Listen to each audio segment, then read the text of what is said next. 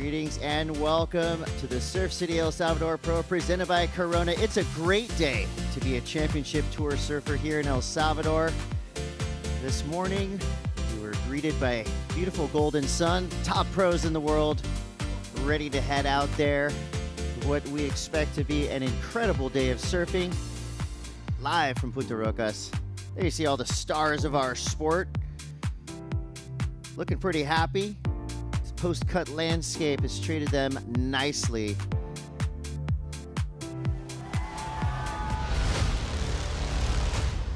After a huge finish in Tahiti,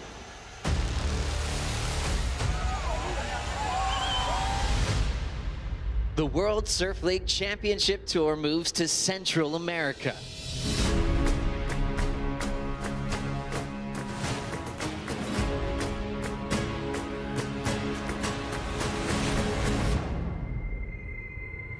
Right now, it's all about getting into that final five. The world title is the goal. I just want this to be over. I just want it to make it. I start envisioning it and I start crying because I see it so clearly. South swells at Punta Roca provide the perfect canvas for the world's best to keep their dream alive. Oh my, That was crazy. what more do you want, people? The Surf City El Salvador Pro presented by Corona starts now.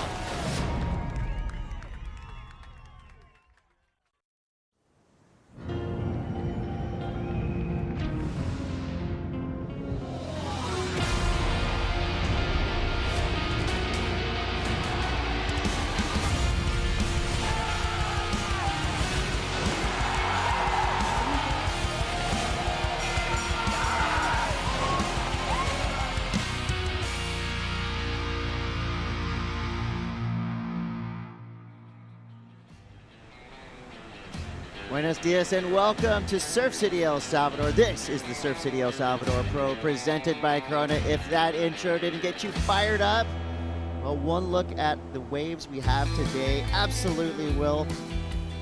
Very excited to potentially bring you an epic day of pro surfing here from Punta Rocas. I'm Chris Cote.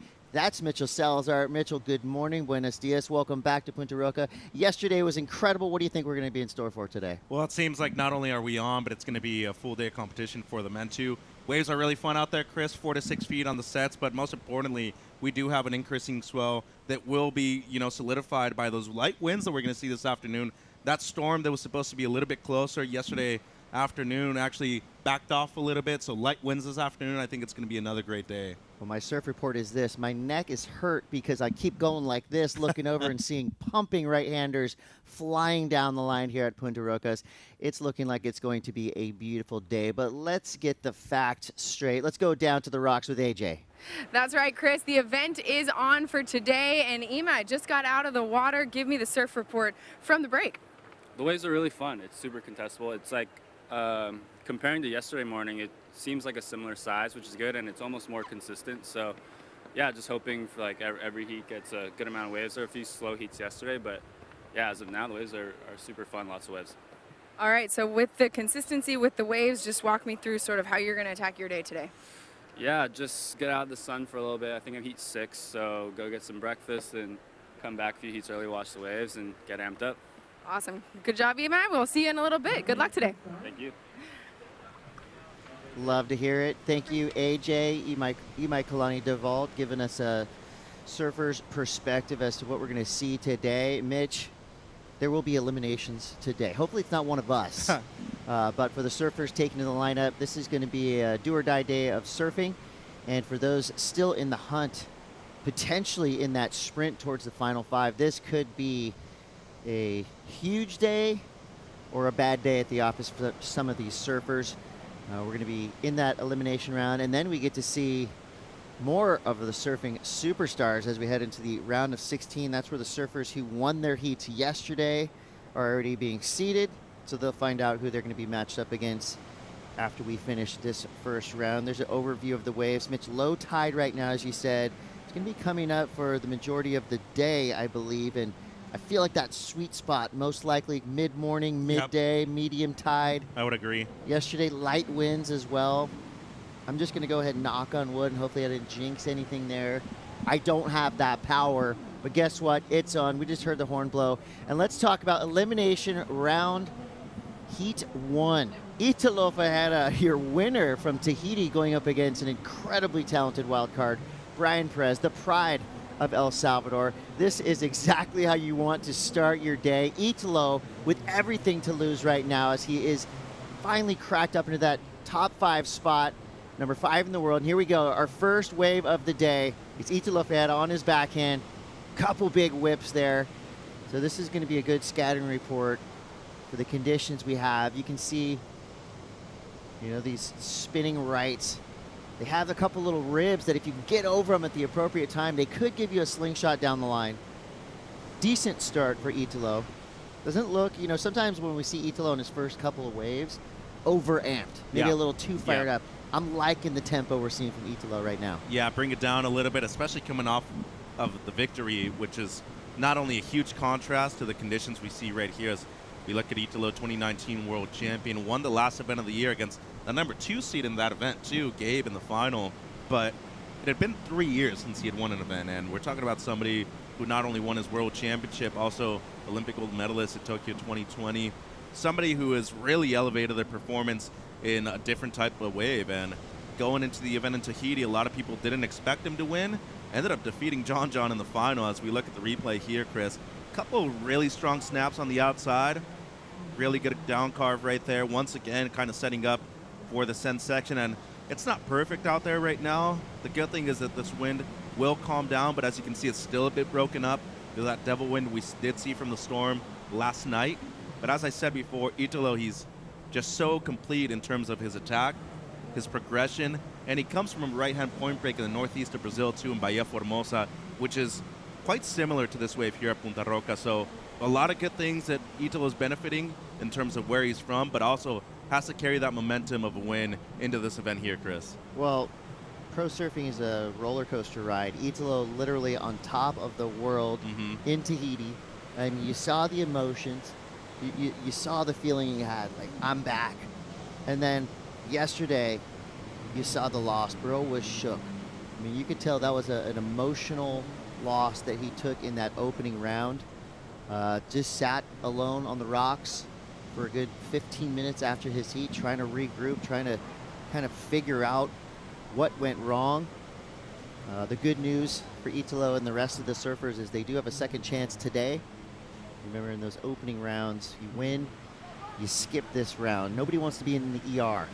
Elimination round surfing is cutthroat. Yep. And for Italo, you know, obviously he's got to have a lot of confidence coming off that win, but sometimes that confidence can be shaken a little bit. And plus, he's going up against Brian Perez, who is super local here. I mean, literally, this is his backyard. Yep. Yesterday, Brian Perez a little bit up and down. He had some really shining moments. Other moments just didn't really seem to find himself on the right waves, but he knows right now if he can get a victory here this morning, that will set him up in a huge way for the rest of this event. Yeah, and given the conditions too, it being a bit tricky out there right now, Chris, this probably benefits him a bit more than everybody else, and we all know what he can do in the air too. It's a perfect wind right now. Slight side shore, a little bit onshore, offshore, excuse me. So it'll glue the board to your feet if you're coming in as a regular footer at this right-hand point break. I like his style for these waves, the size. You're able to only compete against one person rather than against two in the opening round. And let's be perfectly honest, too. You're talking about a guy who's not only won a world championship, this year alone he surfed way more heats than Brian has. Yesterday was Brian's first heat all year long. He had been, you know, nursing an injury.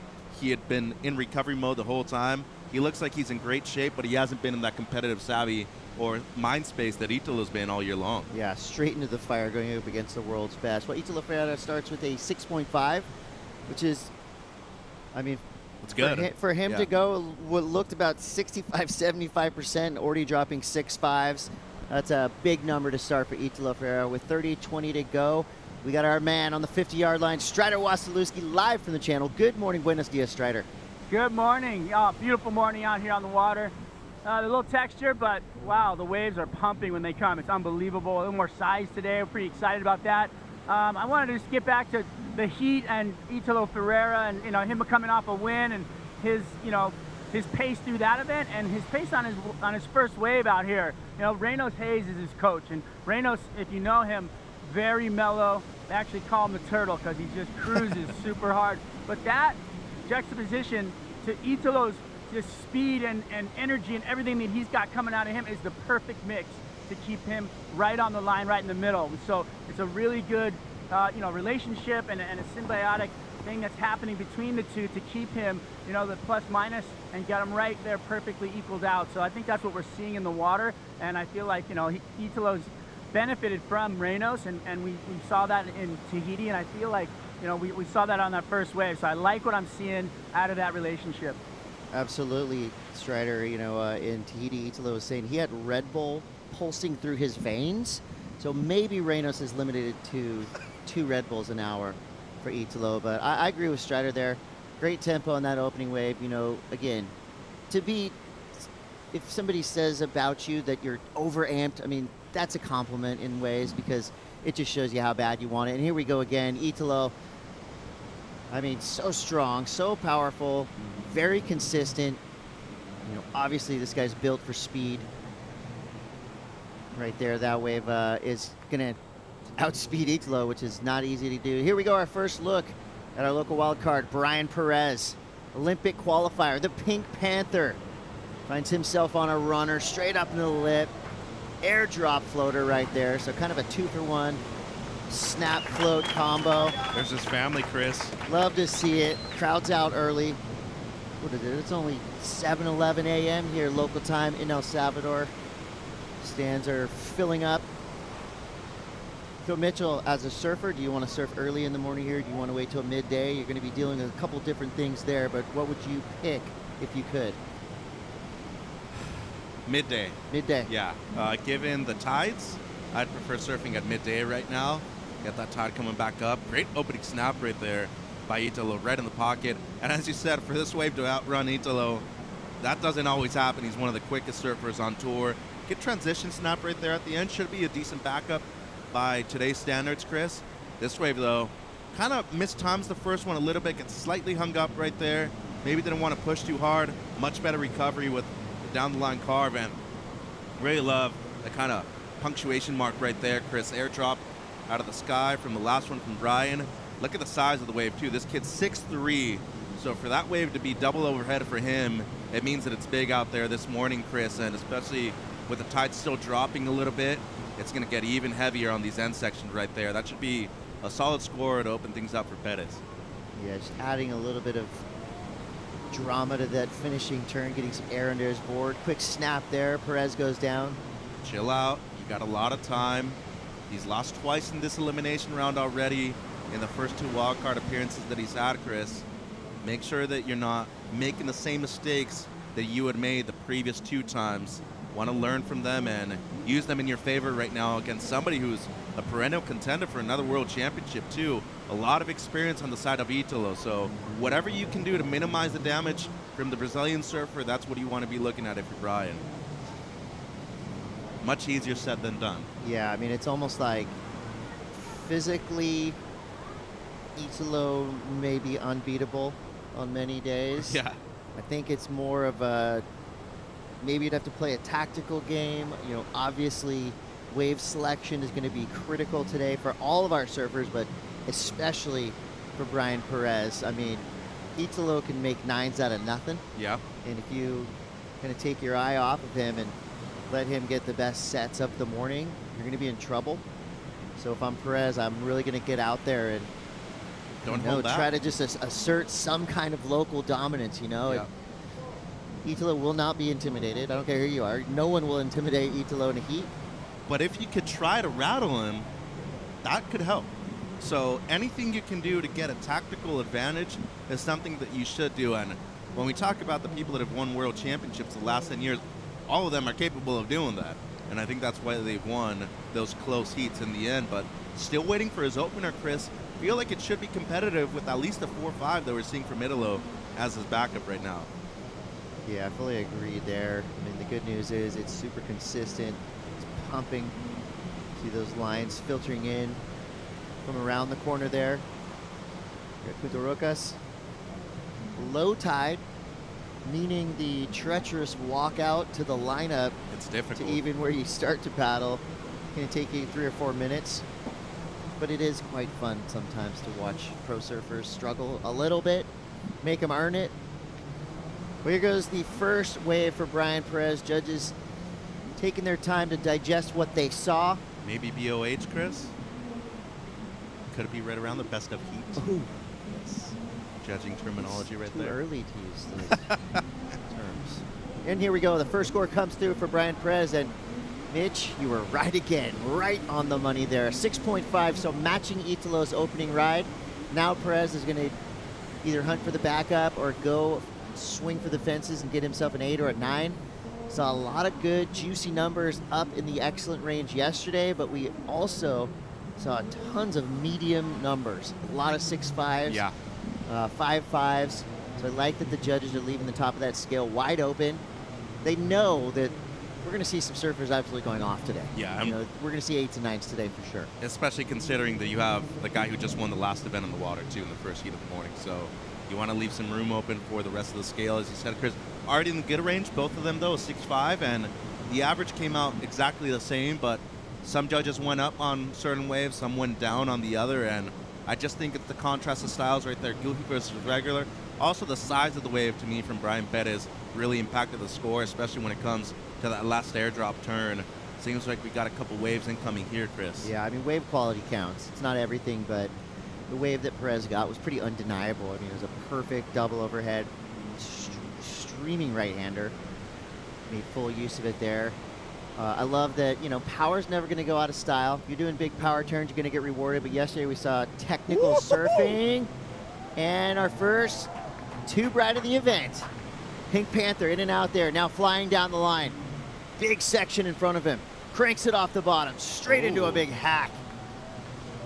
Here we go. Pink Panther on the board in a big way. Now this is going to be interesting. That's the first barrel we've seen ridden. It wasn't super deep, but it was really fast. It was cool looking. Point of difference. Only a surfer knows the feeling, right? That was a cool looking barrel. So we'll see what the judges reward that one. So I was saying, highly technical surfing, like Iago Dora was doing yesterday. Right. I mean, varial to backside air 3, got an 8.87. Probably one of the best scores I've seen for that type of technical surfing. Judges definitely getting and giving that memo that if you go out there and you're creative and you do wild tricks, you're going to be rewarded. But Mitch, what do you think about this one? I love that opening little tube ride. Yeah, so it wasn't as deep as you were saying, but still nice little contrast of styles right there, point of difference. Love this carve, though, around the section, a lot of power. As you said, it never goes out of style. And a strong finish, too, so a smaller wave, but see where he selected it, right in front of Mama Roca over there, and the depth of the tube, maybe not the deepest one. You could see the nose the whole time, but something that hadn't been seen on the first day, and I really like it. And I think that he's bringing it to Italo right now. He's not conforming with just having the 6.5 in his scoreline. He wants to back it up. Great carve right there, Chris. And I really love the way he's just able to go straight into the next turn, too, for another big finish. I feel like this is going to put pressure on Italo. And he should be getting the lead right here, I feel. 4.5 is what he needs, especially when you look at Italo's 4.5. I feel like he's going to go into first place right here. And with 21 minutes to go, the sky's the limit for what he can do in the back end of the heat right here. Yeah, I mean, regardless of what the score comes to, that was a fun-looking barrel. And you know who was looking right into that tube? Strider Wasilewski. Yeah, you know what? I feel like, you know, Perez is obviously the local boy. He's got every bit of knowledge that he needs for this wave. I feel like the only thing he's got to get rid of are those nerves. And I feel like he's doing that right now. Riding waves, getting rid of those nerves. He's got nothing to lose. He just puts the pedal to the metal and he comes out and he surfs the way that he does on any average day out here. He can win this heat. So if he gets rid of the nerves, he gets rid of the competition noise in his head and just goes surfing, his surfing is at that level of championship tour out here on this point. So I can't wait to see it. I feel like he's finding that level right now, and I feel like we're going to see more out of him in the rest of this heat.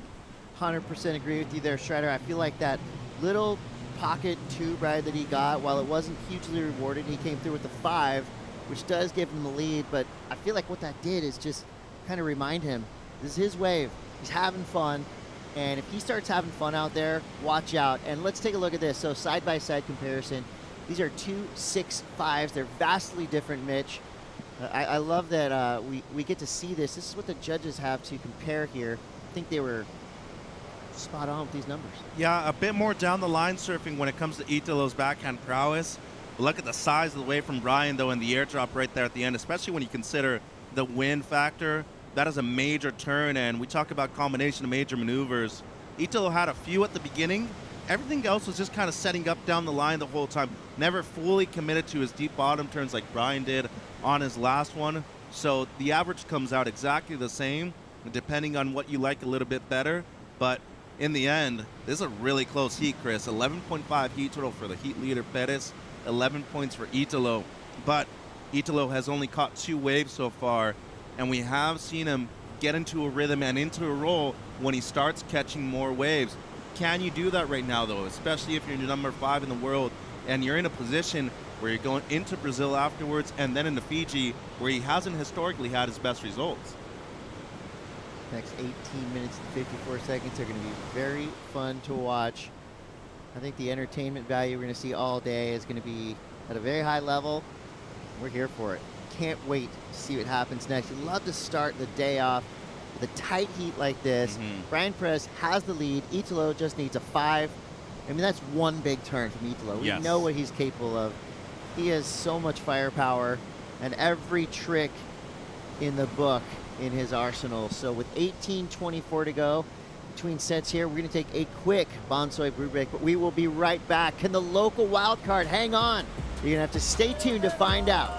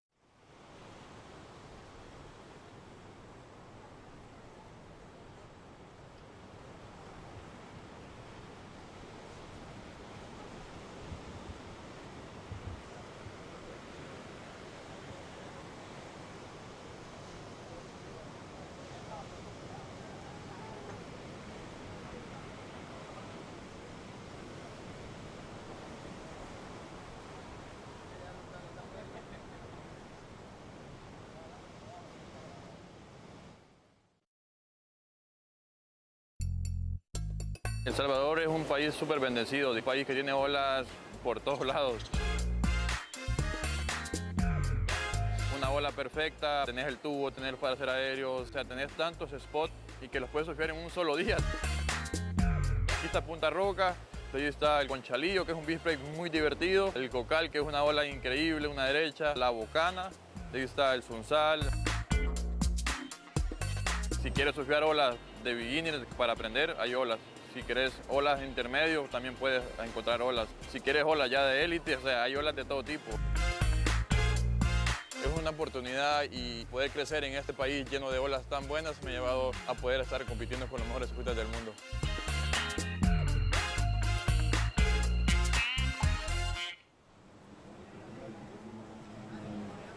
Welcome back to the Surf City El Salvador Pro presented by Corona. Let's get right back into it. On demand, Italo Ferreira on his backhand.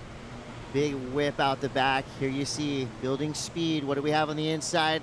Critical section for Italo. Strong. 3-turn burner right there for Ferreira.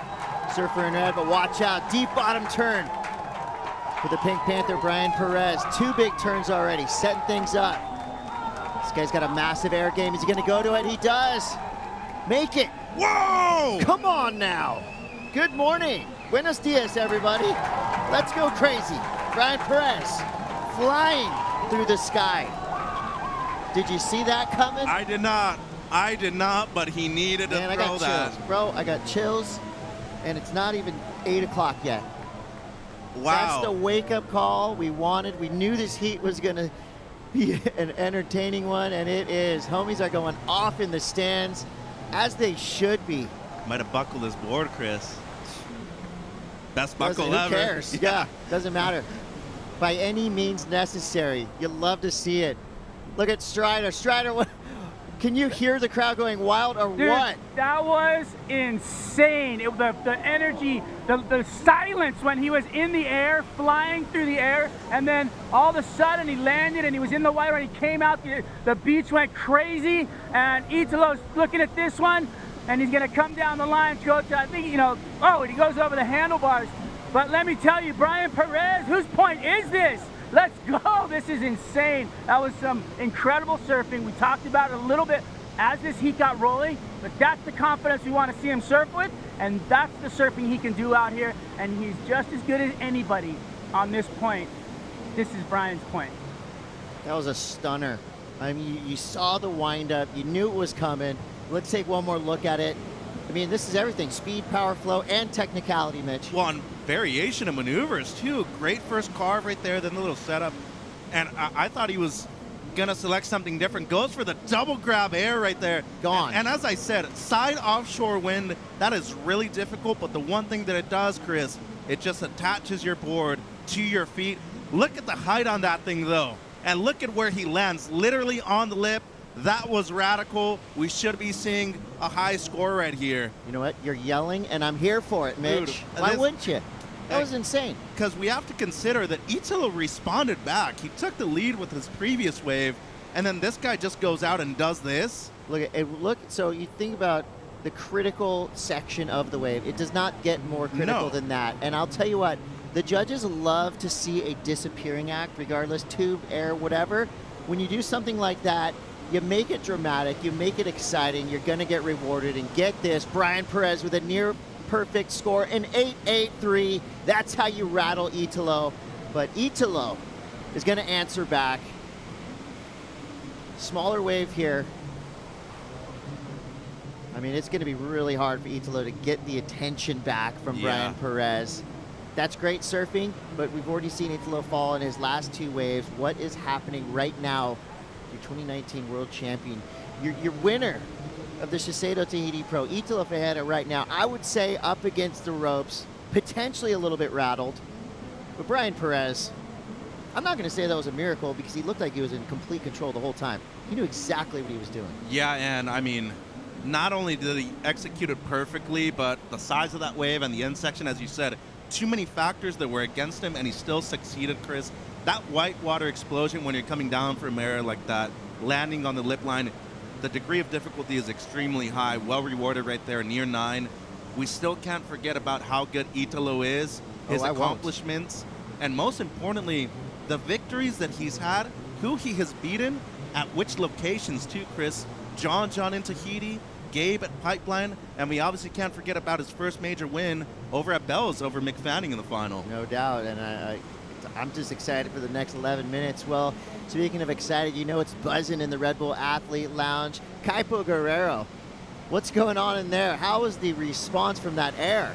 It was amazing. Everyone got out of their seats, went to the monitor to check out the replay. Doug Silva over here calls him Brian Perez. Pantera Rosa, and you know what? It's a dangerous wild card. And look at this. There is a pattern that we're seeing right now. Remember, just a lot of times you have surfers win an event and then take out a bad result in the very next event. Is that the case right now? Well, it's playing out before us right now. So Italo's got his hands full, but there's a lot of pride for Brian Perez at the moment, and it looks like the crowd's behind him. Yeah, looks and sounds like the crowd's behind him for sure. Kaipo Guerrero live from the Red Bull Athlete Lounge, standing next to Doug Silva and Seth Moniz, who I think are the most interesting and dynamic duo in surf right now. If you've been seeing what they're doing on Instagram, almost as entertaining as what Brian Perez did on that last wave. It's definitely weirder. Yes. And weird is good. I'm saying 2024 on the Championship Tour is our weirdest year ever in the best way possible. I'm here for it. Just judging from what we're seeing in and out of the water, it's so fun to watch. What a show. Italo Ferreira now needing an 8.83. And I would say for the majority of surfers left here in the elimination round, I'm not doubting him. You know, needing an 8.83 is a huge number. It's a huge ask. But we know how good Italo surfs. So, Yes. hey, I'm not calling anything. I'm not putting anything in the fridge yet.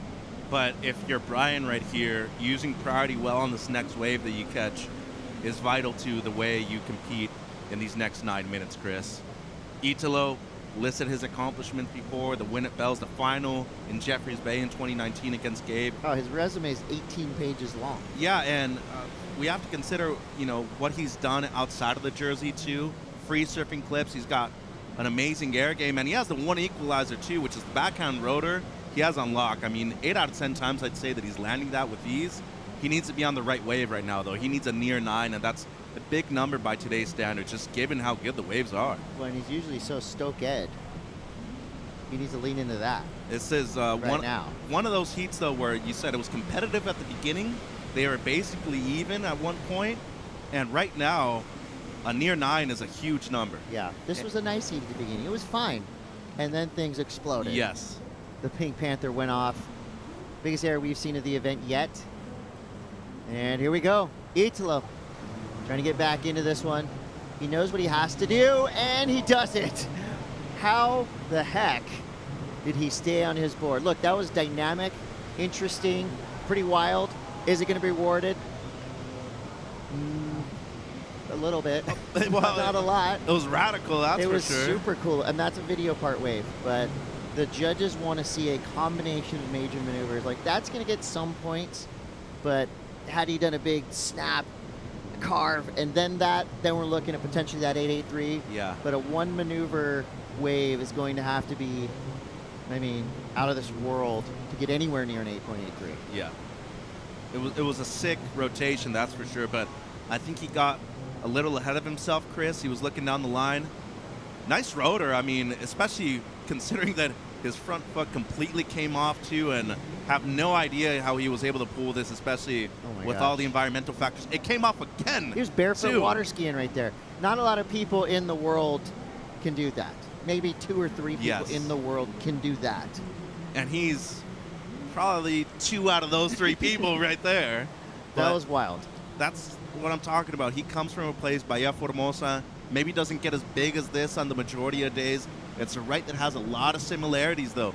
Tune into that. Make sure that you're remembering those moments in your childhood growing up, similar kind of conditions, similar waves, and try to look at the positive side. A 9, you've done that many times before. You just did it at the past event. So don't get ahead of yourself. You still have 6 minutes 40. And on the other side of the coin, Chris, Salvadorian, the local, Brian Perez, looking to improve on a 6.5. And he got priority. And kicked out of that last wave. So he recognized that Italo didn't have too much down the line. He immediately got back out and recovered positioning. Smart. Yeah, so now he's looking to better that 6.5. And he knows exactly the wave he can do it on. So Italo's dynamic, upside down, accidental backside whip thing comes through at a 4.27. Coolest 4.27 we've seen in a while, but again, the judges have spoken. It's on paper. It's printed. It's etched in stone. You got to go out there and go off. You know, you have to do big tricks down the line on a good wave if you want to get a perfect number. So with 5:52 to go, there's Italo right there at number 5 in the world. It is a bit of a precarious 5th place position, especially in the position he's in right now behind, needing an 8.83. We know we're going to see a big shakeup in the standings, regardless of what happens in this heat. Final 5 picture is really starting to come into full clarity. John Florence, top of the world for now. Have a lot of good guys in that top 10 right there. A couple of people in the best elimination in the world, round, too. I'd say. Best in the world. Really? Yeah. Best surfers in the world are in that top 10. Kanoa in the elimination round. He's going to be coming up in heat number 7 against Come on, McGillivray. that's a typo. Another person, too, who looking at the waves today, Cole Houshmand has a great chance of succeeding, Chris, just given the size of the waves.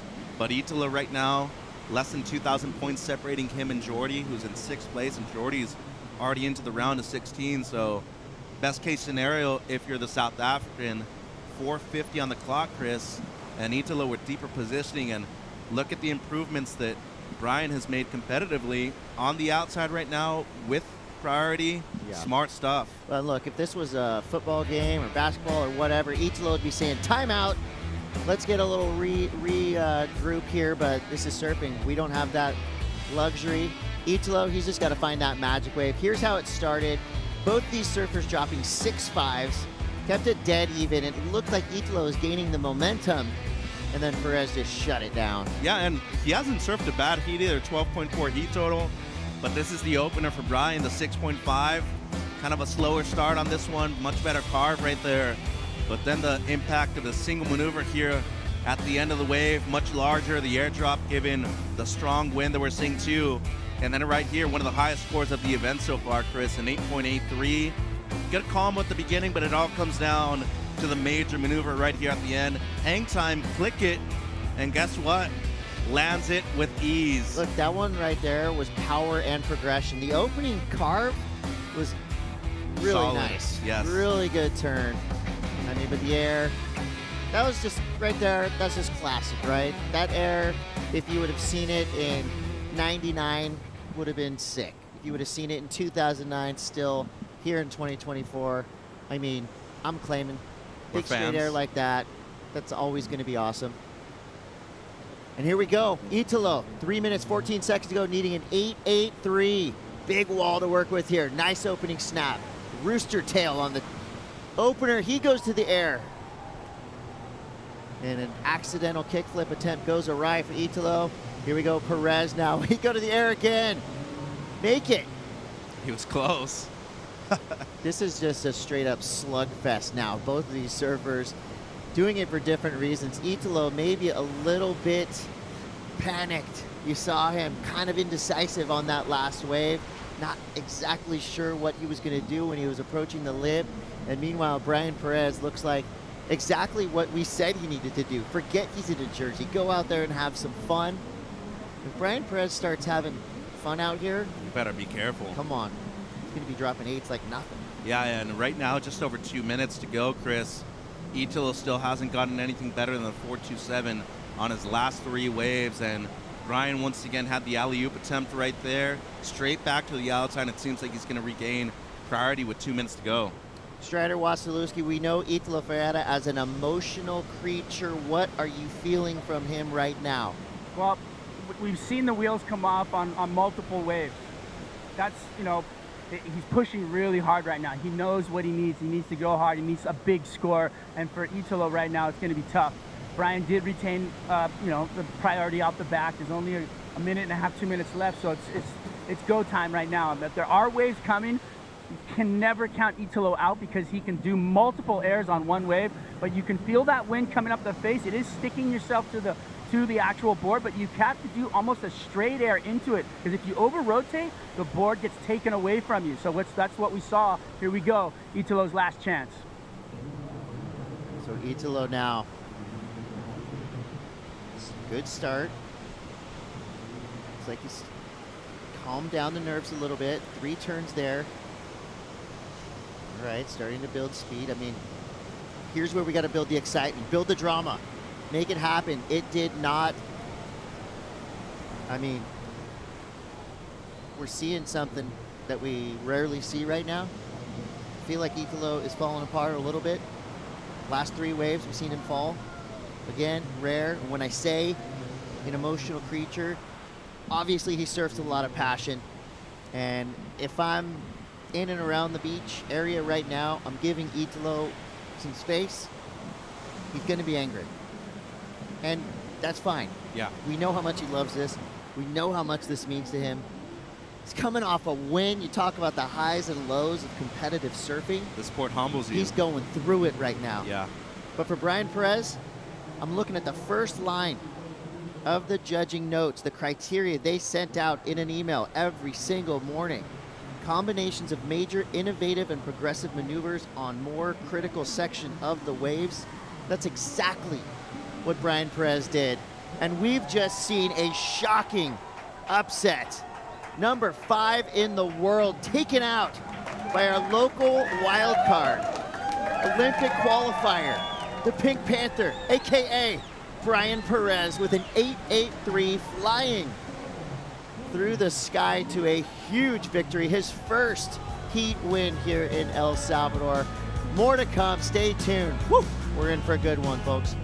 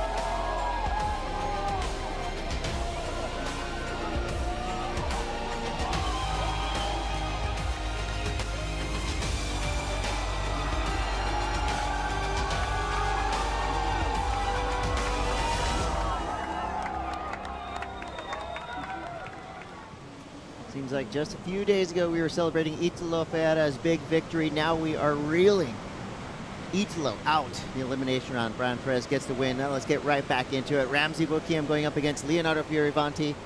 Another interesting little side note here. You saw quickly in that clip, it was subtle, it was low key, but Leo was on the boat cheering for Ramsey Boukhiam in his best ever CT result.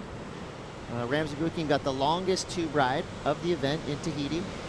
And here he is now on his backhand, which arguably he's more lethal than he is in big forehand tubes. I mean, there's an argument for that as well. But the cool part about this heat too, the elimination round heat, number 2, is that these two surfers have been doing this since they were in single digits. I mean, they've been going head to head. They've been training together. They've been surfing for a long time.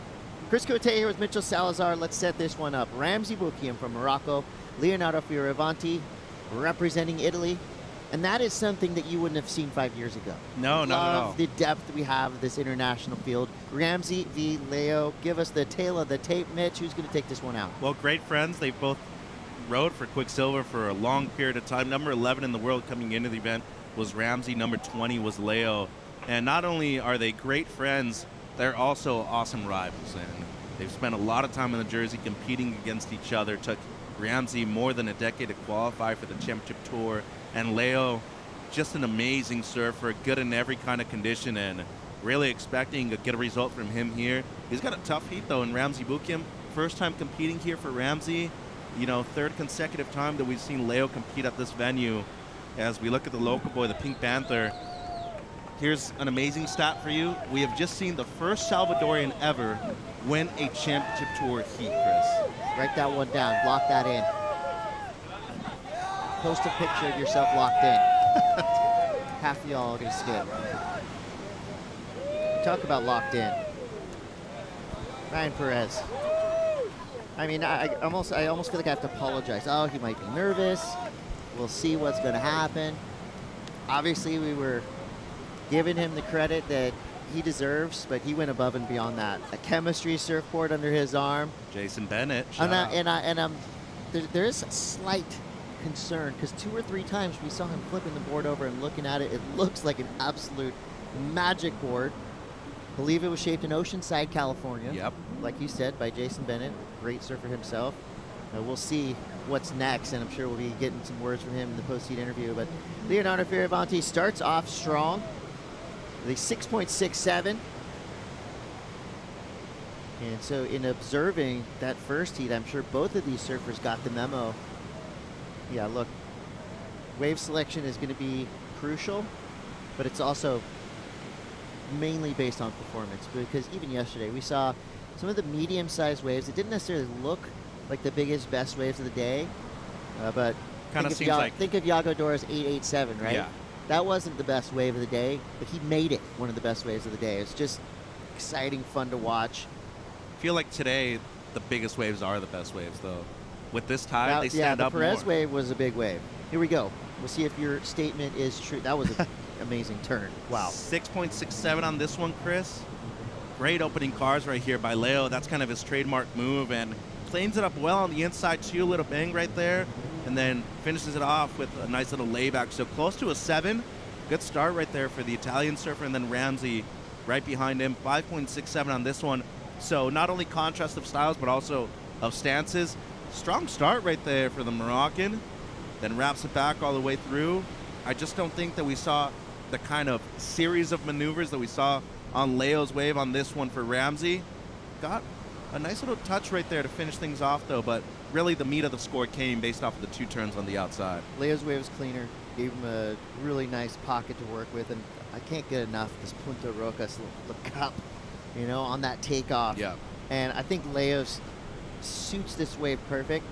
I think that Leonardo Fioravanti underrated for how powerful he is, and I think he's got one of the cleanest, purest styles on the championship tour. Mm-hmm. Another thing that maybe, I don't know if he gets enough credit for, I mean, technically, he is a beautiful surfer to watch, and when you mix that, you know, beautiful style with the power he has, you've got the complete package there. Leonardo Fioravanti is going to be here and around in that top 10, top 20 picture for a long time coming. And he just gets better and better each and every year. And the same can be said for Ramsey Boukhiam, right? It took him a decade to get on the championship tour. And now he's making full use of every second he has in a jersey. He's making big moves in 2024. Well, you mentioned the physicality of it. Boukhiam is one of the larger guys we've seen on tour ever. 6'1", and then all of a sudden you just see this big guy blazing through with a lot of speed. Not only is he coming off of his best result in his CT career, a 3rd place finish over there in Tahiti, this is also his specialty right here, Chris. Coming from Morocco, a lot of right-hand point breaks like this one. Ramsey due for a good result at a wave like this. Oh my gosh, you're absolutely right. If you kind of blink, you could feel like you're in Morocco right now watching Ramsey. Well, 26:57 to go. Let's learn a little bit more about Ramsey Boukhiam. My mom, she works at a hotel in Biarritz right now, but she worked for Quicksilver for many years too. And before that, in Morocco, before we moved to France, she was a touristic guide for many years. She did everything for her 2 sons, you know.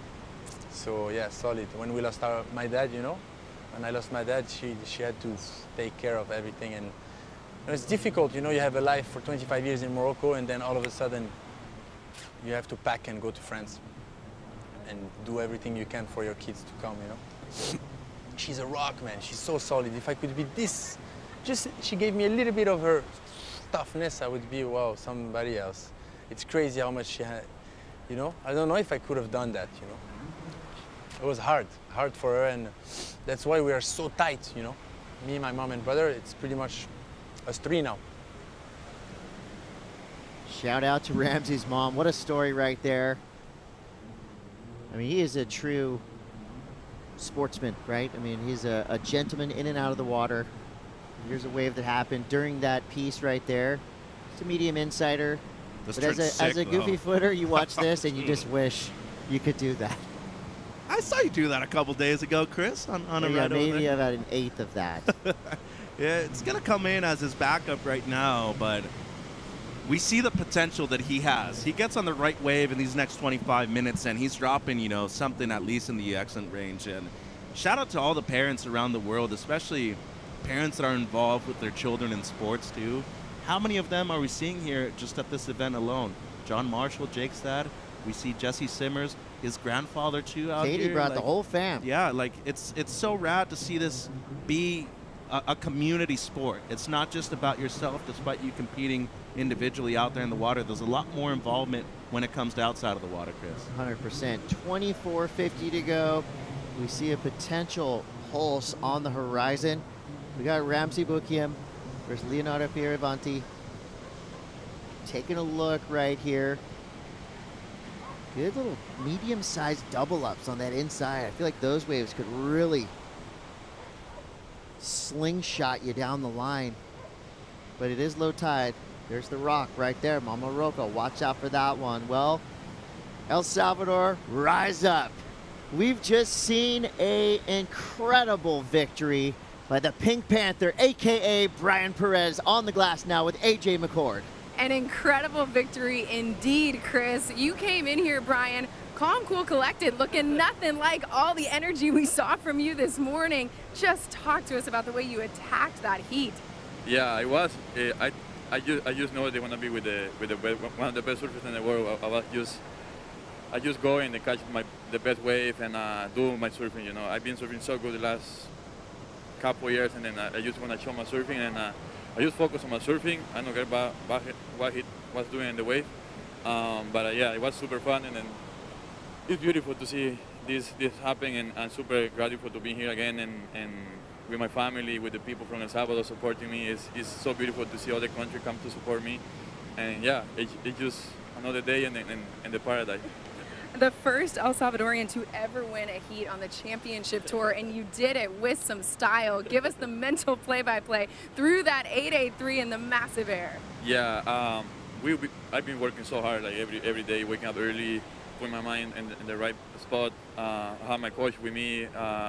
Yeah, I just been working my mental games too. So this was my time. This was I was waiting for. You know, this is the moment I was waiting for to show my surfing, and then I'm ready to surf another heat again. Another heat coming up, but before we let you go, para la comunidad de aquí en El Salvador, ¿qué pasó por tu cabeza durante esta hora? La verdad que me sentí súper emocionado, especialmente porque yo sabía que la gente de El Salvador me estaba viendo, también mi papá, mi familia que estaba aquí apoyándome. La verdad que todo esto es gracias a ellos, gracias por empujarme, mi entrenador Marcelo Castellano, a mi psicólogo también que está aquí apoyándome. La verdad que toda la gente de El Salvador es la que me da la energía para enseñar mi surfing y estar en casa me hace demasiado especial. Congratulations. We'll see you in the next round. Thank you so much. Gracias a todos. Thank you, AJ. And you know what? That was not luck. That was not divine intervention. That was Brian Perez putting in the work, leaning in to his ability and his skill, and making Mitch cry tears of joy right there. Get emotional, as you should. That was a huge moment right there. That was history for Brian Perez and El Salvador. I just know how hard that guy works and what kind of moment this is for him. It's just really amazing, Chris. And more to come. He'll be on to the next round, which we know he'll be going against yet another one of the world's best. Meanwhile, Leonardo Fioravanti putting in some work himself. He started off with a 6.67. His precision and power on display. I mean, glamorous, beautiful rail work down the line here. Big hammer for a finish. This drawing us back into this heat. A medium-sized wave. Yep. But definitely made the most of it. Coming all the way through that inside racetrack section. I like how he didn't wait around for a certain wave, though. Yeah, keep going. Yeah. I mean, I'm one of those people that if you're in a rhythm, you feel like you're locked in, let him cook, Chris. Got a 6.67 on his opener. Like the variation, too. Brought the arms back a little bit, more of a layback cack on the first carve right there. Then this is where it gets difficult. You see a lot of these waves just race down the line, slides the fins right there, and love the way he cleans it up here on the inside. How's this attack right here, too? Good amount of spray on this finishing turn, Chris, and just goes to show you the power and explosiveness that he has coming out of the bottom turn. should be a competitive score with the 6.67. Yeah, he's always been good, but in the last few years, vastly improved. And here we go. Ramsey now slips off. I mean, nothing too mysterious there. Front foot slipped off. Happens, even to the best of them. Yeah, and when he was paddling out, there were still like 4 or 5 minutes left in the previous heat. He was paddling out. He was also grabbing one of his feet. He just did it again. I don't know if he maybe hit an urchin or one of the barnacles got him. Something's happening, but could it be the wax too? Heard the memo, Chris. He's got a piece of wax. He's got a piece of wax. Thank you, Ramsey. We were talking about this yesterday. If you weren't tuned in, we were saying, wonder why one of these surfers bring a little nugget. You know, you just small kind. You just bite off a corner of the wax, right? Stick it in your pocket. It's not going to affect you in any way, but if you slip off, just knowing, oh yes, got that little sneaky wax ball in my pocket. Strider Wasilewski, we've been seeing Ramsey grabbing his foot. We just saw him slip off right there. Any indication of what's going on right now with our surfer in red? Just he's feeling like you're watching Italo Ferreira on his waves. He looks light, he looks fast, he looks like he's on the rail and above the water. Right now, Ramsey looks like he's kind of sinking into the water a little bit. So he's known for his heavy backside hits, right? So where he's just coming off the bottom, deep bottom turns, really strong, and just places the board.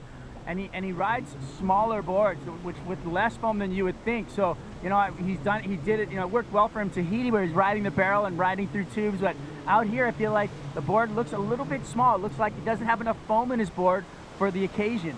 We see Leo up and riding again, just trying to keep his flow alive. But Ramsey, I feel like needs to get his heat started, because Leo's getting started right here with a big alley-oop.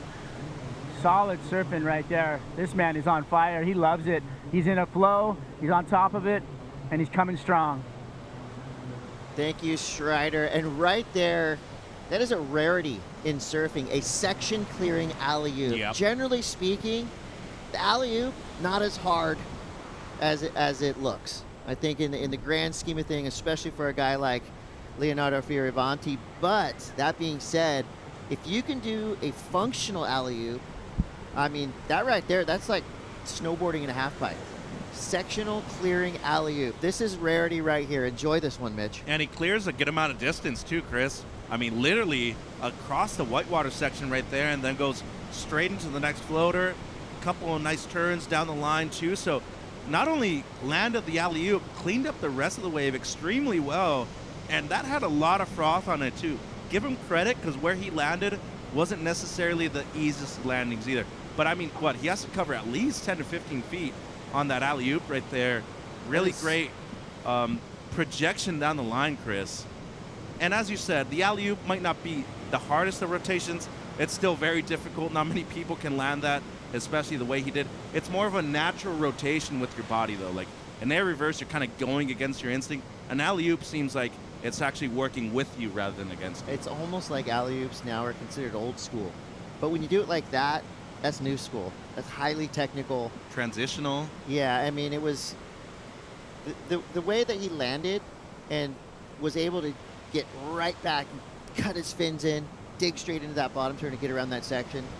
Underrated. So hard to do. But just like we know he's going to get credit for it, but just that right there, that was one of those subtle things that makes these surfers the best of the best. Even if that's not in his final scoreline, right? That's a memorable wave. And Philippe's 10 at J-Bay, I was 2017. just thinking the same thing. Like the two alley-oops, so the rotation's more natural, so when you come out of the maneuver, if you're landing correctly, you can go straight into surfing again. Like if you're doing that with an air reverse, you usually have to readjust your feet, especially with how hard the landing is in comparison to the alley-oop. So to me personally, I feel like this is way better as a transition maneuver, Chris. Fully agreed. I'm not a huge fan of alley-oops unless they're done like that. Why? Scores come through 6-3-3. Judges know, they know. You love chop pops though. How do you hate alley-oops? I didn't say hate them. That's a strong word. Detest. I just said I don't love them unless they're done like that. Love that. The judges giving Leonardo Fioravanti full credit right there. 667, 663, he's throwing away a 610. Energetically speaking, Leonardo Fioravanti is in the lead. The numbers back that up as well. We're going to take a quick Bonsoy brew break, but don't go anywhere because you'll miss surfing like that. See you in a sec.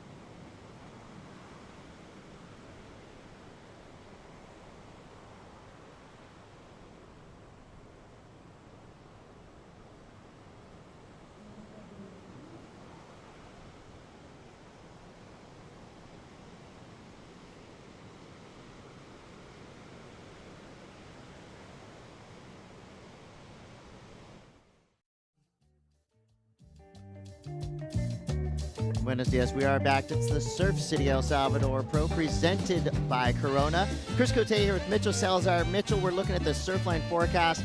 I'm seeing multicolored blobs. I'm loving it. What are you seeing? Yeah, so this onshore will be picking up later today. Winds from the southeast, usually not the best right here, but luckily it's really late in the afternoon. And just looking at conditions today, 4 to 6 feet on the faces, slight offshore, side shore on a little bit more than I was expecting.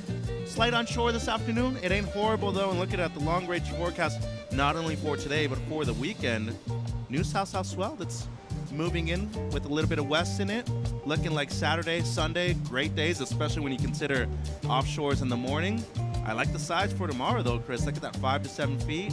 Even Sunday in the morning looks great. Look, I know there's a lot of science that goes into forecasting, and Surfline does it amazingly well. Their job is pretty easy here in El Salvador. You could pretty much copy and paste it every day. It's pumping.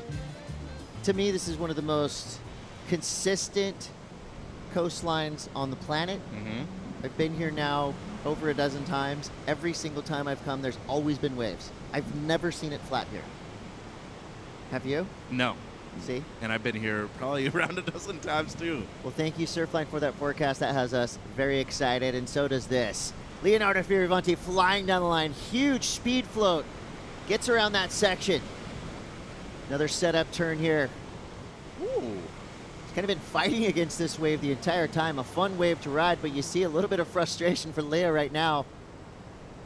That's 100 yards of not much going on. It was not a great wave. It wasn't. It was a fun wave to ride. Score-wise, it's not going to be huge. But you could tell he's going down the line going, okay, where's the section? What's happening? Everything was working against him on Yeah. that one. It was like, do not go. And he's like persistent. He's like, I'm going, guys. Well, it looked going. like it was going to open some doors, right? Okay, no. I mean, either way, I think most of us who are watching that wave would give anything to be on that wave right now. Yeah. It was perfect.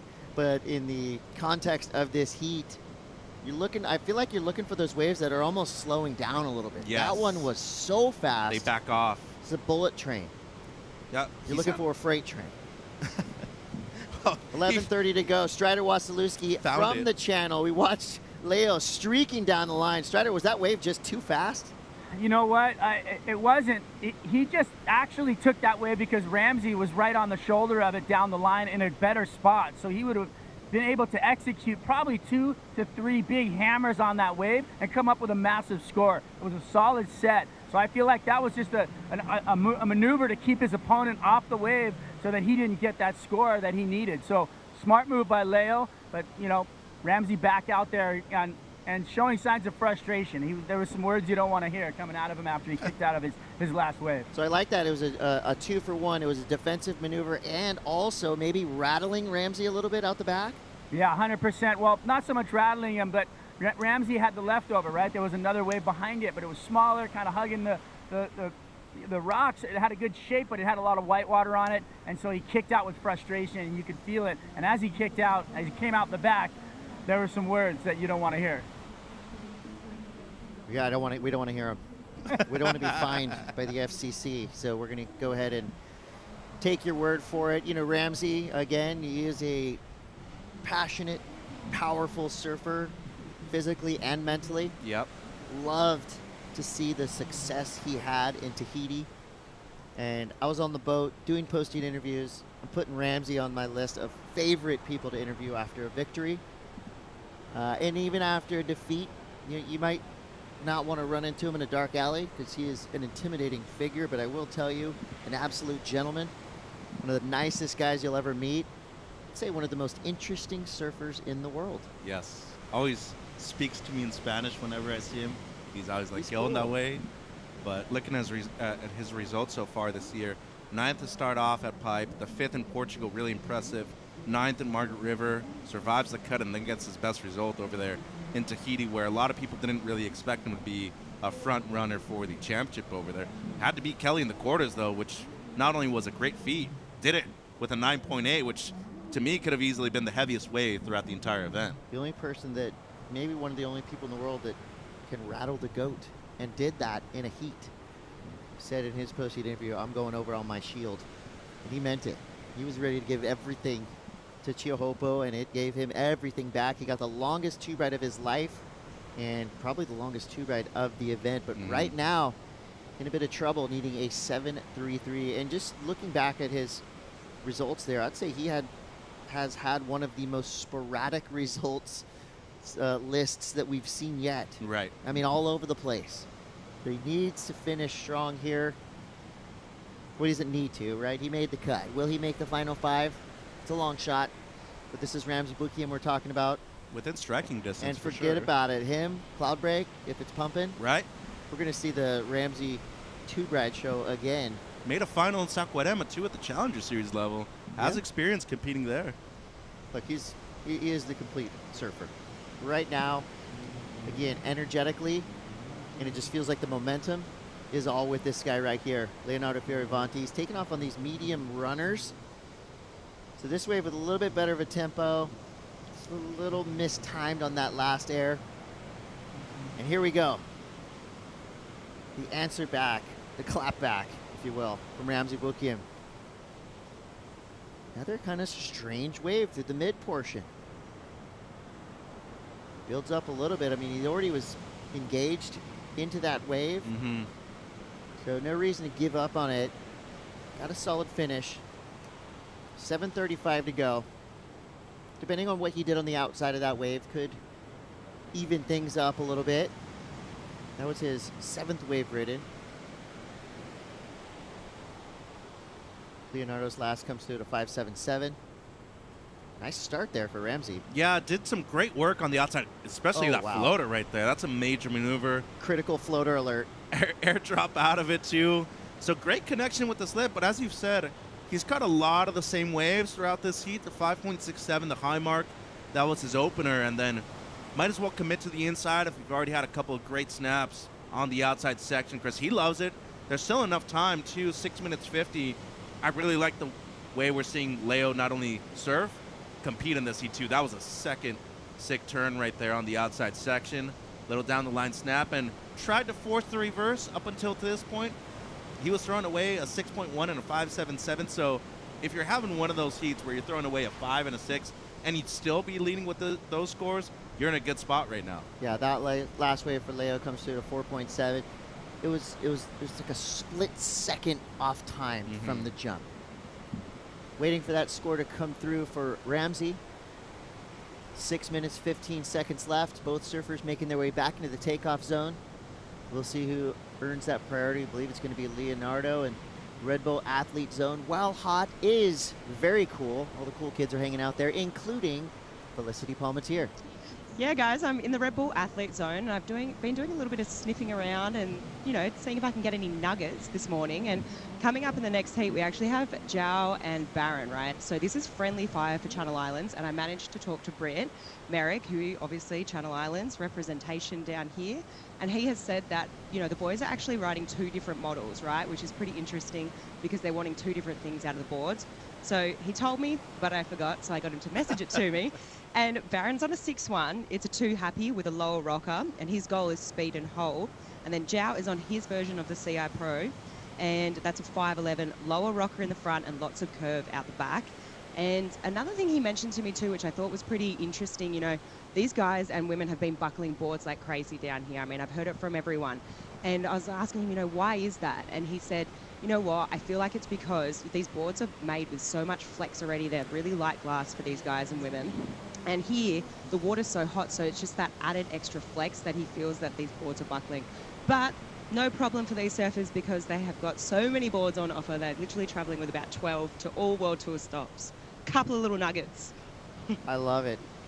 Sniffing around for nuggets. Felicity Palmatier-ism for investigative reporting. She's competing with you for best wardrobe at the event, too. Well, I mean, she's going to let me wear that sweater tomorrow, so we're fine. No, I love that information from Felicity there, and you know, Britt Merrick and the shapers out there. Basically, they're doing R&D on the fly. Yep. So they're watching each and every heat. You know, of course, specifically their surfers, but you know, they're checking out the other surfboards being ridden in this contest. As we see Zhao Chanka making his way to the lineup. He is on that Britt Merrick shaped Channel Islands. Yeah, it's a remix. Surfboard.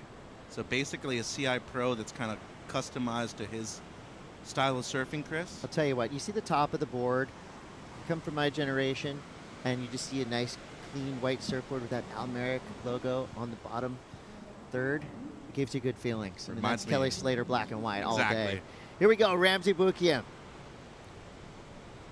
Here we don't go, Ramsey Boukhiam. 3 minutes, 40 seconds left. So Ramsey, who got that wave without priority, I think luckily for him, kind of got out early. It didn't look like the rest of that wave was going to do much. But back to that surfboard talk, all these surfers leaving their surfboards in the lockers until they just have to pull them out because the heat, as Felicity alluded to there, is doing some strange things to the boards. Yep. You know, this is a harsh environment in a lot of different ways. Humidity, the heat, power of these waves, the sun, the fact that you have to walk out on cobblestones nearly every break. Wah, ah. Wah, ah. What So you said. Two timed grunt right there. Yeah, it was a positive, negative grunt. 2 minutes, 45 seconds to go. It feels like this one is heavily leaning towards Leonardo Fioravanti. He hasn't surfed bad either. I mean, dropped the 5.9 on the previous ride, the one complete one all the way to the end. But when we look at Leo's heat so far, throwing away 3 scores that could still be counting right now. 6.1, 5.77, 4.7. So a 7.1, it is achievable, especially with the consistency of waves that we've seen so far. He just needs to be on the cleaner ones. And as we saw with Brian's 2 best waves in the first heat of the morning, you don't necessarily have to have the longest of waves either. Yeah. Combination of major maneuvers, the critical sections, go out there and be on a closeout. Get a 2-turn combo. You might get the 7, Chris. Yeah, that was, this has been a really fun one to watch for sure. I was reading the wrap-up of yesterday's action on Stab, and I think if Stab riders are watching, make note of the section clearing alley-oop that Leonardo Fioravanti did. Counting score, by the way, too. It was very cool, and it was rare.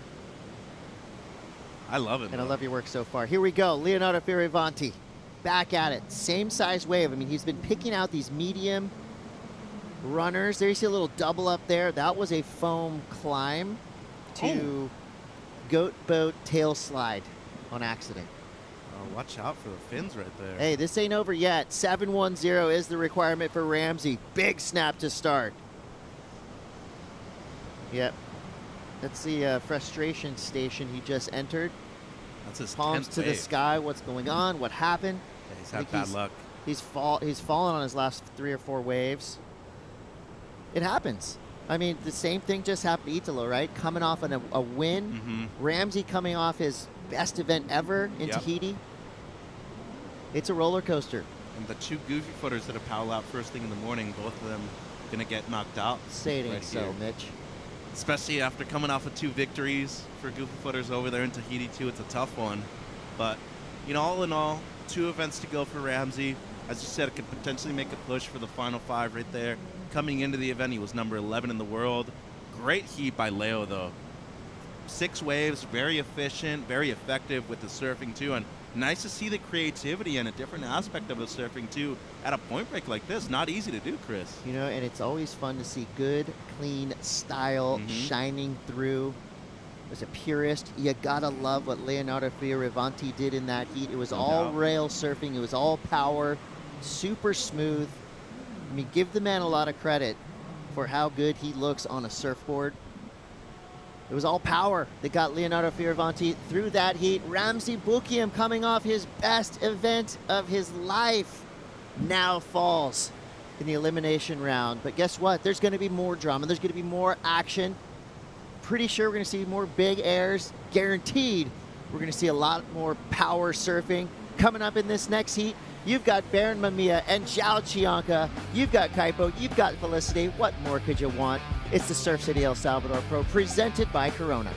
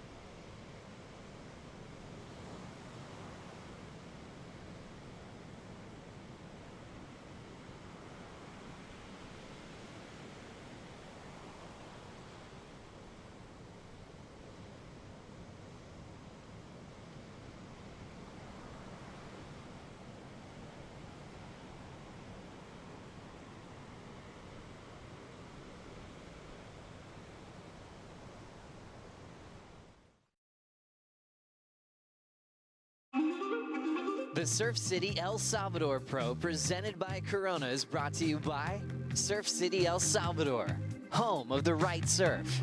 By Eventbrite, proud sponsor of women's surfing on the WSL Championship Tour. And by Corona, this is living. Here we are at Punta Roca, El Salvador. A jewel on this coast. Hi, I'm Kuiper Guerrero along with Felicity Palmentier. And this is the Surf City El Salvador Pro presented by Corona. We're in the men's elimination round right now. A lot is at stake. We already saw a shocker this morning with Italo Ferreira, who's number 5 on the rankings, get eliminated from competition. He's going to take away a 17th from here. And a hero, a local hero, Brian Perez, advancing into the round of 16. We'll see if we have more surprises like that. We had a lot on the line in this elimination round. A lot on the line for a surfer like Baron Mamiya, who is up against Joao Chanka. And we celebrate the return of Chumbinho, Joao Chanka, to the championship tour. He's got a wild card in this event. Flick. Yeah, he does, and so excited to see him back here. I mean, we did see him competing at the beginning of, about a month ago on the Challenger Series, the first stop at Snapper Rocks there, and it was cool. I mean, it was a right-hand point break, obviously different, being a sand bottom, but it was just awesome to see him back in competition, and he ended up with a quarterfinals finish there. So, I mean, there's some big names in the Challenger Series, and he did really well. Here we go. First wave is going to go to Baron Mamiya, the 24-year-old from the North Shore of Oahu. Slashing through a couple of turns there, Mamiya. Right up in the lip, swinging that CI board and swang it a little too hard there, slipping off the tail pad on the final turn. Yeah, he kind of just overcooked that last turn for sure. But I think he's just trying to get a wave on the board. And you know what? My first thoughts are that was a pretty small wave in the context of today. I mean, when I was out and about this morning having my morning coffee, I mean, it's absolutely pumping out there still. I mean, there's some solid sets coming through. I think back to that first heat with Italo and Brian, and I mean, I feel like it's bigger than yesterday, definitely. And yeah, it's still stomping through. Yeah, let's go to Strider Wałęsowski. He's got some intel for us, Flick. Yeah, well, Baron Mamiya was always going to be on the first wave of the heat because Joao Chanka just got to the lineup. And the heat started, and he was way on the inside still. So paddled by, big smile, he said good morning. There was no sense of urgency for him as he paddled out, but definitely giving Baron Mamiya the first wave of that heat no matter what. There's definitely some great swell in the water right now, but I think the tide is getting to that low point. And we saw this yesterday with the wind kind of chipped in, the consistency kind of came down with that, but every once in a while we're still going to see some really solid sets as the swell still out there in the water, but I think that's why we're seeing the slower here. Oh, here we go, Joao Chanka catches the rail and goes over the handlebars. Unfortunate. Yeah, we do have a dropping tide right now. It's 8:20 local time, 9:09 is low tide here at Punta Roca. It's going to be a 0.7 foot low tide, and then we're going to have that, we talked about it yesterday, extreme coefficient, about 7 feet of tide change as the tide fills in after that morning low tide. Opening score for Baron Mamiya, a 3.33, and we can look at this beautiful point wave based on some cobblestone and sand. It's just like you said, like the swell does look like it's a little bit bigger. There's our intel. So yeah, 9:09, like I said, low tide, high tides, 7 foot at 3:17 p.m. And again, Flick, the water warmer than the air. Yeah, it's absolutely nuts to me. I don't think I've ever been somewhere actually on the planet where that is the case. One thing, I mean, from that shot, the pull back, you could just see, that it is so low tide right now. I mean, that's a massive, low, and you could really tell just by, where that high tide mark is, just with the different coloured rocks. Obviously the darker rocks, that's where that high tide mark comes up to, but obviously we're approaching the low. And I was actually talking to a local down there, and he was saying, as we get to that lower tide, it actually creates more rivets in the face of the wave as well, just as that water's really drawing off the rocks. And I feel like it was super evident on that smaller wave that Baron took off on. Yeah. There's a sweet spot, right? Tide-wise here at Punta Roca. You want an incoming tide, about mid-incoming tide. We saw that the case yesterday. So what that's telling me, Flick, is that we should see improving conditions if the winds hold up as the tide fills in. Yeah, I agree with that for sure. I think these next couple of heats before that swing of the tide, though, I feel like this could be the tough heats. Yeah. And the surfers are going to know that, right? Yeah, and you're just going to adjust your strategy to that. But yeah, these next couple of heats, I feel like could be on the slower side. And then once that, that tide ticks over and we start having that tide pushing in, 9:09 it was, right? Yep. I feel that, it's going to start to pulse again. We love talking about surfboards, and both Baron Mamiya and Joao Chanka are on the Channel Island surfboard team. So reached out to their shaper, Britt Merrick, and got some intel on what they're riding. Baron's on a 6'1" by 19 inches wide, 2 7/16 inch thick. It's a two-happy model with a bit of a lower rocker. The goal of the lower rocker is to have speed and hold through turns. Joao Chanka, he's on a 5'11", under 19 inches, 18 3/4. It's his version of the CI Pro that has more tail rocker in it, so he can swing it around. Here goes Baron on that two deep on that one. So yeah, so Joao, the modified rocker on that CI Pro, a lower entry rocker and more curve out the back. So that's going to give you some front foot speed with that lower entry rocker, and then the curve out the back, the tail rocker, is really going to allow the board to swing around in arc through turns.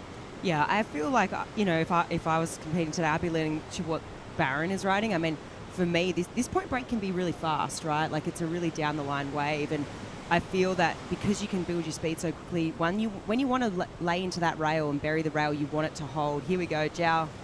Chanka, second attempt here. Nice snap for Chumbinho. One more time. You can see the tail rocker evident there in that arc. Snaps up into the top. Looking smooth on this one. And Joao with a first real score in this matchup. He needs to match a 3.33 or better. Your thoughts on that wave, Flick? Yeah, I think he's, I think it's going to be better than the 3.33. I think it was good surfing, bit of variety there. However, I still feel like there's a lot more left in the tank. I mean, this wave, as soon as he took off, it was a smaller one. It had a lot more taper to it too. This whole set did, actually. Gets up into the lip for that first one. Jams it around here. Threw a lot of spray there, but the first three turns were really well done. Great combo, but this wave, like I said in the beginning, just has that taper on it, so not really offering that sort of exclamation point or that, that really critical finishing maneuver. Yeah, it should come in above. The lead should go to Joao Chanka when that number comes through. What we saw in the replay too, we talked about boards, is just, it's really evident where a board has a lot of curve, because you can see how much shorter of an arc he's able to turn. And you lose. Okay, what's the plus and minuses of that? A lot of tail rocker. You're going to lose a little bit of drive. So you're really going to have to work the board. You're going to have to put more effort into the board to go down the line. What you're going to gain is turn ability, right? And the ability to pivot and turn, and there's the number. 4.83, now early advantage to Joao Chanka, but really nothing above a mid-range flick, so this heat's wide open. Oh, completely. And, I just even, the heat previous with Leo and Ramsey, I mean, I think back to the sets that we had there, obviously we spoke about, before the tide change, it will maybe slow up a bit, but we haven't seen a set yet in this heat, and no substantial scores. Like, really, I feel that it's wide open. It's anyone's game still. Yeah, and that's how we like it. Nice and tight heats. Italo Ferreira, we saw him in the first heat of this elimination round, and there's a pattern that sometimes you can recognize in professional surfing. Italo winning Tahiti and then eliminated in the elimination round very early on. Same thing happened to Baron Mamiya. Baron Mamiya won pipe, and then the very next event, it's Sunset, took a 17th. So there is an after W, not a jinx, but there's a pattern to it sometimes when you're so high. And that's the roller coaster of professional surfing. Right now, riding the roller coaster and has his hands up because he's moving into the round of 16. Italo Ferreira with a win over Ramsey Boukhiam. He's with AJ. Kaipo and Leo coming in telling me this was a really important moment for you to get this victory in a man-on-man heat. It's been a few competitions since you've really felt like you were able to get over this hump. How did you do it today? Yeah, I haven't made a man-on-man heat in a while, and it's been tough because, competing is hard. You always want to bring the best out of yourself, and when you don't, it gets pretty tough. But yeah, you know, making heat is super important. Of course, I'm super happy, but you know, it definitely sucks surfing against one of my best friends, Ramsey. It's one of those moments that yes, you're happy to make the heat, but you want to do these heats in the quarters or the semis where like you both got a good result and you can enjoy it. And you know, we rock paper scissors for the inside before paddling out. That's how, you know, how close we are. We didn't really want to play dirty or play tough. Just go out, surf, may the best man win, and yeah, definitely wish it was a bit later in the contest. So after you guys established that position, it seemed like you started taking off on sort of those medium-sized waves and doing the best you could with them. What was the strategy in picking out that size, and what did you want to showcase? You know, the big ones have been quite tough to surf. They go really fast, and I did get one of the big ones, and I only got a 5, surfed it from outside to the end. I undersurfed it a bit, but they're just really hard to surf. So I wanted to focus on the medium ones and try to, you know, find some rhythm, link some good turns in, and that's what I tried to do. And you know, I'm happy with my wave choice. I'm happy with my surfing.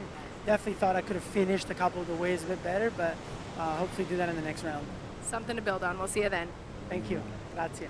Yeah, Italo Ferreira breaking through a wall. He's taken a 17th in the previous 3 events, so this is the first time that he's made that this round in his 4th try. So maybe that's going to give some momentum to the Italian as he's able to break down that wall and move into the round of 16. We had a couple of waves ridden during that interview, so we're waiting on scores for Chanka and Baron Mamiya right now. Here we go. Let's have a look at this one. This happened during that interview. This is Baron. So this is his 3rd wave. Couple of carving maneuvers there. And goes up into the lip there. Gets a fin release. And again, goes for the air. Sticks it. Rides backwards for a little while.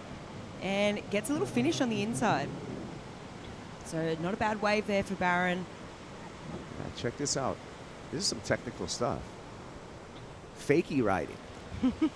Just off that nose rocker right there. No fins in the water. Like an Alaya. Yeah, that's true. Yeah.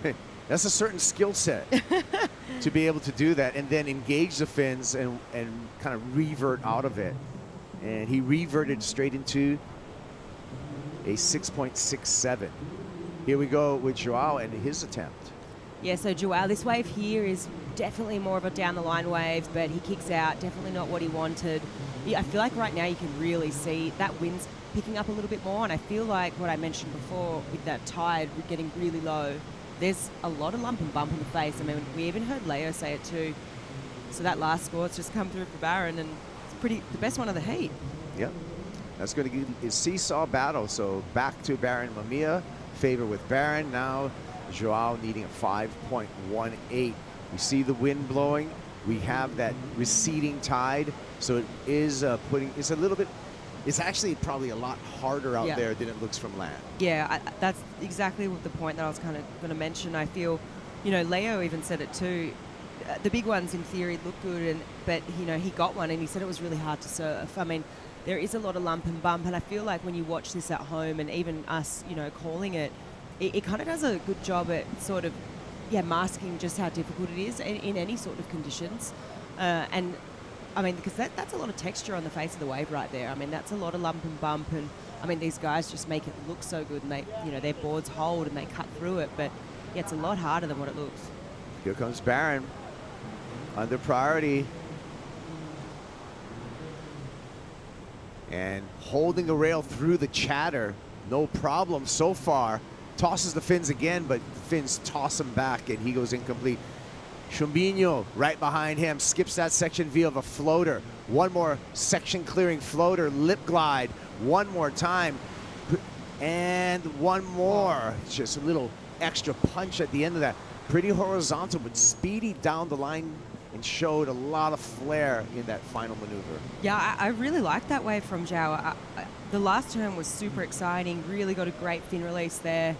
I mean, it's going to be interesting where this goes because I think it's comparable to the 667 of Barron's. I think, you know, I really enjoyed it. And it was definitely more of a down-the-line wave. I feel like all the waves we've seen in this heat so far have really had that tapered wall and haven't allowed a finish like that. that wave kind of held its size the whole way through. So I personally really like that. And yeah, I mean, we're definitely starting to get a heat on our hands now. Yeah, we'll see how the judges respond with their numbers for section clearing speedy surfing from Joao Chanka. Take a look at some replays. We're starting with Barron's wave. Yeah, so Barron here, this wave, I mean, this is just a great example of just all that texture and lump and bump on the face. He does such a good job at placing that second carving maneuver. When he goes to the air here again and just gets bucked straight off his board, and then behind him, Joao. So this wave here, I mean, definitely a down the line approach. I mean, this wave sort of forced that. He goes up into the lip for that second crack, gets a third, and then once he comes through the inside here, I just love that extra little bit of flair that he pushed so hard on that tail, and he really got that lift out of the lip. Really impressive. So he comes around this section, and this is the turn I'm talking about. So he really pushes hard on that front foot to get that fin release and sticks it and rides out in front. So yeah, I really enjoyed that wave of Jows, and I think it's very comparable to that 667 of Barron's.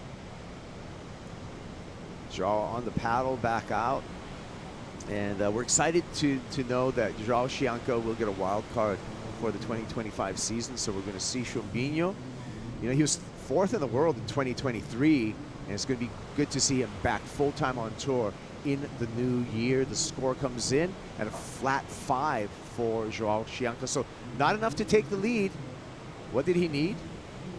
He needs a 5.01.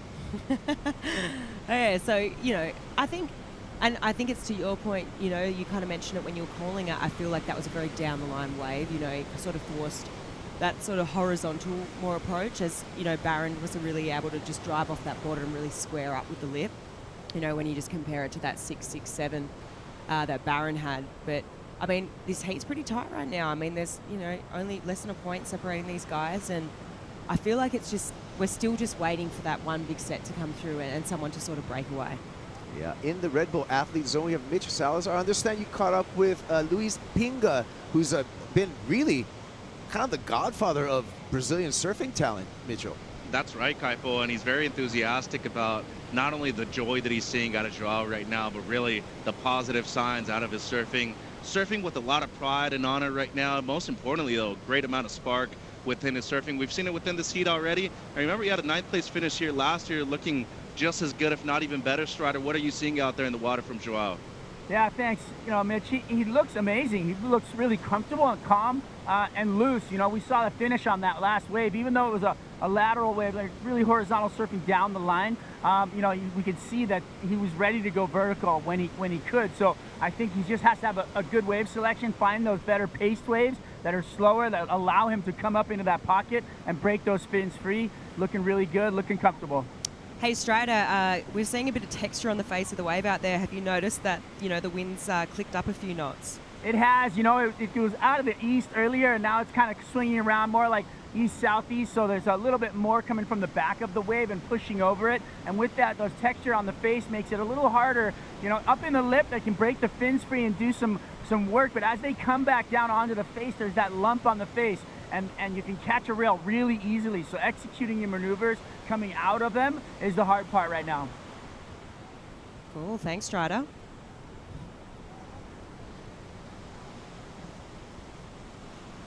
.14:30 on the clock, and priority with Barron. He's going to use the priority right here. Here goes Mamiya. He's currently in the lead, needs to improve upon a 3.33. Has to clear some white water to get into the open face here. Now he gets on rail. You can see the jumble that he's dealing with. Floater through that section. Gets on the gas. Throws the tail again and again, goes incomplete. So that chop is just wreaking havoc right now with Barron Mamiya. And, you know, the purchase or the grip that he needs from his fins. Yeah, it's just so evident to me. I mean, it's definitely the reason as to why. I mean, he makes those 9 times out of 10, right? Sometimes with his eyes closed, I bet. So, I mean, it's happened twice now, 2 waves in a row. And I feel like he was on a great, you know, a good wave to backing up this 667. So let's break it down. I feel like he does a really good job at the beginning of this. I mean, this was a difficult wave to read and to really pick the eyes out of where you're going to place each turn. And it was all looking really good. And then you just, you know, goes through this little lip line, comes around this section, and yeah, it's just coming unstuck there. It's kind of those fins just not really gripping in that, you know, all it takes is one little bit of air to get under those fins, and it's just game over. Yeah, cavitation occurs, and that's really when you slide out.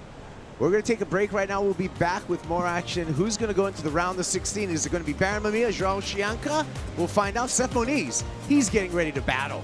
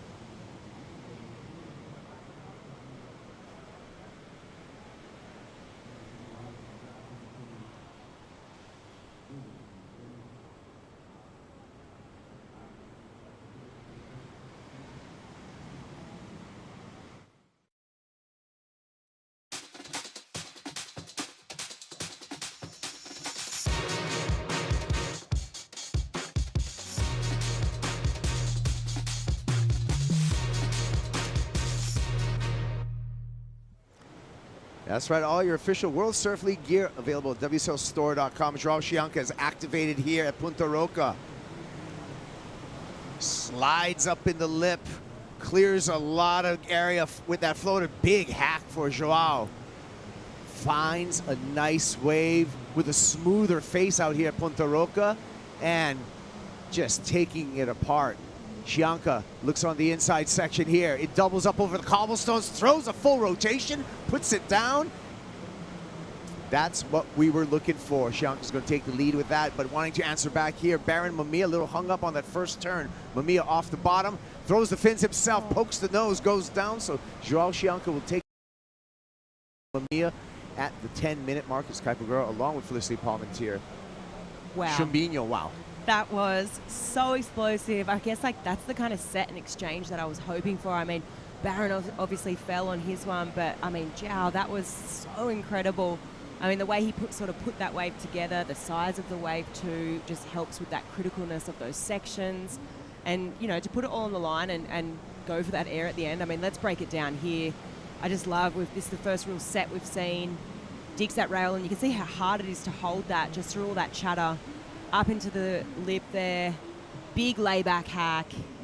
Already, you know, 3 different sort of maneuvers into the fourth, up into the lip again, and, you know, just kind of playing with it here. turning his way back into the zone. You can see stomping on that tail pad there.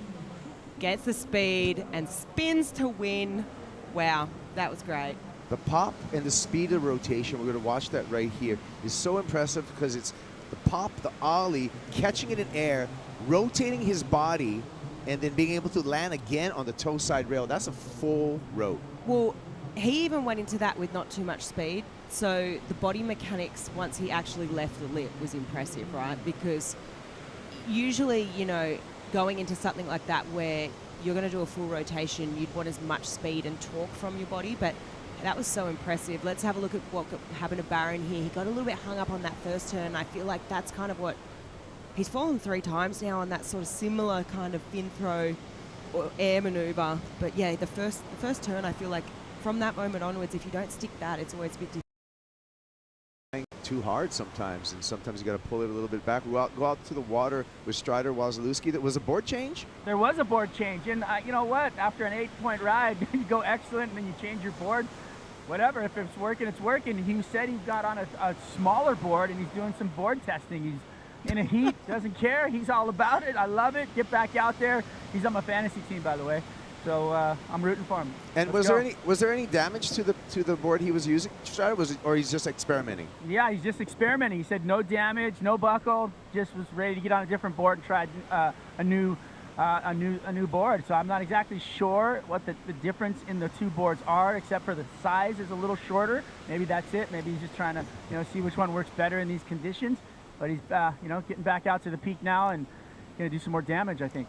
Yeah, R&D in a jersey with Joao Chanka, and an 8.5 dropped on that last wave. Joao doing some research and development in competition, and you know what?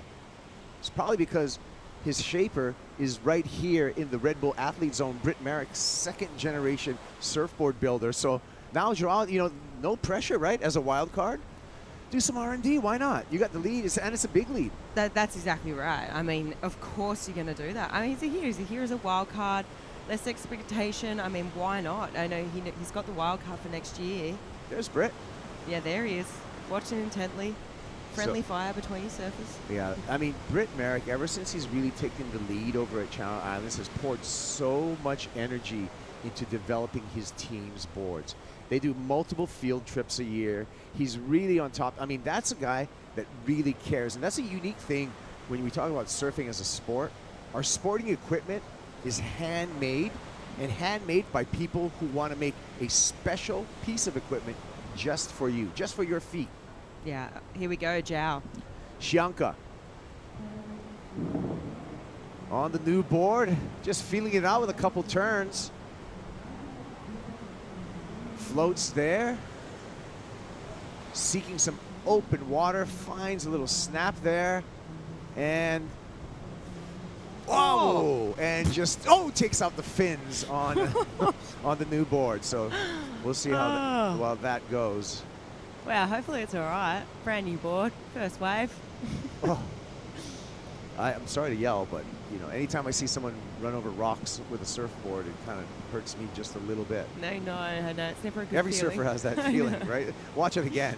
Yeah, so here we go. On the new board, flies around this section. Strider said it was slightly smaller, right? That's what Joao said? Yeah. Slightly smaller. Honestly, it looks stickier. It does. And you know what? Like, I'm no surfboard shaper, but to me, it doesn't look like it has as much speed as what his previous board does. I agree. I mean, I totally agree with you. Yeah. Might have just pulled it. Just scraping the fins. We get to see this again. Oh my goodness, just look at how shallow that's getting right there. Does he get stuck on it though? Maybe he gets away with that scot-free. Yeah, he just.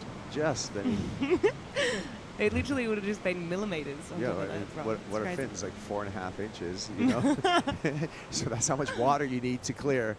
Take a look at, speaking of boards, let's take a look at the 2024 Vizsla CT Shaper rankings and see where Channel Islands is. They're in number 3 position right now.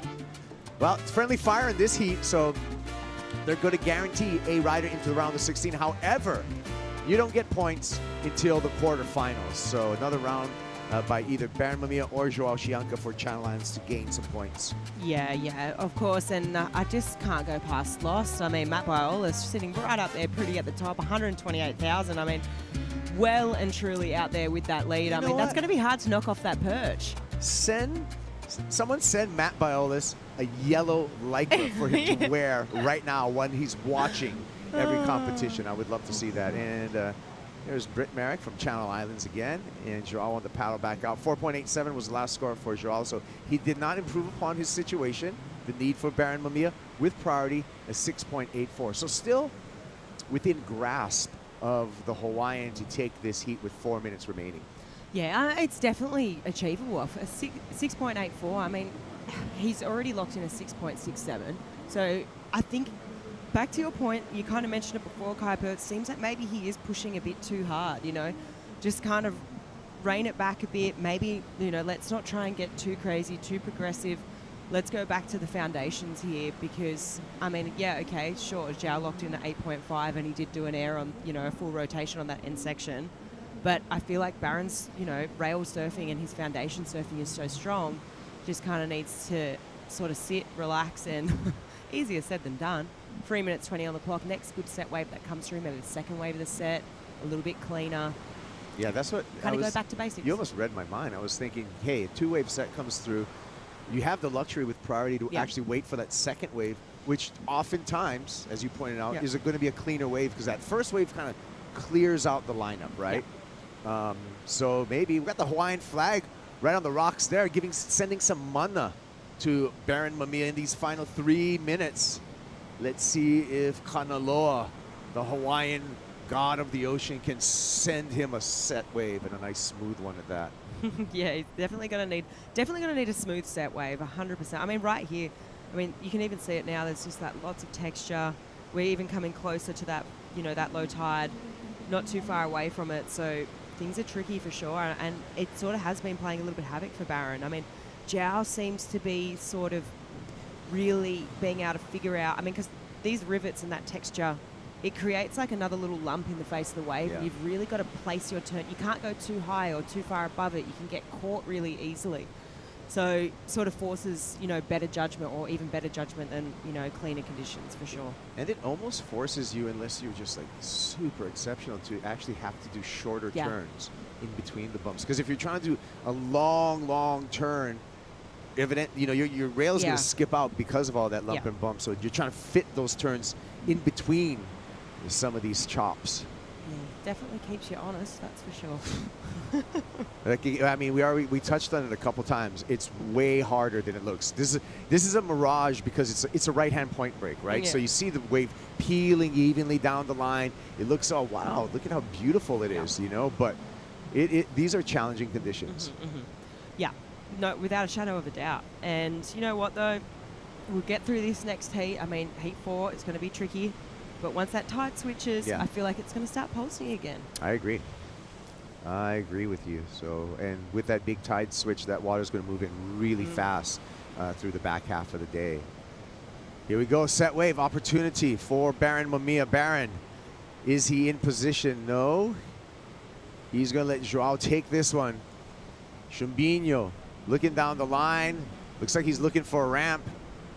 Skips off the bottom. And that skip off the bottom, you can see how it affected his timing on that lipper. Here comes Baron. Baron needs a big score, 6.84. He needs something dynamic, building up speed down the line, pops it into the air, puts it down, and heartbreak does not get the completion. Whoa, man, wow. The intention's cool, we were just saying maybe he needs to strip it back, but he was so close to making that one. Yeah, and he knew on the medium-sized wave for that basically 7-point ride that he required, he needed to do something dynamic. And so he went for it, and unfortunately, again, unable to ride out. So the wild card, he's back. Joao Chanka into the round of 16. Good to see Joao back in form. Yeah, definitely good to see him back in form. And in tricky conditions too.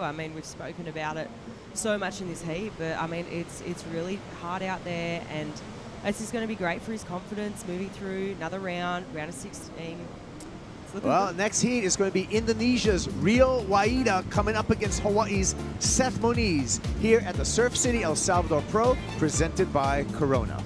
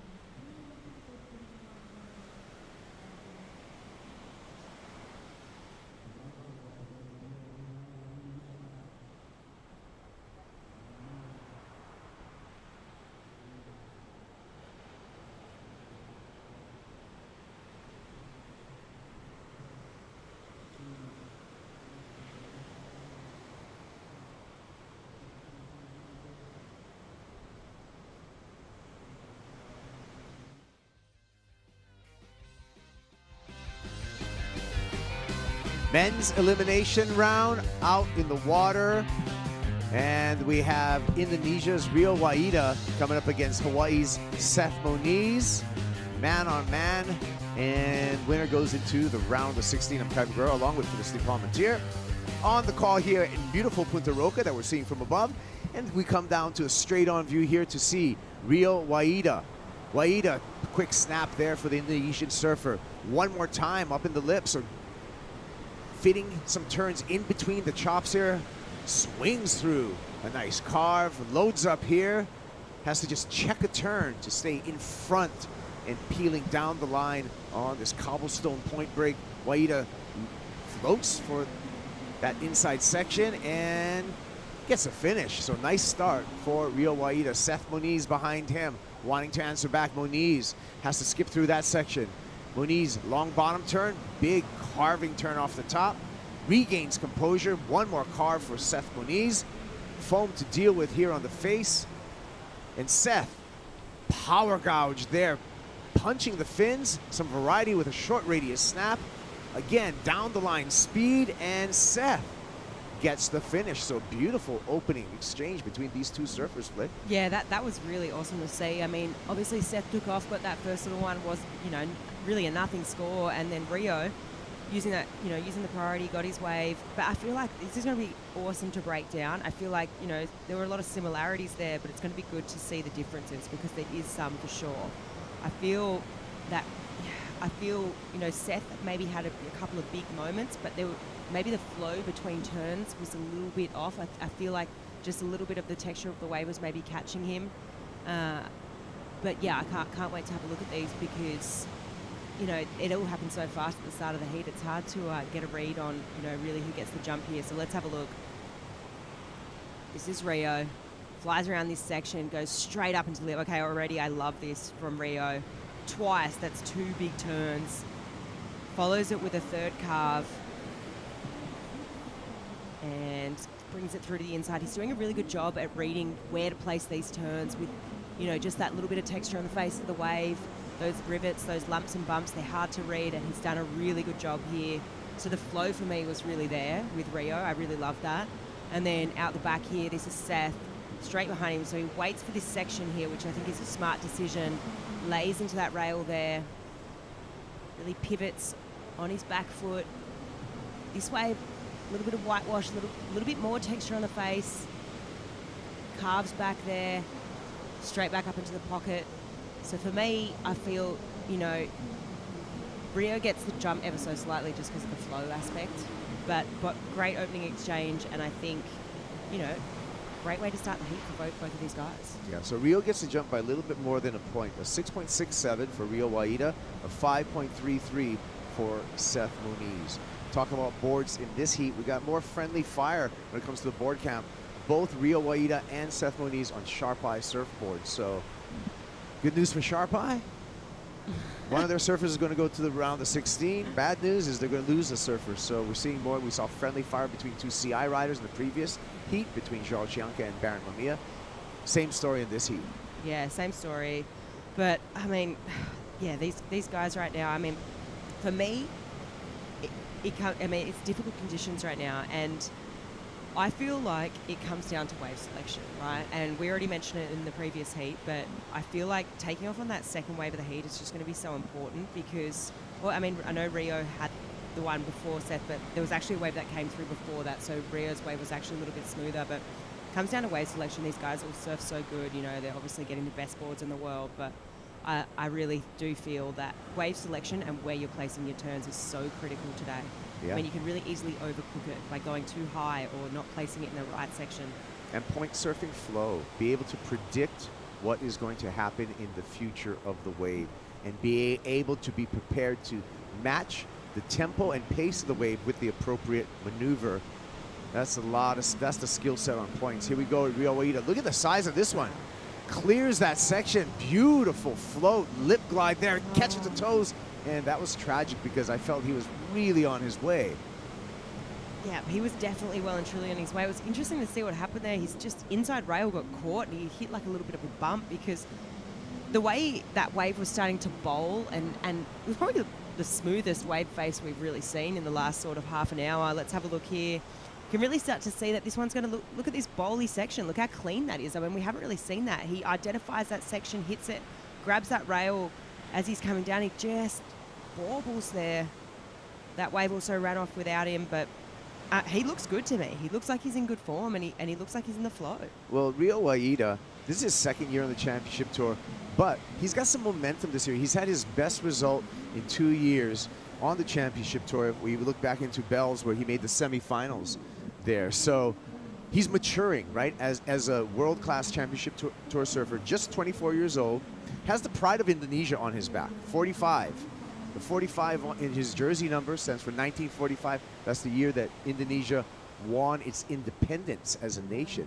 Here we go with the Hawaiian, Seth Moniz, and Seth needs to come back, but doesn't need much to take the lead at this point. Oh, little poke of the nose there. That impedes his forward flow, forces that air reverse, that nose pick air reverse. Kind of actually battling with this wave right now, trying to make the best of it, but you can almost see in his body language as he kicks out of that wave, he's telling us that he's not happy about it. I know. It's so evident, right? I mean, as soon as his nose picked, he was disinterested because he knows in his heart as a competitor and doing this for so many years that, oh, wow, okay, that didn't feel good. Yeah. You know? And it's evident. And we knew it calling it, right? Yeah. Strider. What's happening, guys? You know, just watching Seth on that wave like you guys are talking about, but the wind seems to be mellowing out here. The flags aren't as strong at all. They're kind of clocking around a little bit, so I feel like we're on the improvement right now, and I feel like we're going to see some better surfing and at least allow them to do the maneuvers that they're looking for. All that chop on the face, a little hard to deal with. And another note, the caddy. Got Doug Silva out here throwing up sign language, got all kinds of hand movements going, and he's looking over at Seth, so pretty fun to watch that as well. The caddies, just a note, have to come out over those rocks too. So I think they're getting an extra percentage for this event. Yeah, well, you saw him with the green armband. Doug Silva, he's a natural-born carver, and he's really been a big supporter of Seth Moniz. He helped, Seth, we'll get back to that conversation. Here's Rio. Nice turn there from Rio, and he's kind of running out of water on the inside there, but beautiful carve from Rio Waida. Yes, instantly to me, I mean, Rio just looks connected for me right now this morning. He just looks like he's in the flow. He's picking the eyes out of the sections, really placing his turns really well. Yeah, on the paddle, back out. He's got the lead, and he can extend his lead if he betters that low of a 2.73, which he has in his scoreline. Yeah, I was talking about, Doug Silva and Seth Moniz and that relationship and how a coach or a friend can really change your trajectory. Seth brought Doug on board this year when he was in jeopardy of being a victim of that mid-season cut and relegated to the Challenger Series. Brought Doug on board, and Doug, through that chemistry, helped Seth to his best result this year, semi-final finish in Western Australia, and kept Seth Moniz on tour. So Seth said, hey, I'm going to keep this man on tour right here. I'm going to keep Doug Silva on tour because he's bringing me some good mana, some good advice. And you know what? And Doug knows how to keep things light. He's also a wonderful cook.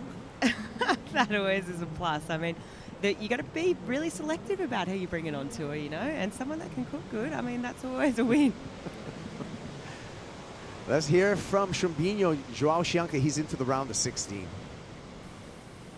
Joao, back on the glass here on the championship tour. First and foremost, it's so great to see you here back on the CT. Just tell me what it feels like for you to be back. Yeah, thanks, AJ. It's so good to be back. I want to say thanks to everyone, my sponsors, and all the people that has really been putting into prayer and the prayers and all the good energy towards my way back to the tour. It's been a long way and so hard. Every single day feels like 24/7 for me, so it's really good to be back in the water at the CT level. It's the highest level. I feel it's so stacked, and I feel really blessed right now. And already right back here on the glass in your first CT, winning your first heat in the CT since last year. Obviously, you're such a massive competitor. I know you want to win every heat you get in the water for, but what were the other goals that you set for yourself in this first CT heat back? I mean, first of all, I want to say that like it has been a tough journey because I couldn't really rush the process, and to be here back in the water again, I had to really accept my flaws and accept the recovery process and all the I mean everything that goes wrong day by day. Like I had to really forgive myself and like be humble and be grounded to like really put into work on the next day. So yeah, it's a huge journey, it's a huge day by day thing, and I'm really happy. Yesterday I had a heat with Griff and Ryan. I was super happy to be out there again. I was feeling great. I have a great relationship with this wave. My memories from last year here, it's great. I remember that like I had really found myself right at the free surfs, and my feeling that my surfing suits the wave well. And yeah, always the goal is always to win, but I also have this second mindset where like if things doesn't go your way, that's okay. Like it's not overnight. It's not an overnight thing that like you're gonna be successful again as you were last year. So yeah, really putting into work, nothing like the day by day. Yeah. So good to see you back here and taking it day by day. Para o Brasil, que bom ver você competindo no CT de novo. Como se sente? Melhorou o português. Obrigada. Eu tô bem. Eu quero agradecer de novo, eu falei em inglês, eu quero agradecer todo mundo do Brasil que tem torcido e orado para minha volta aqui no CT. Muito obrigado. Quero mandar um alô para minha família, para minha mãe e para minha namorada também, que acordou cedo. E, mais importante que tudo isso, Rio Grande do Sul, o coração de todo mundo, de todos os brasileiros estão com vocês. Todo mundo aqui fora também no circuito mundial tem pensado em vocês, então vocês tenham muito conforto e paz, e o Brasil tem orado e tem vivido por vocês no momento. Então toda a paz, todo o amor, a gente vai fazer de todo possível para ajudar vocês e a volta total do Rio Grande do Sul. Parabéns, congratulations, see you in the next one. Thank you. Well, we had an exchange happen during that interview between Rio Waida and Seth Muniz, and we'll see how that changes the complexion of this heat. Looked like Rio got a pretty good one. Here we go. We're going to start, however, with Rio. Yeah, let's go. So Rio taking off on this one. Nice bowl to the start of this wave. Big carve. Lines up this second section and then straight up into the lip for a finish. So 3-turn combo there, and then straight out the back behind him, Seth. Second wave of the set. Lines up that first turn straight up into the lip. Smooth wraparound carve there. And down the line jab, and then finishes off here with a big lip line floater. So cool little exchange there. I feel like, this is the most connected we've seen Seth on this wave. It looks really smooth, and the smoothest face wave, second wave of the set. Yeah. And second look at this, I feel that Seth may get the better of this exchange. He would need to get the better of this exchange by about a point at this juncture to take the lead off of Rio Waida. Elementary math, we see right there the needs of 4.8, but that's going to change because both of these score lines are going to be heightened with that last exchange. So we'll see how it goes through, but Seth Muniz, with that smooth second wave. Yeah, both surfers obviously, they're locking in that second score. But I still feel like once these two scores drop, I feel like it's still going to be pretty tight. I don't feel like there's going to be too much separation, whether, Seth jumps into the lead or Rio maintains that lead. I feel that this heat is still wide open, Yeah, I mean, we really have a cluster of mid-range scores at this point in the heat. So, yep, that's how it's gonna roll. We're just waiting for the judges to punch in the digits as we see these two paddle back out. Rio with priority, so he put himself in pole position up the point. And Seth Moniz, you can see on the paddle, with, under priority with no real rush to get up the point. No, Seth's just kind of cruising. I mean, we've had really long lulls, and it's pretty evident to me right now that the ocean has gone pretty flat. So, I mean, we are literally right on that low tide mark right now. I feel that, I mean, 9:07, it's 9:09, that we're on that low tide. So right now, it's that slack tide, right? This is that time where things can go generally quieter than normal. It's just like, you know, the ocean goes to sleep for a little bit, and then it decides it wants to switch. And as that tide starts filling in, it will start pulsing. But sometimes around this moment, get a little bit sleepy. Yeah, scores are in. A 5.4 for Rio Waida, a 6.6 just under for Seth Moniz. More sets coming through here. We'll see if Rio Waida uses his priority or Seth sneaks under him. And here goes Seth Moniz. He looks out the back, sees if he made the right decision there. Needs a 5.48 too deep. And that was the reason why Rio Waida did not want that wave. Seth Moniz will continue to scour the point under the priority of Rio Waida. Yeah, this might not be too bad for Seth, you know. He's moved down the line. He's given himself a bit of space. It looks like Rio's having a look out the back. Rio uses priority here. Looking down the line, building up some speed. Finds some clear water where he launches into an air reverse, straight into a bottom turn, and a nice carve off the top. Layback hack for some variety on the inside double up, and one more move to finish off. And Rio Waida, certainly the most in-rhythm surfer in this heat, and we've seen him already able to hang on to the lead.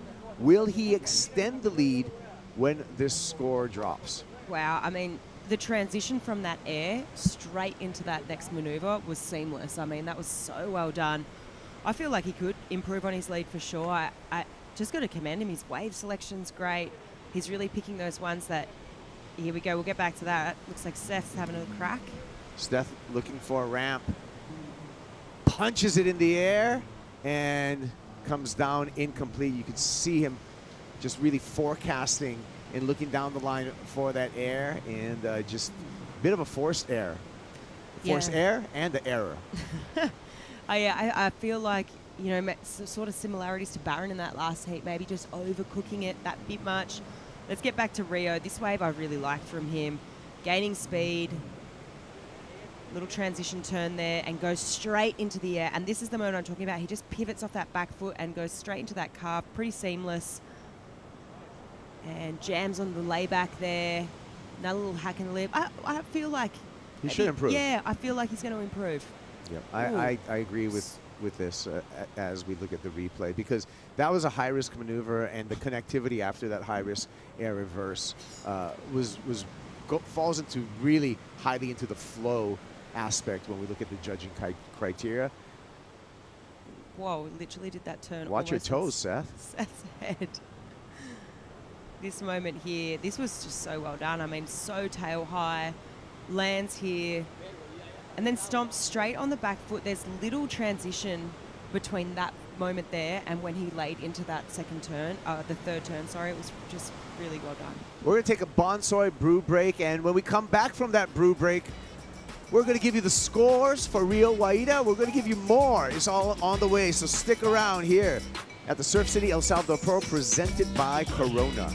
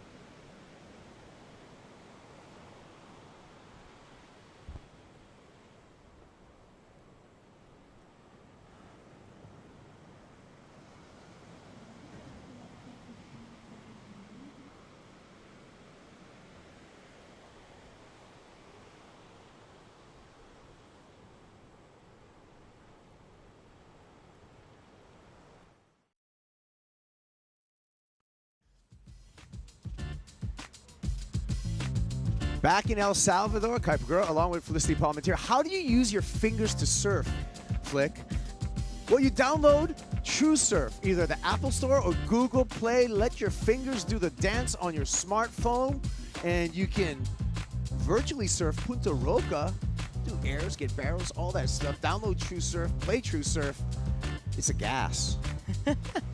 I need a bit more practice. I've had a couple of goes, and I'm just cooking it every time.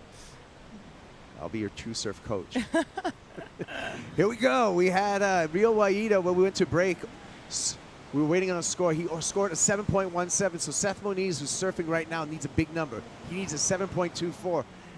Nothing really impactful as of yet for Moniz, and the bunny hop and the posture just shows that he's not very happy with that wave selection. Yeah, disinterested with that wave for sure. I think he knows it. You know, it's just, it's not rocket science for him. Like, I mean, he's been around for a while. You know, he knows exactly what wave it's going to take to get that 7.24, and that definitely wasn't it. Yeah, that 7.17 that we saw from Rio Waida really put a lot of pressure on Seth. So you can see him on this replay. Like, he's just searching for something.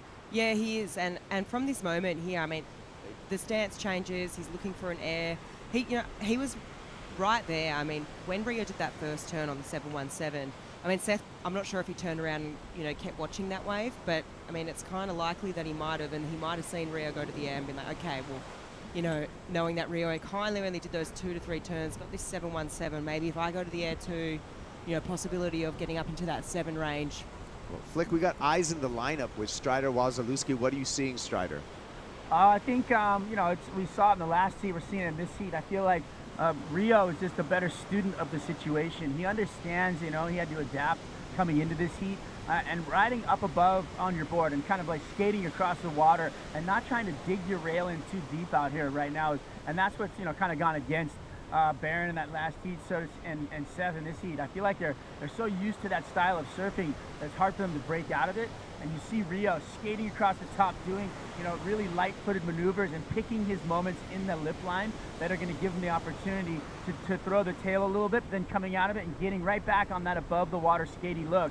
And when he did that air, he found that perfect section and just threw it out there above into the wind. And it was not easy for him to ride out of because there is that little bit of bump, but well executed for him. So my take is Rio, a better student at the moment in this heat. So Strider, what do you think Seth needs to do? I think he needs to correct his body language, get back in that positive mode, and find himself down the line and skating on top of the water, not trying to gouge into the face.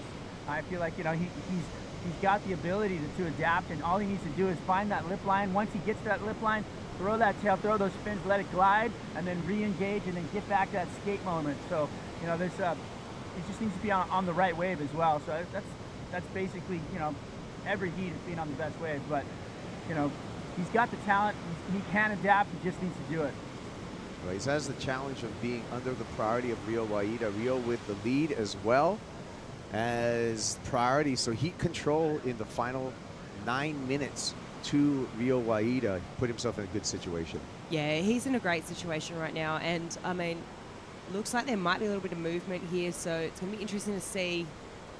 Rio looks like he might be letting this first one go. So Seth said, yeah, sure, I'll take it. But again, just the body language that I'm seeing from Seth, I mean, it's not the time to give up right now. But that wave gave up on him to be real. But it is a challenge, it's just coming back, and coming back for the highest single wave score is your need. And you have the added pressure and the added challenge of being second priority. Yeah, I mean, he definitely needs that second wave of the set, or one that's going to allow him to have some clean face for sure. I think I'm just going to echo what Strider was saying. I think that body language kind of needs to change a little bit, because it's just, I mean, we can see it from here just calling it, and he does look a little bit, maybe a little bit pissed off, a little bit disinterested.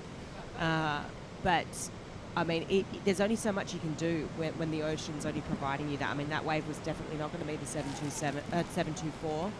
So he's trying to force Rio's hand, but Rio's doing a good job at just keeping cool and maintaining that priority.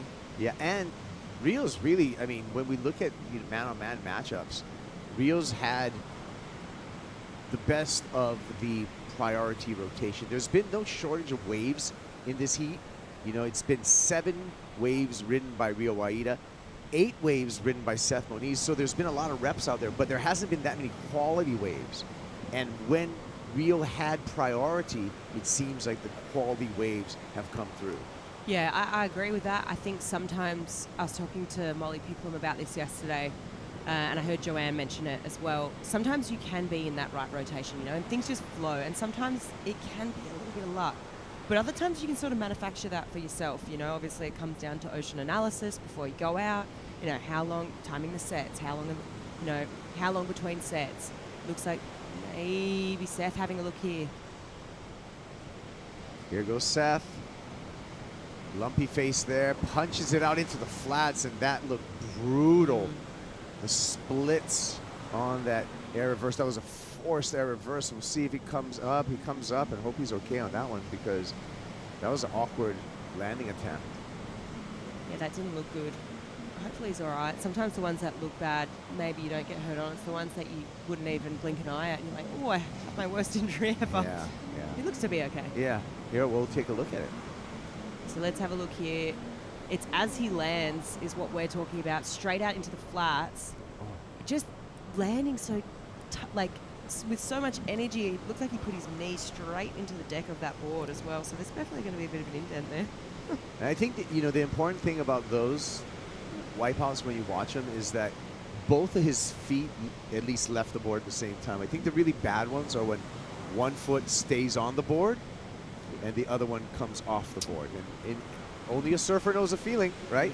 Correct. It's not a good feeling. Yeah, can confirm it's definitely not. You know, you surf long enough, that's going to happen to you at some point if you surf long enough, and it is horrible. Yeah, the feet, horrible feeling. The feet, the ankles, and the knees in surfing take an absolute belting. Oh, that's the short-term belting, right?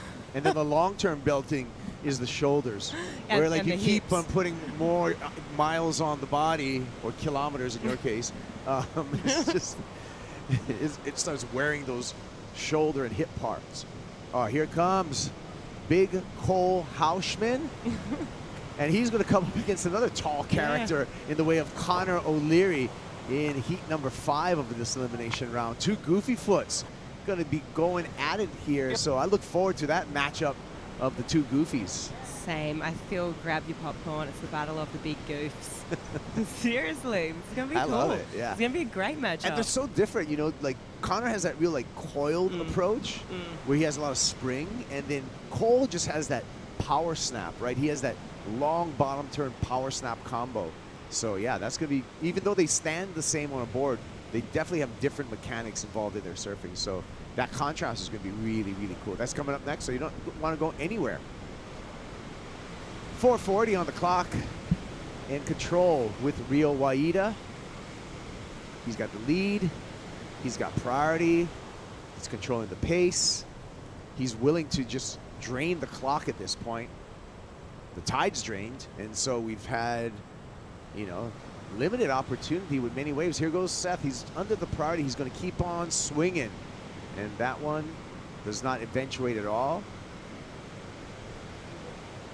The wheel looks unfazed, just holding court.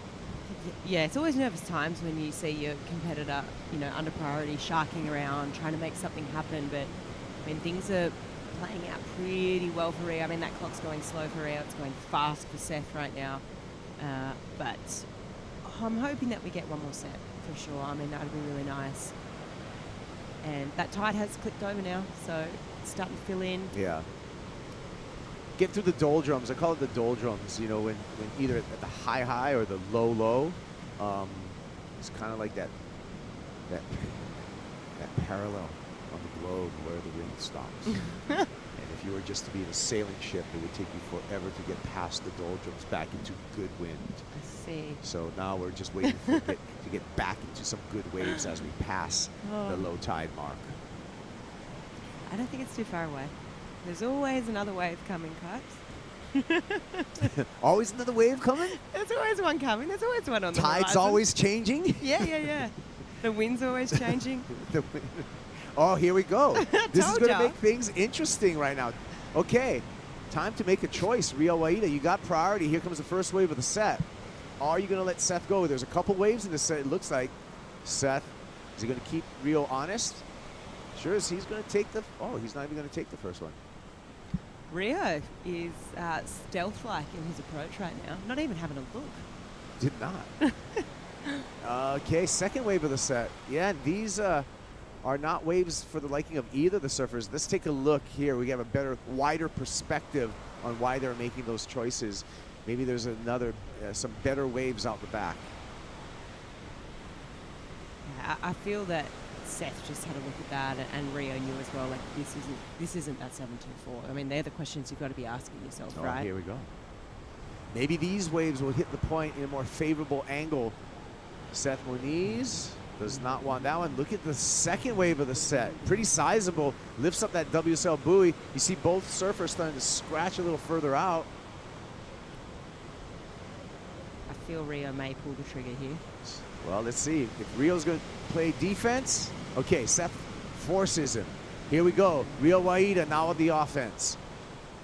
Nice lip glide to clear that section. Off the bottom, one more lip glide, clears another section. Off the bottom, one more time, keeps it in open water. Now, pretty horizontal on that last turn. Has to struggle through some warbles right here and then punches it straight ollie for the finish. That was really well done. It was, here we go, out the back, Seth. Second wave of the set for Moniz. Smoother face with a carve for the Hawaiian. Delays that bottom turn, carves one more time. Remember, he needs a 7.24. He needs something special. And forcing the issue. And that will not be it. And we will see, well, we got a minute for Seth to get back out before we wrap this one up. So let's see if he can sprint paddle and get a wide one. Look, possible. I mean, Rio's not even out in the lineup, but that was a great move from Rio.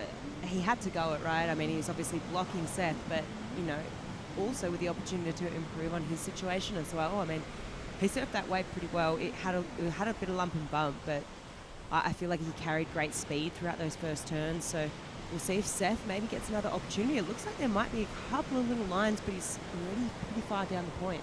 Well, Seth Moniz, 11 waves ridden, so not for lack of effort for Seth Moniz. We're down to 20 seconds, and you're right, Flick, he's further down the point, but there are some waves. Remember, his hands have to leave the rail in the next 15 seconds. He probably can choose number 1 or 2 of the set. He's going to go for number 1.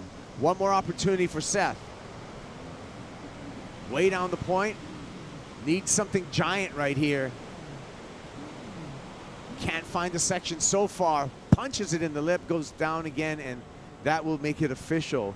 And Rio Waida will move into the round of 16 ahead of Seth Moniz. So the Indonesian makes his way up the cobblestones and makes his way into the round of 16. Yeah, it was good surfing by Rio. I feel like he was just really in flow, and his wave selection was on point. Well, next coming up, the battle of the right foot forward. Cole Houshmand up against Connor O'Leary. We're bringing Chris and Mitchell to talk you through it.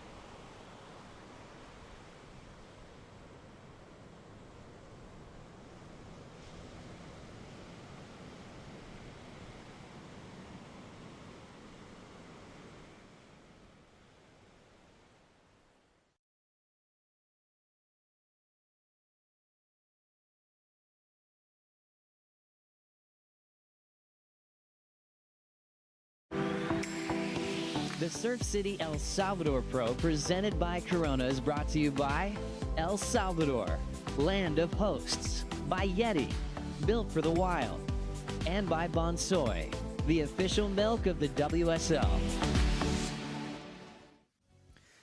Welcome back to the Surf City El Salvador Pro presented by Corona. You're about to watch the battle of the big boys. And I'm not talking about myself and Mitchell Salazar. I'm talking about Cole Houshmand and Connor O'Leary in the lineup. We got an updated weather report, Mitchell. It's about to be raining spray here in Surf City. Two of the bigger surfers on tour, two of the best goofy footers on tour. Cole Houshmand already with a win this year in his rookie season over at Bell's. Another right-hand point break for the big boy from San Clemente, Chris. Well, Battle of the Backhanders is going to be fun to watch, not just for goofy foots, but for fans of power surfing like that. Cole Houshmand driving down the line, 3 turns in, gets around a big section, nearly decapitates Connor O'Leary on his way. Quick snap there, easily navigating his way through some chunks coming up the face of that wave, so the wind has ticked up just a little bit, but still absolutely rippable. And another board check. We've seen a bunch of those on the day, Mitch. What does that tell you? Well, there's a lot of reverb off of the rocks. The tide is literally at the dead low right now. We're seeing the shift right now. Just look at that. Big difference between the low and the high tide, Chris, this afternoon. Oh, is that a beach break up there? Yeah, there's a couple right around the corner. Conchalillo, that's the place we're talking about. Ooh, sneaky look right there. Cole Houshmand, Team USA. Connor O'Leary representing Japan. Been looking forward to this heat all night.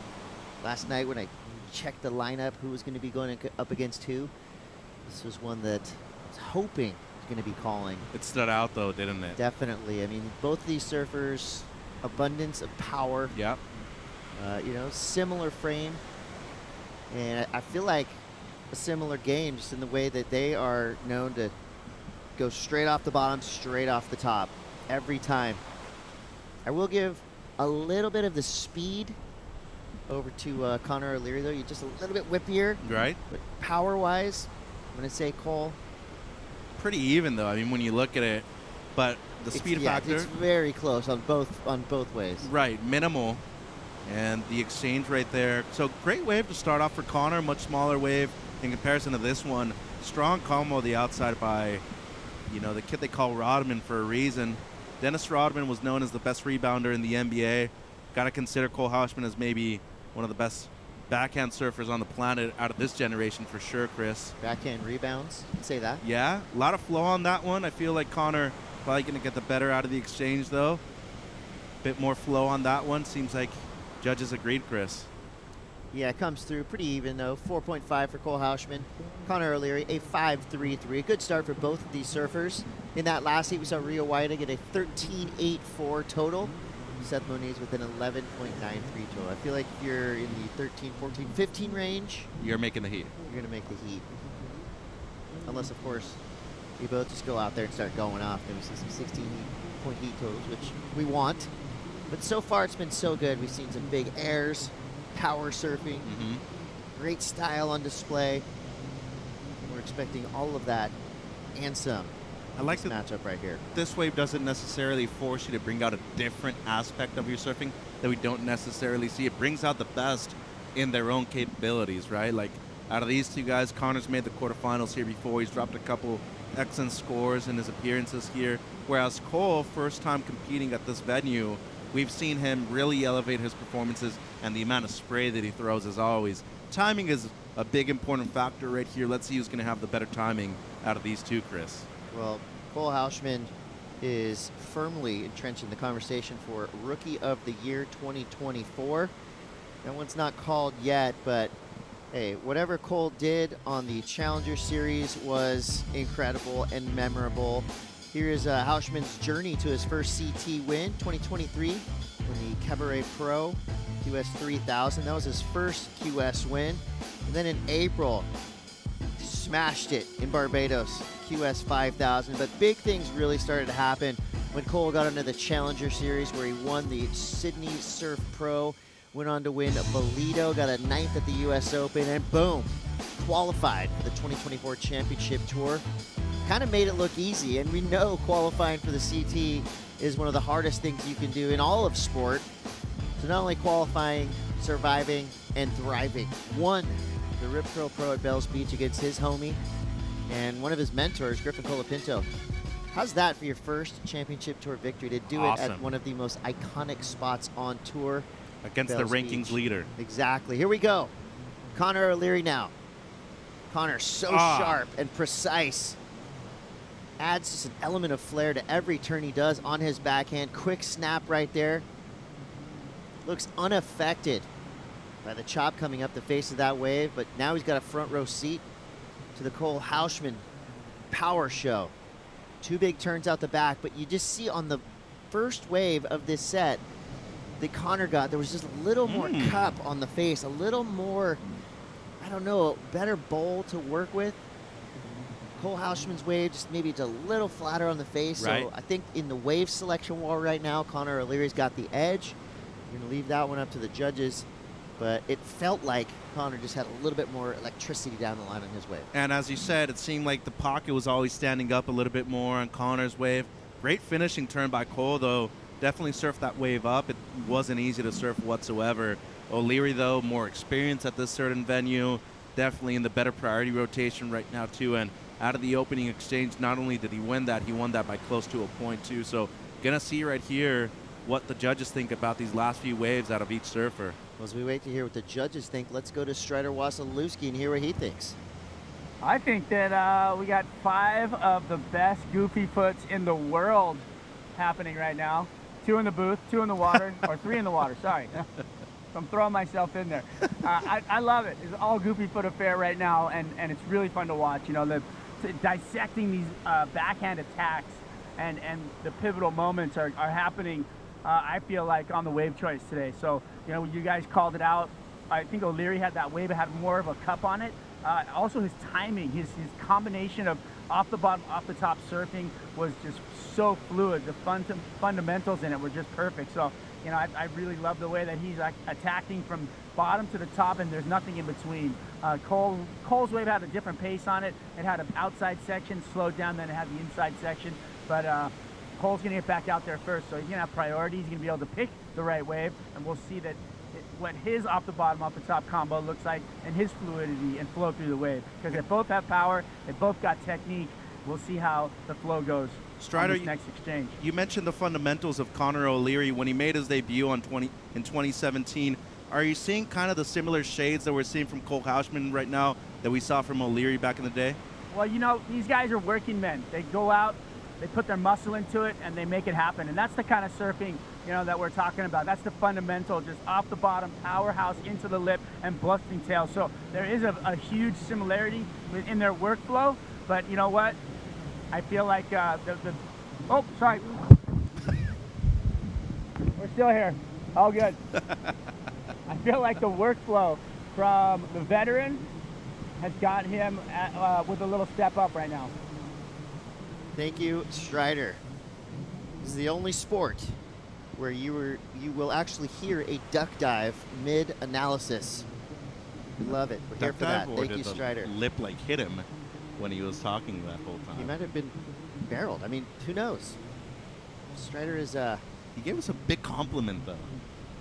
Yeah, Best well, goofy we're footers? definitely 2 of the best goofy footers in the booth right now. Safe We're to say the that. only. Here we go.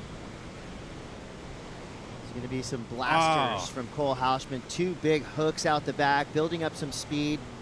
This little foam ride there, big foam snap. Just a little foamy foam toward the end of that. Apologies for the double Foamy F word.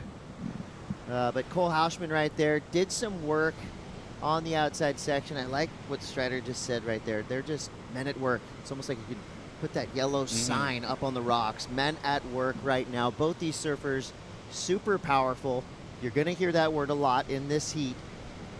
You know, if you kind of really dig deep into their strengths and weaknesses here, I would say, you know, with Connor O'Leary, when he goes vertical, right, he goes straight up in the lip and then actually blows his tail nearly every time.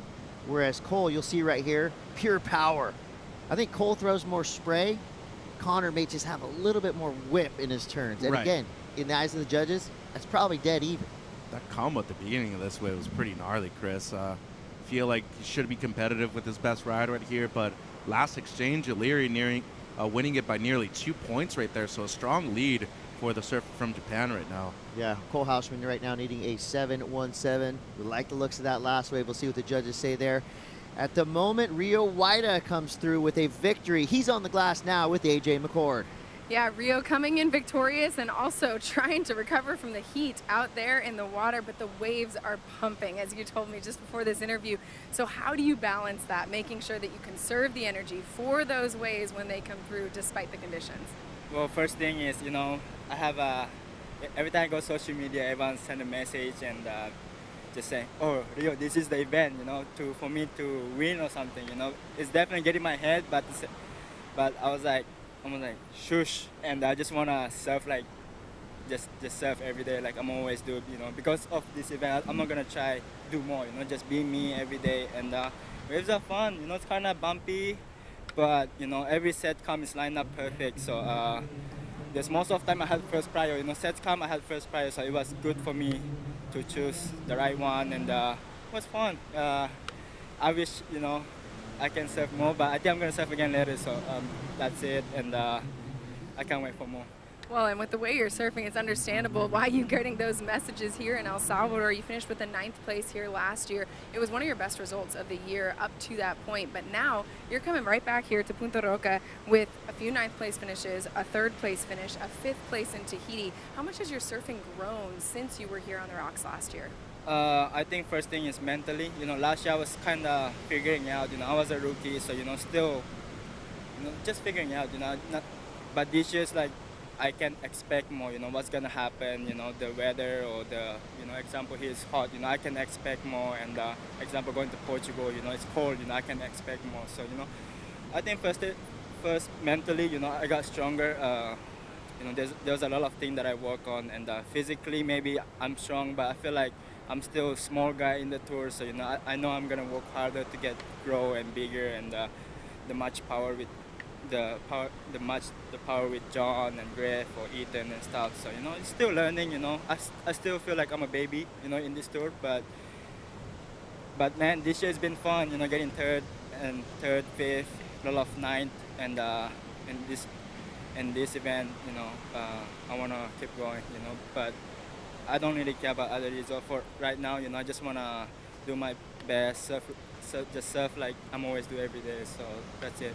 You'll get another chance here in Punta Roca. You want to say anything to friends and family back home? Yeah, halo semua. Saya tahu di sana malam, tapi saya mengucapkan terima kasih sudah dukung saya, dan saya akan bertanding nanti mungkin waktu Indonesia pagi, jadi tetap dukung saya dan terima kasih, dan semoga bisa juara di event ini. Terima kasih. Congratulations. See you in the next one. Thanks so much. Rio Waida. Love to hear that. Oh, fan support behind him. I was going to DM him the same thing and say, this could be your event to win. I'm not going to, because he said shush. He just wants to go out there and surf. And, it looks to me like luck is on his side. He's put in the hard work. Pair that with some, heats that go your way. Some good things happen. He mentioned that he was out the back with priority with nearly every set that came through. Mm-hmm. Good things are happening for Rio Waida. Yeah, and interestingly enough, both him and Cole Houshmand won both the same events on the Challenger Series in Sydney and then over there in Bolito afterwards. And I don't think Rio gives himself enough credit. Obviously, he talks about the work that he does outside of the water, but the kid's talented. He's had a great year, his best so far out of the tour that the 2 that he's been on tour, and competing at a venue that has very similar weather, especially with the humidity and the heat. This is a good venue for him, Chris. Yeah, I mean, when he shines, he really shows you all he can. He That's does. for sure. And we're back at it. This is Connor O'Leary. A look back at his last wave. This one comes through around about a 4. So for the previous effort for Cole Houshmand, a 5.6. Those surfers right there, some unforced errors. Those last waves won't count for their main score line. And that was the 1.5 pull out for Cole Houshmand. So a bit of a reset here as both surfers make their way back into the lineup. Cole Houshmand is out the back with priority. Mitchell, you've seen Cole surfing for a long time as a junior, the amateur levels, and then early on in the QS. Did you expect the meteoric rise that we're seeing from Cole Houshmand? I knew so it was quick. coming. Maybe not within the first year. I would say 2 tests. It's great to see, but not necessarily within the first 6 to 8 months, Chris. 18 minutes to go here. Set rolling through. He needs a good wave, though. Want to at least, get something in the 7s to move up in a first. Ooh, watch out. Watch out, Punta Rocas. Here we go. Big set coming through. Will it stay clean? Who's in position? Cole. It's Cole Houshmand paddling in, and here we go. Watch out for flying hammers. First one. Kind of a transitional maneuver down the line. It's a big open face snap right there. A good turn. And he gets blown off his board. So 3 turns. Wow. But you can already see the whip from Connor O'Leary. Just a little more emphatic on his backhand. It's under the hook right there. Yeah. And I think those 2 waves are going to be pretty even as well. I mean, we're seeing a really evenly matched heat right here. Connor O'Leary is currently in the lead. Cole Houshmand does need a 7-1-7, but those numbers, I feel like they're telling a little bit different of a story as to what's actually happening in this heat. This is a dead even matchup with 17 minutes left. It is, and this was a great wave by Cole. Big answer back, the first of the set. Strong opening snap right there, and look at the size of the wave too, Chris. Love that carve in the pocket right there. Did get a little hung up coming out of it though, and then recovers super well for the last turn right there. So quality over quantity, that's for sure. Needing a 7-1-7. Crosby loves it. So it's, to me, one of his top 2 waves right now, and then O'Leary right behind him, looking to improve on the 5-3-3. So took a bit of a different angle right there on the first one. A bit awkward coming out of it, wraps it back. And then this turn right here, under the lip snap on a big size set wave. Only looking to improve on a low 5, Chris. It's going to be very close, and what a heat. I mean, the numbers, as you said, don't really reflect how close it is. It's just a matter of small decisions being made on these waves by O'Leary that has him in the heat right now. But Cole, he's going to bounce back with this last wave right here. Yeah, it's almost like you hear the ticking of a time bomb. One of these surfers eventually is about to get a set and go crazy, and I'm excited to see that. I don't know which one of them is going to do it, but I know one of them is going to do it. Eventually, too, you got to expect with this higher tide coming up, we're going to see more emphasis closer towards the point.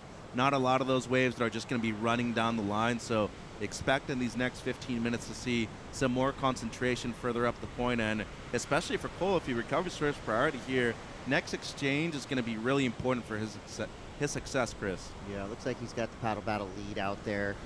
It's not much of a paddle battle. It's more of a cruise out to the lineup. A rare break in the set as these surfers make their way back to the takeoff zone. We're going to take a quick break. Why not? Let's just make it a Bonsoi brew break, why don't we? We'll be right back with the culmination of this goofy foot power matchup. Don't go anywhere. You're watching the Surf City El Salvador Pro presented by Corona.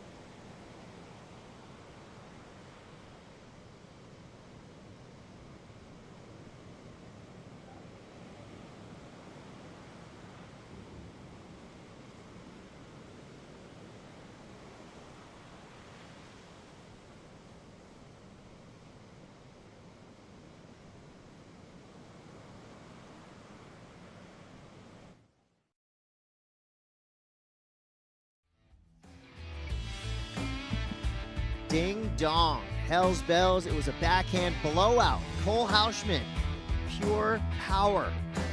One of the most iconic events in the history of surfing and in modern day surfing.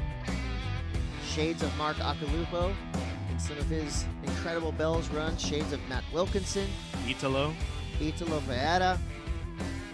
I love that bells kind of now become synonymous with the backhand attack. Let's go. It goes all the way back to, I think, the Aki Skins event, where he basically flipped the script there. Showed that goofy footers and bells, that can be a match made in hell. In a good way. That's right. For Cole Houshmand, a rookie on tour getting a win is nearly impossible. And to do it at that venue, yeah, that was a historic moment for professional surfing, and of course for Cole Houshmand. Once you got that bell, you always got that bell. True. If I had that next to my bed, I would ring it every morning, just to remind myself how awesome I was that day. Wake everybody up in the house with that thing. Oh yeah.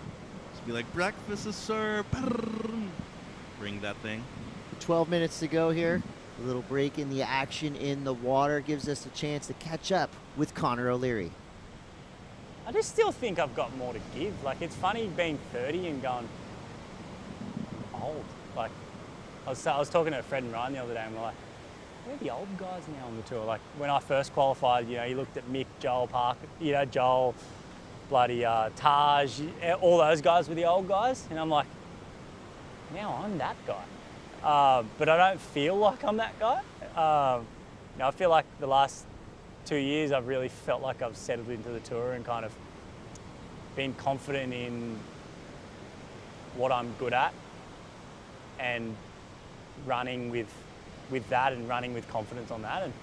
And while I feel like years previous I was just kind of trying to mould myself into a surfer that I probably wasn't. So kind of more back in my strengths and then trying to fix the improvements that, the weaknesses in the background.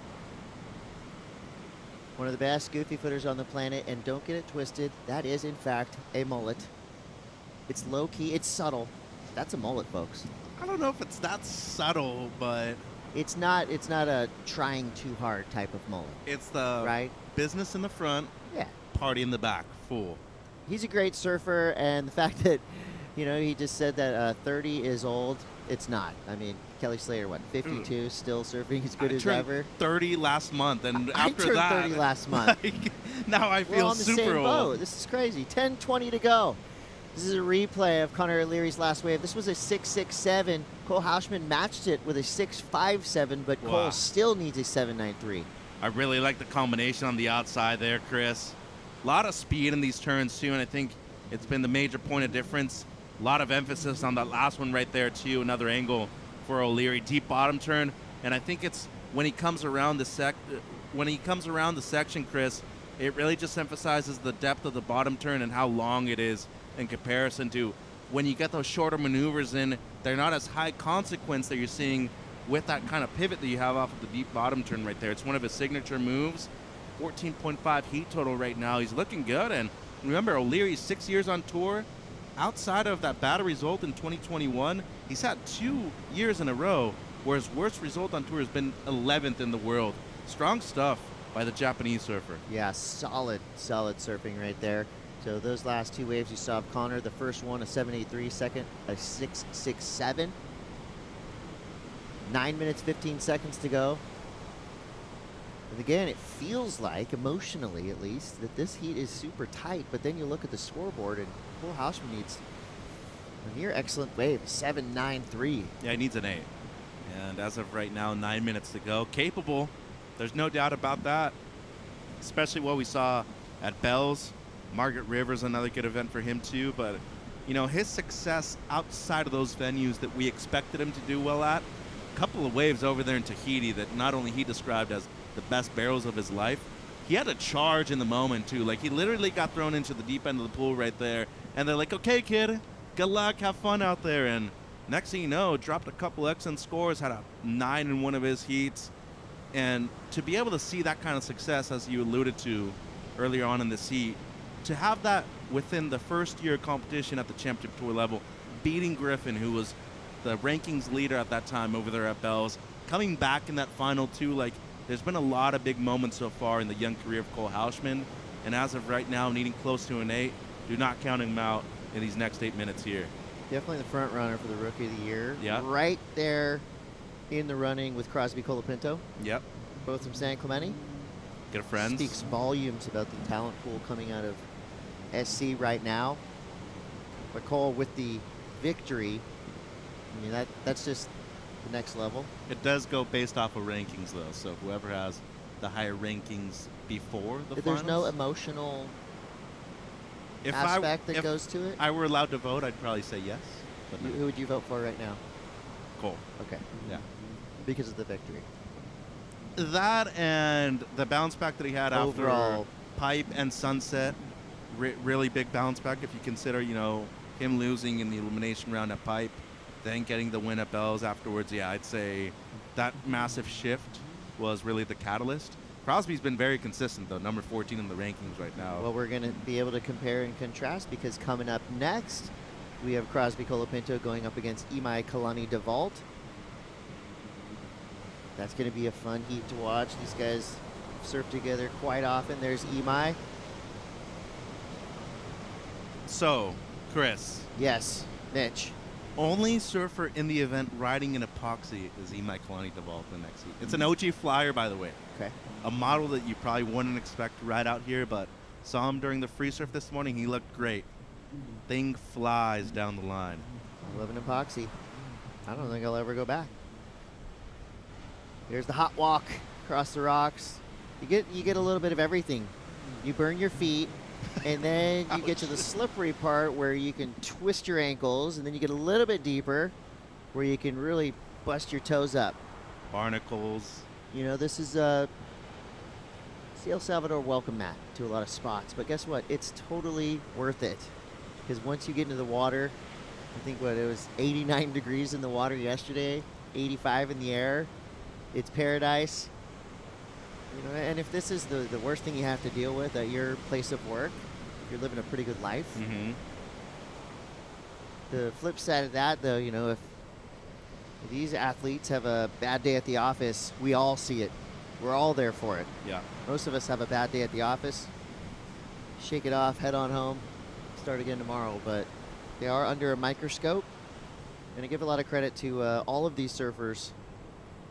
Just the pressure that they feel going into these events. It's still the best job in the world. But there is a lot that goes into it. And, it's pretty cool that we've gotten to go dig a little bit deeper into the psyche of our surfers, and I feel like the men and women we have on the championship tour right now are probably the most open group that we've ever had on tour. Also have to be more media attention nowadays. And it's cool, it's nice to know a little bit more about them on a deeper level. True. Their struggles, their strengths, what they're going through. Well, just look at Connor's career so far. Like, he had such a Wild high ride point when he made the tour. 2017, had the final over there in Fiji. Lost to Matt Wilkinson, who at the time was probably the best surfer in the world. He had been leading the rankings. After that, falls off tour, has to requalify, eventually wins his first Challenger Series event over there in France. And, his wife was a very successful QS competitor too, Stephanie Single, now Stephanie O'Leary. And they both understand that competition, especially within surfing, tends to be very unfair. You're dealing with so many factors outside of your control. And for you to be able to have success here, it means they're usually winning, 2 out of 5 heats that you're surfing. That's a big strike rate when we talk about championship tour success. So for you to be able to do that over 6-7 years, then eventually get into a decade on the championship tour, that says a lot about not only your competitive prowess, but how confident you are in your abilities, and especially within your growth too, Chris. So, surfing competitively can be a wicked game. You achieve the highest highs, and the very next day you can be at your lowest point. We just saw that with Italo. Pretty much mounted a huge comeback. Hadn't won an event in a couple years.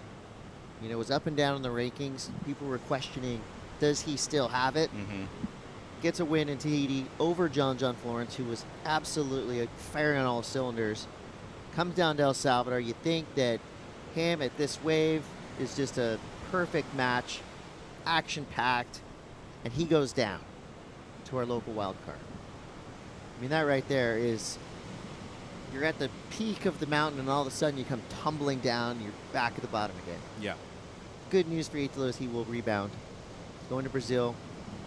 And the good news for all of these surfers, you can't feel bad for him that long, because guess where they're going after Brazil?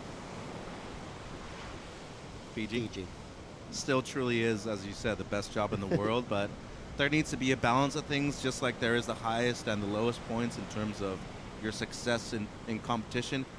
You should also be able to find a balance like that in terms of your career and your life, because despite you traveling, 9 out of the 12 months of the year, Chris, you got to be able to go home and just enjoy your life and your personal life on the side too, just as much as you're doing it when you're wearing a jersey out there in the water. So I know it's way easier saying it than actually doing it, and it depends on your financial situation too, but you got to remind yourself, I get to surf as a career, I get to travel the world.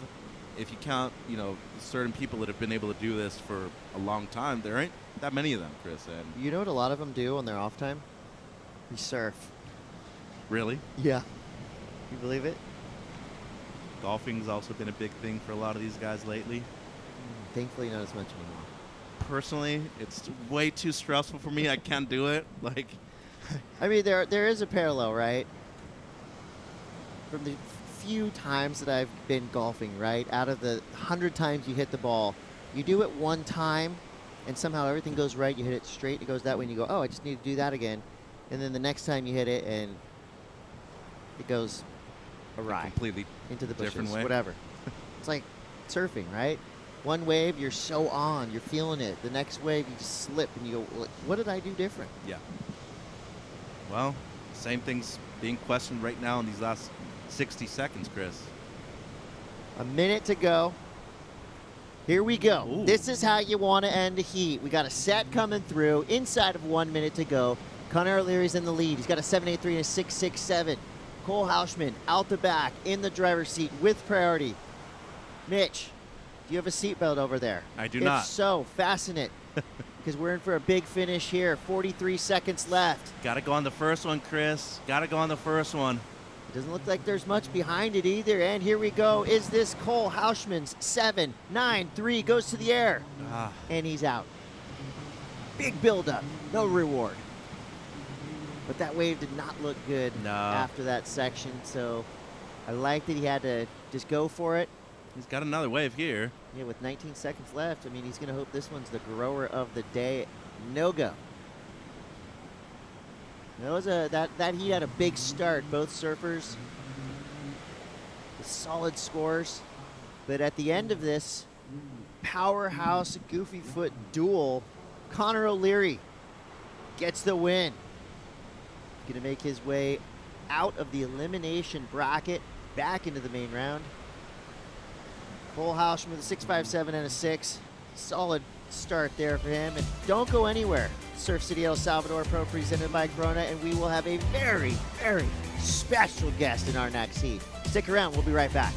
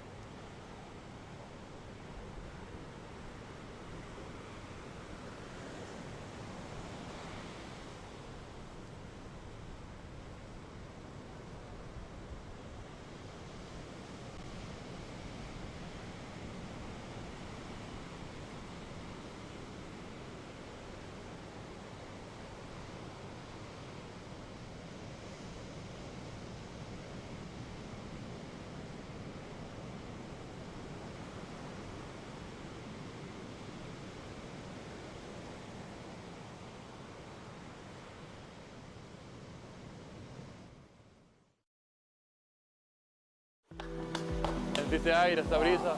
Qué bendecido, mi bro. Las cascadas de San Antonio es un lugar mágico para visitar y para estar conectado con la naturaleza también. Para llegar a la cascada está muy cerca de Playa Punta Roca, está como a 10 minutos en coche, de ahí hay que caminar 30 minutos para llegar a la cascada, pero vale la pena toda la caminada. Muy fácil de llegar, súper lindo, no hay mucha gente. Los salvadoreños pues protegemos esas partes que son bonitas y que son lugares que nos llenan de mucha gratitud y mucha paz en el corazón, la verdad. Me recargo de mucha energía positiva, estar conectado con la naturaleza, conectarme conmigo mismo, conectarme con lo que somos, los salvadoreños, y es una sensación demasiado bonita.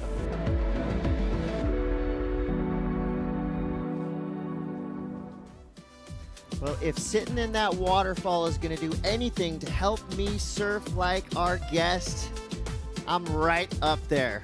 Chris Cote here with Mitchell Salazar. Very excited to be joined by the one and only Brian Perez. Welcome to the booth. Congratulations on your heat win today. That was incredible. You didn't just win. I mean, you elevated the game right there. So how did that feel to you to get that victory over one of the best surfers to ever do it, current number 5 in the world, Italo Ferreira? Yeah, it was a pleasure to be a hit with him. You know, I have a hit with Jonjo yesterday. It was so fun.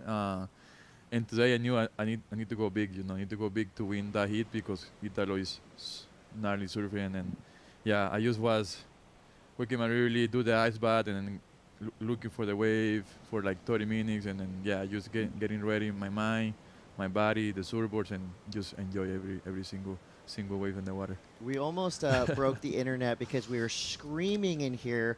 We saw it about to happen. You dropped in on a wave, you did a beautiful power carve, went down the line, and then did this. What was the view like from up there? It was crazy because I was so high, and then I see where I going to land, and then it was like a lot of water. I was like, wow, I need to get strong, you know, get like super strong to when I land, and yeah. Then like a lot of water was in front of me, and then I can't watch nothing. I just go with the flow, you know, and then right. Hey, first things first, Brian. As a fellow Latin American, muchas felicidades. Gracias. This is for people that don't understand where you've come from. You literally grew up steps away from the point. What was it like? How free did you feel to finally be able to surf the way that you surf, the way that both Chris and I have seen you surf during the free surfs out there? Third time's a charm, my man. Yeah, yeah. I grew up right here in the point. I remember when I was watching car with my brother, and right now just to be here is such a big opportunity for me, and represent my family, represent the local from Punta Roca, represent the country too. Is so beautiful that this event happened here too. For me, it's a blessing to be a part and surf with the best surfers in the world. It's amazing, and yeah, I've been having like first year I was like little nervous going with Felipe first heat, and then last year I was surfing like a surf, but I know I can push harder, you know. And then I was thinking today just go and have fun, go. You're free, you know. You're nothing to lose. You do your surf that I surf every day, and then that was the plan for the heat, and I was just enjoying every single wave out there. It worked. It worked. So far, so good, no doubt. Well, we got a heat in the lineup right now. This is elimination round, Heat 6. Imai Kalani-Devault, Crosby Colapinto. Just a couple throwaways to start for each of these surfers, but that means the priority is in play. Crosby Colapinto in red, out the back with priority. Imai Kalani-Devault in second priority. Now, these surfers in the lineup, they came up through the amateur ranks together. They've been competing on the QS, the Challenger Series, and now on the Championship Tour, so they're really well-versed in the rules and regulations of priority. Brian, you only surf a handful of events on the year, but pretty cool that one of the events you surf every year for the past 3 years is the biggest of the biggest.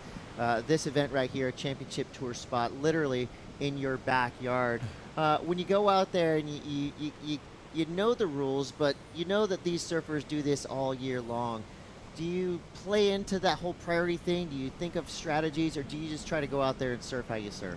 Yeah, both in the same time. But I know I want to surf with the best surfers in the world, so I need to push harder. But I think for me, last 2 events just to get in to the spot that I surf, I surf every day. So if for me, like every single event that I compete here, I getting closer and closer to show my performance. And this event, I just going have fun, you know. That's what I'm in my mind the whole time. Yesterday was fun with John. I get the last wave, I was losing, and then when I catch that wave, I just go have fun, do your thing, and then yeah, I was having fun. And today was the same plan, and I really enjoy every time to go to the water with the best surfers in the world, and it's a blessing to be here and represent the country too, and be representing the locals too, you know. It's beautiful. Love to see it. Love to hear it. 27:44 to go in this heat on the glass. We've got the winner of that last heat, Connor O'Leary, standing by with AJ. Yeah, Connor O'Leary, happy to be back on the glass here in El Salvador. Your highest heat total of the entire year in that heat here in El Salvador. What do you make of that statistic? I don't know if that's a good thing or a bad thing. I guess it's a positive step forward. You know, it's been that long I didn't even know where to put my board. But no, I'm really happy. You know, I've been in a rut, and I guess you go through that in times, and it's been a few years since I've kind of been in that weird rut. So I guess like any normal person, you know, like, you know, as professional athletes, we're normal people at the end of the day, and we still go through the same feelings as, you know, everyone else when they're going through tough times. And you know, I definitely went through some little battles, and I think just reframing it to wanting to perform, you know, win or loss, to show people that, you know, have a good heat and surf good is the main thing for me, you know, leading into the next few events. And you know, I still want to win heats and compete, but yeah, if I'm focusing more on the performance side of my own surfing and you know, win or loss, if I'm surfing good, then I'm stoked. So yeah, I mean, I got a few fun waves out there, and don't know what was out there to save me on the last, you know, 10 minutes when it just completely stopped breaking and Cole was out there with priority, but we'll take that, and yeah, we'll move forward. So if we're talking about the reframing, give us your judgment of your surfing in this last heat. What do you make of it? How much more do you feel like you're finding your own rhythm again? Yeah, it's funny. Like, I feel like this year I feel like I'm surfing really good, and you know, I've had a lot of positive feedback from everyone around me and things like that. And I guess when you lose so much, you start doubting yourself and lose a lot of confidence and belief in, you know, if you're doing the right thing. And I guess it's just a matter of having great people around me. You know, I've got Dog, my wife, you know, Ryan, and people like that to you know, back me up and say that I'm doing the right thing. And if I was doing the wrong thing, they'd also tell me that as well. So I guess it's just constantly trying to put one step in front of the other. You know, it's so cliche, but you know, we go through these things, and it's just a matter of, you know, how well we can adapt to the tough times. And yeah, like I said, stoked to just, even yesterday, you know, I had a really good heat. I just kind of lost out a close one with Jack. So yeah, I feel like if I'm just keeping up with that consistency, I'm stoked. And yeah, I'll take the highest heat score total of the year with the year I've had. So yeah, I guess it's a positive, and we get to surf again, so it's great. Exactly. We'll take the win today. Anything you want to say to friends and fans in Japan? Yeah, 日本の皆様、いつものサポートありがとうございました。まあ、今日通ってとても嬉しいので、まあ、次また、いい波に、乗れるように頑張りたいと思います。応援よろしくお願いします。Congratulations. See you in the next one. Thank you. Pure class. Connor O'Leary, he belongs on the glass more often. He is such a good surfer, super powerful, so it's great to see him build some momentum. And here we go back into the lineup. Crosby Colapinto dealing with a massive chunk of whitewater, blasts it again, fighting down the line. He's got to be feeling right at home here at this right-hand point break. Surfs lowers nearly every single day. There are lowers-esque qualities out here, and he leaned right into that. So with the opening wave starting to come through now, 4.67 for Crosby's previous effort. Imai with a 1.17 as his high mark. The judges now will be deliberating to give Crosby his latest score there. 23:54 to go. We do have Brian Perez here in the booth. So Brian, when you look at this wave right here for Imai, is this the type of wave that you would have looked at in heat? Yeah, that's what I've been talking with a lot of people that come here that Punta Roca is such a perfect wave, but in the same time, not every single wave is connecting all the way to the inside. So you need to be looking for those waves that have the wall you see, like to do like 5 turns, because if you do 2 turns in Punta Roca, it's like not a good wave. So yeah, it's been like changing so much. Yesterday was fun, like a midday. I was seeing a couple hits. It was so good, super glassy and perfect. Today in the morning was a little weird, like little stormy, but always fun. Always some wave out there. Like I think the more like to be in the right spot to catch the wave, because sometimes you go too deep, then the wave close up, and then if you go too in the inside, you have just the last part of the wave. So you need to be in the right spot to catch the good wave. I always stay in front of the last house. That's my always, like when I see something outside the water. Don't reveal too many. Not too many.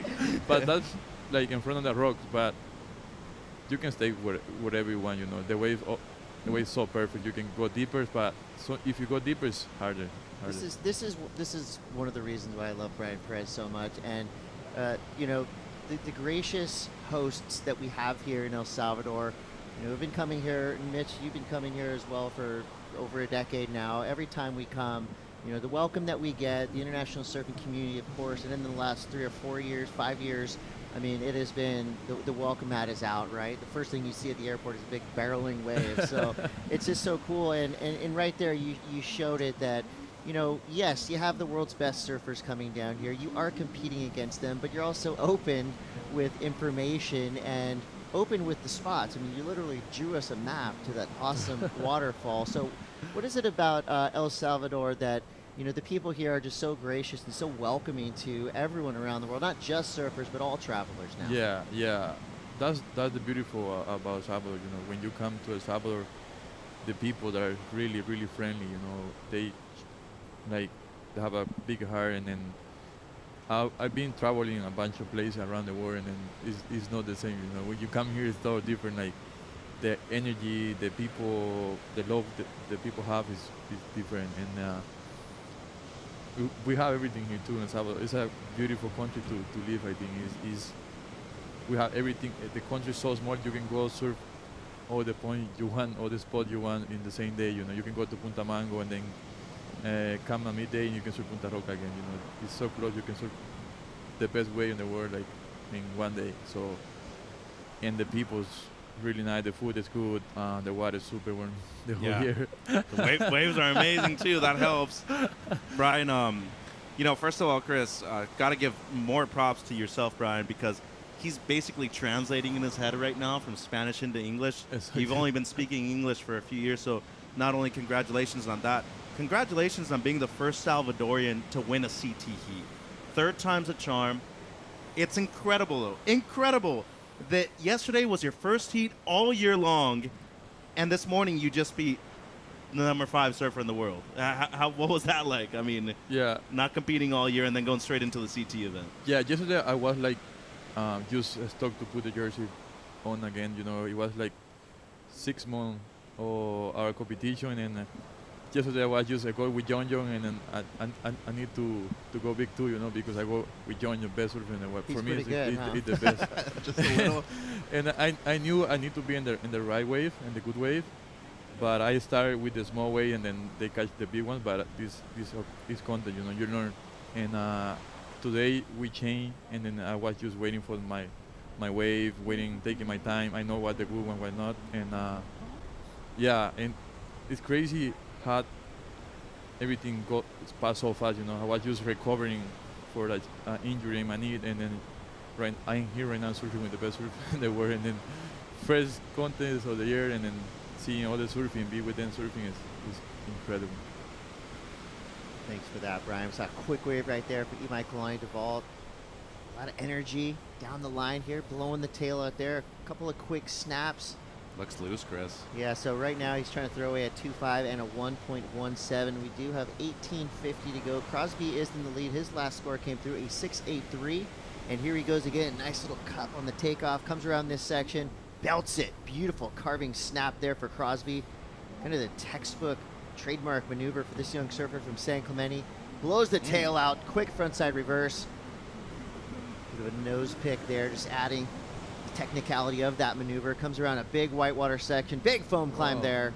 Pops it up over the lip. Well done for Crosby Colapinto. Yeah, 18:20 on the clock. He is for sure going to improve on the 4.67 right here, Chris. Straight to the replay. And Imai's no doubt going to get his best ride out of it, too. So big things coming up for both surfers, but Crosby already with the 6.83, Chris. This is going to not only extend the lead, add a lot more pressure for Imai. Riding the modified flyer, it's the only epoxy within the event, Brian. And, you know, from your perspective, you like an epoxy out here at Punta Roca, especially with the lower tide? No, not really. I ride epoxy a few times here, but when it's super small, like 3 feet maybe. But when it's like 4 or 5, I ride my normal shortboard. But because the wave have a lot of power, you know, it's a point break that have a lot of power, and I don't know. Some people like the epoxy in Punta Roca. I've been seeing a couple people riding epoxy in Punta Roca, and then they've been really, really good with the epoxy. But me, when it's super small, I riding, but when it's big, like 5 feet, I go with my normal shortboard. Your normal chemistry. That's a special board. I know you guys have a good connection. Chemistry's been shaping your boards for a long time now. As we see Crosby Colapinto on this wave, I mean, a lot of fire in Crosby right now. And good variation of maneuvers, too. The throw tail reverse right there, you called it. The nose pick brought back some Dusty Payne vibes right there. And beautiful foam climb right there at the end. Those are so underrated, too, and very difficult foam climb to do. It was. Yeah, I agree with you. That's why I said it. I just had to reiterate I was about to question you, was it actually a foam climb or a foam bounce, though? Right there in the middle. But that throw tail reverse, Brian, it's like a projection turn down the line, right? Yeah. Like you can really do it right here because the whitewater just keeps pushing you here at Punta Roca the whole time. And yeah, and when you do that kind of maneuver, you keep the speed going on the line, you know. You're not losing a speed. You like do that maneuver and then you're ready for another turn. So that's good for Punta Roca because the wave goes so fast. You need to be thinking of when you do that kind of maneuvers, thinking to go, keep the line, keep the speed because you know the wave gonna go run. So. Well, I hope some of the other competitors are taking notes right now because Brian Perez is dropping knowledge. Chris Cote, Mitch Salazar, Brian Perez. Brian, of course, not only getting the first championship tour victory of your career, but also an Olympic qualifier. Huge announcement came through. You got the universality place and the call up to compete at Chihopo, which obviously is a polar opposite to this wave you were born and bred in. But when you got that news, I know you were kind of in the midst of recovering from an injury.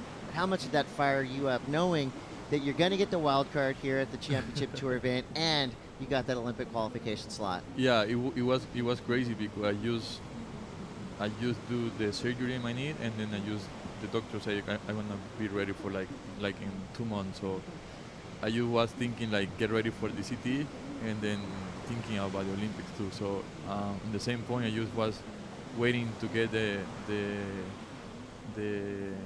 call for the Olympics, and then and then when I was super motivated. Go to the gym every day, training so hard, put the time to the recovery, and then every day waking up at 4 in the morning, doing my things. At 4? Yeah, 4 every morning. Today too. I've been doing that routine every day, and I've been doing the ice bath at 5. Ice bath at 5 is so good. It's a good wake-up routine. It's like you're drinking an espresso, you know? Yeah. Go straight to the ice. Well, I mean, if you get two invitations like that, of course, you can get up early and get after it. Imai Kalani right there, doing some cool high-tech surfing. Yeah. Blow tail right there. And again, I think this wave really allows these surfers to show their style. And I love Imai's style right here. I mean, he's so smooth. You see shades of, maybe a Bruce Irons in him in a little bit. But, he's got this unique, silky smooth style. And cool tricks like that. That was sick, too. Pretty nasty maneuver right there. And as Brian was saying, you have those maneuvers which you can use down the line, and it keeps your momentum still going. And great foot placement right there, Chris. Unfortunately for him, wasn't really able to get much after that. Looking for a 9.17, not going to be that. But at least the 4.83 on the previous wave still got him back into the heat. So might get something around that range on this last one right here. So Crosby, 7.17 on the previous one. He's got a good heat total right here, Brian. 14 points. Like, you go out there with the mentality of having a certain number in your mind of what you want to achieve out there in a day like today? Yeah, today I was thinking, I was talking with Marcelo, my coach, and then we were thinking like go higher than 14 point, like 16, 18 maybe, because everybody's really good here. You know, the waves are perfect, the waves are good. You need to make a big score to make the hit. So, especially when I was in the heat with Italo, I knew I need to go excellent, you know, in couple waves, and then, yeah, everybody's surfing good. This wave is so good. The good thing about Punta Roca is like it's a performance where you can show all the surfing you have, you know, turns, maybe sometimes barrels too. Like when it's good and perfect, you get barrels and couple turns and air. So the wave have the potential to show the surfing you have for sure. Well, you showed us all of that and more. You got barreled, you did a big air and a couple savage hacks, and I'm sure more to come. Well, we got 12:45 to go in this heat, but we're going to take a quick break, and we'll be right back. You're watching the Surf City El Salvador Pro, presented by Corona.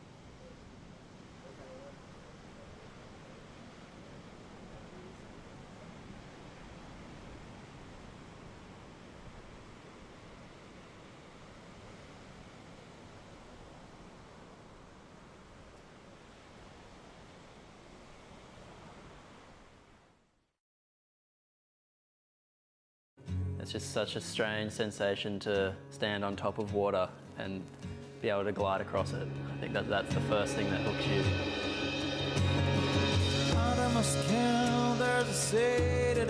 Late 12, 13 was when I fell in love with surfing, and the freedom to express yourself and to be surrounded by nature. It's cool. It's never going to be the same thing over and over. So it's open to your expression. Yeah. So it's a thrill and it's art at the same time.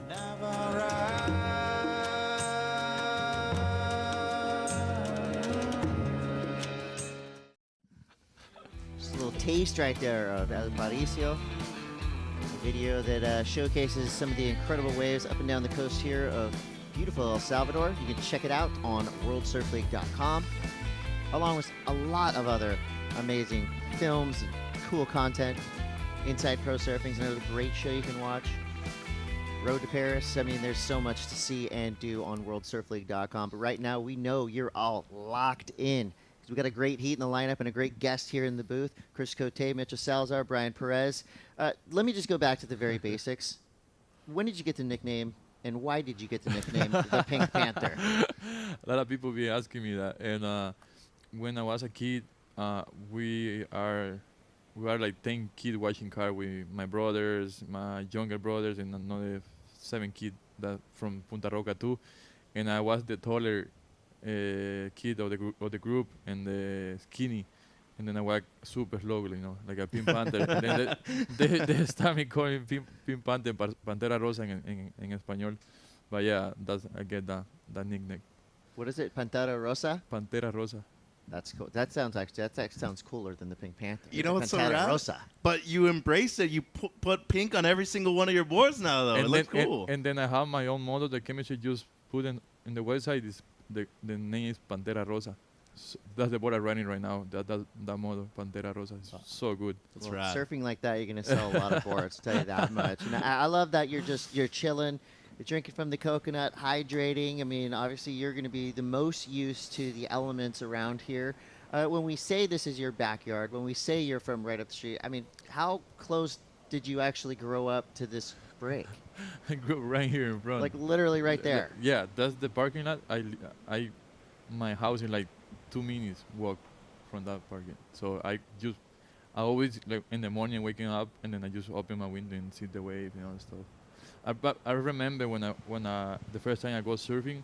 No, I want to surf. The first time I was watching a lot of people coming to the parking and then the super stoked, like sharing the bio in the water. Hey, he got barrel, and it was like super good energy around then. And then I come to watch the wave, and then I just see everybody super stoked enjoying the waves, That, and then I want to do that, Yeah. I want to try that feeling. I want to try that energy. It's infectious, yeah, right? Exactly. And then, yeah, it's so beautiful. This sport have so much beautiful things, in the water. You can enjoy. When I surf with my brother, it's so beautiful to surf with my brother or my dad, my friend, my cousin in the water. It's that energy that surfing brings to you is so beautiful. Hey, Love Brian. First of all, I appreciate the hospitality. Chris and I have been here many times, in the last, 5-6 years, you would say, Chris? What have you seen out of Surf City that's made this possible for not only you guys to have the Championship Tour event, multiple big events here, not only within this area, throughout the entirety of the country? What's it meant to you to have that so far? It's big. Like, I've been seeing the country change so much last 3 years, and you see the changes. I remember when I grew up, it was nothing here, just a couple hotels and that's it, and then right now you are more safe. Everything is so safe. A lot of people that start coming and staying here, live here too. The life is beautiful here. Surf City, the project, they make big change, and the government put a lot of things in this way to the beaches, and I don't know. I'm here just grateful to see all the changes, see all the changes that the government, the Surf City being put in for us, because we're feeling safe, we're enjoying the country now, and it's so beautiful to see that changing, and to see all the people that want to live here too is so beautiful. It's like they've been doing a great job, and super stoked that we have that in the country. And it's to me, it's one of the few places in the world that, we've seen these big events come down here where there's literally 600 junior surfers or, from around the world. And guess what? It doesn't feel crowded because there's so many waves. There's not a lot of places in the world that you can literally be like, yeah, come on down. It's all good. We got plenty to go around. And then so many waves, like when the United States happening, is so many people in Tunco, but you can go surf at different beaches, like no people. You can go to Key 59. 60, you don't have to give away all the just tell us off air. We'll go from there. And another thing, like the people don't know, we have a good beach break too.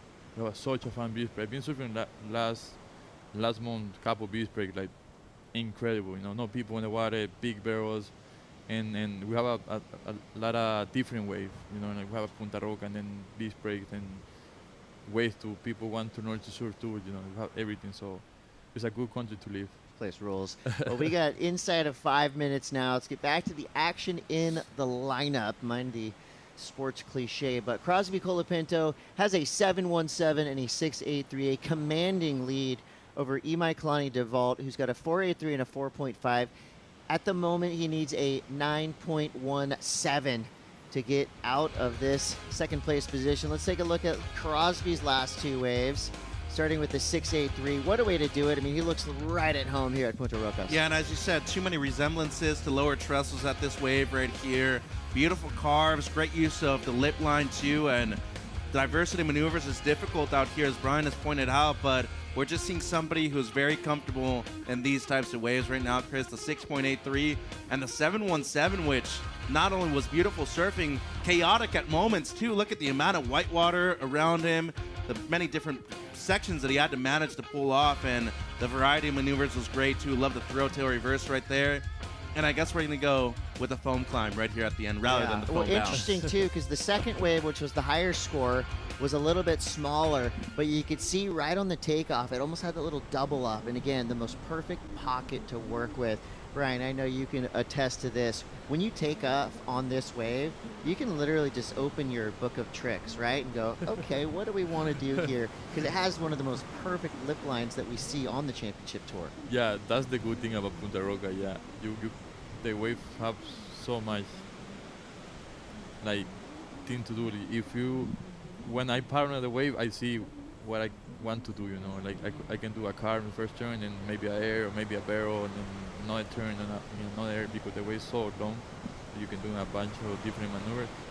It's good to see the surfing that do different maneuvers in the heat, like doing a layout or a carve and then an air. It's so beautiful to see. That's Punta Roca like to do, you know, to show you performance. And sometimes the wave, like the smaller one, sometimes they're super fast because super close to the rocks, but it gets sometimes when it's like big and they have the double, and then you can get barrels because Mama Roca right there, so Mama Roca make that double wave, and then you can get the barrel from there. That's amazing. Well, we have 2 minutes, 30 seconds to go here. You already took out Italo Ferreira this morning. That was probably one of the biggest heats of your life, and I'm not trying to make you nervous or anything, but do you know who you're going up against next? Yeah, I think it's John. Yeah. Yeah. He's so good they named him twice. Twice. John Florence. So I mean, it's like in the movie The Lost Boys, right? When you invite a vampire into your house, sometimes you're rendered powerless. But I know that you have some secrets out there, and going up against John Florence, you got to feel nervous, but at the same time, how excited are you for that matchup? I'm so excited to go surf again, John again. So I'm gonna go have fun. I can't wait. I just seeing and the heat again. I was like, okay, let's go. Go time, you know. And speaking of go time, boom! Oh, almost, huh? You jinxed him. Oh, now. Ooh, nice carve. Slash to start. Coming from behind, Kalani DeVault. He blows the fins. Can he ride out of it? That would be so cool. Well, that might be all she wrote for Kalani DeVault, although he did surf really well in that heat. Just felt like in the wave catching contest, Crosby Colapinto got the best of it. Yes. The waves he had just had a little bit more open face, maybe a little bit bigger, a little bit more power down the line. So sometimes if you have a strategy to go out there and maybe try to catch those medium waves, it can backfire. Because yesterday, the biggest waves weren't necessarily the best, but Mitch, you said it earlier today, it feels like today the biggest sets are the call. But Brian, you can answer this better than anyone. Yeah, depends, yeah.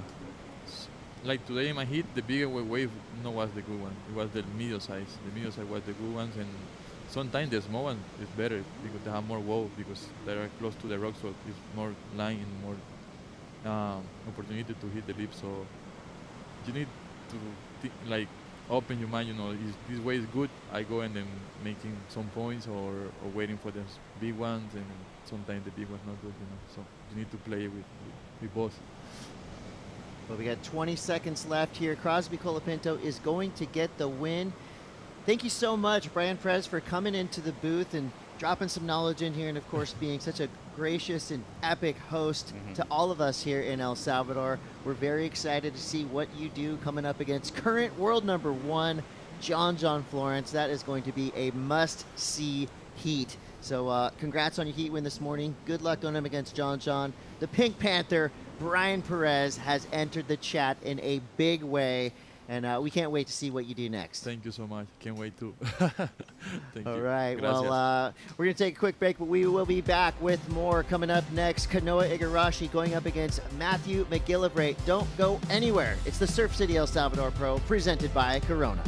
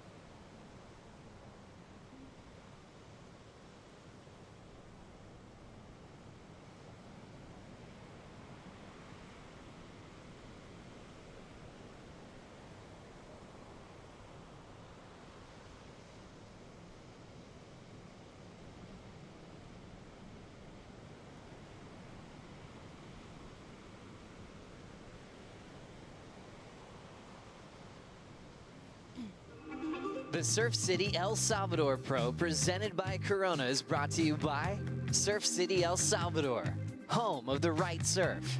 By Eventbrite, proud sponsor of women's surfing on the WSL Championship Tour. And by Corona, this is living.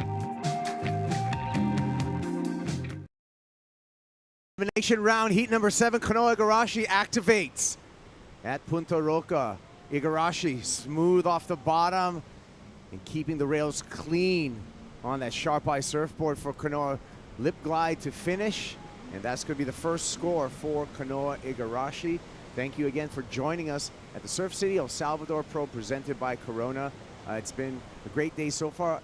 High stakes actually right now. Kai Pagura along with Felicity Palmentier. We're in the men's elimination round, and when we talk about a race for that final 5 position for the men, this is a big hurdle for all of our men to get over. Yeah, it's a big hurdle today, and we're sending a lot of people home. It's the elimination round, and like you said, I mean, we're in the race for the final 5, and I feel like this event is so pivotal. I mean, we've just come off the back, of Tahiti, which was insane. A lot of consequence. People were, hanging on for dear life. We'll get back to that. Matty looks like he's on wave number 2.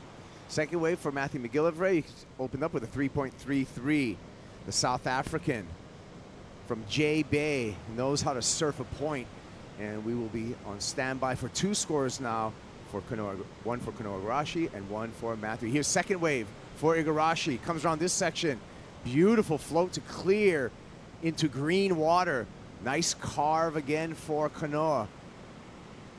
Double pump off the bottom, snaps off the top. A little bit of reverb coming off of the cobblestones, and that takes Kanoa Igarashi down and gives him no finish. And look at the board tombstoning for a while. Wow. Yeah, I you know what? There's a lot of power out there. It's like 15-second swell. It has a lot of power, especially converging on that inside there with those cobblestones. I mean, he's getting worked again. But yeah, there's a lot of energy out there. Yeah, we have an incoming tide right now. In addition to that incoming tide, we also have a stronger swell, and actually exceeded expectations when we woke up this morning and took a look at the ocean. It exceeded the forecast. So we're happy to have 2 days in a row, and the first 2 days of the event window to get things going. Take a look at the 3.33. This is the opener for Matty McGillivray. Yeah, so first wave here for Matt. Let's see what he gets done. Little snap, jive in the pocket. Wave starts to bowl up here, and so that's all she wrote for Matt on that first wave. That was the 3.33. And then this is Kanoa. I really liked this wave. I thought he surfed it really well. It was a shorter wave with only a few turns, but it feels like he's just clicked into gear here. That timing was impeccable. The last turn was really well done. Beautiful lip line float. Behind him, this was Matt's second wave. So Matt up into the lip there, slices away, and another little jab in the pocket. So this wave's already looking much better than Matt's opening wave. And exactly what you said, Kipes, knows how to surf a right-hand point break. Yeah. It's evident. Again, another look at Kanoa Igarashi. Yeah, this is Kanoa's second wave, and I liked it that he was trying to back up his first wave so quickly. It just seemed like this one wasn't quite hitting, the point break properly. It wasn't quite drawing off the bottom, probably the way he wanted it to. Didn't really have that nice scoop, and he just got a little bit hung up there on that last turn. But he was on his way to backing up, his first score really nicely. I mean, this first turn here, really well done. Great technique, just really tight pivot in the top third of that wave. And sets up for this second maneuver. Second maneuver here. Big fin throw. And yeah, just got hung up there, and there was that little rivet up on the face of the wave too. Came down with that explosion. That's hard work. That was a 4.5 for Kanoa Igarashi. His opener, a 6.83. You can see his coach, Jake Patterson, paddling behind him, yelling some instructions to Kanoa. And Jake probably telling him, hey, you need a backup score. You got the lead, however, with that 6.83 and at 4.5. Second wave for Matthew McGillivray, checks in at 5.83. McGillivray trailing Kanoa Igarashi. McGillivray needing a 5.51. Talked about coming off Tahiti here to stop number 7 in El Salvador, stop number 8 being in Brazil, and then both of these surfers, after that stop number 8 on the championship tour, will be heading back to Tahiti. Kanoa Igarashi will be representing Japan in the Olympics, and Matthew McGillivray will be representing South Africa in the Olympics. Yeah, I mean, it was so awesome, you know, this last event that we were at in Tahiti. It was just such a good showing of what is possible at the Olympic venue and something to look forward to, you know. I just sort of rubbed my hands together hoping and praying that, you know, we get another big swell like that because it was fantastic. Yeah, I agree. And mind you, you know, Kanoa Igarashi, he's already, you know, he's an Olympic medalist with that silver medal from 2020. Let's hear from Crosby Colapinto. Oh, yeah. Yeah, Crosby Colapinto coming out of the water and getting ready, putting the shades on because it is warm out here in El Salvador. First time surfing this competition here on the CT level, but we talked about how you have a little bit of familiarity because this wave feeling a little bit like home. How did that help you? It's definitely nice. I feel like when lowers is good and the south wind picks up, it's kind of got like that similar vibe where you can like do some like tail throws and stuff like that, but it was kind of just like this heat's so crazy, so I had to get in that like free flowing mindset. So I just paddled out and was just kind of free flowing with the set, so I was happy to free flow. Well, and you talked a little bit about just how you have to get your mind right for an elimination round. What did you work through this morning to prepare for it mentally? Yeah, yesterday was kind of hard because I didn't really get to like, the waves are so good here and the free surfs are so fun, everyone's ripping, and I felt like I was surfing real well, and then I got in the heat yesterday and got like a couple of closeouts, and I kind of was like, had a couple of thoughts of just not really being able to like do my surfing. So coming into the day, I just kind of wanted to just be like, I don't know, just go with the flow and free flow it. The flow worked. We'll see you in the next round. Thank you. Yeah, Crosby Colapinto. A new feature this year on WorldSurfLeague.com is the live rankings. And if you were to pull up those live rankings on WorldSurfLeague.com, you would see that Crosby Colapinto is inching up 4 spots into the top 10, along with Rio Waida, Gabe Medina. Watch him in the back half of the year. And at Jeopardy, you can see grayed out Italo Ferreira. He's above the cut line for the moment, but hot on his heels. Jordy Smith, Jake Marshall, Gabe Medina, Rio Waida, and Crosby Colapinto. We're going to see all of those surfers from 6 through 10 in the round of 16 as well. So Italo's probably going to fall below that cut line when we exit El Salvador. Yeah, you've got to be thinking so. And one other interesting note is just obviously Crosby last heat, he's moved up those 4 places into number 10. I mean, the Rookie of the Year is still completely on. I mean, Cole was holding that spot there for a good old time after Bells, and he's dropped down after bailing out against Connor, so he's down to 12. So things are tightening up as we progress through the year, and yeah, it's just getting interesting. It sure is. 25 minutes on the clock here, and a bit of a breather, but priority to Matthew McGillivray. These two have had some head-to-head matchups in the past, and when we look at their head-to-head matchups, it's actually been Matthew McGillivray with the advantage. We take a look at those head-to-head matchups. 3 for Matthew McGillivray, 23 at Sunset, 22 at Margaret River, 21 at Margaret River. All went Matthew McGillivray's way when these two matched up. Just this year, however, at Sunset Beach once again, Kanoa Igarashi got the best of Matthew McGillivray. So the most recent matchup between these two, Kanoa Igarashi was able to take out the win, but we look at pure numbers, it goes Matthew McGillivray's way. Yeah, they're interesting stats. You know, the waves that they've competed against, Margaret River and Sunset, they're right-handers. They're open ocean water waves.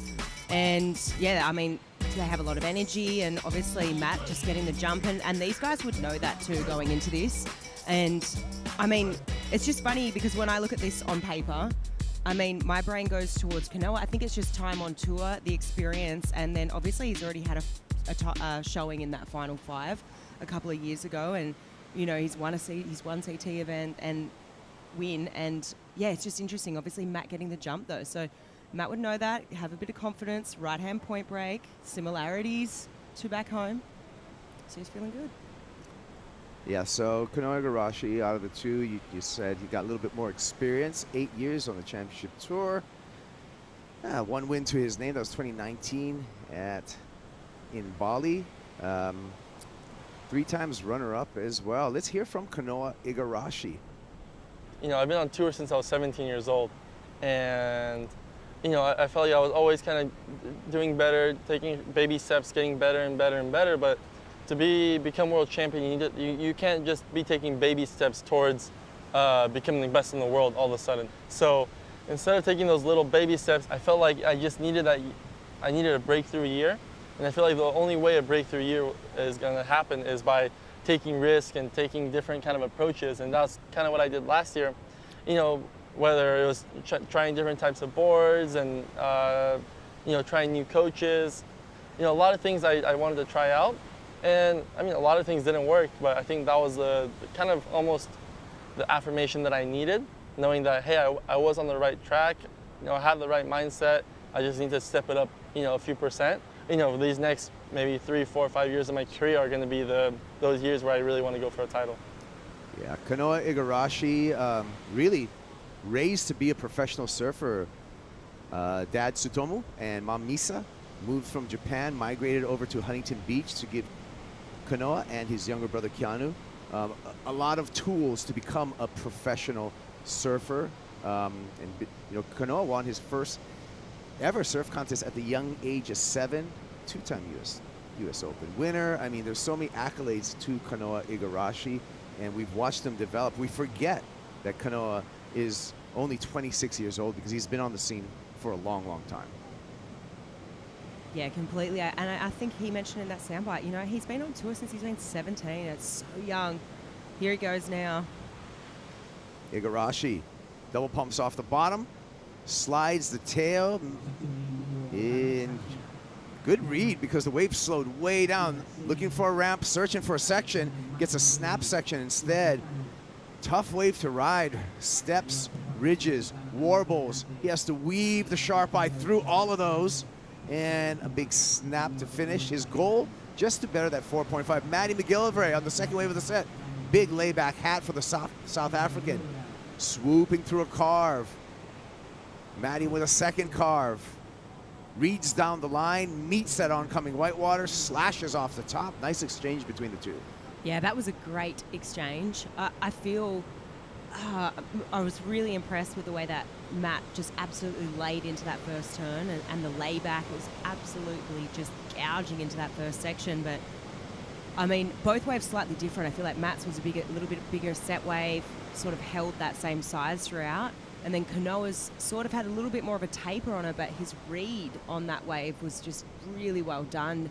Sort of like what you're saying, Kuiper, being able to predict that next section and sort of forecast on what maneuver to put where. Let's have a look here. This is Kanoa. And drives off the bottom here. Little jam in the pocket. Now, I don't know if that was actually intentional or not. And if it was, I mean, that was excellent because, yeah, the wave really slowed up and it allowed him to really jam on the tail there. And gets a little bit sleepy here, but on the inside he picks up a bit of speed and really flares here on this end section. Love that finish. I just love when you see the surfer accelerate out of the turn with more speed than what they went into it. This is Matt. This is that first hack in the lip. And he goes up here. Nice little wraparound, little slidey tail slide there. Gets a little bit sleepy, but then adds a little bit of pizzazz on the end there. Really throws the fins. And this is a really cool shot. You can just see Matt out the back there, really laying that board into that wave. Almost got caught there for a second. But I thought that was really, I really did like it. I enjoyed it. And just on the inside here, you can really see Kanoa jam on that front foot weight, really release the fins here. So pretty similar finish. It's just that Matt's section was a lot bigger. So it just looked a lot more critical, but really similar in terms of just shifting that weight forward onto that front foot and really releasing the fins. So Matt does get the best of that exchange. A 5.83 for McGillivray, 5.27 for Kanoa Igarashi. Kanoa, however, stays in the lead. 50 on the back of Kanoa's jersey. Igarashi, family name, translates to 50 storms. And we all know what storms make. Nami, waves. That is very, very true. I'm dating you for Japanese right now. I've got it. It's in somewhere. Okay, yeah, we're gonna. Okay. Don't put me on the spot. No problem. No problem. Daijobu, no problem. it's in the back. Yeah, Kuiper. sumimasen. Excuse me, Daijobu, no problem. 18 minutes and 25 seconds on the countdown. Igarashi on top right now, but Matthew McGillivray holding on to that priority. His need a 6.28. Waves coming through here. And looking for eyes on Matthew McGillivray. And gosh, we got to talk a little bit about the conditions. They turn fairly good, you know, when the wind lays down, and then we have these kind of crumbly times. There's Matt McGillivray, 27 years old, 4 years on the championship tour. What does Matt like to do in his spare time? We've had this discussion before, but if you're new to Matthew McGillivray, he likes to jump off of high things, whether it's planes, bridges. Just got a high score, actually. Got a 7.23 for Matthew McGillivray on his last wave. Just checked in, and he climbs the mountain and is on top of the peak right now. Igarashi now trailing and under Maddie's priority. There's all the numbers, Flick. Oh, yeah. I did think that last wave was going to go pretty high. I feel like it was just a great combination of maneuvers, and that wave just held that height the whole way through. It didn't have a taper on it, and I feel like the biggest scores today and this morning have all been when that wave sort of holds that height the whole way through, because it forces that last turn to be really critical, and it sort of leaves that, you know, impression in the judges' minds like this wave from start to finish was a complete package, whereas those ones that just have the taper, they sort of just leave that question in the judges' minds. Oh, Ryan Calnan along with Connor O'Leary. Ryan Arcal, he's preparing for his heat, and unfortunately, Flick, is going to be friendly fire for the Australians. Ryan Calnan coming up against Liam O'Brien. Yeah, I know. It's just, you know, we've had a lot of that going on, whether it be board with the same board shapers, nationalities.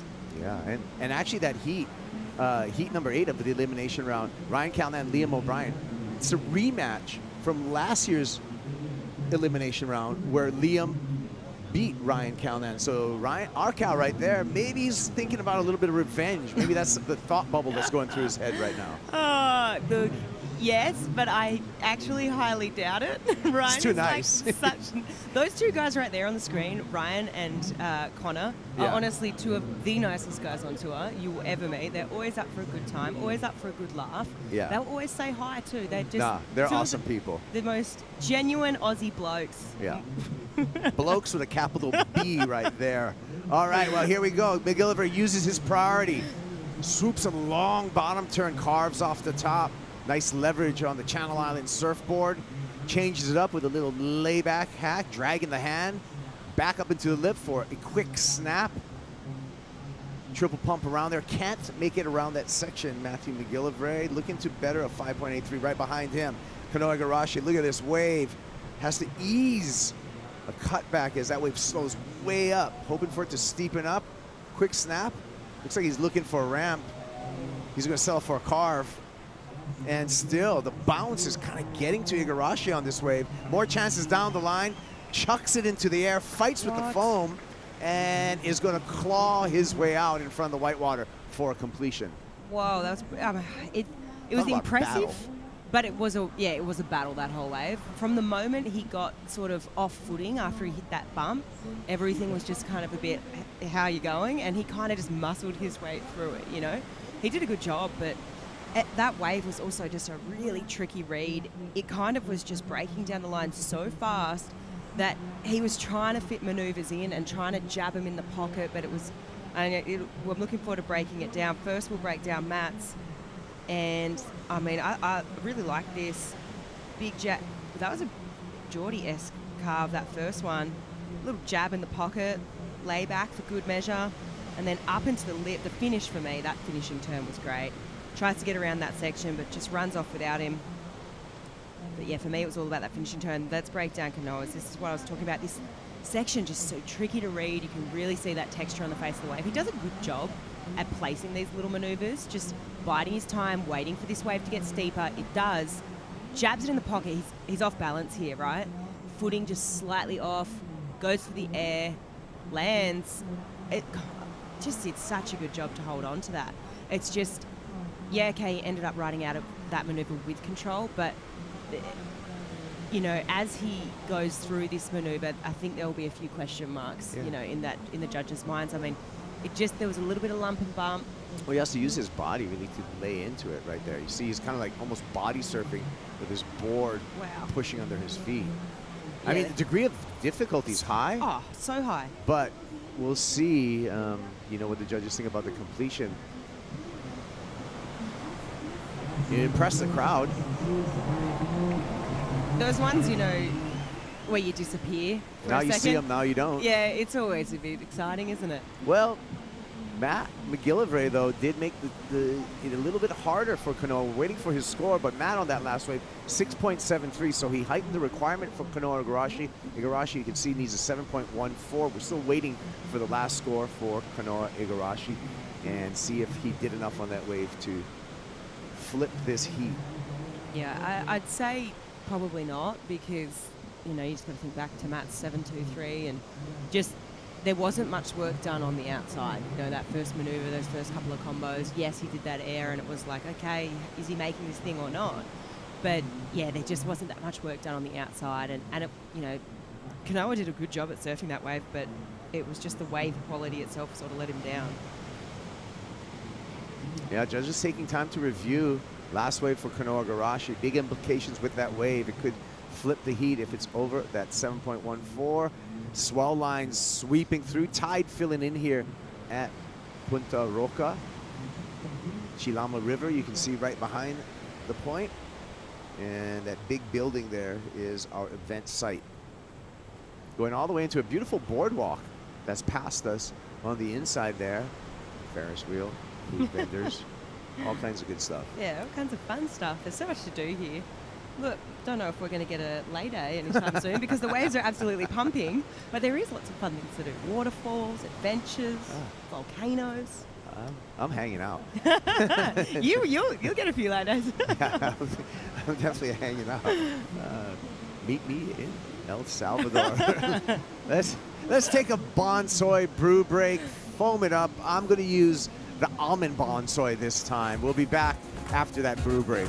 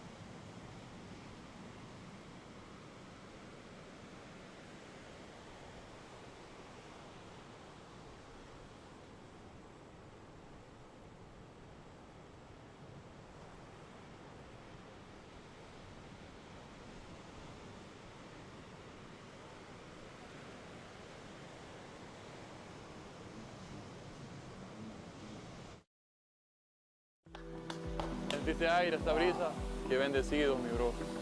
Las cascadas de San Antonio es un lugar mágico para visitar y para estar conectado con la naturaleza también. Para llegar a la cascada está muy cerca de Playa Punta Roca, está como a 10 minutos en coche, de ahí hay que caminar 30 minutos para llegar a la cascada, pero vale la pena toda la caminada. Muy fácil de llegar, súper lindo, no hay mucha gente. Los salvadoreños pues protegemos esas partes que son bonitas y que son lugares que nos llenan de mucha gratitud y mucha paz en el corazón, la verdad. Me recargo de mucha energía positiva, estar conectado con la naturaleza, conectarme conmigo mismo, conectarme con lo que somos, de los salvadoreños, y es una sensación demasiado bonita.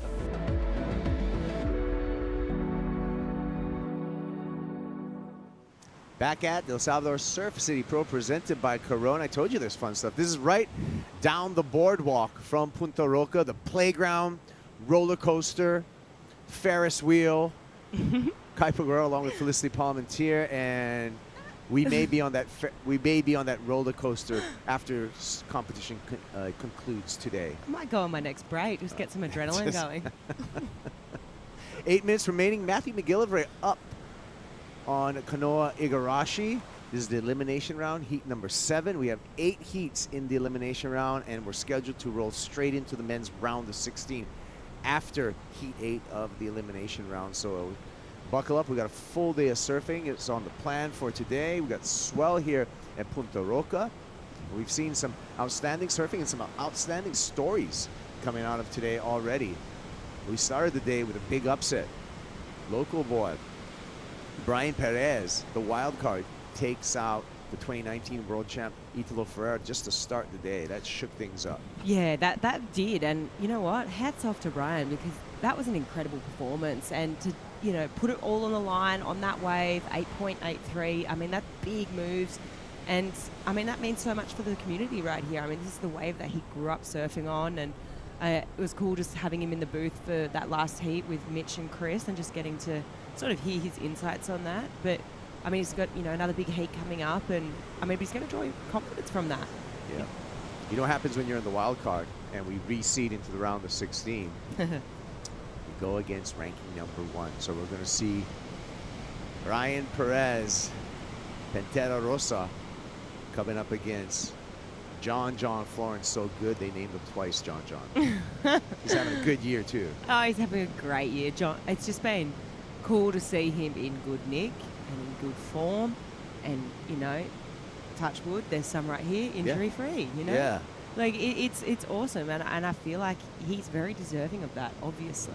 And he's on track for staying in that Final 5 picture, and how cool would it be to see John at on the finals day?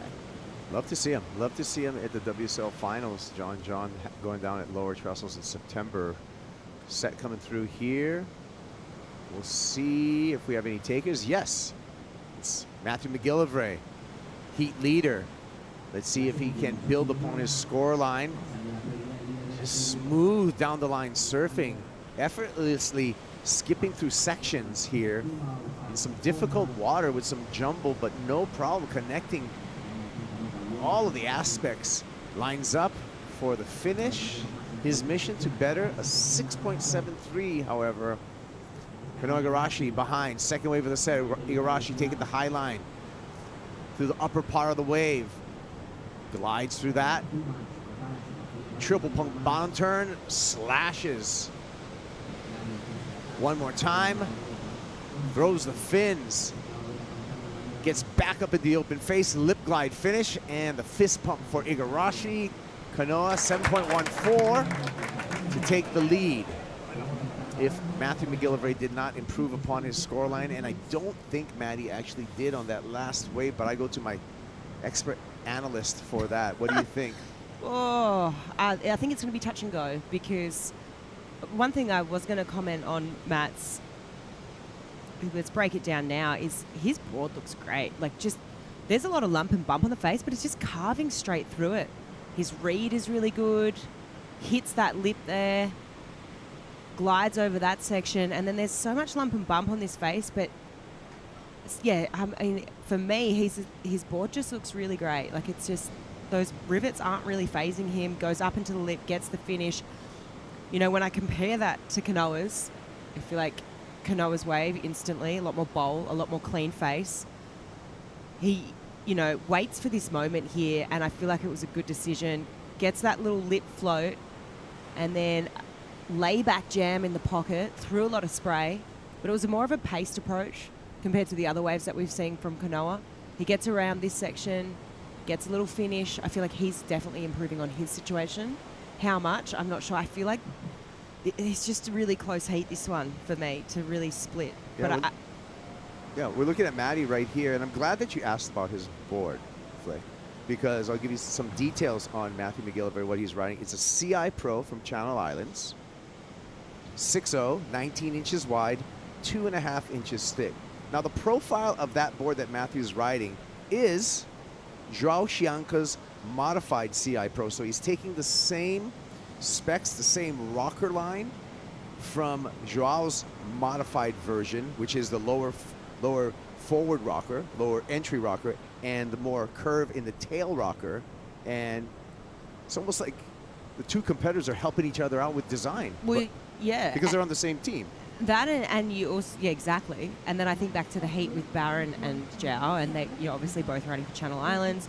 Joao was on, the CI Pro, and then what was the, Barron was on the Happy. Too Happy. Yeah, Too Happy, right? So it's a good contrast. And then just to see how well this board's also working for Matt, so you're thinking, okay, CI Pros, probably maybe the choice today. I mean, Barron maybe was trying to overcook a few things. But it's just interesting, you start, the more you do this and the more heats you call and the more knowledge you... Yeah, you get to see, right? Yeah. It's great. It's not a perfect science, but hindsight is always 20/20. So hindsight's the perfect science. After the fact, we can actually comment on that. So the lower rockered board for Baron Mamiya did look stickier than the higher tail rockered board on Joao Chanka, and Matthew McGillivray is just swinging through turns. But the plot could change. We're at the 2-minute mark right now, and we're still waiting for a score for Kanoa Igarashi, 7.14, and he will steal the lead off of Matthew McGillivray, and the judges really taking their time before putting in this number, so that tells me that they're reviewing it. Yeah, I'd say so. I think they're really having a good look at it. I feel like it was a really well-surfed wave. It was really clean, so when he did go to do those turns, let's break it down again, and why not? Let's have another little look. So here we go. I mean, for me, instantly, it's the cleanliness of this wave. Just, the wave face, super clean. Up into the lip, floats over that first section. Really places that turn. It was a carve into a layback hack. Up into the lip, gets a fin throw. One more little finishing move there. He likes it, right? But, I mean, for me, they've just got to be comparing it to Matt's 7.23, right? That's the highest wave of the heat. Kanoa's chasing a 7.14. Here he goes again. He's having a look. Yeah, he's not going to wait for the score. With just 1 minute remaining, Igarashi glides through that first section. Again, triple pump bottom turn to carve there, throws the tail just a bit. This is an insurance policy for Kanoa Igarashi. So that insurance policy just got torn up because he hasn't heard the score for his previous wave. Again, for Kanoa, a 7.14 will turn the heat for Kanoa Igarashi. We're still waiting for the previous wave score, and that's the important score that we need to lock in to set the situation in this heat. I hope we get the news before the horn blows. Yeah. They're coming in. One judge is up, one judge down. Oh my. 7.14 is waiting. Another judge up. 2 up, 1 down. Judge number 2 and number 4. Oh, two down, 2 up, and a 7.1. He needed a 7.14. Heartbreak number for Kanoa Igarashi, and he's going to hear that with 5 seconds to digest that information. That hurts. That's all she wrote right now for Kanoa. I mean, it's tough. See? Frustration for sure. Wow. Well, it seemed close, and when those super close ones, they can go either way. So it will be Matthew McGillivray on to the round of 16 and Kanoa Igarashi bowing out of competition. Yeah, I think it just comes down to the fact they were obviously comparing it to Matt 7. And Matt, for me, his turns were more critical. I feel like Kanoa was sort of just placing them there. It was so touch and go, though. I've just been hypercritical, but yeah, that was tough for Kanoa. Really tough. 0.04 of a point hurt any way you look at it. Wow. And Kanoa is going to have to regather, get ready for Brazil. And you guys get ready because we got more action on the way, plus a special guest when we return.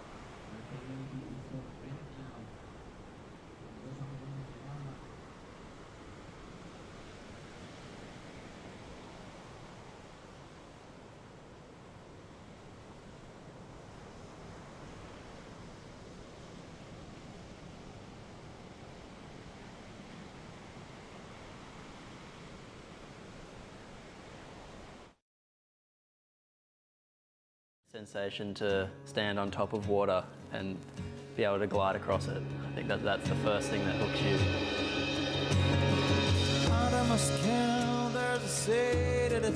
Late 12, 13 is when I fell in love with surfing, and that freedom to express yourself and to be surrounded by nature.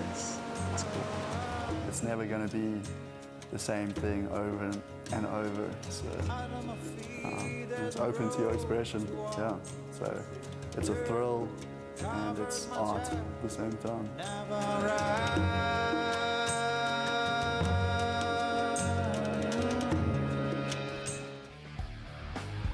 Back at the Surf City El Salvador Pro, presented by Corona, the final heat in the elimination round. I promised you a special guest, and when I make a promise, I want to deliver. Thank you, Connor O'Leary, for joining us. Connor O'Leary and Felicity Parmentier. Gosh, there's so much to unpack today. I want to hear firsthand what it's like out there. It looks like, I mean, it's a dreamy right point, but there's some bump in it as well. Yeah, I mean, it's not a fantastic day to be a goofy footer, that's for sure. I guess we've got a few disadvantages today.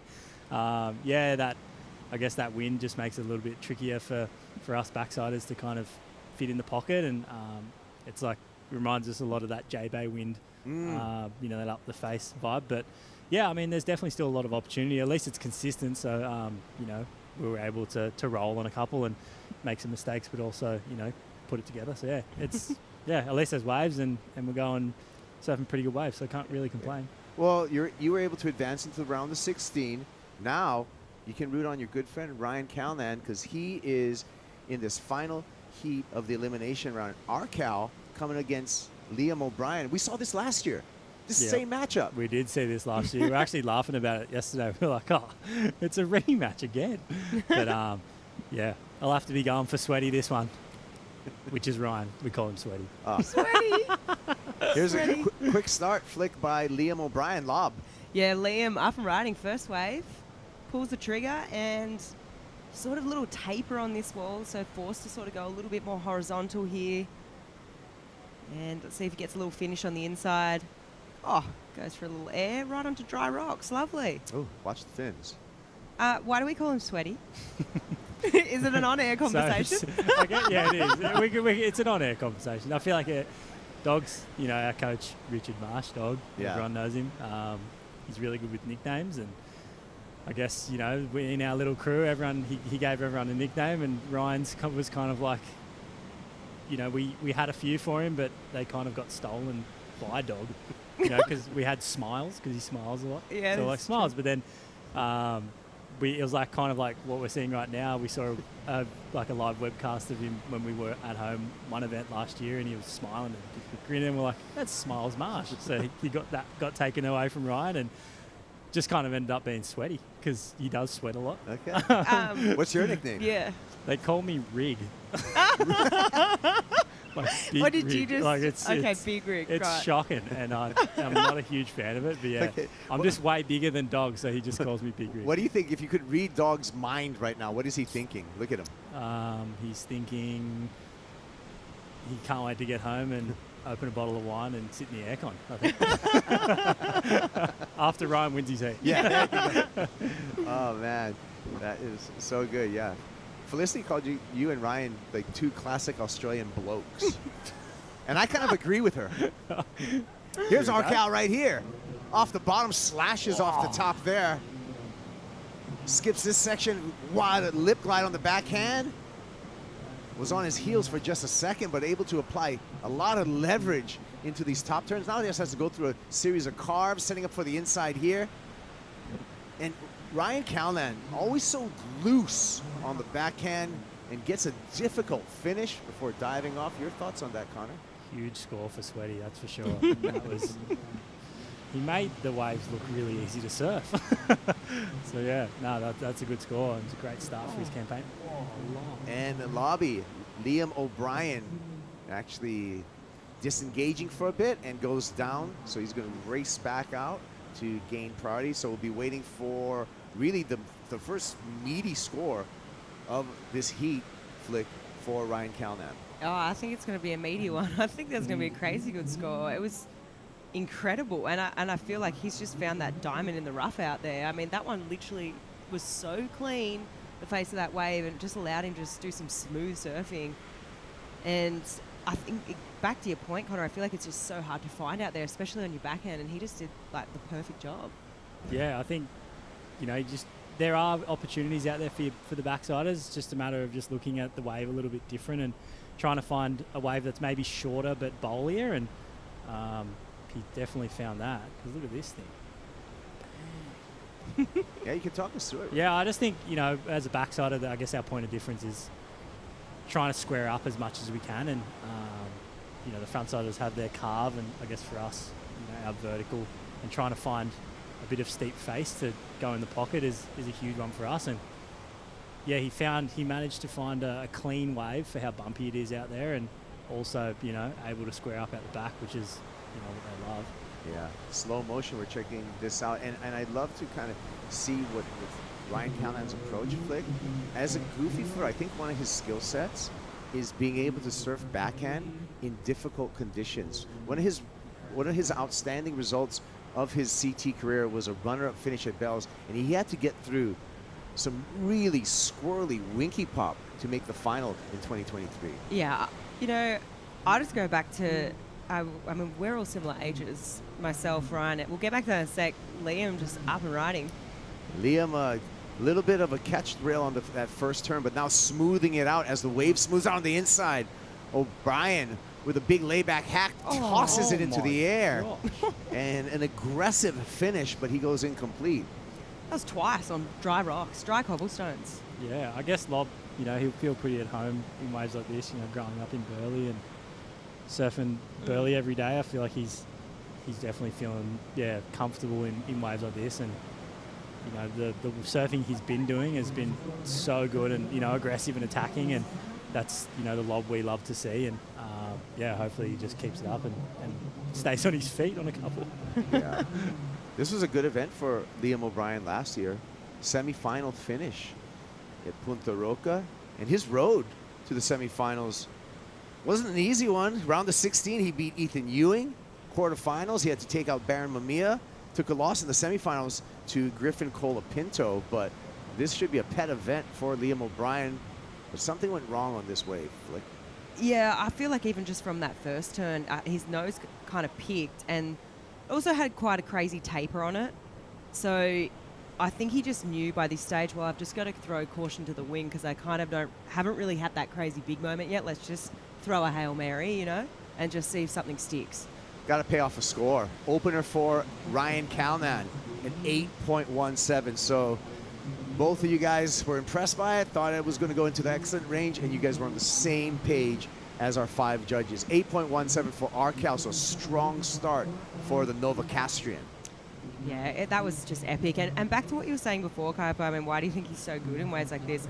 I just think back to when, you know, I was saying we're all similar ages, kind of grew up together, doing pro juniors together, and you think about pro juniors, you know, beach breaks in Australia, sometimes more small, and just he's always had such a good whippy backhand. I just feel like he's always been able to manufacture those scores. So I feel like it just goes right back to those early years of just time and repetition and qualifying series, pro junior series. He's always been just really whippy and can manufacture those scores on his backhand. I'd hate to know the amount of backside snaps he's done in his life compared to frontside. Yeah. It would be a disgusting right? number. But all of us. Yeah, I mean, all of us, yeah. But I mean, yeah, especially someone like Ryan. So yeah, he's definitely perfected the art of the backside snap. And yeah, I mean, look at the score. It was such an incredible wave that he picked, and incredible surfing as well. So yeah, hats off to Sweaty. Yeah, well, it was a close match in the last heat between Kanoa Igarashi and Matthew McGillivray, separated by 3/100ths of a point. But it was Matthew McGillivray advancing on to the round of 16. He's with AJ. Yeah, Kaipo, coming down to the wire here for Matty McGillivray against Kanoa Igarashi. I want to talk first. One of the things that was so obvious is just how well you were riding the board in that heat. Talk to me about the equipment and how you've established the relationship with this wave. Yeah, I'm on a board that I've had for a while, for a couple months. I got the board for Portugal, and it's a 2-point pro that Britt Merrick shaped. And Britt Merrick's over here in El Salvador with us, which is awesome. So yeah, thanks Britt for the amazing boards. But it's a right-hand point break, quite a steep wave. It's not quite like J-Bay. Doing some coaching with Hanada over here, and he's from Burley Heads. He keeps telling us how it's like Burley Heads out there on a good day. So yeah, giving us some good tips, myself and Liam. Liam's in this heat. Yeah, hopefully he does well. So we'll get you going to watch Liam in just a second, but one of the things you did talk about, it's not exactly like J-Bay, but we certainly saw some similar moves from you, just some big gashes at the top. What did you want to showcase in your surfing? I was hoping to time my waves better. Yeah, I've had a shocker because I was rushing my turns and trying to rush my surfing and getting to each section late. And when you arrive late at the lip, you don't have any impact. There's no spray, and you get small scores. So I was trying to time my turns better and throw a bit more spray and just do bigger surfing. Timing was on today, Maddie. Congratulations. See you in the next one. Thank you.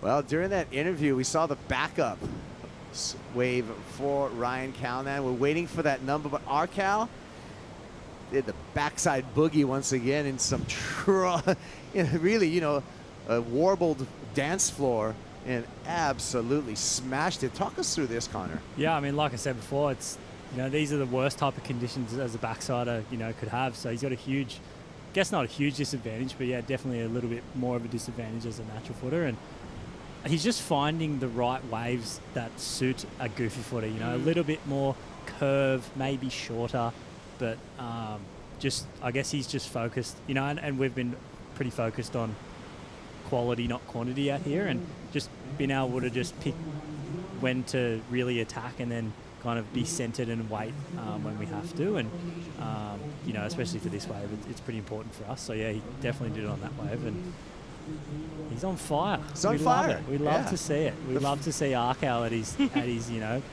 highest peak of his performance. Because as for myself, he's not only a really great friend of mine, but he's also one of my favourite surfers. So to watch him flourish, and as a mate and also as a huge fan, it's so good to see, and especially in challenging ways like this. Yeah, well, that could be a score for the dog pound, because there's the dog master right there, Richard Dog Marsh. He's looking nervous. Does he get nervous for you guys, Connor? He's definitely not Smiles Marsh right now, is he? He's as serious as it gets. He's ice cold.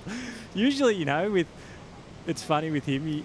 If we've got a good lead or something, he's a bit more like chatty, walking around, going, friendly and happy. And yeah, this time he's a bit more serious. Maybe it's a change of approach. You would think he'd be a little lighter, because Ryan has Liam comboed right now, 14.27, two-wave total, but dog still with the grip on the armchair. Yeah. Look, there's no tail wagging from the dog at the moment. It's all serious Sally. Someone needs to give the dog a treat. He's about to rip the stuff off the armchair. Yeah, it's rattan abuse right now going on with that hand.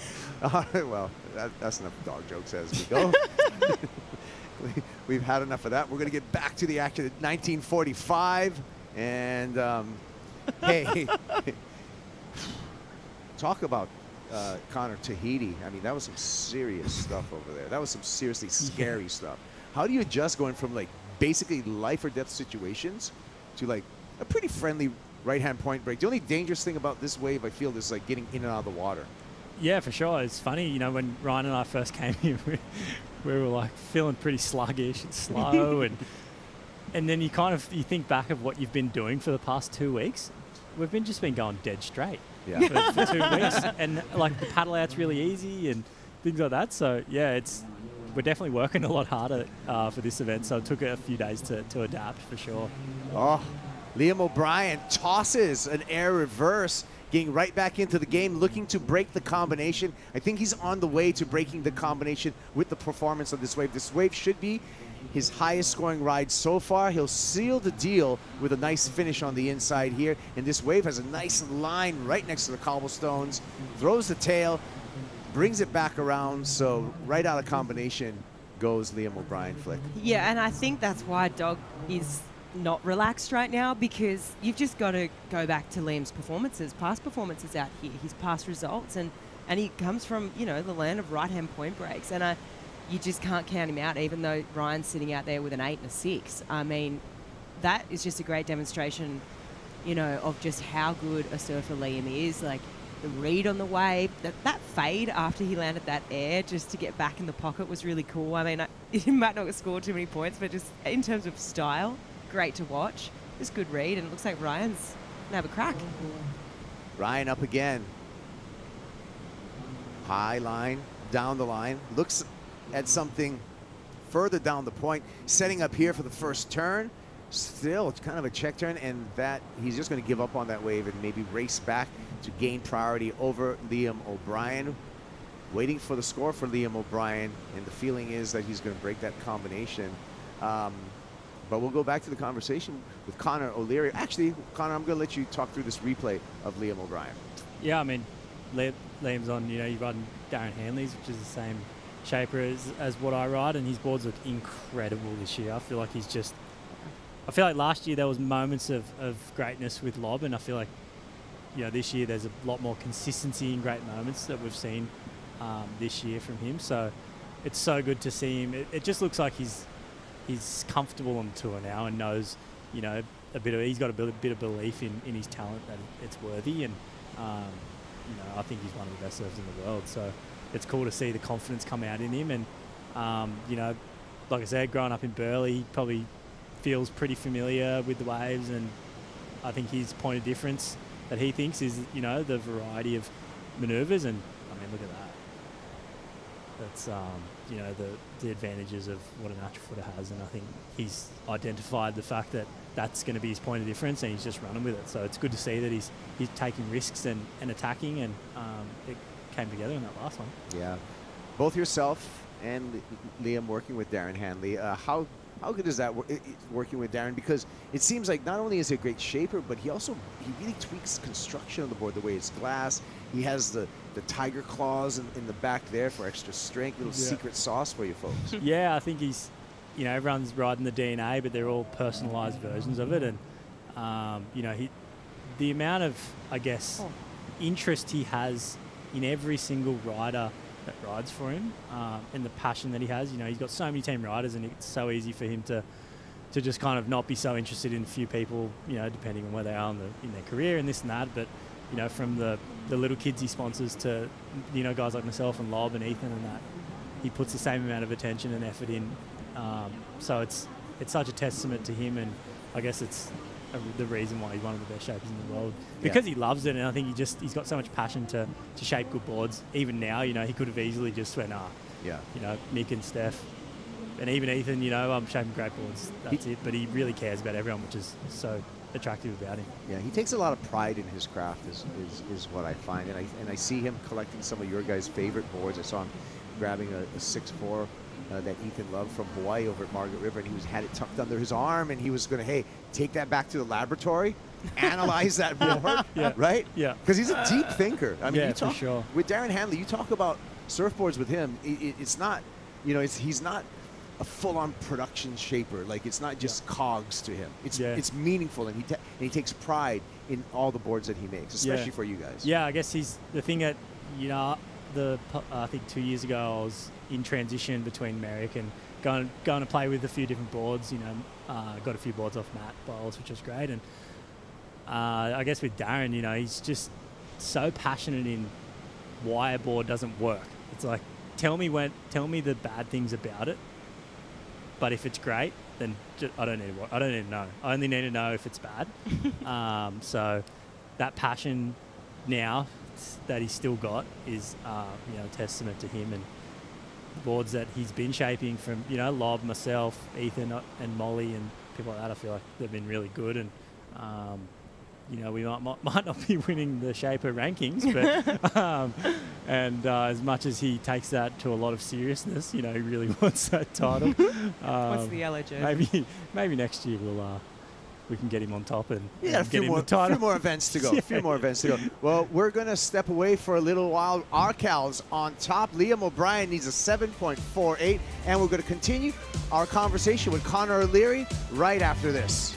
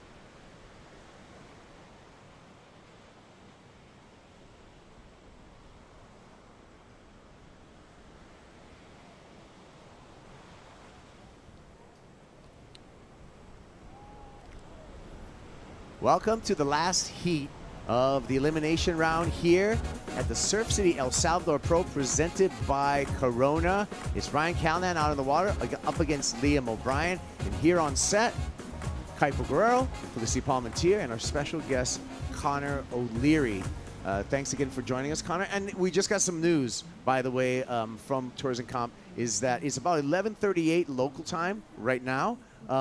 We are going to go on hold before we potentially start the men's round of 16. That call will be made at 12:45 local time in El Salvador for a possible 1 p.m. start to run those 8 heats in the round of 16. So keep tuned to worldsurfleague.com for all of the updates, but we still got some work on hand right now with 11 minutes on the clock, and Ryan Callanan up on Liam O'Brien. O'Brien got out of the combination that he was in previously, Flick, but now Liam needs a 7.48, and he's sitting under the priority of Ryan Callanan.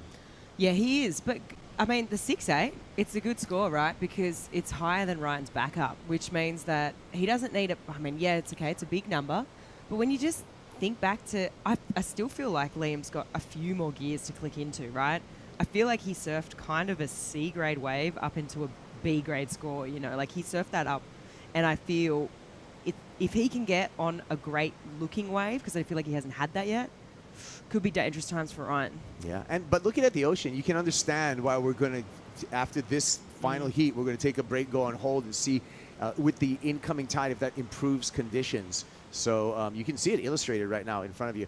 I'm going to ask now to give us some tactics, some strategy, Connor. Okay, you're Liam O'Brien right now. You got under 10 minutes. You need a high 7, but you're under the priority of your competitor. What's the play? Yeah, it's an interesting one. I feel like, you know, when it's in the 7s and then when it gets to, you know, you needing that 7 above, I feel like you need to be on a pretty good wave. It seems pretty obvious the last, you know, even yesterday and today, what the judges are looking for in order to get into that 7, 8, 9, you know, region. It's, you know, you got to be on a really good wave or a good size wave. I think the surfing that Lob's doing, you know, I think he'd be really happy with the 6.8 that he got. You know, I think, like you said, Flick, it was a pretty average wave, but he surfed it to a 6.8. Yeah. So I think, you know, he's just hoping that there's going to be a few more chances, and you know, maybe he'll hopefully sell Ryan on a wave, and he'll get a chance with priority once the rotation goes. So yeah, I think he's in an okay position. 9 minutes, there's still heaps of time, and there's been a few waves. So yeah, he'll just be sitting and waiting and hoping there's going to be a few waves coming up soon. Hey, question. Obviously, you don't need to give away all the secret sauce, but Dog always has this notebook, right? And he's always writing furiously in it. Can you give away a couple just generalize what sort of things is he writing down What's in there? Yeah, because it's a big bad book. Honest, there's a lot of notes in there. It's like the mystery of the WSL. Hey, I feel like everyone's like, what's in that book with, you know, what's he writing in there? But to be honest, it's so much, it's of his own gibberish. It's crazy. You know, I feel like I've seen a couple of, you know, heats that I've had that he's written in, and, you know, there's been a few like WTFs and, like, you know, like bad mistakes. He's kind of just like question marks and exclamation marks, and he scores, you know, the wave what he thinks it is, and then he just, you know, I guess he adjusts it when the score gets read out. Is it pretty accurate? At times. Yeah. I guess it's for him it's at times. He's definitely not on the money all the time, but who is really? Yeah. So yeah, it's just, I guess, him keeping note of, you know, what happened during the heat, and then being able to come back, because I feel like, you know, a lot of things happen in the heat, and if you've got it written down, then you can go back and go, okay, that was the wave that was the 3.5 that you fell on, or, you know, this and that, and yeah, there's a lot of his own gibberish in there, but yeah, it's pretty simple. I'm a big fan of writing gibberish in notebooks. Yeah, I think it's his ADHD. You know, he can't. Huh? He can't keep it in his own head, so he has to write it all down. Write it down. Write it down. But yeah, it's great. It's good to go back and review it with him, go through the book, and go from there. All right. Well, we're down to 7 minutes now, and things are getting looking like a little bit more difficult for Liam O'Brien. Under that priority. And we'll take a look at the head-to-head matchups between these two. Ryan Calnan, Liam O'Brien, one apiece. Arcal beat O'Brien. This year at Sunset, it was the quarterfinals. Arcal took Liam O'Brien out. Liam O'Brien, of course, we talked about that heat. This rematch beat Arcal, Ryan Calnan, last year in this elimination round right here in El Salvador. So even Steven between the two, Flick. Yeah, pretty even. I guess the only difference really is that max heat score with Ryan on that 16-point total. I mean, that's pretty major, but I mean, right now it's looking like with 6 minutes on the clock that Ryan might be getting another jump here on Liam. I'm just sort of hoping, I guess, just to speak to your point before, Copes, I mean, those conditions have deteriorated, I reckon, right now, so good choice to go on hold, but it's been pretty sleepy. I mean, except for the start of the heat, right? You kind of had that one set. Ryan took off on that other set too, but something funky happened, and I don't know if he actually decided to pull off so they could keep priority. I think that's probably what happened. But other than that, maybe hoping that we get another opportunity, because it's been pretty slow. Yeah, I feel like as the tide comes in, it'll slow things up a lot, and it just seems like that wind's really settled into the ocean. I feel like yesterday it was kind of windy, but it was light enough for it to feel like the faces were still clean. Today it just feels like it's come in and it's really set in. So yeah, going on hold. Hopefully, I guess they're thinking that the wind might shift more southwest, so it's clean on the face for the point here. And yeah, it was a good call by them to hold off. I feel like we've got some really good waves still coming up the next few days and lighter winds. So yeah, it's a good call by them to sit and wait. Yeah. Wait.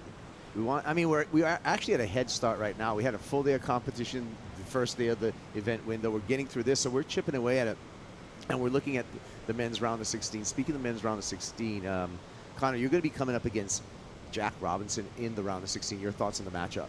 Yeah, we had a close one yesterday. Yeah. A really good, I guess, battle. Yeah, it'll be fun. Hopefully we get some opportunities, and he's going to be front side, I'm going to be back side, so there'll be a point of difference between both. So I feel like for myself, it's just trying to perform at my best and not worry about the result at the end of the day. I feel like the last few events I've been pretty focused on trying to play the game too much and not focused on my own surfing and my own performance. So I feel like I've been doing that pretty well here, even though I lost yesterday. But yes, had a fun one today. So keep that trend going. Yeah. I saw that with you in 2022 when you started cracking beers again. You ended up 9th in the world. It worked out for you, right? Surfing is just one of them crazy sports where it's just all about balance. Like you can be the serious, like for myself, I could be the serious guy before a heat.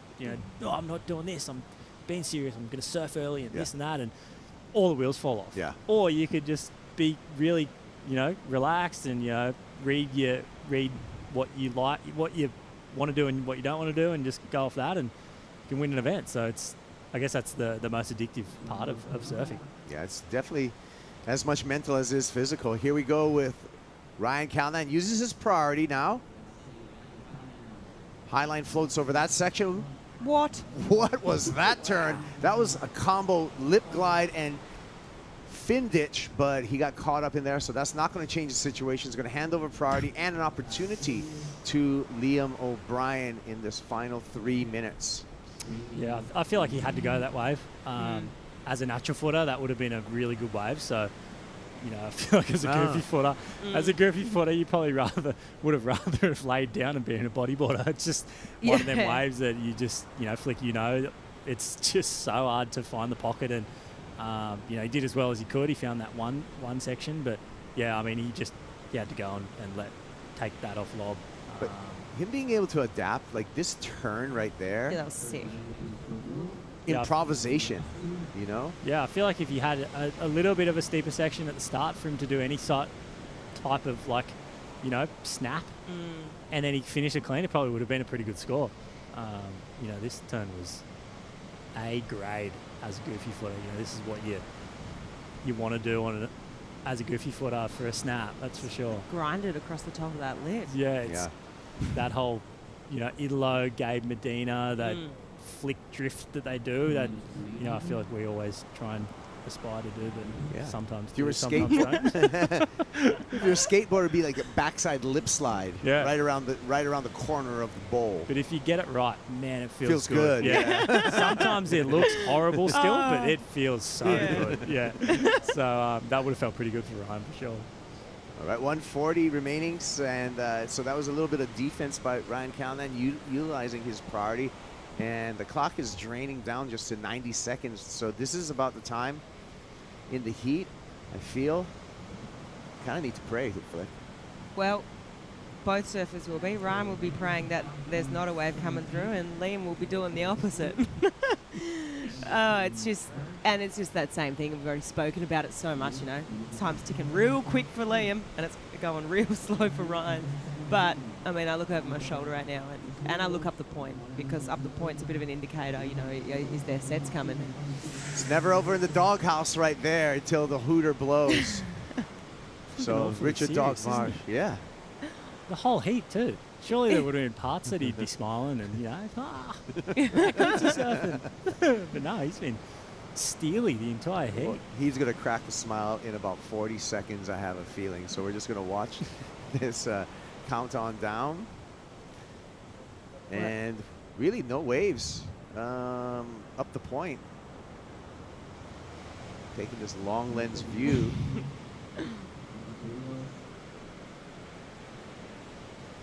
Yeah, it's looking a bit lackluster. 20 seconds on the clock. I wonder if he's going to crack a smile when the hooter blows. What do you reckon, Connor?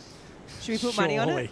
You'd hope he'd be cracking a smile. I feel like, if you watch this heat on paper, you saw this heat on paper and saw the conditions, you'd definitely be like, oh, Ryan was definitely in a bit of a disadvantage with being a backsider. But yeah, you should be really happy with how he surfed. There he goes. There he goes. Uh-oh. That's all he loves to see.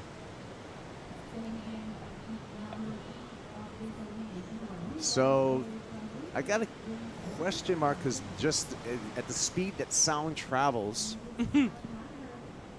was this before the hooter? It doesn't feel like a 7.48 even if it was. So we're checking if this last ride by Liam O'Brien is going to be scored. And from what I see, it will not. Oh, yes, well, of course. As soon as I say it will not, then it pops up. Yeah, so we're waiting for one more score for Liam O'Brien. So we're waiting for one more score. He needs a 7.48. My feeling, that's not a 7.48. Your feeling, Flick? No, I think Connor and I are both looking at each other. I mean, he surfed it great small wave surfing, but it's a no from me. I think, you just got to make comparisons to Ryan's 8, and it kind of has to be half a point less than that. I don't see it. Yeah, I mean, like I said before, I feel like the theme that they're going with at the moment is, if you need a 7 and above, it's got to be a set wave. Yeah. And that size, I feel like, caps it at 5. Yeah. No matter how good he surfs. So, yeah, I mean, he surfed as best as he could, but the wave didn't really offer him too much. So a 4.43, so it's official for Liam O'Brien and Ryan Callanan. Is going to be Ryan Callanan onto the round of 16. And that was the last heat of the elimination round. We gave you that news before that we will be going on hold. And yes, yeah. So we're going to be going on hold. It's about 11:50 local time right now. Kuiper Guerrero along with Leslie Palmentier, Connor O'Leary. We're going to go on hold until 12:45 local time with the possibility of a 1 p.m. start for the men's round of 16. I want to thank you, Connor. Thank you for your time. Thank you for your insight. Thanks, Thank you Connor. for everything. Anytime. Love being a part of it. Love to be any more. Yeah. Flick, as always, it's great calling surfing with you. So we're gonna leave you for just a bit, but we're gonna leave you with some of the action from last year at the Surf City El Salvador Pro. All that action. Check back in 12:45 for the update.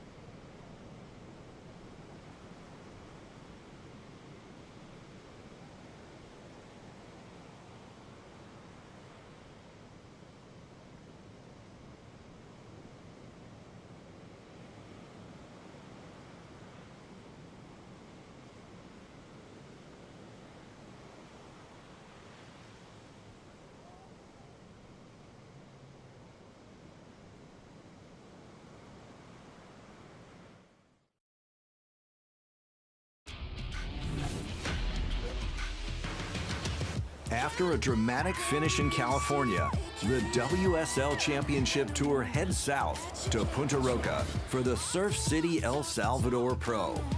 Serving notice to everyone with a big stomp there, full rotation. With only 4 events remaining before the Rip Curl WSL Finals, the emotions of victory and defeat are imminent. Jordy goes to the air. No! You can feel the reality right now of the defeat. Carissa Moore sits in a commanding position at #1 on the rankings, while the rest of the women try to seize results to secure their place in the Final 5. Oh my! That was crazy. For the first time ever, American Griffin Colapinto wears yellow heading into El Salvador. Griffin Colapinto is on a different level right now. Behind the Californian are contenders, world champions, and veterans looking to claim valuable ranking points for a shot at the 2023 world title. Oh, now we're talking. The fight for the WSL Final 5 rolls on here at the Surf City El Salvador Pro. Welcome to stop number 7 on the WSL's Championship Tour. For the second year, the world's best surfers descend on Surf City. Located 25 miles west of the international airport, the La Libertad area was the first to be explored and developed by surfers and remains the center of the Salvadorian surf scene. El Salvador to me is special because of the people, but the waves are, particularly in this region, La Libertad, some of the best there are in Central America. I would say at least 10 waves within a span of 10 or 15 miles. The entire country has dedicated itself to welcoming surfers from around the world at really every skill level. The food's amazing, especially the pupusas. They're my favorite meal to have. Culturally, El Salvador has a lot to grant to the rest of the world. I think a lot of people haven't discovered how beautiful El Salvador is within their own culture. Competition will occur at one of the best right-hand point breaks in the world, Punta Roca. It's world class just because it's super playful, high performance, it's long. It really allows for a good show, so I'm excited. With the mid-season cut in the past, all eyes are on the Final 5. Right now, it's all about getting into that Final 5, go to the Rip Curl WSL Finals, and compete for that world title. On the women's side, rookie Katie Simmers is in 5th, followed by Caroline Marks, Molly Picklum, Tyler Wright, and rankings leader, Carissa Moore. To have the yellow jersey right now, it feels great. I love the color yellow, but I think for me it just represents the hard work, the accumulation of moments that has got me to this point. With back-to-back wins heading into El Salvador, it's been a remarkable season for Carissa, especially considering it was only last year she suffered through one of the most challenging moments in her career. And that's going to be all she wrote. Stephanie Gilmore, officially an 8-time world champion. I know it's going to be a really tough pill for Carissa to swallow and process her emotions right now. I lost the world title after being in the lead all year. She had her world title ripped out of her hands. It took me, I would say, a solid month to get over that one, you know, and there was like moments where I felt good. Other times I just started crying hysterically. I was angry. It's like you're grieving. The big question is, now that we're at a brand new year, has she taken that time to digest it, to have a clean slate, to believe that she can really hunt down a 6th world title this year? We all know how it ended last year, and for me, given that opportunity again, I'd like to see how I could hopefully rise to the occasion. On the men's side, in 5th place is Jack Robinson, followed by Ethan Ewing, Felipe Toledo, Joao Chanka, and rankings leader, Griffin Colapinto. You look at Griffin Colapinto, first time in the yellow jersey, so he's going to be feeling a little bit of extra weight with that yellow jersey, but he's also defending champion, so you like his chances. But every one of those Final 5 surfers that are sitting there have that win, so you expect they're on point. I guess what it represents, having the yellow jersey, is just that I'm doing things right. I don't know, it's taken so long to get this consistency. To me, it's more than the jersey, but he's worked so hard for that, and the hard work's paying off. Griffin says thank you very much. going to keep honing in. I'm not going to stop what I've been doing and keep learning from every situation and just trust the process. For Colapinto, barely missing out on the Final 5 last year has been an opportunity for growth. Oh, he wants lowers. He wants a chance to surf his home break for a world title. It comes down to one wave. Ooh. Oh no, it will come under for Griffin Colapinto. The day I didn't make the Final 5 was super hard, but like every day after that wasn't hard because for me, I kind of like look at it as a challenge. Play some ball, huh? I think the mark of a true champion is coming back from adversity. But like, how am I gonna like get better and get over this hump and figure out how to like strengthen myself through this, you know, turning the suffering into like power. I think Griff finally has that true belief in himself, and that's why we're seeing this string of incredible results. Griffin Colapinto has just taken out the victory at the Surf Ranch Pro. I think about competing in the Final 5 at lower trestles every day. I've had moments where I'm driving my car and I start envisioning it and I start crying because I see it so clearly. I'm really lucky because I'm obsessed with competitive surfing and I love it so much that it's just natural for me to always be thinking about it. And I think when you have that, it's just, you're just gonna consistently get better.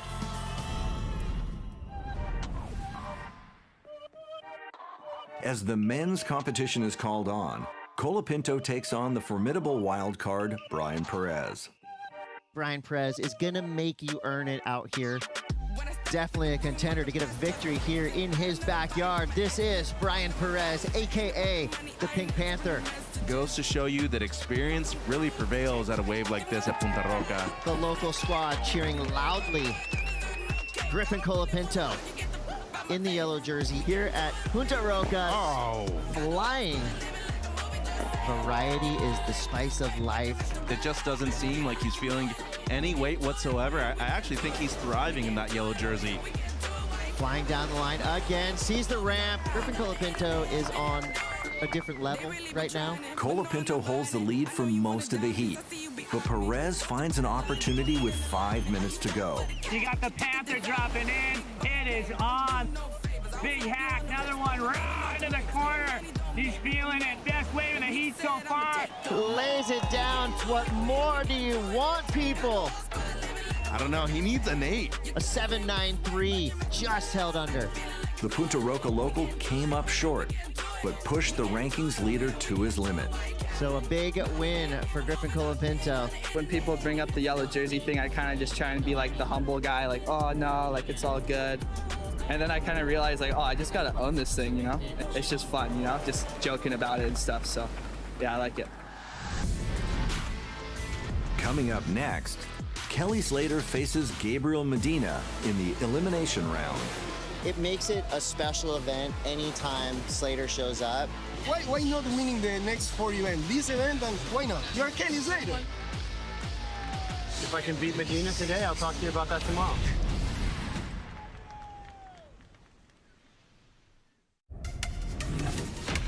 Welcome back to the Surf City El Salvador Pro. As competition continues, 2 world champs go head-to-head. American Kelly Slater faces Brazilian Gabriel Medina. You gotta be hyped when you see the GOAT Kelly Slater against the other GOAT Gabriel Medina. You know, I think this heat on paper has all surf fans really excited. If Medina gets through this heat, he's gonna edge himself up into that Final 5 conversation. We have 14 world titles out in the water. It's the elimination round. First wave here of Gabe Medina, where Gabe is lining up. You can tell he's looking for a ramp. Here he goes. Big rotation. Needs to really fight for a finish. And a messy finish, but a completion for Gabe. And he got it. Here we go. Kelly Slater off the bottom. Snaps it off the top, looking loose, looking sharp. One more floater to finish to take Kelly Slater to the lead at the moment. Medina on the backhand. Hooks another turn. One more time for Gabe Medina. Building up speed down the line. Throws it up. Goes complete. Looking to improve his 5.5. I would say slam dunk. Yes, it's done. Score for Medina. Checked in 7.5. Well, that's it. Kelly Slater eliminated from competition. Gabe Medina on to the round of 16. The elimination round wraps up with several big upsets impacting the final 5 rankings. Jack Robinson started the year with a win at Pipeline. Unfortunately, injuries have caused him to slip in the rankings. Jack Robinson, you've been voted off the island by our judges. Robinson's early defeat has left his spot in the final 5 up for grabs. It's been a challenging year, but I need to be tested maybe, so that's what it is. If he falls out of the final 5, it's going to be a hard pill for him to swallow. Sitting at number 7, John Florence needs a big result to gain ground on the top 5. The Hawaiian found one excellent wave, but couldn't find a backup score. Rio Waida, huge victory over John Florence. Biggest win of his career so far, I'd have to say. John Florence is eliminated with a disappointing 17th place result. For Florence, time is running out on his 2023 world title campaign. Punta Roca begins to pulse as the competition moves into the round of 16. World number 4 Ethan Ewing is up against Australian Liam O'Brien. As we cut to Ethan Ewing looking loose. Great rail control for Ewing. More sharp rail game. Reverse to finish. Just 7.83 for Ewing. Liam O'Brien working his way down the line. Zooming off the bottom, slashing off the top. Throws a little tail there for variety. The judges love the connectivity of Liam O'Brien. They went excellent with that wave. An 8.6. Ethan Ewing slashing off the top there. Great rail control for Double E. Working his way down the line. Nice slide there. Variety swivels off the bottom, combos it up. 7.6, Ethan Ewing. And Liam O'Brien can turn the heat right now. Only needs a 6.83. This score is for right there now. O'Brien's taking. This is going to decide on who's going into the quarterfinals. This final wave score. A 6.93. He barely gets it. Wow. Liam O'Brien on to the quarterfinals. Oh, here he comes. Gabe Medina. 3-time world champion Gabriel Medina faces Hawaiian Baron Mamiya in the next heat. Baron Mamiya, his opening ride. Yeah, nice snap out of the pocket there. The transitional rail work to get through to this next section. Linking together a series of nice maneuvers, going for a bit of progression there at the end. A lot of work there. He got a 6-point ride. Here we go with Majins coming in at number 6 on the leaderboard. Some big backhand slashes, throwing tons of spray. Medina surfing with a sense of urgency here. This is a 6.33 lead for Gabriel Medina. He has taken the lead. Gabe Medina again. Forced tail throw and an unlikely incomplete finish. Big backside 3 and comes up short. This is just so uncharacteristic. Air, full rotation, puts it down, pokes the nose, goes incomplete. Mamiya, let's see what he's got. Quick hit right there, coming to the inside corner. He's gonna throw the tail right there. Some good quick hits. Bang, throws the tail out, trying to throw it around on the inside. He gave himself a pump. He needs a 4.51. Did he get it? I don't know. 5-point ride for Baron Mamiya. He retakes the lead. Gabriel Medina eliminated from competition, and Baron Mamiya finds his way into the quarterfinals. Even with a loss, Medina moves up to 5th in the rankings, pushing Jack Robinson out of the top 5. Rookie Ian Gentile continued his impressive run through the draw. Front row seat to the Ian Gentile show. What an incredibly perfect wave. Super fast. That was radical. The Hawaiian eliminates world number 2, Joao Chanka. Reigning world champion Felipe Toledo's good form continued through the round of 16. Toledo, hoist, an air reverse, no problem. Oh, slashing turn for nuts. Felipe Toledo. And the round of 16 wraps up with American Griffin Colapinto advancing to the quarterfinals. That right there is title-winning surfing. Griff will remain in the yellow jersey for now. Yeah, I mean, I'm fighting for the final 5, so just gotta do it. Grindy, world champ grinder. Gotta grind it out, you know the deal. Coming up next, the women continue to battle, and the veterans take it to the young guns. Carissa Moore, I mean, what more do you want? There's a lot of talk about this new generation, and yes, they are amazing, but they're rookies for a reason, and they're young. You know, they've got a lot to learn.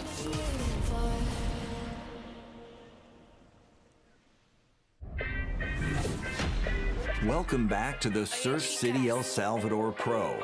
The best of the best. We cut this field down, and now we're getting into the swing of things. As the women's competition continues, 3 top 5 surfers face elimination. Australian Tyler Wright stays alive with a clutch last wave and eliminates the wild card. Look how on rail that board was and just the water displaced. World number 3 Molly Picklum finds 2 near excellent waves to defeat France's Joanne Defay. At the end of the day, I want to be in final 5 going in there first, so whenever it comes, as long as I end at number 1 of the year. In the final heat of the round, Hawaiian Betty Lou gets off to a fast start, putting pressure on California's Katie Simmers. A couple of mistakes maybe made there. Deep down, it's got to be tough. The Hawaiian pulls off the upset, and Katie's in danger of falling out of the top 5. Katie Simmers losing out to Betty Lou. Massive upset. She was currently in that final 5 discussion, and now she's opened up the door for Stephanie Gilmore and Tatiana Weston-Webb to possibly climb up to the rankings and sit in that final 5. Get excited. It's quarterfinals time. The quarterfinals are called on, and the door is open for multiple contenders to move inside the top 5. Clean and green, and if the set comes, we're trying to go. It's been nothing. No, it hasn't been a single set. So. The first heat features 2-time world champion Tyler Wright versus Hawaiian Gabriella Bryan. Here we go. Tyler Wright, this is straight off the buzzer. She's just been gaining momentum throughout the event so far, Chris. Watch out, Gabriella Bryan. She had a gem of her own. How was that closeout re-entry right there? A lot of power by Gabby Bryan. Gabriella Bryan does have priority. She's got what it takes to push through this heat, but, you know, Tyler Wright looking absolutely like a hammer. It's Tyler Wright heading on to the semifinals. Tyler Wright was out there searching to get back into that final 5. Final 5 is obviously a super important part of what we're doing. I'm number 2. I haven't been there in 5 years. I haven't finished it a year in since I won a world title. So I invest a lot of time, a lot of energy to build myself back into an athlete.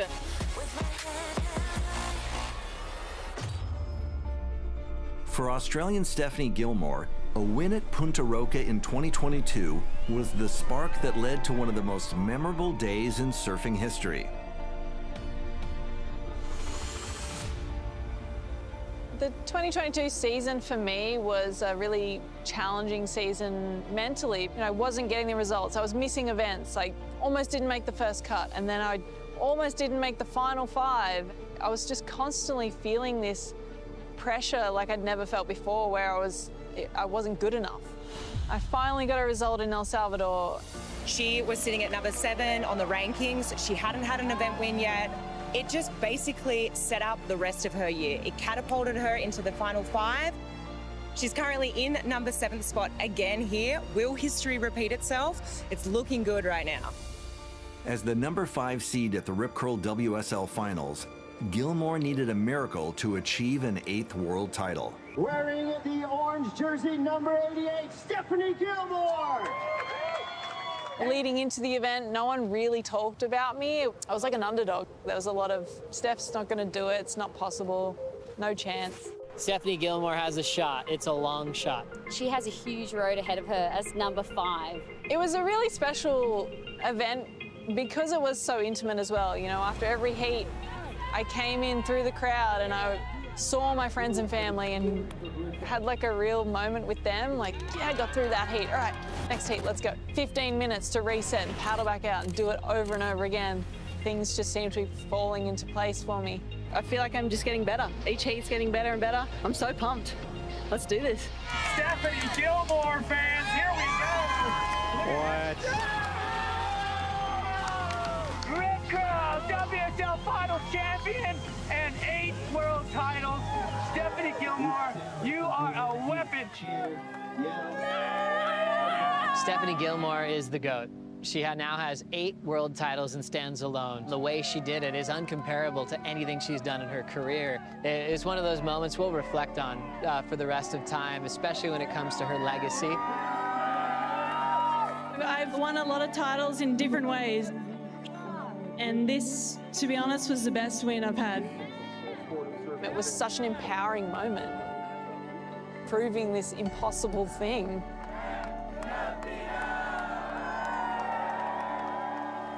To the world, I was proving that it was possible. And that is the greatest feeling ever. With a spot in the semifinals on the line, Gilmore faces world number 3 Molly Picklum.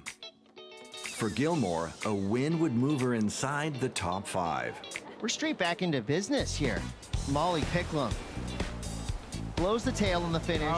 Engulfed in the wide water. Answering back, Stephanie Gilmore now. Will she do it again? Will she be number 5 going into the Rip Curl WSL Finals? We shall see. Will she win? I hope so. Picklum hasn't really set that rail. I don't think that was exactly what she wanted. Stephanie Gilmore with the Molly Picklum. You see her reveling in the fact that this is becoming a mirror image of what she did last year. I mean, yeah, I was thinking the other day, I wonder if I could pull another miracle out of my hat. It's totally doable. Once you've done it once, you can try to do it again. In the last quarterfinal heat, rankings leader Carissa Moore takes on Hawaiian Betty Lou Sakura Johnson. Here we go. Current ratings leader Carissa Moore up and riding. Strong.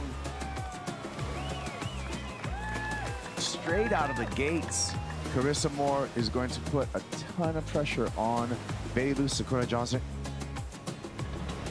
Carissa Moore. She absolutely went to town on this wave. Gets a little bit of airtime there as well. Carissa Moore into the semifinals. I knew going up against Betty that she likes getting off to a good start and building momentum and confidence, so I just knew that I had to be intense and enthusiastic from the get-go. The veterans came out on top. Stephanie Gilmore, Carissa Moore just smoked the rookie field. Coming up next, the men's quarterfinals get underway, and Kanoa Igarashi takes flight. 1 minute to go under pressure against Felipe Toledo. Oh, that was a massive corrupt at the top. flip. Blows the tail out. That was ludicrous.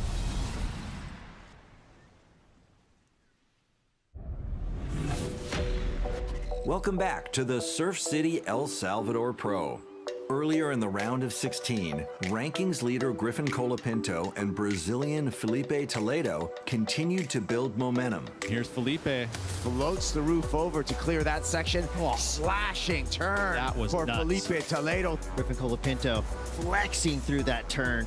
Good stuff there from Griff, his best score. I don't think Griffin is shakeable right now. Both contenders advanced to the quarterfinals. With Jack Robinson eliminated from the draw, Gabriel Medina had a significant opportunity to gain ground on the top. 4.67. Oh no! Unfortunately, an uncharacteristic mistake led to his defeat, and rookie Ian Gentile pulled off a massive upset over world number 4 Joao Chanka. I'm really grateful to have this opportunity and keep going. Ian Gentile, I'm 26 years old, from Paia, Hawaii. He was touted as a super grom. Back then, when somebody was a super grom, that meant they were destined for greatness. Everybody was saying, here's the next Kelly Slater. I had so much pressure as a kid. I had the big contract, I had all this stuff going for me, but I went through like a burnout phase. He kind of disappeared into the background. Complete sticker coverage on his board to absolutely no stickers. I wasn't really sure if I was ever going to compete again. You know, all the sponsors went, and that was the best thing that could have happened to me. I wish it happened sooner. He actually developed as a human and became a man. I got to go to school for a little bit and got an associate's degree and did things I never thought I was capable of doing, like sit in a classroom and take a test. On this wave, it's Ian Gentile.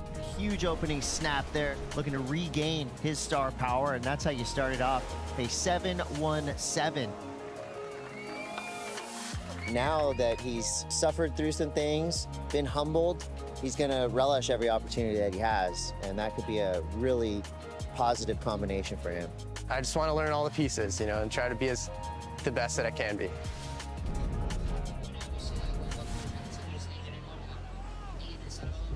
As the quarterfinals begin, Ian takes on Brazilian Italo Ferreira. Italo Ferreira, backhand whips, already two behind him. What's in front of him? Another one, sliding the tail there, adding some flash, tack mode on, fangs out, another big bash, tries for the reverse at the end, goes down. We go from flash to flow. Ian Gentile has some room to work here. He throws the tail, nicely done. Pulls it, makes it back around the section, gets the finish.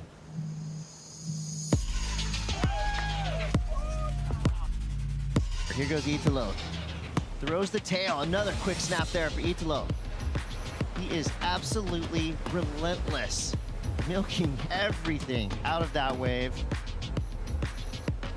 He left a little bit on the board, and guess what? Ian Gentile took advantage of it. Look at how close the heat is, 13.44 to 13.33. What a moment for Ian Gentile. Ian Gentile going through the semifinals.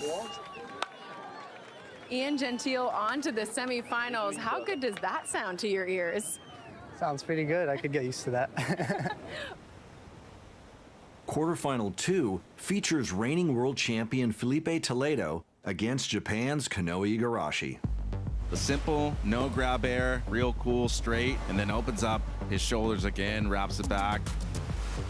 He goes for a real sick air right here at the end, and he pulls that off. We're seeing something excellent in the first few minutes.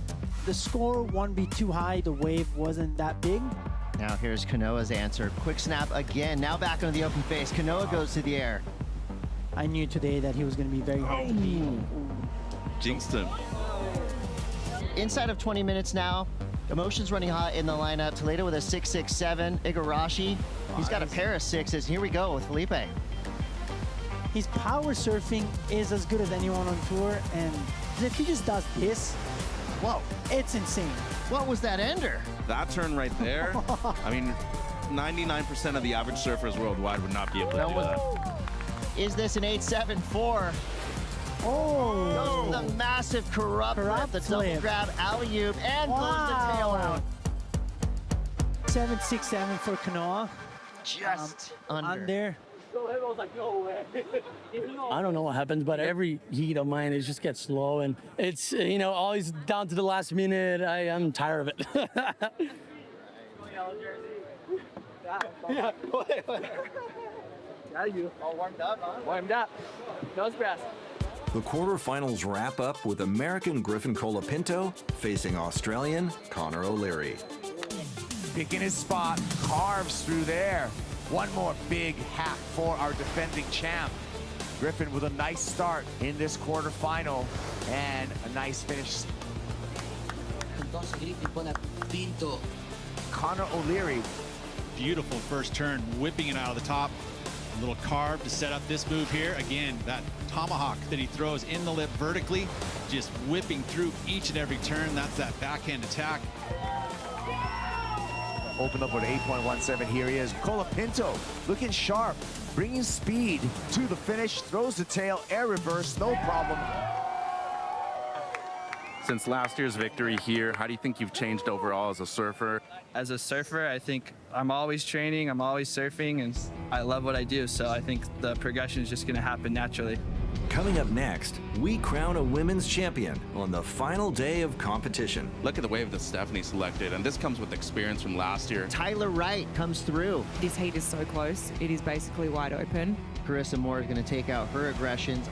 Caroline Marks opening up and unleashing again. Oh, that is a solid final matchup.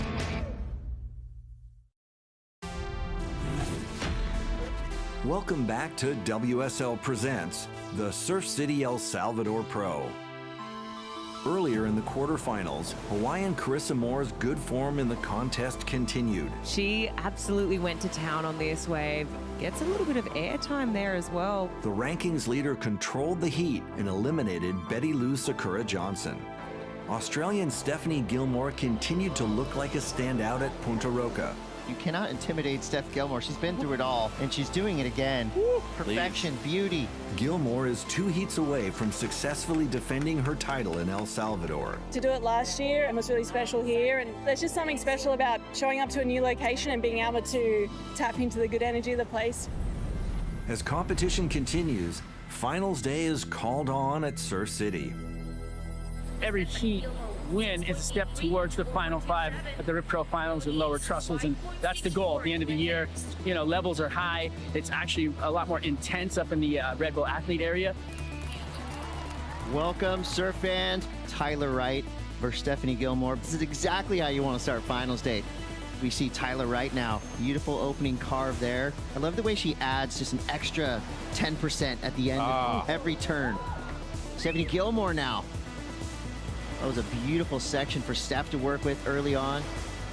Stephanie's first wave came through at a 6.83, so a solid start for Gilmore.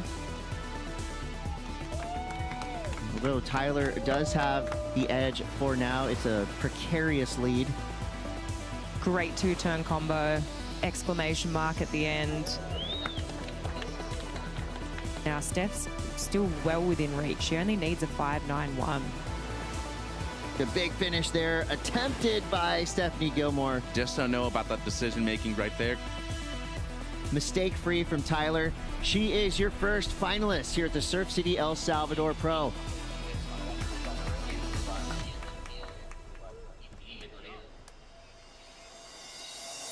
Hawaiian Carissa Moore faces American Caroline Marks in semifinal 2.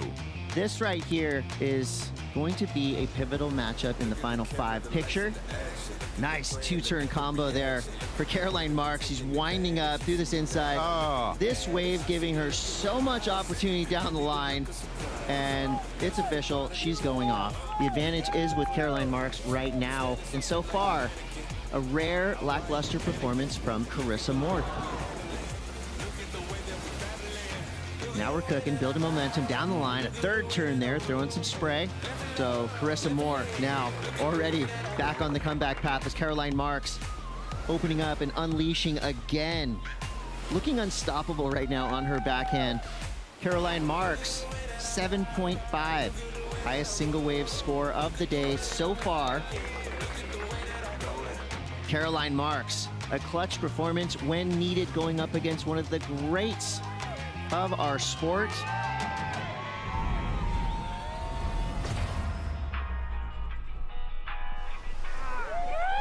At only 21, Caroline Marks is in her 5th year on the championship tour.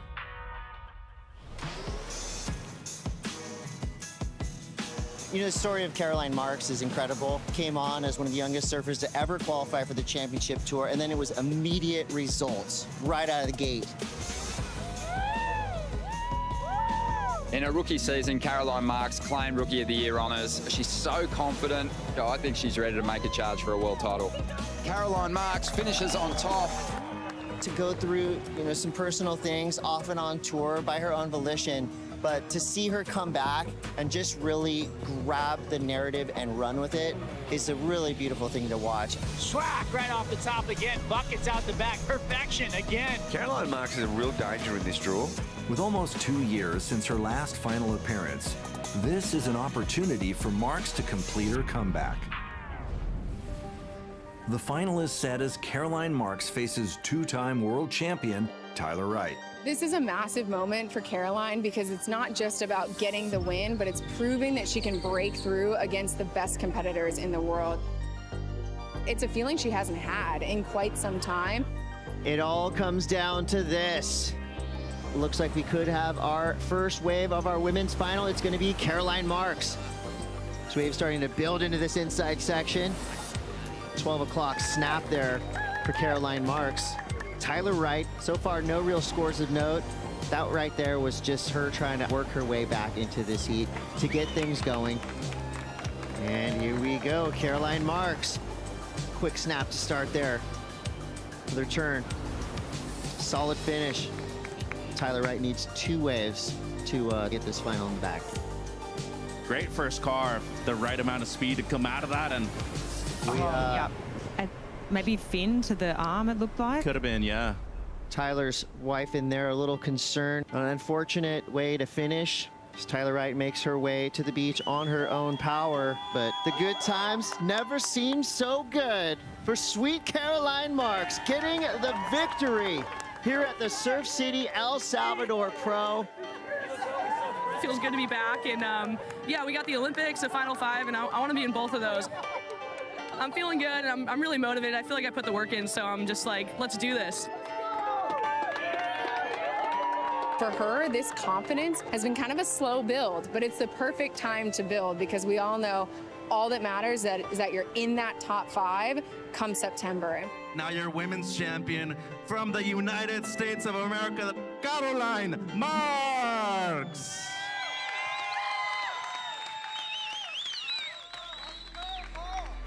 With the win, Caroline Marks moves up to 3rd place in the rankings. Carissa Moore remains in 1st, and Stephanie Gilmore climbs inside the top 5 for the first time this season.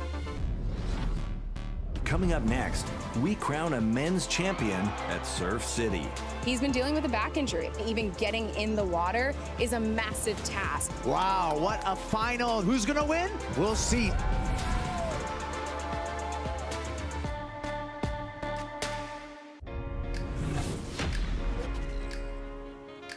Welcome back to WSL Presents the Surf City El Salvador Pro. In the quarterfinals, world number 3 Felipe Toledo defeated Kanoa Igarashi. 7-6-7 for Kanoa. Just under. For the 6th time this season, Toledo advances to finals day. His power surfing is as good as anyone on tour, and it's insane. Just focus on my goal, what I have to do, and try to get the win this time. And rankings leader Griffin Colapinto continued to handle the added weight of the yellow jersey. Once he put on that yellow jersey with a huge target on your back, you could tell, he felt comfortable in it. Men's finals day is called on, and the first semifinal is a matchup between rookie Ian Gentile and reigning world champion Felipe Toledo. Rookie versus veteran. Boom, big air reverse working down the line. Chalk up another excellent score for Felipe Toledo. Bigger wave for Ian. Alley-oop. Nice. Ian Gentile sticks that landing. He's going to be right back in the game if he's able to complete this ride. Layback jam oncoming section. Man. Ian Gentile with a great comeback. What an answer. He's going to go into the excellent range with an 8.6. We're gonna watch Toledo. He's gonna go straight to the air. Big front side straight air. Beautiful work, lofty, into the lip again. Big rotation. This guy is out of control. It will be official right now. Felipe Toledo, back-to-back finals in El Salvador. In semifinal 2, Australian Liam O'Brien faces rankings leader Griffin Colapinto. Semi-final 2, Griffin Colapinto up and riding. He's got some pace. And so Colapinto putting a lot of pressure on Liam O'Brien. Bryan behind him. Lob off the bottom, chops it off the top, hucks the fins. Looking for the finish. Gets it. Best wave so far for Liam O'Brien. Here comes Griffin Colapinto, bashes off the top. Nice snap. One more time to the lip. Griffin Colapinto plays the drums on the way out, little solo. 15.5, 2-wave total. He's in the final. Super excited to be in the final, Felipe. It was a really close final last year, and every time we seem to surf against each other, we just go all out. There are two contenders that have proven to be the most formidable this year. It's the beginning of a new generation of rivals. Trying to start things off quick against Felipe Toledo, the male pro Portugal champ, Griffin Colapinto. Felipe Toledo breaks the streak from Griffin, takes out the Hurley pro here at Sunset Beach. Griffin Colapinto up against the defending event champion. Griffin Colapinto has just taken out the victory at the Surf Ranch Pro. I think it's pretty clear we have our front runners. You know, it's Felipe versus Griff. Griffin Colapinto steals the win off Felipe Toledo, takes this one off of Griffin Colapinto. You see the respect that these two surfers have for each other, but there is that rivalry that's definitely brewing. I could see him kind of tense. He had like a few little bobbles throughout the wave. He seemed nervous. Pressure was on Felipe. I'm calm, I'm composed. He just thought he almost had it. I'm gonna do what I have to do. And I did. As we head to Rip Curl WSL Finals, these are the two surfers that everybody's watching. I truly feel like that's going to be your title fight. It's going to be Felipe versus Griff. A rematch from 2022 final, Felipe Toledo versus Griffin Colapinto. Hammer, right? Put it on the show. Have fun. The young rivals face off in a final for the fourth time this season. When it is Griffin Colapinto against Felipe Toledo, the fireworks are going to happen. They have both told me that the other one pushes them to be their best. That's what the best requires in order to get the win. Griffin Colapinto is our defending champ for this event. We're going to see if Felipe Toledo is able to pay back Griffin Colapinto in this rematch. Looking electric here. Fourth and finishing maneuver. Flat 9-point ride. Griffin Colapinto, he needs a 7.51. Vert to the lip, punches the fins out the back, manifesting a finish. We have the last guard for yellow. It's a 7.17. Toledo bangs off that section. Looks like Felipe Toledo is gonna run away with this thing. We have the new champion of the Surf City in Salvador Pro, Felipe Toledo. Felipe Toledo answered a lot of questions. Can he do it again? Can he back up what he did last year? And the answer is a resounding yes. We are seeing another rise of Felipe Toledo. Whatever you want to achieve in your life, don't ever give up. Always trust the process. Griff, just give me a break. Man, we've been meeting every finals. It's been fun. Shout out to my mom. Mom, it's her birthday today. That's for you. That's her present. Love you. Felipe Toledo! Grateful to get another win this year and climbing up the rankings and make sure I'm up there on the finals 5. With the win, Felipe moves up to second place in the rankings. Griffin holds on to the lead, and Gabriel Medina pushes his way into the final 5. On the next episode of WSL Presents, the World Surf League arrives in Rio de Janeiro, Brazil for stop number 8 on the championship tour. Takes to the sky! Saquarema comes alive with passion and rhythm, creating a coliseum of energy unmatched in professional surfing. The Brazilian Storm is charging up the leaderboard as Felipe Toledo, fresh off a win in El Salvador, attempts to add a 5th Rio title to his name. In the women's draw, veteran victories are turning up the heat on CT newcomers, riding early season highs. Only 3 events remain in the race to the Rip Curl WSL Finals. The fight for the Final 5 continues at the Vivo Rio Pro.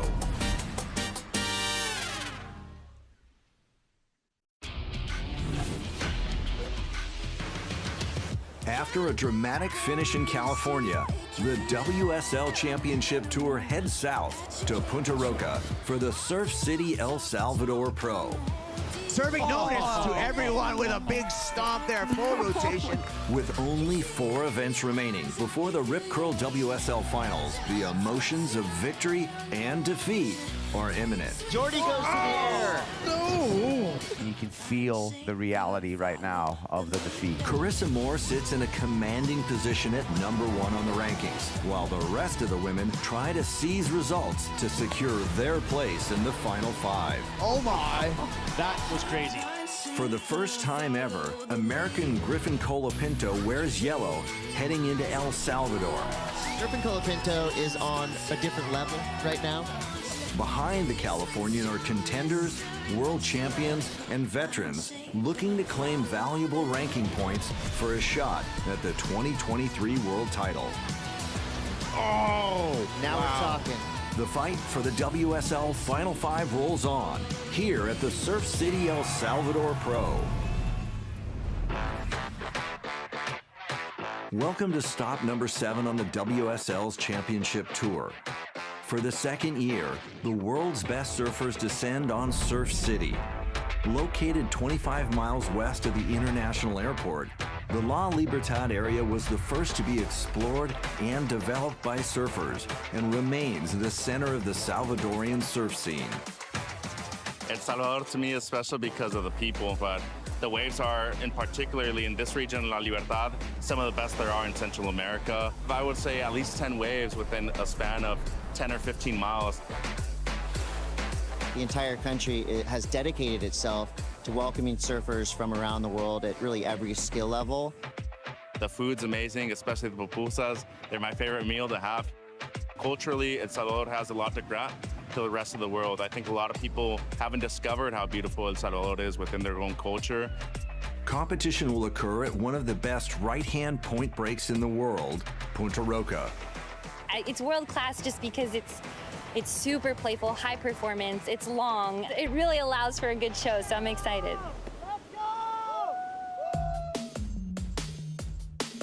With the mid-season cut in the past, all eyes are on the Final 5. Right now, it's all about getting into that Final 5, go to the Rip Curl WSL Finals, and compete for that world title. On the women's side, rookie Katie Simmers is in 5th, followed by Caroline Marks, Molly Picklum, Tyler Wright, and rankings leader, Carissa Moore. To have the yellow jersey right now, it feels great. I love the color yellow, but I think for me it just represents the hard work, the accumulation of moments that has got me to this point. With back-to-back wins heading into El Salvador, it's been a remarkable season for Carissa, especially considering it was only last year she suffered through one of the most challenging moments in her career. And that's going to be all she wrote. Stephanie Gilmore, officially an 8-time world champion. I know it's going to be a really tough pill for Carissa to swallow and process her emotions right now. I lost the world title after being in the lead all year. She had her world title ripped out of her hands. It took me, I would say, a solid month to get over that one, you know? And there was like moments where I felt good. Other times I just started crying hysterically. I was angry. It's like you're grieving. The big question is, now that we're at a brand new year, has she taken that time to digest it, to have a clean slate, to believe that she can really hunt down a 6th world title this year? We all know how it ended last year, and for me, given that opportunity again, I'd like to see how I could hopefully rise to the occasion. On the men's side, in 5th place is Jack Robinson, followed by Ethan Ewing, Felipe Toledo, Joao Chanka, and rankings leader, Griffin Colapinto. You look at Griffin Colapinto, first time in the yellow jersey, so he's going to be feeling a little bit of extra weight with that yellow jersey, but he's also defending champion, so you like his chances, but every one of those Final 5 surfers that are sitting there have that win, so you expect they're on point. I guess what it represents, having the yellow jersey, is just that I'm doing things right. I don't know, it's taken so long to get this consistency. To me, it's more than the jersey, but he's worked so hard for that, and the hard work's paying off. Griffin says thank you very much. gonna keep honing in. I'm not gonna stop what I've been doing and keep learning from every situation and just trust the process.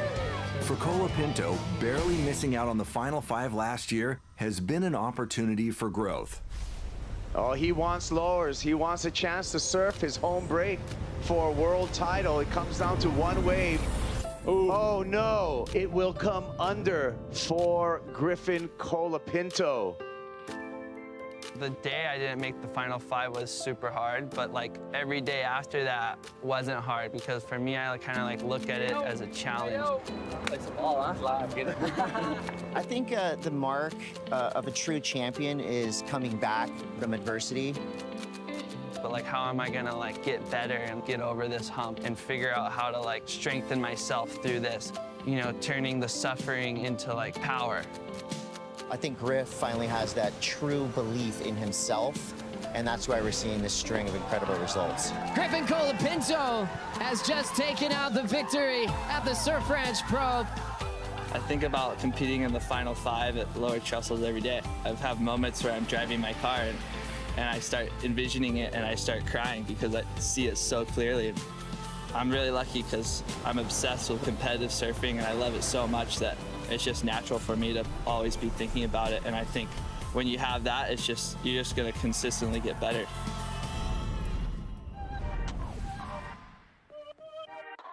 As the men's competition is called on, Colapinto takes on the formidable wild card, Brian Perez. Brian Perez is gonna make you earn it out here. Definitely a contender to get a victory here in his backyard. This is Brian Perez, AKA the Pink Panther. Goes to show you that experience really prevails at a wave like this at Punta Roca. The local squad cheering loudly. Griffin Colapinto in the yellow jersey here at Punta Roca. Oh, flying. Variety is the spice of life. It just doesn't seem like he's feeling any weight whatsoever. I actually think he's thriving in that yellow jersey. Flying down the line again, sees the ramp. Griffin Colapinto is on a different level right now. Colapinto holds the lead for most of the heat, but Perez finds an opportunity with 5 minutes to go. You got the Panther dropping in. It is on.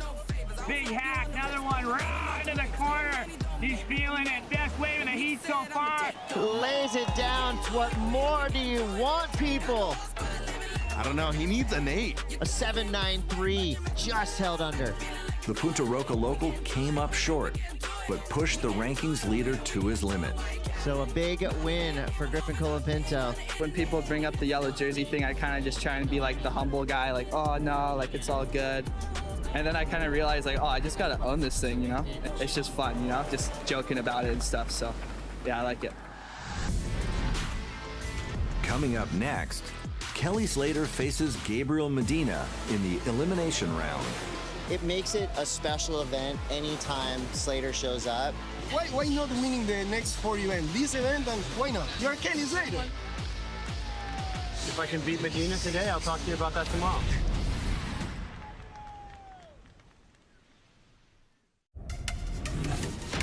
Welcome back to the Surf City El Salvador Pro. As competition continues, 2 world champs go head-to-head. American Kelly Slater faces Brazilian Gabriel Medina. You gotta be hyped when you see the GOAT Kelly Slater against the other GOAT, Gabriel Medina. You know, I think this heat on paper has all surf fans really excited. If Medina gets through this heat, he's gonna edge himself up into that Final 5 conversation. We have 14 world titles out in the water. It's the elimination round. First wave here of Gabe Medina, where Gabe is lining up. You can tell he's looking for a ramp. Here he goes. Big rotation. Needs to really fight for a finish. And a messy finish, but a completion for Gabe. And he got it. Here we go. Kelly Slater off the bottom. Snaps it off the top, looking loose, looking sharp. One more floater to finish to take Kelly Slater to the lead at the moment. Medina on the backhand. Hooks another turn. One more time for Gabe Medina. Building up speed down the line. Throws it up. Goes complete. Looking to improve his 5.5. I would say slam dunk. Yes, it's done. Score for Medina. Checked in 7.5. Well, that's it. Kelly Slater eliminated from competition. Gabe Medina on to the round of 16. The elimination round wraps up with several big upsets impacting the final 5 rankings. Jack Robinson started the year with a win at Pipeline. Unfortunately, injuries have caused him to slip in the rankings. Jack Robinson, you've been voted off the island by our judges. Robinson's early defeat has left his spot in the final 5 up for grabs. It's been a challenging year, but I need to be tested maybe, so that's what it is. If he falls out of the final 5, it's going to be a hard pill for him to swallow. Sitting at number 7, John Florence needs a big result to gain ground on the top 5. The Hawaiian found one excellent wave, but couldn't find a backup score. Rio Waida, huge victory over John Florence. Biggest win of his career so far, I'd have to say. John Florence is eliminated with a disappointing 17th place result. For Florence, time is running out on his 2023 world title campaign. Punta Roca begins to pulse as the competition moves into the round of 16. World number 4 Ethan Ewing is up against Australian Liam O'Brien. As we cut to Ethan Ewing looking loose. Great rail control for Ewing. More sharp rail game. Reverse to finish. Just 7.83 for Ewing. Liam O'Brien working his way down the line. Zooming off the bottom, slashing off the top. Throws a little tail there for variety. The judges love the connectivity of Liam O'Brien. They went excellent with that wave. An 8.6. Ethan Ewing slashing off the top there. Great rail control for Double E. Working his way down the line. Nice slide there. Variety swivels off the bottom, combos it up. 7.6, Ethan Ewing. And Liam O'Brien can turn the heat right now. Only needs a 6.83. This score is for right there now. O'Brien's taking. This is going to decide on who's going into the quarterfinals. This final wave score. A 6.93. He barely gets it. Wow. Liam O'Brien on to the quarterfinals. Oh, here he comes. Gabe Medina. 3-time world champion Gabriel Medina faces Hawaiian Baron Mamiya in the next heat. Baron Mamiya, his opening ride. Yeah, nice snap out of the pocket there. A transitional rail work to get through to this next section. Linking together a series of nice maneuvers, going for a bit of progression there at the end. A lot of work there. He got a 6-point ride.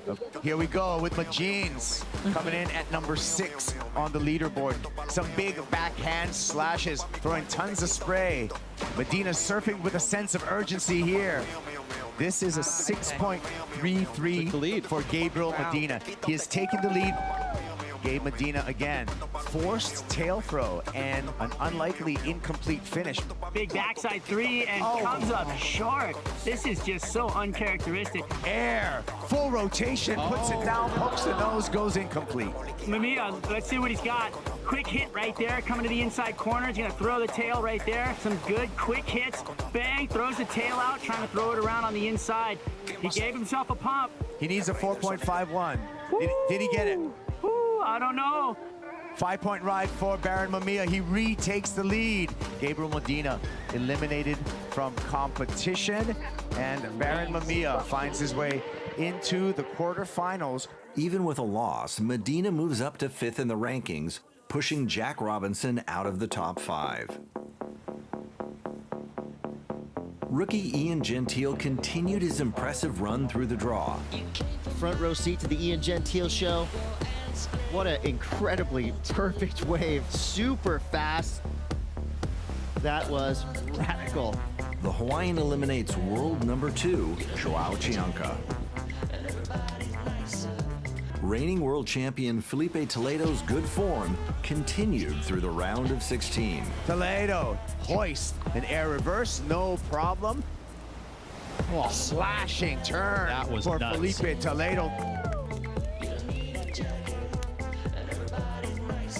And the round of 16 wraps up with American Griffin Colapinto advancing to the quarterfinals. That right there is title-winning surfing. Griff will remain in the yellow jersey for now. Yeah, I mean, I'm fighting for the final 5, so just gotta do it. Oh, grindy, world champ grinder. Gotta grind it out, you know the deal. Coming up next, the women continue to battle, and the veterans take it to the young guns. Carissa Moore, I mean, what more do you want? There's a lot of talk about this new generation, and yes, they are amazing, but they're rookies for a reason, and they're young. You know, they've got a lot to learn.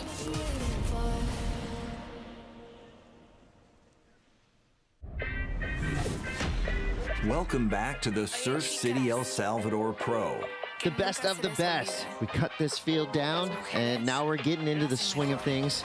As the women's competition continues, 3 top 5 surfers face elimination. Australian Tyler Wright stays alive with a clutch last wave and eliminates the wild card. Look how on rail that board was and just the water display. World number 3 Molly Picklum finds 2 near excellent waves to defeat France's Joanne Defay. At the end of the day, I want to be in final 5 going in there first, so whenever it comes, as long as I end at number 1 of the year.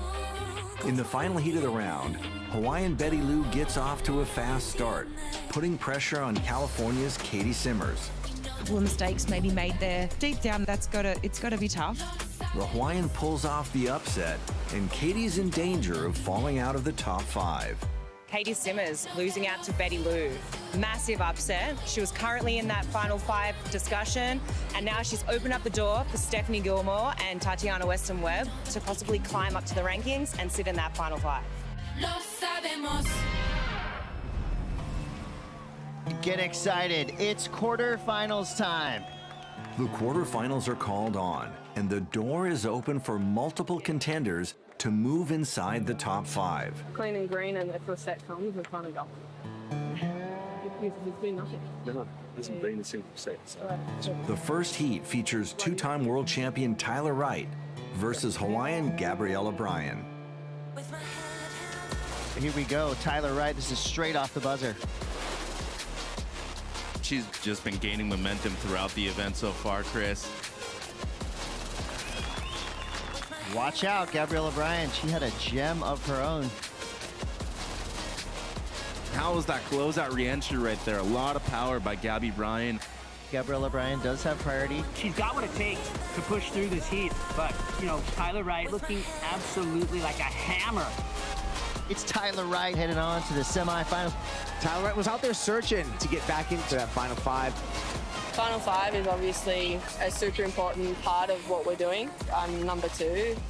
I haven't been there in 5 years. I haven't finished it a year in since I won a world title. So I invest a lot of time, a lot of energy to build myself back into an athlete.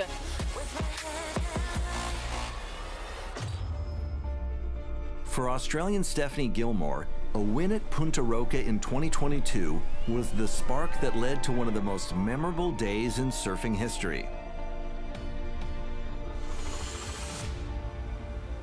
The 2022 season for me was a really challenging season mentally. You know, I wasn't getting the results. I was missing events. I almost didn't make the first cut, and then I almost didn't make the final 5. I was just constantly feeling this pressure like I'd never felt before, where I wasn't good enough. I finally got a result in El Salvador. She was sitting at number 7 on the rankings. She hadn't had an event win yet. It just basically set up the rest of her year. It catapulted her into the final 5. She's currently in number 7th spot again here. Will history repeat itself? It's looking good right now. As the number 5 seed at the Rip Curl WSL Finals, Gilmore needed a miracle to achieve an 8th world title. Wearing the orange jersey, number 88, Stephanie Gilmore! Leading into the event, no one really talked about me. I was like an underdog. There was a lot of, Steph's not going to do it, it's not possible, no chance. Stephanie Gilmore has a shot. It's a long shot. She has a huge road ahead of her as number 5. It was a really special event because it was so intimate as well. You know, after every heat, I came in through the crowd and I saw my friends and family and had like a real moment with them. Like, yeah, I got through that heat. All right, next heat, let's go. 15 minutes to reset and paddle back out and do it over and over again. things just seem to be falling into place for me. I feel like I'm just getting better. Each heat's getting better and better. I'm so pumped. Let's do this. Stephanie Gilmore fans, here we go. What? Red Cross, WSL Finals champion and 8 world titles. Stephanie Gilmore, you are a weapon. Stephanie Gilmore is the GOAT. She now has 8 world titles and stands alone. The way she did it is uncomparable to anything she's done in her career. It's one of those moments we'll reflect on for the rest of time, especially when it comes to her legacy. I've won a lot of titles in different ways, and this, to be honest, was the best win I've had. It was such an empowering moment, proving this impossible thing.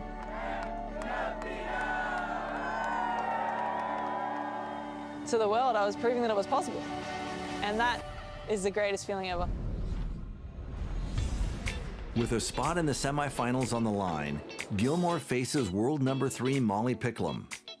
For Gilmore, a win would move her inside the top 5. We're straight back into business here. Molly Picklum blows the tail in the finish. Engulfed in the wide water. Answering back, Stephanie Gilmore now. Will she do it again? Will she be number 5 going into the Ripco WSL Finals? We shall see. Will she win? I hope so. Picklum hasn't really set that rail. I don't think that was exactly what she wanted. Stephanie Gilmore with the official victory over Molly Picklum. You see her reveling in the fact that this is becoming a mirror image of what she did last year.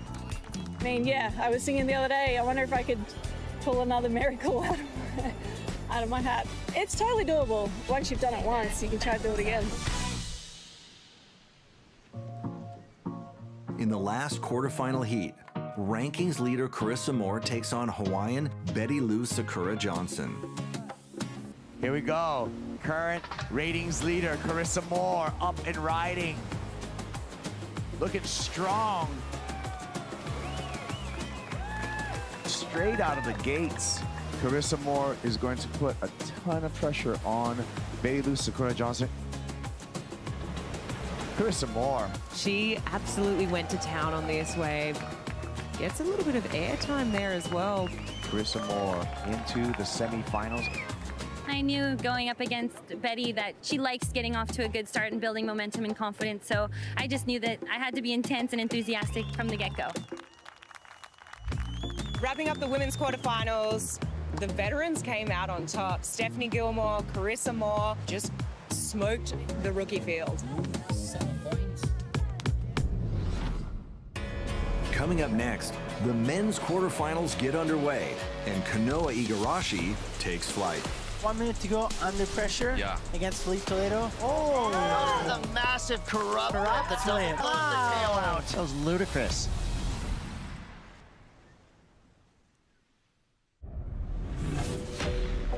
Welcome back to the Surf City El Salvador Pro. Earlier in the round of 16, rankings leader Griffin Colapinto and Brazilian Felipe Toledo continued to build momentum. Here's Felipe. Floats the roof over to clear that section. Slashing turn for nuts. Felipe Toledo. Griffin Colapinto flexing through that turn. Good stuff there from Griff, his best score. I don't think Griffin is shakeable right now. Both contenders advanced to the quarterfinals. With Jack Robinson eliminated from the draw, Gabriel Medina had a significant opportunity to gain ground on the top 5. Medina just needs a 4.67. Oh no! Unfortunately, an uncharacteristic mistake led to his defeat, and rookie Ian Gentile pulled off a massive upset over world number 4 Joao Chanka. I'm really grateful to have this opportunity and keep going. Ian Gentile, I'm 26 years old, from Paia, Hawaii. He was touted as a super grom. Back then, when somebody was a super grom, that meant they were destined for greatness. Everybody was saying, here's the next Kelly Slater. I had so much pressure as a kid. I had the big contract, I had all this stuff going for me, but I went through like a burnout phase. He kind of disappeared into the background. Complete sticker coverage on his board to absolutely no stickers. I wasn't really sure if I was ever going to compete again. You know, all the sponsors went, and that was the best thing that could have happened to me. I wish it happened sooner. He actually developed as like a human and became a man. I got to go to school for a little bit and got an associate's degree and like did things I never thought I was capable of doing. Like sit in a classroom and take a test. Like on this wave, it's Ian Gentile. Huge opening snap there, looking to regain his star power, and that's how you started off a 7-1-7. Now that he's suffered through some things, been humbled, he's gonna relish every opportunity that he has, and that could be a really positive combination for him. I just want to learn all the pieces, you know, and try to be the best that I can be.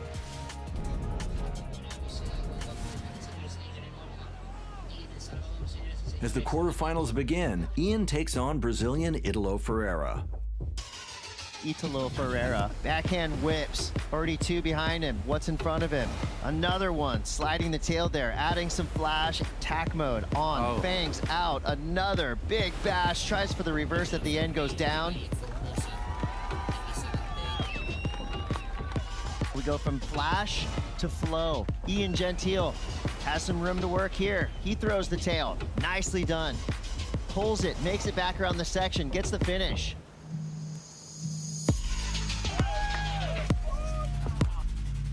Here goes Italo.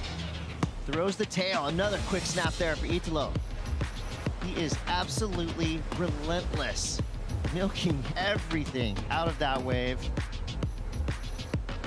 He left a little bit on the board, and guess what? Ian Gentile took advantage of it. Look at how close the heat is, 13.44 to 13.33. What a moment for Ian Gentile. Ian Gentile going through the semifinals. Ian Gentile on to the semifinals. How good does that sound to your ears? Sounds pretty good. I could get used to that. Quarterfinal 2 features reigning world champion Felipe Toledo against Japan's Kanoe Igarashi. The simple, no grab air, real cool, straight, and then opens up his shoulders again, wraps it back. He goes for a real sick air right here at the end, and he pulls that off. We're seeing something excellent in the first few minutes. The score won't be too high. The wave wasn't that big. Now here's Kanoa's answer. Quick snap again. Now back on the open face. Kanoa goes to the air. I knew today that he was going to be very hard to beat. Jinxed him. Inside of 20 minutes now. Emotions running hot in the lineup. Toledo with a 6.67. Igarashi, he's got a pair of sixes. Here we go with Felipe. His power surfing is as good as anyone on tour, and if he just does this, whoa, it's insane. What was that ender? That turn right there, I mean, 99% of the average surfers worldwide would not be able to do that. Is this an 8.74? Oh, the massive corrupt flip, the double flip. grab, alley-oop, and blows the tail out. 7.67 for Kanoa. Just under. I don't know what happens, but every heat of mine is just gets slow, and it's, you know, always down to the last minute. I'm tired of it.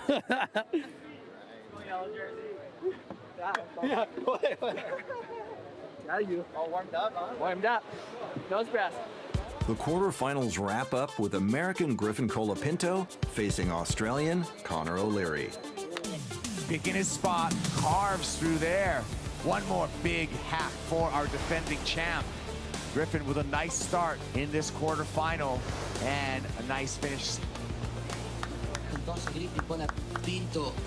Connor O'Leary. Beautiful first turn, whipping it out of the top. A little carve to set up this move here. Again, that tomahawk that he throws in the lip vertically, just whipping through each and every turn. That's that backhand attack. Open up with 8.17. Here he is. Colapinto looking sharp, bringing speed to the finish, throws the tail, air reverse, no problem. Since last year's victory here, how do you think you've changed overall as a surfer?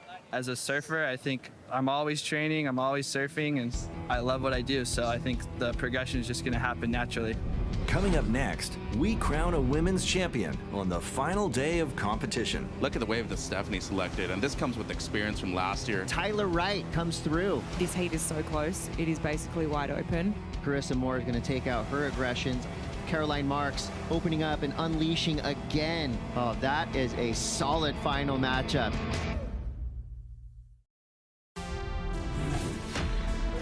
Welcome back to WSL Presents, the Surf City El Salvador Pro. Earlier in the quarterfinals, Hawaiian Carissa Moore's good form in the contest continued. She absolutely went to town on this wave. Gets a little bit of airtime there as well. The rankings leader controlled the heat and eliminated Betty Lou Sakura Johnson. Australian Stephanie Gilmore continued to look like a standout at Punta Roca.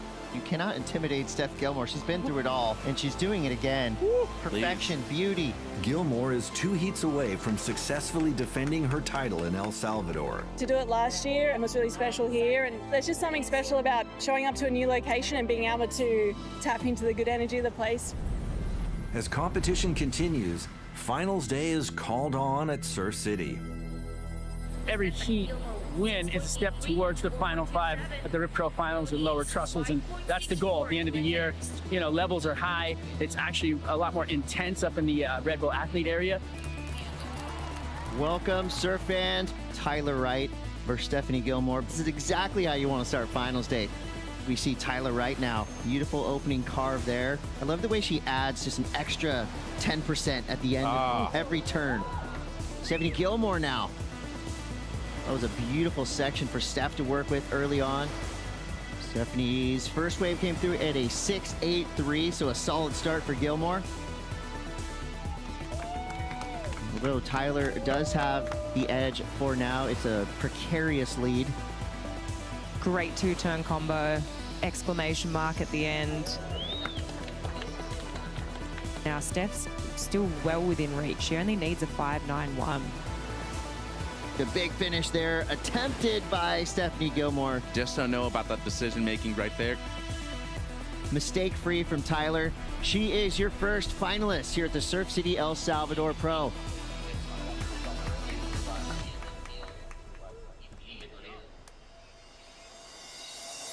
Hawaiian Carissa Moore faces American Caroline Marks in semifinal 2. This right here is going to be a pivotal matchup in the final 5. Picture. Nice 2-turn combo there for Caroline Marks. She's winding up through this inside. This wave giving her so much opportunity down the line, and it's official. She's going off. The advantage is with Caroline Marks right now, and so far, a rare lackluster performance from Carissa Moore. Now we're cooking, building momentum down the line. A 3rd turn there, throwing some spray. So Carissa Moore now already back on the comeback path as Caroline Marks opening up and unleashing again. Looking unstoppable right now on her backhand. Caroline Marks, 7.5. Highest single wave score of the day so far. Caroline Marks, a clutch performance when needed, going up against one of the greats of our sport.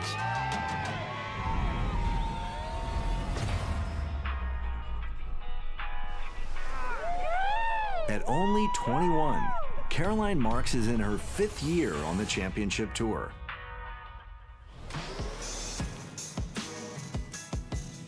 You know, the story of Caroline Marks is incredible. Came on as one of the youngest surfers to ever qualify for the championship tour, and then it was immediate results right out of the gate. In her rookie season, Caroline Marks claimed Rookie of the Year honours. She's so confident. I think she's ready to make a charge for a world title. Caroline Marks finishes on top.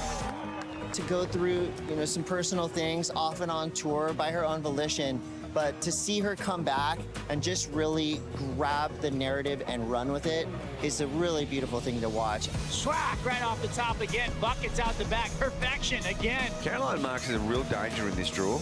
With almost 2 years since her last final appearance, this is an opportunity for Marks to complete her comeback. The final is set as Caroline Marks faces 2-time world champion Tyler Wright. This is a massive moment for Caroline because it's not just about getting the win, but it's proving that she can break through against the best competitors in the world. It's a feeling she hasn't had in quite some time. It all comes down to this. Looks like we could have our first wave of our women's final. It's going to be Caroline Marks. This wave starting to build into this inside section. 12 o'clock snap there for Caroline Marks. Tyler Wright, so far no real scores of note. That right there was just her trying to work her way back into this heat to get things going. And here we go, Caroline Marks. Quick snap to start there. Another turn. Solid finish. Tyler Wright needs 2 waves to get this final in the back. Great first carve, the right amount of speed to come out of that, and Maybe fin to the arm, it looked like. could have been, yeah. Tyler's wife in there a little concerned. An unfortunate way to finish. As Tyler Wright makes her way to the beach on her own power, but the good times never seem so good for sweet Caroline Marks getting the victory here at the Surf City El Salvador Pro. Feels good to be back, and yeah, we got the Olympics, the Final 5, and I want to be in both of those. I'm feeling good, and I'm really motivated. I feel like I put the work in, so I'm just like, let's do this. For her, this confidence has been kind of a slow build, but it's the perfect time to build because we all know all that matters is that you're in that top 5 come September. Now your women's champion from the United States of America, Caroline Marks.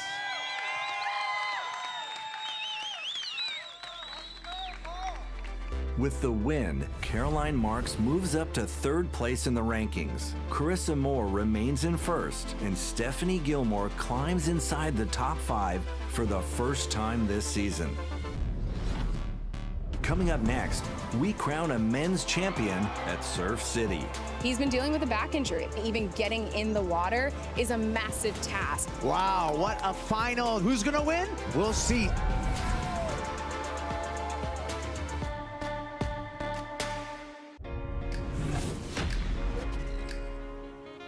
Welcome back to WSL Presents the Surf City El Salvador Pro. In the quarterfinals, world number 3 Felipe Toledo defeated Kanoa Igarashi. 7-6-7 for Kanoa. Just under. For the 6th time this season, Toledo advances to finals day. His power surfing is as good as anyone on tour, and it's insane. Just focus on my goal, what I have to do, and try to get the win this time. And rankings leader Griffin Colapinto continued to handle the added weight of the yellow jersey. Once he put on that yellow jersey with a huge target on your back, you could tell, he felt comfortable in it. Men's finals day is called on, and the first semifinal is a matchup between rookie Ian Gentile and reigning world champion Felipe Toledo. Rookie versus veteran. Boom, big air reverse working down the line. Chalk up another excellent score for Felipe Toledo. Bigger wave for Ian. Alley-oop. Nice. Ian Gentile sticks that landing. He's going to be right back in the game if he's able to complete this ride. Layback jam oncoming section. Man. Ian Gentile with a great comeback. What an answer. He's going to go into the excellent range with an 8.6. We're gonna watch Toledo. He's gonna go straight to the air. Big front side straight air. Beautiful work, lofty, into the lip again. Big rotation. This guy is out of control. It will be official right now. Felipe Toledo, back-to-back finals in El Salvador. In semifinal 2, Australian Liam O'Brien faces rankings leader Griffin Colapinto. Semi-final 2, Griffin Colapinto up and riding. He's got some pace. So Colapinto putting a lot of pressure on Liam O'Brien. Bryan behind him. Lob off the bottom, chops it off the top, hucks the fins. Looking for the finish. Gets it. Best wave so far for Liam O'Brien. Here comes Griffin Colapinto, bashes off the top. Nice snap. One more time to the lip. Griffin Colapinto plays the drums on the way out, little solo. 15.5, two-wave total. He's in the final. Super excited to be in the final with Felipe. It was a really close final last year, and every time we seem to surf against each other, we just go all out. There are 2 contenders that have proven to be the most formidable this year. It's the beginning of a new generation of rivals. Trying to start things off quick against Felipe Toledo, the male pro Portugal champ, Griffin Colapinto. Felipe Toledo breaks the streak from Griffin. Takes out the Hurley Pro here at Sunset Beach. Griffin Colapinto up against the defending event champion. Griffin Colapinto has just taken out the victory at the Surf Ranch Pro. I think it's pretty clear we have our front runners. You know, it's Felipe versus Griff. Griffin Colapinto steals the win off Felipe Toledo. Takes this one off of Griffin Colapinto. You see the respect these two surfers have for each other, but there is that rivalry that's definitely brewing. I could see him kind of tense. He had a few little bobbles throughout the wave. He seemed nervous. Pressure was on Felipe. I'm calm, I'm composed. He just thought he almost had it. I'm gonna do what I have to do. And I did. As we head to Rip Curl WSL Finals, these are the two surfers that everybody's watching. I truly feel like that's going to be your title fight. It's going to be Felipe versus Griff. A rematch from 2022 final, Felipe Toledo versus Griffin Colapinto. Hammer, right? Put on the show. Have fun. The young rivals face off in a final for the 4th time this season. When it is Griffin Colapinto against Felipe Toledo, the fireworks are going to happen. They have both told me that the other one pushes them to be their best. That's what the best requires in order to get the win. Griffin Colapinto is our defending champ for this event. We're going to see if Felipe Toledo is able to pay back Griffin Colapinto in this rematch. Looking electric here. 4th and finishing maneuver. Flat 9-point ride. Griffin Colapinto, he needs a 7.51. Vert to the lip, punches the fins out the back, manifesting a finish. We have the last card for yellow. It's a 7.17. Toledo bangs off that section. Looks like Felipe Toledo is gonna run away with this thing. We have the new champion of the Surf City in Salvador Pro, Felipe Toledo. Felipe Toledo answered a lot of questions. Can he do it again? Can he back up what he did last year? And the answer is a resounding yes. We are seeing another rise of Felipe Toledo. Whatever you want to achieve in your life, don't ever give up. Always trust the process. Griff, just give me a break. Man, we've been meeting every finals. It's been fun. Shout out to my mom. Mom, it's her birthday today. That's for you. That's her present. Love you. Felipe Toledo! Grateful to get another win this year and climbing up the rankings and make sure I'm up there on the finals 5. With the win, Felipe moves up to 2nd place in the rankings. Griffin holds on to the lead, and Gabriel Medina pushes his way into the final 5. On the next episode of WSL Presents, the World Surf League arrives in Rio de Janeiro, Brazil for stop number 8 on the championship tour. Takes to the sky! Saquarema comes alive with passion and rhythm, creating a coliseum of energy unmatched in professional surfing. The Brazilian Storm is charging up the leaderboard as Felipe Toledo, fresh off a win in El Salvador, attempts to add a 5th Rio title to his name. In the women's draw, veteran victories are turning up the heat on CT newcomers, riding early season highs. Only 3 events remain in the race to the Rip Curl WSL Finals. The fight for the Final 5 continues at the Vivo Rio Pro.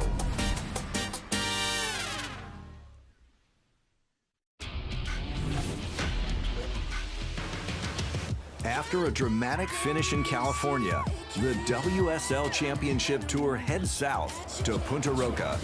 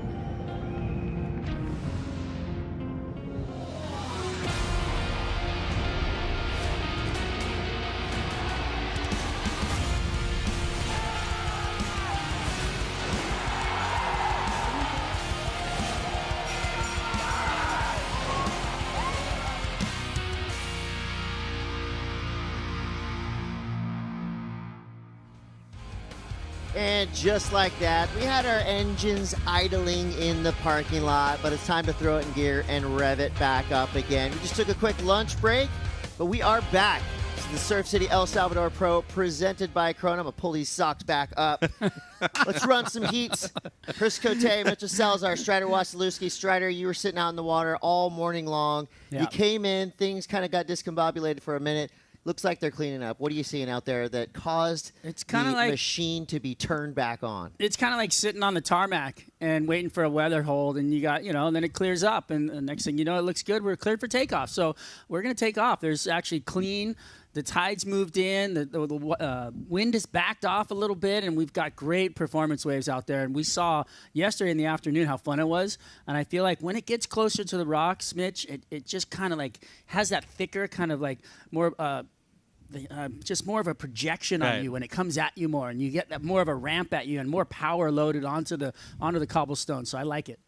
Yeah, I'm seeing mega ramps out there with each and every set. And Mitch, the heats that we have coming up are absolutely stellar. Some of these matchups are going to blow your mind, starting with Heat 1 here, men's round of 16. Griffin Colapinto going up against a returning Zhao Chanka. Look at Heat number 2, Mitch. And they just matched up over there in Tahiti, too. Both Gabe and Ryan had the chance to surf at Chopes. Heat 5 obviously stands out. Number 1 in the world right now, John Florence against local boy Brian Perez. How about Heat number 8, though? Jordy Smith, Leo Fioravanti. Those are two alpha dogs out there in the water. Also watch out, Heat 4, Jake Marshall, Yagodora. That's another banger. Man, this is going to be a fun round. Half of these surfers won their heats on opening day. The second half had a battle through elimination round surfing this morning. Strider, you were out there with Brian Perez. What were you yelling at him from the channel? I said Sukasa. I mean, this is his house. This is his point, and it was kind of like it was really fun to get that energy going. And to be honest, when he did the air and from the water, that thing just looked gigantic. You know, when you're in the water and you get the feeling of the wave, and then you can see him elevated above it. And when he flew out into the flats and he disappeared, and the silence on the beach was just next level. I'm getting chicken skin just thinking about it. All of a sudden, wah! The beach went nuts, and I was like, wow, that was incredible. So it was a great moment for him, but it was also an amazing moment for El Salvador. Total disappearing act, reappeared, the beach went wild. Well, Brian was ready this morning, and he has stayed ready. Let's take a look at what Brian Perez has been doing on this little break we had today. Doing everything we can to beat the heat here in El Salvador. Brian Perez in the ice bath, getting ready for his round of 16 heat, the Heat 5. Brian, how you feeling? Feeling good. It's too warm outside, so I go to the ice bath and just to recover it too. So just getting ready for my heat, and this feels so good though. You got to do everything you can after that massive heat that you had this morning, the huge air. Tell us, what are you looking forward to showing off in the round of 16? Yeah, just same plan. Just go out there and have fun, enjoy the wave, and enjoy the ride. I'm super stoked to be here. You know, just to be with the best surfer in the world. For me, it's a blessing. So I just going to enjoy it and then enjoy every wave over there. Enjoy every wave, enjoying every moment here in the Red Bull Athlete Zone, you guys. Thank you, AJ. Can't wait to see what Brian Perez is going to do next. Brian Perez, well, he is living the dream, which translates to? Viviendo la buena vida, Chris, and definitely doing it today, this afternoon. Biggest heat of his life. We already saw one this morning. First heat win for a Salvadorian surfer at a championship tour event. Might be able to take out number 1 in the world. All I want to say, though, this high tide right here, as you said, Strider, the more it concentrates on the inside bar, closer to the rocks, the better this wave gets, Chris. You know what? Plug in, turn up, let's rock and roll. Griffin Colapinto versus Zhao Chanka, USA v Brazil. Very excited to see Zhao Chanka back in competition after an injury, and he's been looking sharp. Did go through the elimination round. Also, lost out his first heat, but he's looking real loose and whippy. Excellent in that heat, though. I mean, let's think about, how well he surfed. He did get a great score in that heat, which is a great sign for him. This is a tough heat for me. I got friendly fire on my fantasy team. Up at the top of the tier A, I had Griff, and then down at the bottom, we had Joao. And it's tough to see them matching up so early in the event, but a fun heat. I mean, just pure progression out of both of those guys. A lot of speed, a lot of flair. That first turn Griffin Colapinto did in his opener of his heat was one of the turns of the event still. And, I mean, I was so impressed by that. You know what I like, too, is sometimes you see athletes, surfers, come back from an injury and they just don't look like they're quite ready. Polar opposite for Zhao Chanka. I mean, just totally negating what LL Cool J said. Do call it a comeback because he's ready, and you can see with every heat that he's surfed, he's just getting better and better and better. The one thing he might be a little off-timed with is actually making his heat on time. Strider, you saw him this morning a little late. I think that was by design. Was it though? Well, he just didn't seem rushed. The mind game. He paddled out. I mean, I saw, Barron was in the water much earlier, 5 minutes before he even was in the window of being able to see him paddle out. So, it was interesting, but he got out there. He gave up the priority to begin with and just was kind of saying, like, as it is, and let it happen as it would.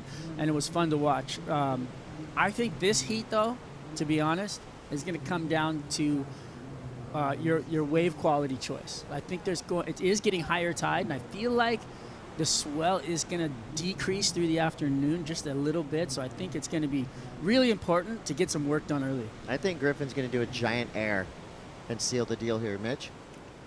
I think it's going to be more competitive than we're thinking right now. Joao surfed great in the elimination round, as both you guys were saying. Dropped the 8.5, which is still one of the highest waves of the event, but I just think his quickness, his precision is something that shouldn't be underestimated if you're Griffin right now, but we can't look past the fact that Griffin has made both finals here in the past 2 years. His consistency has been unmatched so far, Chris, and right now number 2 in the world, already with 4 wins at the championship tour level. He's looking for number 5 right here. And it looks to me like a chunky afternoon at lower trestles on a big south swell. Yeah.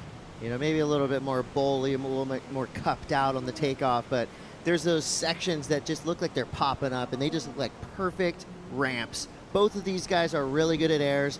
Both of them are lightning fast, so I just think on paper, this is going to be a heavyweight boxing match. Power, progression, everything will be on display, and it starts right now. Even a chippy paddle battle. Oh, what happened? Somebody may have got blocked. Luckily, I'm not a priority judge. We've got experts upstairs analyzing every bit of what just happened there. And it looks still let him go. like Griff is up and at it. Taking the high line, stalling a little bit there, just waiting for this wave to defroth. Comes through this inside section. Setup carve there. Yep, come on, keep going, down the line now, here we go. Section of consequence there, beautiful Andy Iron style carved right there for Griffin Colapinto. Fits in a third. Wave got pretty weird, so a lot of waiting on that wave, but now we're on, and now Zhao Chanka's out the back with priority. I'm not mad at that way to start a heat for Griffin Colapinto. Just get a little loose.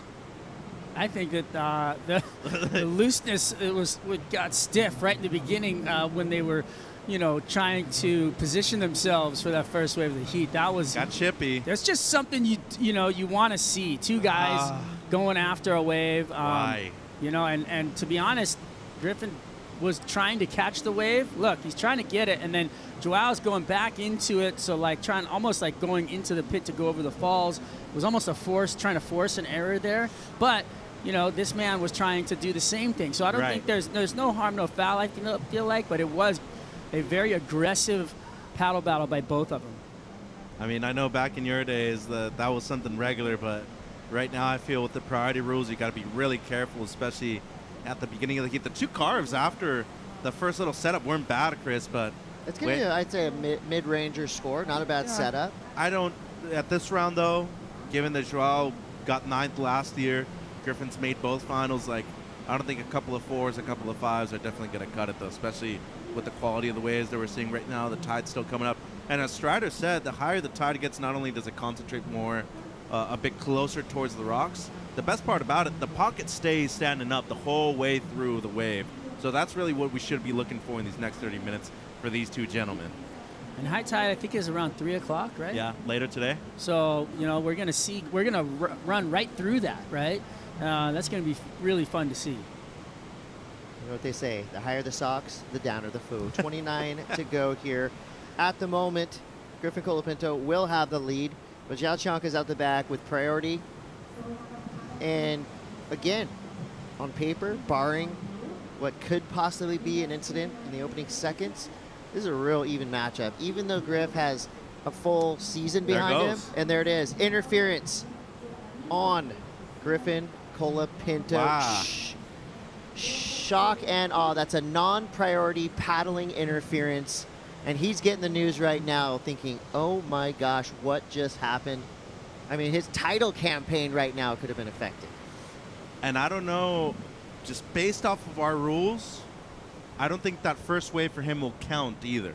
So I could be wrong depending on the situation, but non-priority interference, just normal paddling interference, it means that your second best wave will be cut in half.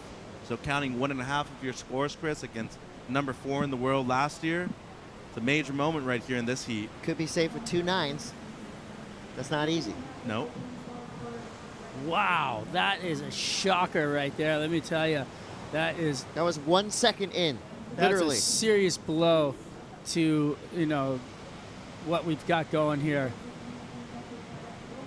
Well, he tried to take the inside, and the issue is at the beginning of the heat, no priority established, open priority. I'm sorry, but he didn't. He's just paddling Yes, to he go under the did. wave. He's not trying to catch the wave. He's duck diving under the wave. Joao forced the issue and came up with the interference. But he's trying to keep him No, off the wave. But he's not. He's not. He's just trying to go under it. I think Joao thought he was and actually paddled in that wave because he thought he was going to whip it, but there was no chance for him to actually catch the wave. Okay.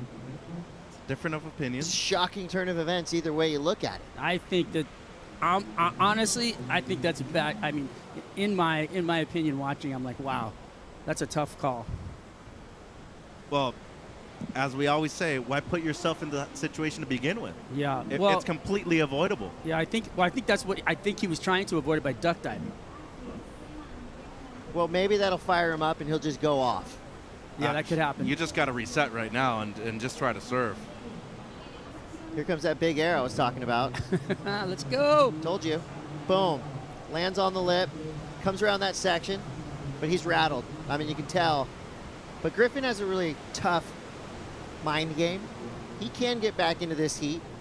That had to have felt pretty good. It's a nice little ollie. 27 minutes. He's got a lot of time to figure things out here. Interestingly enough, though, that first wave only came through at a 3. So the kind of cruisy carves. Yeah, there wasn't a lot half in of that, 1.5. yeah. Here we go, Zhao Chanka. I mean, this kid smells blood right now, right? He's already got an advantage, and he goes down. If you're him, things are working in your favor, Chris. Don't fall into a rhythm of not completing waves, first of all, but just falling, and then all of a sudden Griffin starts building his scores. And he doesn't need to have a huge heat total still to beat you, you know?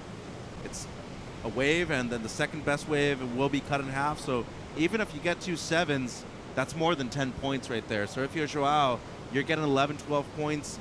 It's a really difficult task for Griffin to be able to do that right now with the interference situation. It's almost like a game of Survivor, right? You get a little bit of an advantage in some way. You have to capitalize on that. I mean, I doubt he will, but I mean, you could think of a competitor going out there and paddling next to him and going, oh man, that sucks. Your second wave's cut in half. What a bummer. What are you going to do? That's horrible.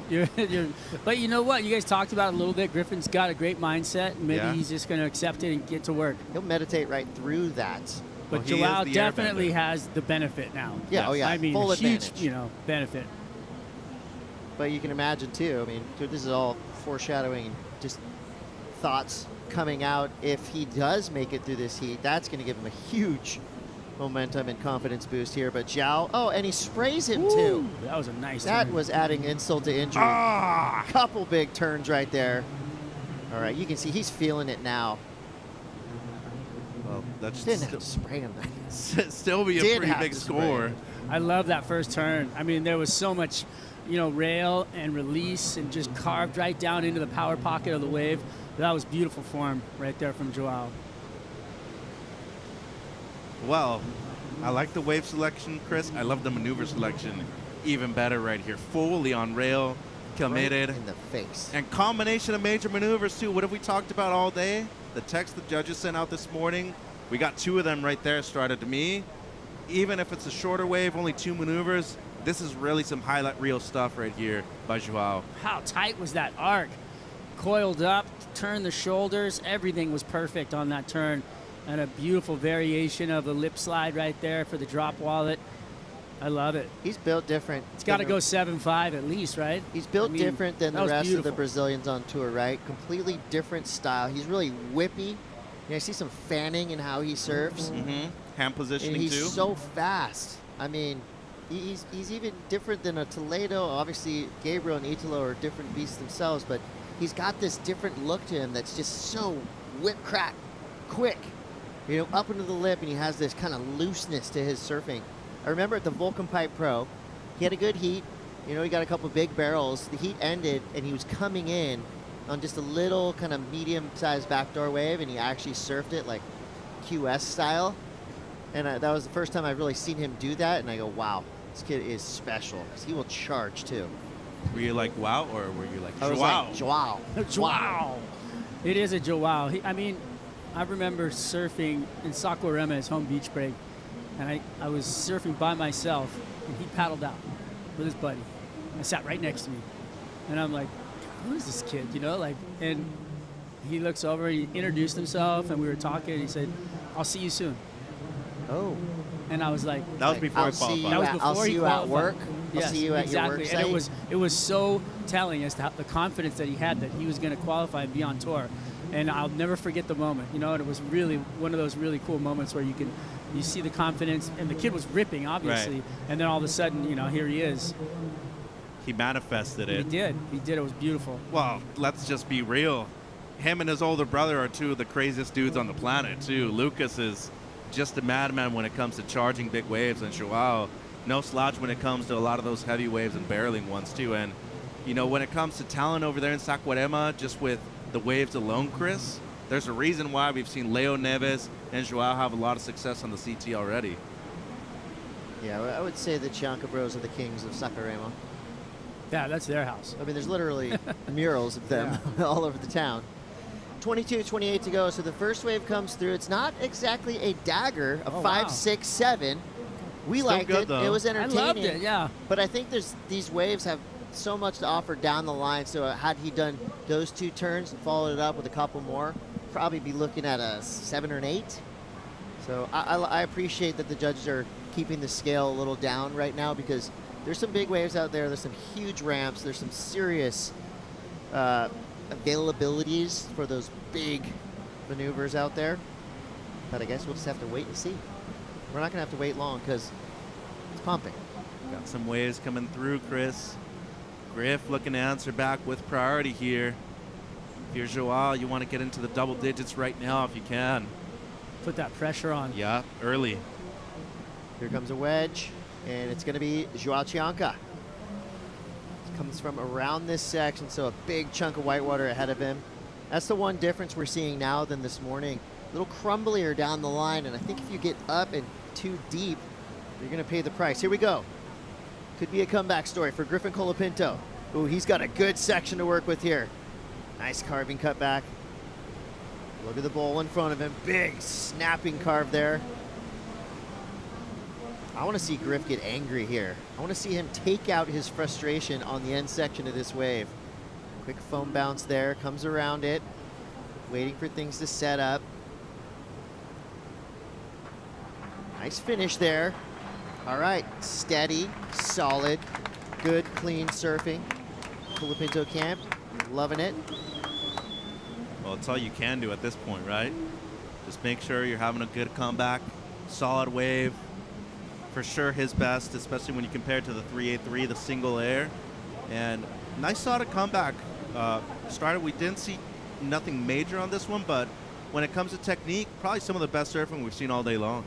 Yeah, he's not short on anything in that zone. I think that the velocity, the speed, and what, you know, his intensity can be turned up a little bit. And I think that maybe he's just getting comfortable and really finding a pace out here right now, because, you know, we know and what we've seen from him, you know, as a winner here and as a runner-up last year, there was a little bit more in the tank. Definitely right in the pocket the entire time, though, with the majority of his turns. Still riding the same board, driver 3.0 to round tail as well, and John Tech Flex, so a bit more stability coming off of the bottom with those fins, Chris, and seems like it's really been one of the fins that's been the most stable on tour throughout the entire year. All right, Chanka now slingshotting around this section, straight up into the lip, loses his tail, somehow gets his foot back on the board. So that was a corrected error. Somehow continues down the line at a blistering pace.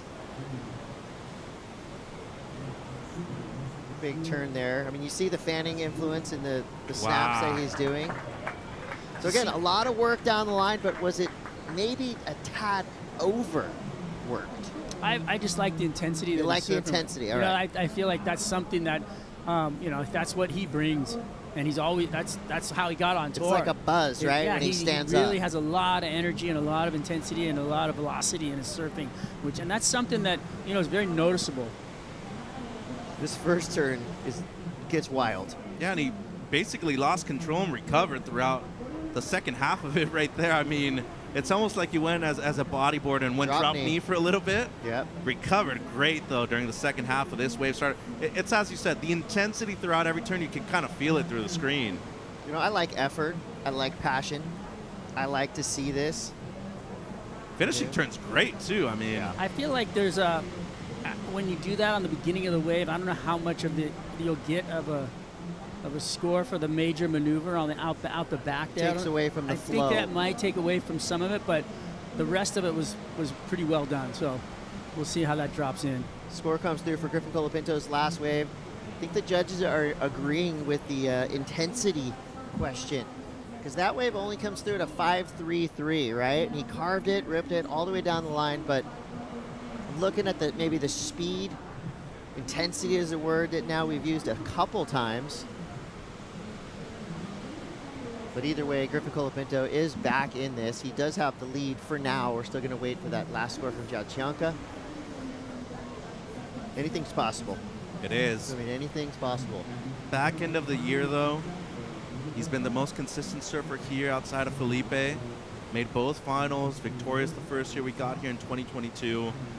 And the thing is, guys, after the cut, every result counts. So you don't want to bow out with the 9th place finish right here.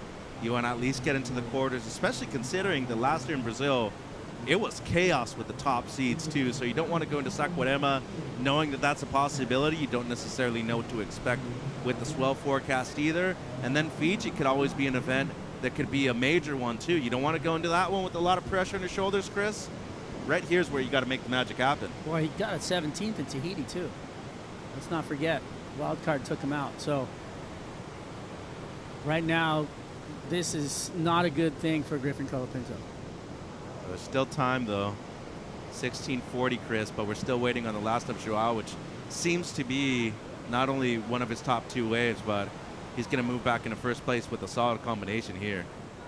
We're going to see if the judges like that flashy, kind of rapid-fire style of surfing that Chanka showed us on his last wave. So far, this is, they're sparring, right? They're just kind of testing the distance of their jabs. No one's really thrown a big haymaker just yet. Still 16 minutes left. Here's the first big score of note, a 6.5 for Chanka. So the judges liking the electricity and the excitement he showed us from beginning to end of that wave. Pure effort, pure passion. Could have went excellent Fun to watch. too if that opener was clean. Yeah. That was, at least we know, that he's in good form. He's surfing great. He gets on the right waves too. He's making a Finals Day appearance here, Chris, and this is where we see that interference play a big factor. Griffin now needs a 9.51. There we go. Big snap there to start for Griff. Nice placement turn to generate some speed. He's got to hope for this wave to really perk up on the inside section, because we love those turns. They feel really good to do. He's throwing a ton of spray, but the only difference is the waves he's had, I don't feel like have had those real critical sections. And that's the answer back right there. 2 big power gouges out the back. Nice fiery finish there for Griff. Definitely not out of this one yet. No. I mean, nobody's counting him out. I like this wave. I think it's going to be around the scale of his first one. That was a crispy opening turn. What do you think, Strider? At least matching the 6.5 right here, Joao? It's hard to say. It's, you know, maybe it could go there. I think maybe just below it. The wave laid down, got sleepy, didn't have a lot of intensity to it. He did really well. I mean, he did as good as you could have done on that wave, you know, as a surfer. But I think the wave kind of let him down a bit on the inside. So, you know, there wasn't like this crazy dynamic power pocket for him to explode on. I think out the back he got some work done, but I think it's going to come in just under Joao. I give him the nod in terms of power. I mean, you see the rail work. He's laying down out there. I'm so glad I'm not a judge. Yeah. It's so hard to do. Especially right here when you're deciding what could potentially be somebody who qualifies to compete for the World Championship or not, you know? As I said, 2 events left after this one, Chris, and score comes through, still needing a mid-9 right here to move up into first. Yeah, he's just kind of staying in that same range of 5.40, and of course, I'm nowhere near Griffin Colapinto's level, but I think for him, he needs to find a wave that's going to give him a little bit more of a critical section to work with, because those first 2 turns he did were so sick. I mean, power, cutbacks, throwing tons of spray, but I think the judges want to see you get up and into and involved with the lip, right? They want to see you doing something a little bit dangerous. They want to be excited by what you're doing. Still in the heat. Again, reiterate, still in this heat. Zhao Chanka now is in the lead with a 6.5 and a 5.67, and here we go. Zhao, nice clean open face to work with. Ooh. Right in the pocket, layback snap, gets a little hung up there. Comes around the section again. Wow, it is choose your own adventure on these waves. There's sections coming from every angle. Foam climb goes bad. It goes down. It was just mistimed that way. It's just that's the what whole I'm saying. wave Is was like just off, you know. And sections everywhere. It's unfortunate for him because he's had those big opening sections, and both times he waffled a little bit. If he would have been able to connect those, I think you know the points would be a lot higher for him. But I mean, he's looking really amazing. Still thinking jabs. Still thinking jabs Sparring. right now. No uppercuts just yet. 12:24 to go. Let's get an update from our commissioner standing by with AJ. Renato, a really important call at the beginning of that heat. Walk me through the interference. Yes, AJ. Unfortunately for Griffin, a pretty textbook interference. Hits start with no priority, so normal interference rules apply. In that situation, John Chanka had the inside position for the wave, and Griffin did a classic block. Pedal interference with the block. He loses half of his second scoring ride. Still has a chance in this heat, but yes, like I said, a pretty textbook interference. And the drone footage is the best one to the fans follow through. Back to you guys in the booth. Yeah, before you start flogging the world in the Instagram comment section, just take a look, take a breath. It happens. I don't think it was malicious, but he was pretty obviously in his way. Yeah. Even though he tried to get out of the way, it was explained right there. You've heard my comments on it. Put him in the comment section. 11:20 to go. Zhao Chanka into the lead with a 6.5 and a 5.67. Griff with a 5.4 and a 2.67. I mean, mathematically, he's still got a chance. Right, until Joao hits a certain number, but a 9.47, it ain't impossible. And as you said, he just needs to be on the right wave. Basically, right now, at this point of the tide, Chris, still coming up, you want a wave that seems like it's going to close out, to have those critical sections, as you were mentioning, needs to be on one of those in the next 10 minutes. He has the skills, he has the abilities, he's been training to tap into the source.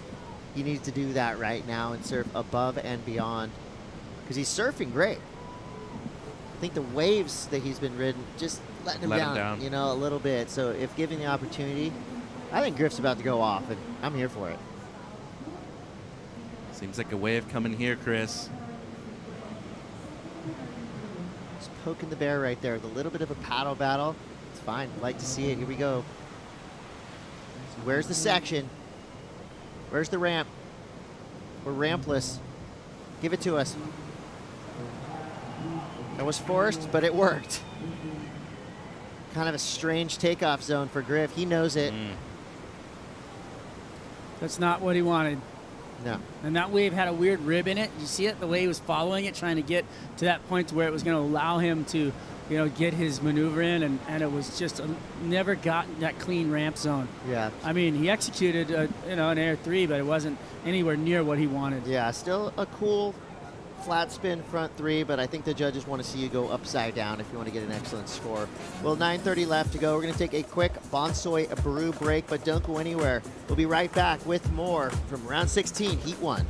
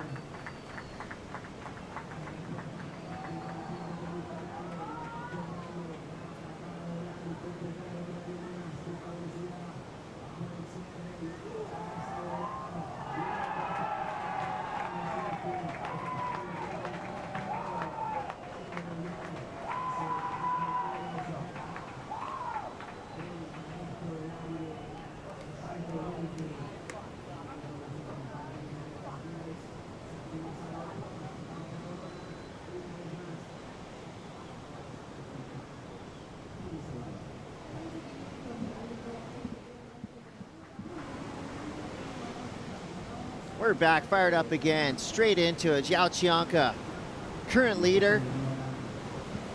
Nice looking wave there. Things starting to clean up. Good coping on the waves. Zhao just staying busy here on this one. Beautiful S-turns and a nice jam there on that inside section. Again, you just cannot discount the speed and the fury that Chanka is showing us right now. Comes around to the inside, blasts it. Well served. And right behind him, Griffin Colapinto. Big air, catches the landing, hits the whitewater. More to give on the inside, winding up. Griff goes huge. Pulls it around. That's how you surf out of an interference call, ladies and gentlemen. Houston, we do not have a problem, guys. We don't, no problem at all with that kind of surfing. 2 airs on one wave. I'm going to go ahead and say 2.5 airs on one wave because that second air was incredible. We go excellent? Where are we going with that? That was above and beyond what. Literally. I mean, the first air was rad because it was just kind of cool, straight air, lands, sticks into it. But this thing, this is redonkulous, I call it, because it's just a complete projection out into the flats. Wow. Huge air. I mean, that thing was massive. Where it landed. And looking down on it, it still looked massive. This would be a great view right here. Guess who was right underneath him? Zhao's right there by the WSL logo, looking up going, oh no. That was bananas, you guys. Look at, there's Zhao. Wow. That was incredible. Look at his front foot. It's on the nose. That's flow state right there, baby. Yeah, he just tapped into the zone. Hey, isn't he the airbender right now, Chris? Well, now he is. A little bit worried about him, but not anymore. Well, Joao should still be dropping a big score right here, so depending on what he gets. Yeah, Joao's wave was amazing. Yeah. I mean, he ripped the bag out of that wave. There was one clean line, too. Yeah, and you know what? That wave bent at him, and he just went over and over into the corner. It was sick. Well, now we got a heat on our hands. Chanka's score comes through a 7.5. But wait, folks, there's more. The score for Griffin Colapinto is about to drop. He's going to hear it, and there it is. 9.43 for Griffin Colapinto, one of the highest single wave scores of this event. Definitely the highest air. Yeah. And look, Zhao's looking in going, trying to do the math. Okay. I mean, Griff still needs a 9.14. Doable. He just did it. He needs the same wave. This is wild, you guys. Yeah, this is good times right here. And now the question is, in these they're talking already too. They're like, all right, that's when we need a water mic. What are they saying? Game on, but I think he was giving him props. Yeah, that was sick. Because he did it right in front of him, and I think, you know, game recognizes game, and that was, you know, pretty incredible right there from Griffin. But in the next 440, will there be enough chances for both guys? Because realistically, Joao improves on the 6.5. He gets something in the 7s again, this he might be over. It's game over, yeah. So if priority comes into play, which it probably will, Griffin still needs to take to the air regardless of the situation, Chris. He needs to go huge once again, even if Joao doesn't improve on the 6.5. You know, just got word, 58% of Fantasy Surf fans have Griff on their A tier, including myself as my power surfer. So this is about to go from fantasy to absolute disaster if he loses this heat for a lot of us fantasy players. Let's watch this awesome exchange, starting with this brilliantly surfed 7.50 from Chanka. Really like it, Chris. As both of you guys were saying, drew the same line the entire time, kept the amount of speed. How's the coping right there on that section by Joao? Always in the pocket. You know, not only is the speed amount has been great, I think it's always just the planning down the line. His maneuver selection is awesome. Really love the finish right there from Joao. So get a variation. And then Strider, we saw the straight air into some other big maneuvers afterwards here. Yeah, you know, this thing was boned out, completely tail high to the beach, and almost completely rotated. I mean, he came up a tiny bit short as far as a full rotation goes. All right, looking for a 914. Snap for the start, generating speed. He knows what he's got to do, and it's that. Griff, front 5. He's got more. So far, so good. He's got to hope this wave perks up through the inside. It's gone kind of chonky on there. Well, here we go. Is it cleaning up? Will it give him something else? Bashes it on the inside section. He wants it. I think they want it too. Another 2. Answer back from Chanka. Mitch, do you care if I growl on this one? No, go ahead, Chris. Okay. that was for all 3 of those turns. He's just so fast, and he's just so right in the pocket. Chanka now throws the tail. Big growl from Salazar. He's getting his feet back under him, still going. This is the heat of the event so far. I mean, that right there. I mean, was that the nail in the coffin, or did Griff do enough? That air was maybe higher and more rotated. I think this is the heat of the event so far. It was so fun to watch. I think that both surfers are surfing amazing, and I feel like the progression is the separation in the heat. And for me, you know, that was in the judging criteria, was that progressive maneuvers in the critical part of the wave. So doing the math here, if Chanka gets a 7.51 or above, it's mathematically impossible. But let's take a look at what Griff just did. Either way, this wave was supersonic. Lift off. All right, not as upside down, but more of a rotation. Yeah. I mean, what he's been able to do on these last 2 waves under pressure is just redonkulous, to use Strider's word. Unfortunately, Chris, as you were saying, was needing something major towards the end right there. I don't see it happening right here with this last one. Chanka's wave was a 7-point ride. So there's a 1 in a million chance, but they're saying there's a chance. Always. How good has Joao been surfing, not only in this heat though, throughout the entire event? I mean, 14.5 heat total, dropped an 8.5 in the previous heat. Griffin's still needing 9.79, and it seems like the score coming through, Chris, not enough for the surfer from San Clemente in red. I mean, just under. You can imagine that heat total would have been massive. It would have been a 9.43 and somewhere around an 8.3. Unfortunately, though, it goes to a 4.05 due to that paddling interference at the beginning of this heat. Either way, pure entertainment, savagery in the lineup. Both of these surfers just absolutely tearing this wave to pieces, and we'd love to see it. And now wait for the ratings shake-up. Griffin real. Colapinto, back-to-back events, goes down. 9th place. Shocker. Or below. Pure shocker. Wow, we're gonna regroup here I for a need to second. We're regroup. gonna take a quick break. We'll be back with more Gabriel Medina versus Ryan Callanan. We know you're not going anywhere. See you in a minute.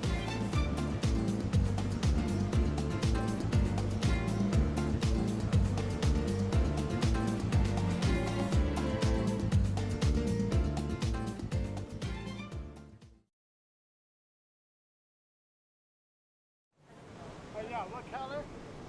What color? Blue? Yeah.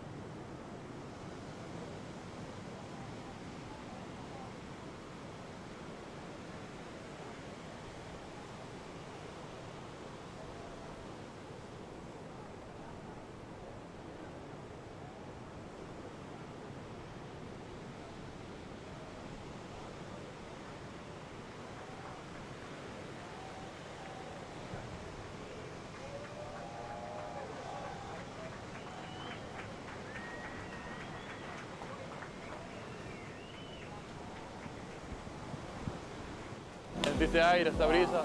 Qué bendecidos, mi bro. Las cascadas de San Antonio es un lugar mágico para visitar y para estar conectado con la naturaleza también. Para llegar a la cascada está muy cerca de playa Punta Roca, está como a 10 minutos en coche, de ahí hay que caminar 30 minutos para llegar a la cascada, pero vale la pena toda la caminada. Muy fácil de llegar, súper lindo, no hay mucha gente. Los salvadoreños pues protegemos esas partes que son bonitas y que son lugares que nos llenan de mucha gratitud y mucha paz en el corazón, la verdad.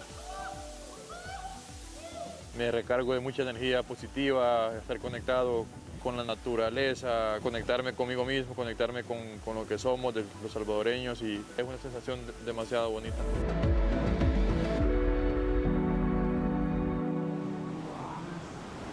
Shock and awe, a stunner in El Salvador. Two-time finalist, Griffin Colapinto, out on account of a paddling interference that happened literally within the first 15 seconds of that heat.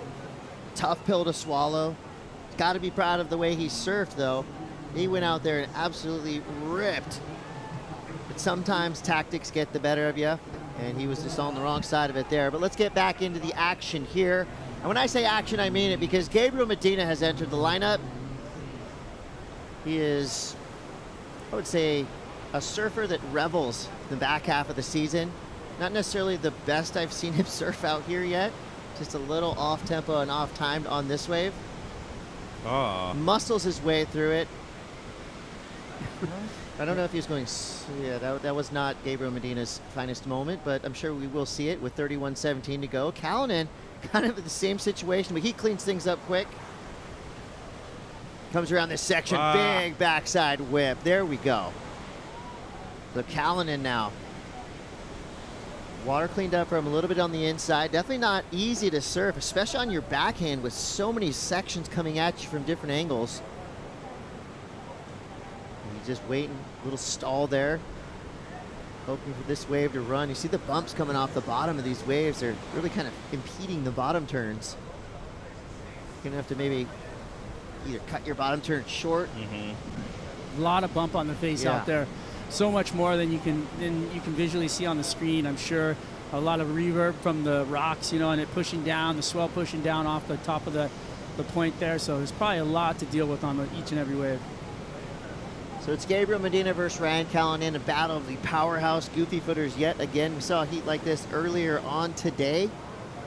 Nicole Houshmand's heat where you had two big backsiders going blow for blow. We're going to see that again right now. I mean, Kalinin, he's got that whip, right? You can almost hear it when he does those backside turns. And Gabriel Medina, well, he's got a sledgehammer. Same thing. It's like a thud when he hits the wave. Throws tons of spray every time he gets up into the lip. And again, this was kind of a strange one. Stranger things. We're in the upside down with Gabriel Medina on this wave. Was he running up that hill, Chris? I have no idea what was going on. He was a little off tempo right here, and as you said, that second floater kind of set him up in a really different pace for this wave right here. The fact that he stayed on his board, though, was pretty admirable. That was a crazy turn right there. He went upside down on that maneuver and then tried to force that last one in, wasn't able to ride out cleanly. Still, given the context of the heat right at the beginning, you opened up with anything better than 5. To me, it's a positive note. Well, he's so good, it's rare to see him make mistakes, right? True. Same thing for Rye, don't you think, Strider? This was a weird beginning to the wave. Yeah, but then this turn right here was right on the nail. Like, I mean, he hit that perfectly, drove the nail straight down to the center of the wood. I mean, that was a beautiful turn. Everything else, you know, it was just kind of making up and trying to clean up, you know. The beginning of it was mistimed, the first 2 moves, but that third turn was money, and then the rest of it was, you know, kind of just finishing the wave.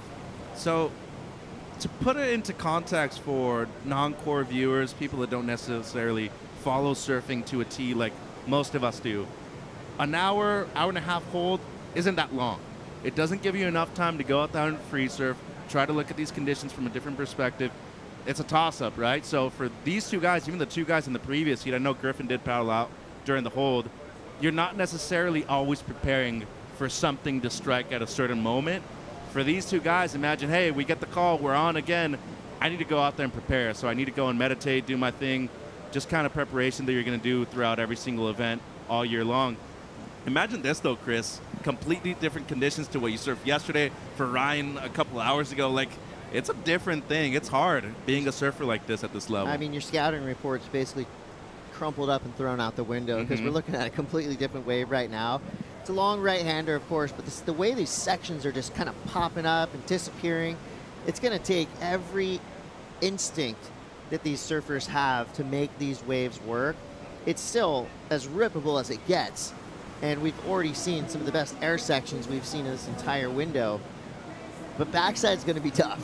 I mean, if Gabriel Medina has that much trouble on the wave, you know it's not going to be easy. I think that was Gabriel just adjusting, really. You know, you go out, like you said, they haven't had time to warm up on these conditions. So I think it was more of an adjustment wave for both the surfers, but Kalinin getting the better of the exchange. Yeah, Kalinen's wave comes through a 7.0. I really feel like that's heavily weighted on the turn he did in the middle of that wave. It was lightning in a bottle. Gabriel Medina comes through with a 5.83. So plenty of time left in this one. 27 minutes to go. Arcal in the lead for now. Chanka is now on the glass with AJ McCord. Yeah, Joao, a wild start to that heat. Walk us through what you saw from your perspective. I mean, I knew I would have to play tough against Griff. Griff is absolutely one of the best this year, so yeah, I knew I would have to bring it up my best game and really to step the level and yeah, such a bummer that interference happened so early, and I knew I would have to play tough to get the best first wave. That's just how it goes, like the pressure in the beginning of the heat, and such a bummer it happened. I mean, when that happened, the first thing that I thought it was don't hate the player, hate the game, and I mean I knew still I would have to surf to a 14 heat total, 15 heat total. I knew I would have to go to play really hard against Griff, because that type of situation just sets free the athlete, and he can basically go for it in every single wave. And if it ended up being flawless, it's his win on the end of the heat. So I knew I would have to bring it up my best game, and it felt good, felt relieved, and I rested before the heat. I took a nap, a 40-minute nap. That set me up pretty good. I don't feel that good in El Salvador a long time. I don't think I ever felt that good, and the paddle battles was so hard, and It was just so hard with the helmet and and the pressure going, the exchange with Griff on that waves, and I knew I would have to push every single turn, so yeah. And push you did. Congratulations, João. We'll see you in the next round. Before we let you go, o que você quer dizer para amigos e família em Brasil? Quero dizer muito obrigado. É muito louco, né? Deus não deixa nenhuma folha cair sem um propósito. E ano passado eu estava segundo do ranking aqui nesse lugar, numa autoestima, numa autoconfiança incrível e não fiz o resultado que eu estou fazendo esse ano. Esse é o meu melhor resultado aqui em El Salvador. Como eu disse, eu me sinto bem nesse lugar e estou feliz de ter entrado nas quartas de finais. Vamos indo. Obrigado a todos. Imensa gratidão. Parabéns, congratulations. Thank you. Well, that tells me that was a tactical decision, and you can tell he feels a little bit bad about it, but at the end of the day... No, he doesn't. Listen, at the end of the Get outta day, here. he knew that he poked the bear and he was going to have to back the it up. best part about that interview is don't hate the player, hate the game, okay? He was amazing in that. No and guilt. I feel like, hey, man, nobody's here to lose. True. And if you want to win, you got to do what you got to do to win. And João did that. And my hat's off to him, man. He went strong with that tactic. I'm glad I'm in the middle. And what I liked is that he identified that Griff is now angry. And when you get a guy like Griff angry in a heat like that, he's going to go berserk. He did, but just could not get over that interference. And here's the live rankings. Mathematicians behind the scene giving us the update here. So Italo and Griff both out. That makes room for Jordy Smith and potentially Jake Marshall, but watch out. Gabriel Medina just moved up another 4 spots. I'm thinking if Gabriel can kind of get it together in this heat, he's going to be in the final 5 before this event's over. If he can get past Ryan Callanan, who's not going to make it easy for him right now. Ryan's got a big lead. Gabriel needs a 6.35 in his last wave. It's kind of a bomb, but only a 3.17. What's going on with Gabriel Medina right now? Yeah, he's been a little out of rhythm right here. Same thing, bottom turn.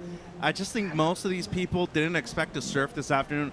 I don't think a lot of people expected it to glass off the way it has. And, you know, out of sorts, out of rhythm right there, you can just see never really connected with the lip line, Chris, and ended up getting a 3.17. In his defense, it's still tough to surf out there right now, but Callanan's been doing great so far, and these insiders stride a 5.17 on this one. He's finding waves with the lip line, right? And that's the challenge right now. Is you can see the way that the waves are arriving along the bank, and if you can get yourself in a position to attack a lip line, which is a critical part of the wave, that's where your score is going to come from, and that's exactly the waves that that Callanan has been able to find out there, and that's key at the moment. He's controlling the momentum right now as well. He's out the back with priority, so he's put himself in a position to potentially drop in on Gabriel, which you know he'll do if he needs to. If the wave perks up and Gabriel's looking at it. You know, just going back to that topic of conversation both you guys were having about Joao's post-heat, you never saw Kobe blame anything on Phil Jackson, did you? You never saw Kobe blame anything on Shaquille O'Neal. He always owned up to it, and in the end, Joao's right.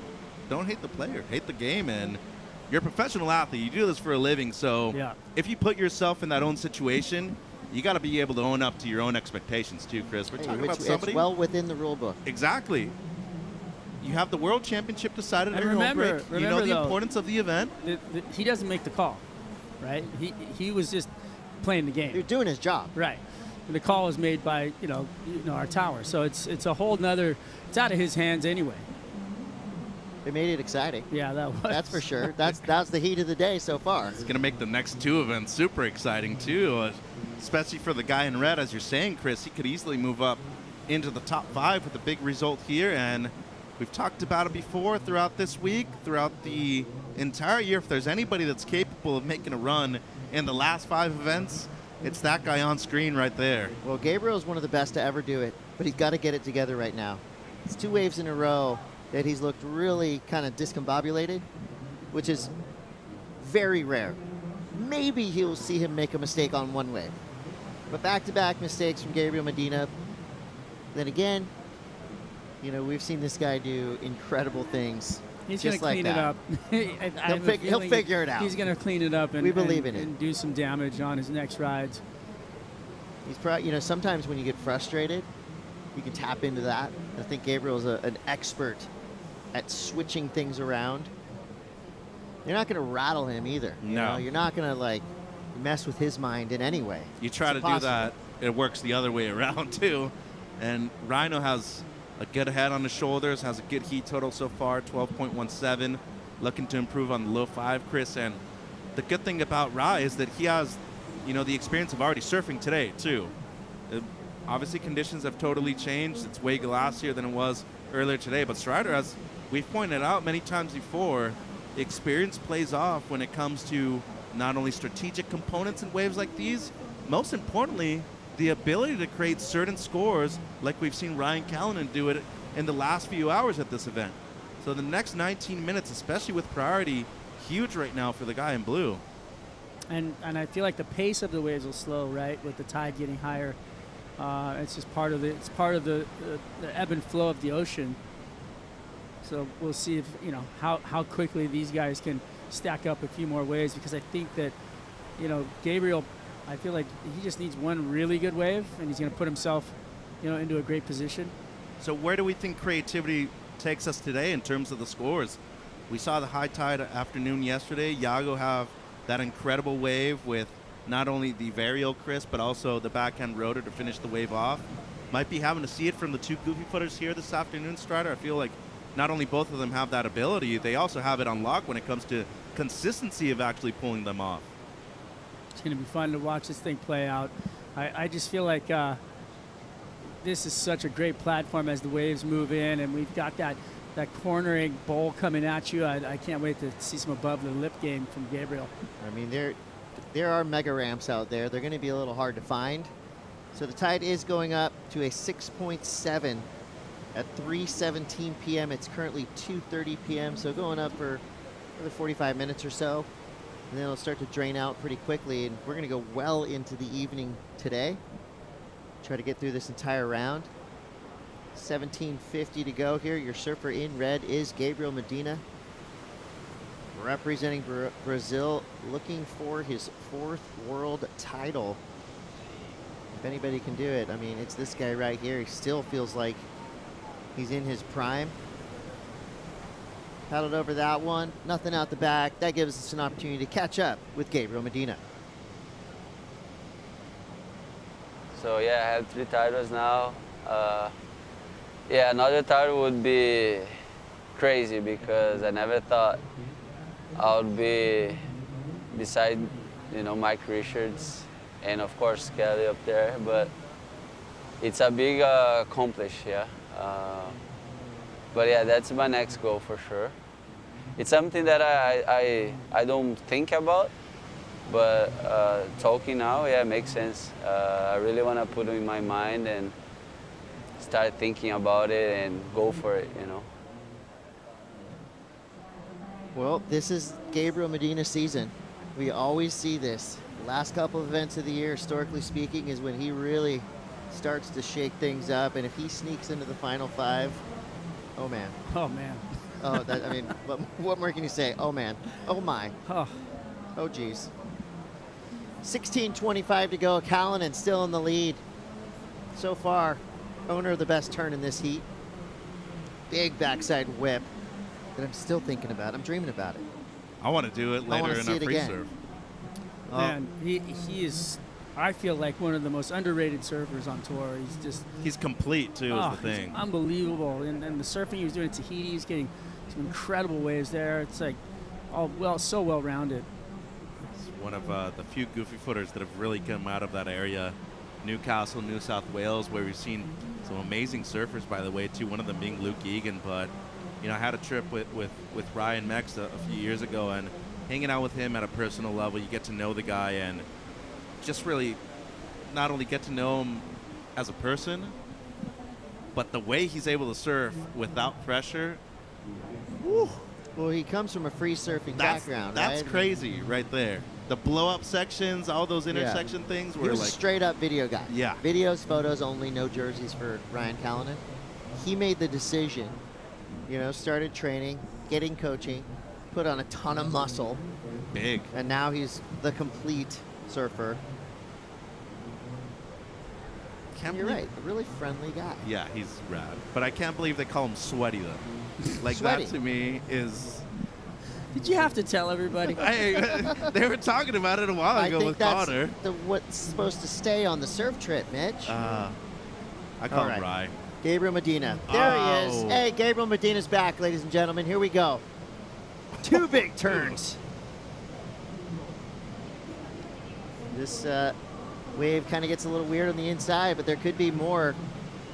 Here goes Callanan on the outside. Medina's wave, meanwhile, perking up through the inside section. He finishes with a hammer. Callanan gets a speed float. Gabriel's still going. Arkel's trying to catch up to him. Medina goes backside reverse, makes it, finishes his wave. That's going to be a huge score. Arkel goes down on the inside. That's what you love to see. Unless you're Ryan Callanan, because Gabriel Medina just woke up, the alarm went off, and he remembered, oh, I'm Gabriel Medina. The pleasure field was open once again right there. And to see both of them riding at the same time was a beautiful thing. And that first jab that Medina did was so perfectly placed. It was so fun to watch. That was really great surfing. You know, when he's on, he's like Arnold Schwarzenegger in that first scene in Terminator. He's like, give me your clothes. I'm going to get Sarah Connor right now. And it's just like, game on. And that happened right there on that wave. Those first 2 turns were crazy, guys. Yeah, this turn had a lot of attitude right here. I mean, watch the positioning. I mean, he found, we were talking about earlier, finding the lip, right? And he finds 2 consecutively on the outside in critical sections. Didn't take him long to crack the code, did it? Well, it was really well done, and he didn't have priority. And then Rye outside seemed like he got a little hung up with the first one. Did way better on the second one. And jeez, he's only looking to improve on a 5.17. That floater was sick on the outside by Rye, too. It's hard to deny that Gabe had the better part of the wave, though, and then finishes with a little cool reverse. I feel like Gabriel, in my opinion, is 2 points higher in that exchange. I mean, he destroyed that wave. He was a lethal weapon on that wave, for sure. 12:45 to go. We're going to take a quick break. Judges are going to lock in their scores. We'll give you the update right around the corner. Connor O'Leary coming up next as well. A lot happening here in El Salvador. We'll be right back.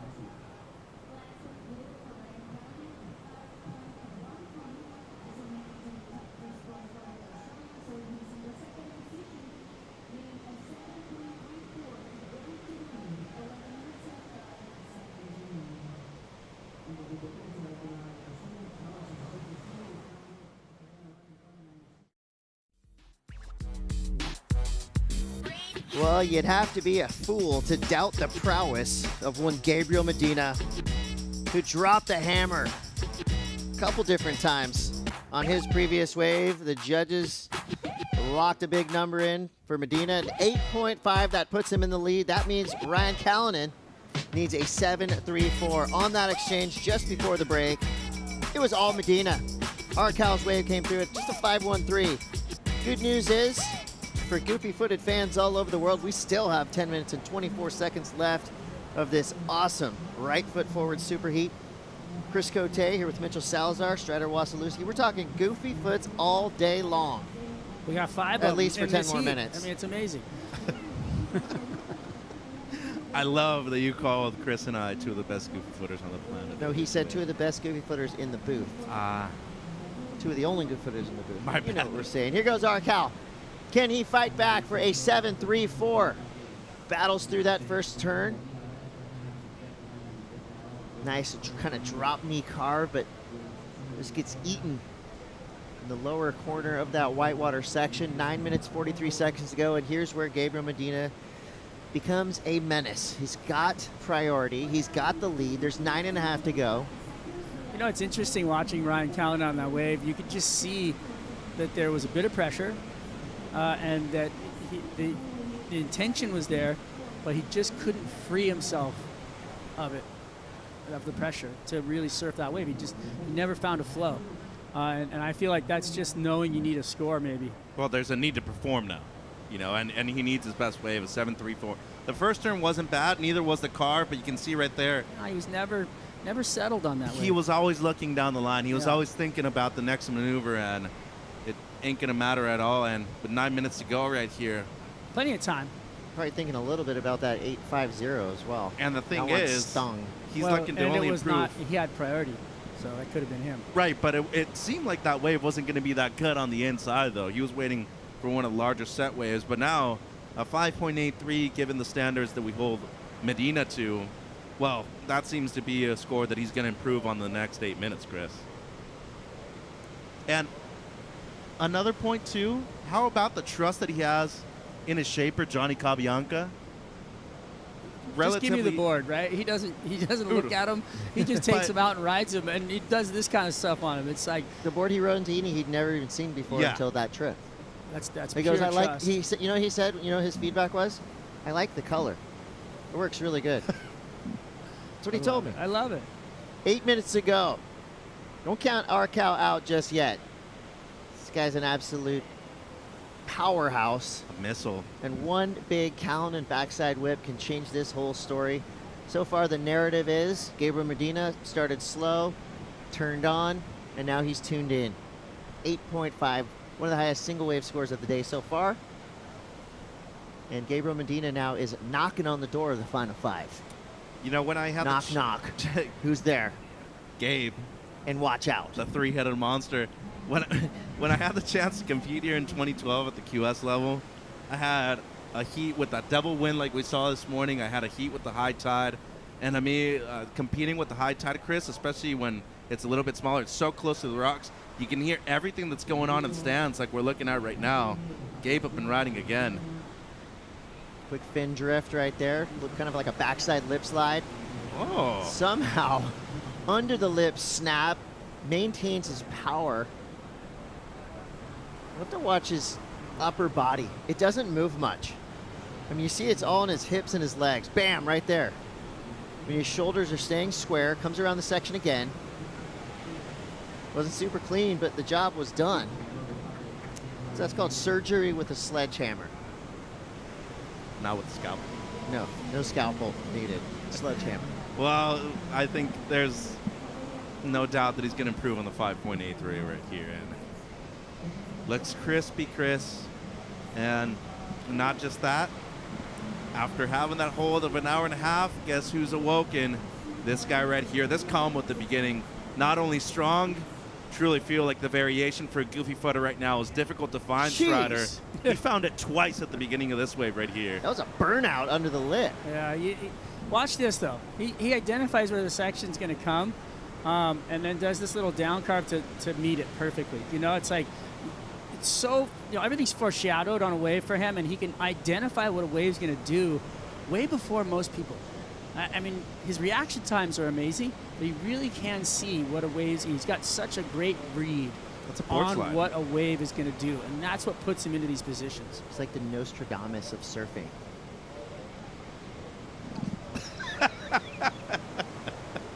I love that move right there. That's a straight up Mark Occhilupo 1988 under the lip snap. Well, he saw that section coming. Yeah. And he was blind going into it, but still ended up with that turn. So there's a Medina fan right there. Oh, where'd they find that? 2014 win right there. Yeah. Hang around long enough, you might get that thing signed. Well, 7-5-1 is what Rhino needs now with 5 minutes to go. That guy's from Peru, by the way. Capable of doing it here, Chris. All right, here goes Ryan Callanan. Good-looking wave, great start there. Big snap, comes around this section. Highline carve, building speed. What's he got on this inside racetrack? Waiting for it. Smooth backside float to get around that section. Let's Beautiful go. surfing right there. That was just a really nice highline ride. Wasn't as impactful as Medina's waves, but it was just really cool to watch. I feel like he's tried to sell it at the end with the fist pump, but we're going to watch the replay and really dissect this one because there was a lot of meat on that bone that was uneaten. Does coolness equate to a big score? We'll find out. Depends on what's cool and if it fits into the criteria, which I like this wave. Needs a 7.51. It would have to be his best. Just under the 8.5 of Gabe. First turn's impactful, Beautiful. guys. Yeah, that was a great turn. That was big. And then down the line right here, I thought he was going for an air, but luckily for him, this wave just kept stretching out. And the one thing is, in comparison to many of the other waves in this heat, it was really clean. Great floater right there, carved down the line, and the finish is strong too. Like that last series of turns right there was super rad looking. Good in flow. a row, Good in a flow. row too. I mean, it was a good flow. I feel like there was only 2 impactful turns on that wave, though. A hint of doubt for Strider. He's been wrong so far today. I have. Well, I don't know. That's debatable. 3:25 left. It all comes down to this score for Ryan Callanan. Was it a 7.51? It was a totally different read, a different way to surf this wave. A larger wave too. And he was going so fast. Yeah. Speed was there. There was power in the opening turn. The Tons opening of flow. turn was money, and the closing turn was money for sure. I've heard speed, power, flow is part of the deal about 1 million times. But to me, it never gets old. Well, it should be close. Yeah, 100%. It'll be close. Either or. Like. Yeah. And with 2:45 to go, Gabe probably still gonna have a chance to answer back, Chris. Wow, how clean this wave is. Go. Medina's last wave was a 6. Patience there in the bottom turn. Quick snap. This wave is cupping up nicely. The third turn was sparky. Give us a big air on the inside. You know he's setting up for it. Oh. That was a bash. Give it to him. Just how his nails did. So is that a manicure claim right there? Is that what we're calling Not it? exactly sure. Oh, look at Ryan's score coming Yes. Uh-oh. Uh-oh. Here we go. 2 minutes left. Score comes through. Ryan Callanan drops an 8-point ride. Speed, power, flow. Judges eating it up with a spoon. An 8-pointer. That's how you flip a heat. But did Gabriel just get better than a 6.5? So many questions. Last turn was definitely strong. Before that, He's coming in. 1:40 to go. He's coming in. kind of a hard wave to surf, and I don't know. 90 seconds to go right here. Say it is the score. Ryan might still have another chance right here, still Strider, and he's only looking to improve on a 7. What a great heat, though. Look at how tight it is right now. 15 this has been points. so 14. fun to watch these guys I'm so battling. happy we turned the machine back on. What a I mean, call. what about the entertainment of these first 2 heats? It's I just mean, been next level. Everybody's planning their naps, ordering pupusas. Heck no. We got woken up by Monstro, Gabriel Medina. Okay, big question here. Was this a 6.50 or above? Second turn, pretty good, but this third one, wham. Okay. So 3 out the back. Combo was good, yes. Steep sections, and then it gets a little sleeper right here, but he makes up for it with the last turn, guys. Deep bottom turn right there. Love the extension he got out of it, yeah. I'd have to say yes. And I really want to know what that claim was. I loved it. Calling it the manicure claim. I think Polishing you need to the be nails. innovative. Need to see new claims. Here we go. Ryan could have another chance. Medina's on the beach right now, watching Ryan Callanan with 27 seconds left. He might have to answer back too, guys. All right, here we go. Arcal. Cranks it off the bottom, straight into the lip. Woo. Nice. Carving it back. This wave looks like it's doubling up. Here's an impactful section here. Just under the lip on that snap. So far, 4 turns. Keeping it clean. What's he got for us on the end section? Ooh, just gets slightly hung up going into that final. A little bit dirty, but that first turn was so muddy. Oh man, I love Goofy Foots. I love watching the battle. Well, there's Gabe's. It was undeniable. Gabriel Medina comes through with a 7.67. That means Ryan Callanan would need an 8.18. That's how you do it. Come in with a minute and a half remaining. Don't even watch your opponent's wave. Medina's on fire. What an animal. Can we edit out the first... That was just entertainment. Let's edit out the first 10 minutes of that heat, whatever I said about Medina, because I didn't mean it. If Fry doesn't get the score, which, you know, kind of seems that way, he needs to keep his head up really high right here, because this was a great heat. Yeah, it was. No, First turn was great. His first turn was on the money, but this one too. Yeah, it was. I don't think they're going to give it to him. In my opinion, it was just a little sleepy, and the finish wasn't strong. That little glitch right there, and that's the last thing the judges see, right? Would have had to have been and a lot of spray. Yeah, but didn't get it. Good effort. What a heat, guys. What a heat. Medina goes monstro. Watch out, Final 5. You got a monster knocking on the door. Ryan Callanan's last wave wasn't enough. He had an 8 and a 7 though, huge heat total, but Gabriel Medina doing Gabriel Medina things, an 8.5 and a 7.67. Can we just so say thank far, you? so good this afternoon. 2 amazing heats in a row. Thank you so much for the entertainment. Those first 2 heats of this round have just been lights out. I'm sure the next ones will be as well. Well, more moments to come live from Punta Rocas here in beautiful Surf City, El Salvador. We'll be right back with more Kaipo and Felicity jumping in the booth, action in the lineup. Let's go.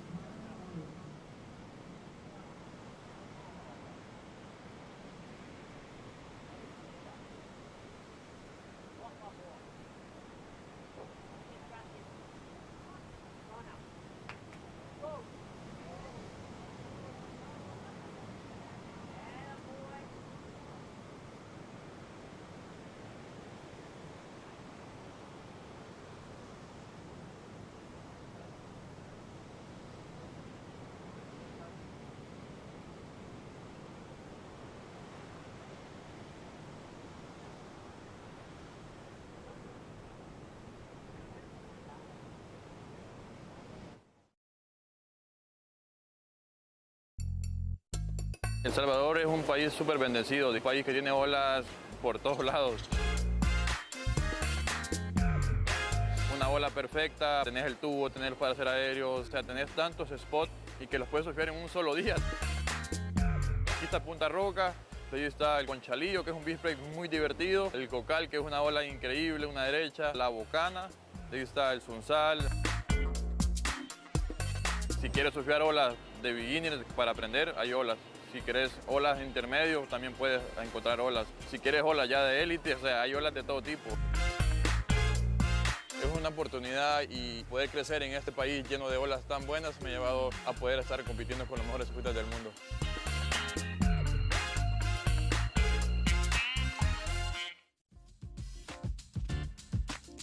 Yes, El Salvador is a special place. Surf City El Salvador Pro presented by Corona, and we have had a really exciting start to the round of 16. We saw a paddle non-priority interference for Joao Chanka, the wild card. He's on to the quarterfinals. Gabe Medina lit up the rock point. He's on to the quarterfinals. We got so much more. Kuiper Girl, along with Felicity Palmentier. Flick, wow, that was a lot to start and a lot to digest. And we were only 1/4 way through this round of 16. Yeah, that's going to be really hard to follow. I mean, if the drama and the excitement continues, I mean, I'll be impressed. I mean, the waves it was definitely the right call to keep running because the waves are definitely firing. I mean, even I just look back to that last heat, that set that rolled through, the exchange between Ryan and Gabe. I mean, it's still well and truly pumping out there. Yeah, we had a bit of a convective onshore flow, and then things shaped up. It went on hold for a couple hours before we reconvened and got things underway for the men's round of 16. There's 8 heats in this round of 16, and just a small start for Jack Robinson in his matchup against Connor O'Leary. This is a 2.5.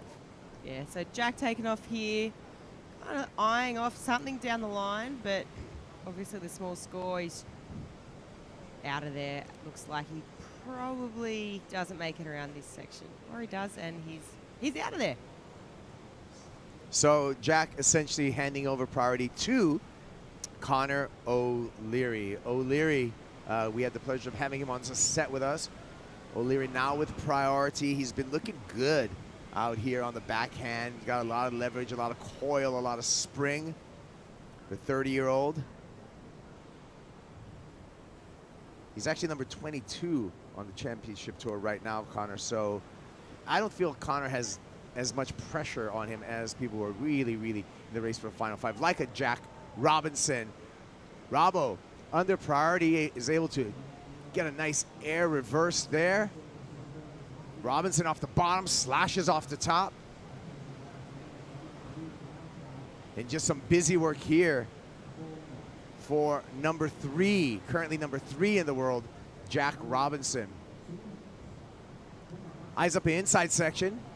Gets a little bonus, comboed it up for the finish, and that's more like it for Western Australia's Jack Robinson. Here comes Connor O'Leary on the backhand. Big slash, go invert there one more time. Beautiful glide, lip glide. Lines up and smashes the white water off the top. Has to float through these sections, climb in the foam to clear these sections. Winds up. High line there, catches a toe rail, catches the outside rail, and goes down. Yeah, that was 2 interesting waves. I obviously Jack's going to get the better here. I mean, Connor had some nice work done out the back, but I mean, Jack just took to the air straight away on that first opening turn. I feel like he has got that on lock now. We've seen him go to that maneuver quite a lot this year. I mean, I think back to Portugal, that big one alley-oop he did. Let's break it down here, straight up into the air reverse. And he's just so confident at doing that. It slides into this second carving maneuver. This wasn't an easy wave to surf. It had so much lump and bump on the face. But Jack makes pretty light work of that. Obviously coming from Western Australia, there's a lot of lump and bump over there. A lot of water moving, so he's really used to it. And just brings this one through to the inside. He knows he's already done a lot of work, a lot of damage, and gets a little bonus section there. Slow motion, we can see this done on the outside. Yeah, he's done this a couple of times already, and I mean, these two are actually met up already, in the opening round, and Jack getting the jump on Connor, and it was a close heat, that one. So here we go, let's break down Connor. This is his opening wave, and already, I mean, I like how smooth the face of this wave is. Really good for being on the backhand. I mean, when we had Connor in the booth, he was even, expressing that just how difficult it is today in these conditions being on your backhand. And, I mean, the wave started off really good, and then it just hit this funky section here. A lot more water in the face of the wave, and kind of loses his footing there. It was the lump, it was the bump, exactly what he was talking about when he was in the booth. Yeah, lump, bump. He had to try. He was trying to unweight to float over that section and just caught that outside rail, so that was unfortunate for Connor O'Leary. So we're waiting for scores both for O'Leary and Jack Robinson. Jack clearly getting the better of that exchange. Robinson would have seen heat number 1 of this round of 16 and number 2 in the rankings go down. Jack being number 3, I'm sure he senses opportunity now to climb those rankings. Scores have come in. A 7.5 for Jack Robinson, 5.5 for Connor O'Leary. O'Leary with priority. Yeah, I think you're right, and I think you're on the money. Jack's definitely is knowing that, right? There's room for movement here. This is a big opportunity, and especially coming from Tahiti, where, you know, he wasn't really in that conversation on that finals day, you know, that really big, heaving, amazing day we had there. And people that come to mind that are amazing performers in conditions like that, I mean, Jack's one of them in my books, and that would have been hard for him. And I feel like Tahiti might have been just a bit of a missed opportunity for him to sort of capitalize and get another good result. So coming here, I feel like he's going to be super fired up. Yeah, back in Tahiti, he came up against a good friend, Iago Dora, and it was a high-scoring heat between the two of them. It was outstanding surfing by both, but Iago got the edge, and that was friendly fire for that team because those two are almost like brothers. Iago's dad is Jack's coach, and obviously Leandro's Iago's coach, so they're basically in the same camp. So that happened way too early in the competition. Really, just how the seeding ended up. Yeah. And so 17th in Tahiti would have been disappointing for Jack Robinson. And a note, from now on, there's no throwaways until we get to the WSL Finals. So every result counts. So that 17th does hurt a little bit. He can make up some ground, however, with a big finish here. And you put a win in the conversation, then you're really looking at starting to really get securing your Final 5 position. Gabe Medina, what a machine. Let's hear from Gabe. Gabe, some fireworks in that heat between you and Ryan Callanan. Just tell me how you found your rhythm in that one. Yeah, it feels good to make that one. It was really hard. Me and Ryan always have good hits. I like the way he serves. I'm a big fan of him, and he always so humble, you know, and it's good to have surfers like this. Yeah, that was another good hit against him. I'm happy I took the win in the end, but it's always like that, a good exchange and always fighting to the end. And I know it can go both ways because he's really good. But yeah, I feel happy to get the last one, you know. I'm really happy with my performance. It's a big one for you. On to the quarterfinals here in El Salvador, and I know you still have so much you want to do before you leave Punta Roca, but how important is this for you when looking at the big picture of the year to have a moment like this? Yeah, no, it's good to feel in the rhythm, you know. I just want to make hits. That's how I'll get points. And yeah, I just want to surf. The waves were good, you know. You had like a few times we had to wait a little longer, but when it comes, it's really fun. And hopefully tomorrow is more consistent. The forecast looks good, so this is good for us. Look forward to that. In the meantime, para o Brasil, dígame sobre essa bateria. Você teve ritmo como é mar? Feliz de ter passado, de estar no ritmo. Sabia que ia ser uma bateria difícil contra o Ryan. E é isso, vitória é uma vitória, quarta de final. Deus no comando, obrigado a todos que torceram aí, mandaram a vibe e estamos vivos. Parabéns, see you then. Thank you, obrigado. Yeah, Gabe Medina sees open air in front of him, coming in number 12 on the rankings into this event. He jumped 7 spots with his performance in Tahiti. So we know, and we talked about it before, Flick, is Gabe has a pattern of having a better second half of the year than first half. And so I just feel we see Gabe Medina gaining momentum through this back half of the season. Yeah, you're not wrong. I mean, the performance he put on in Tahiti, in my eyes, was just absolute perfection. It was incredible, right? His read on that wave, the stats don't lie. We were spewing them out all day long. It's insane, the connection he has with that wave. And from there, I mean, he's continuing that momentum. This is a totally different ball game too. I mean, you've gone from this consequential left-hander where you're basically hanging on for dear life with the swell forecast that we had, to Punta Roca, which is a playful right-hand point break, you know, Yeah. and just to be able to switch gears is impressive. It's funny because when we had Connor O'Leary here on set talking about Tahiti and the adjustment, Connor said, yeah, we left Tahiti and literally nobody did a turn. He's just straight lining in gaping barrels the whole time over there. And now, switching gears, this wave's all about turns. Yeah, And turns, airs. flow, airs. It's got it all. I mean, really, in terms of a performance wave, I mean, this is it. You know, high performance surfing. Jack Robinson stomping on the tail. Looking for a ramp. Pops it up there. Stalefish grab. Full rotation. Actually, just an air reverse.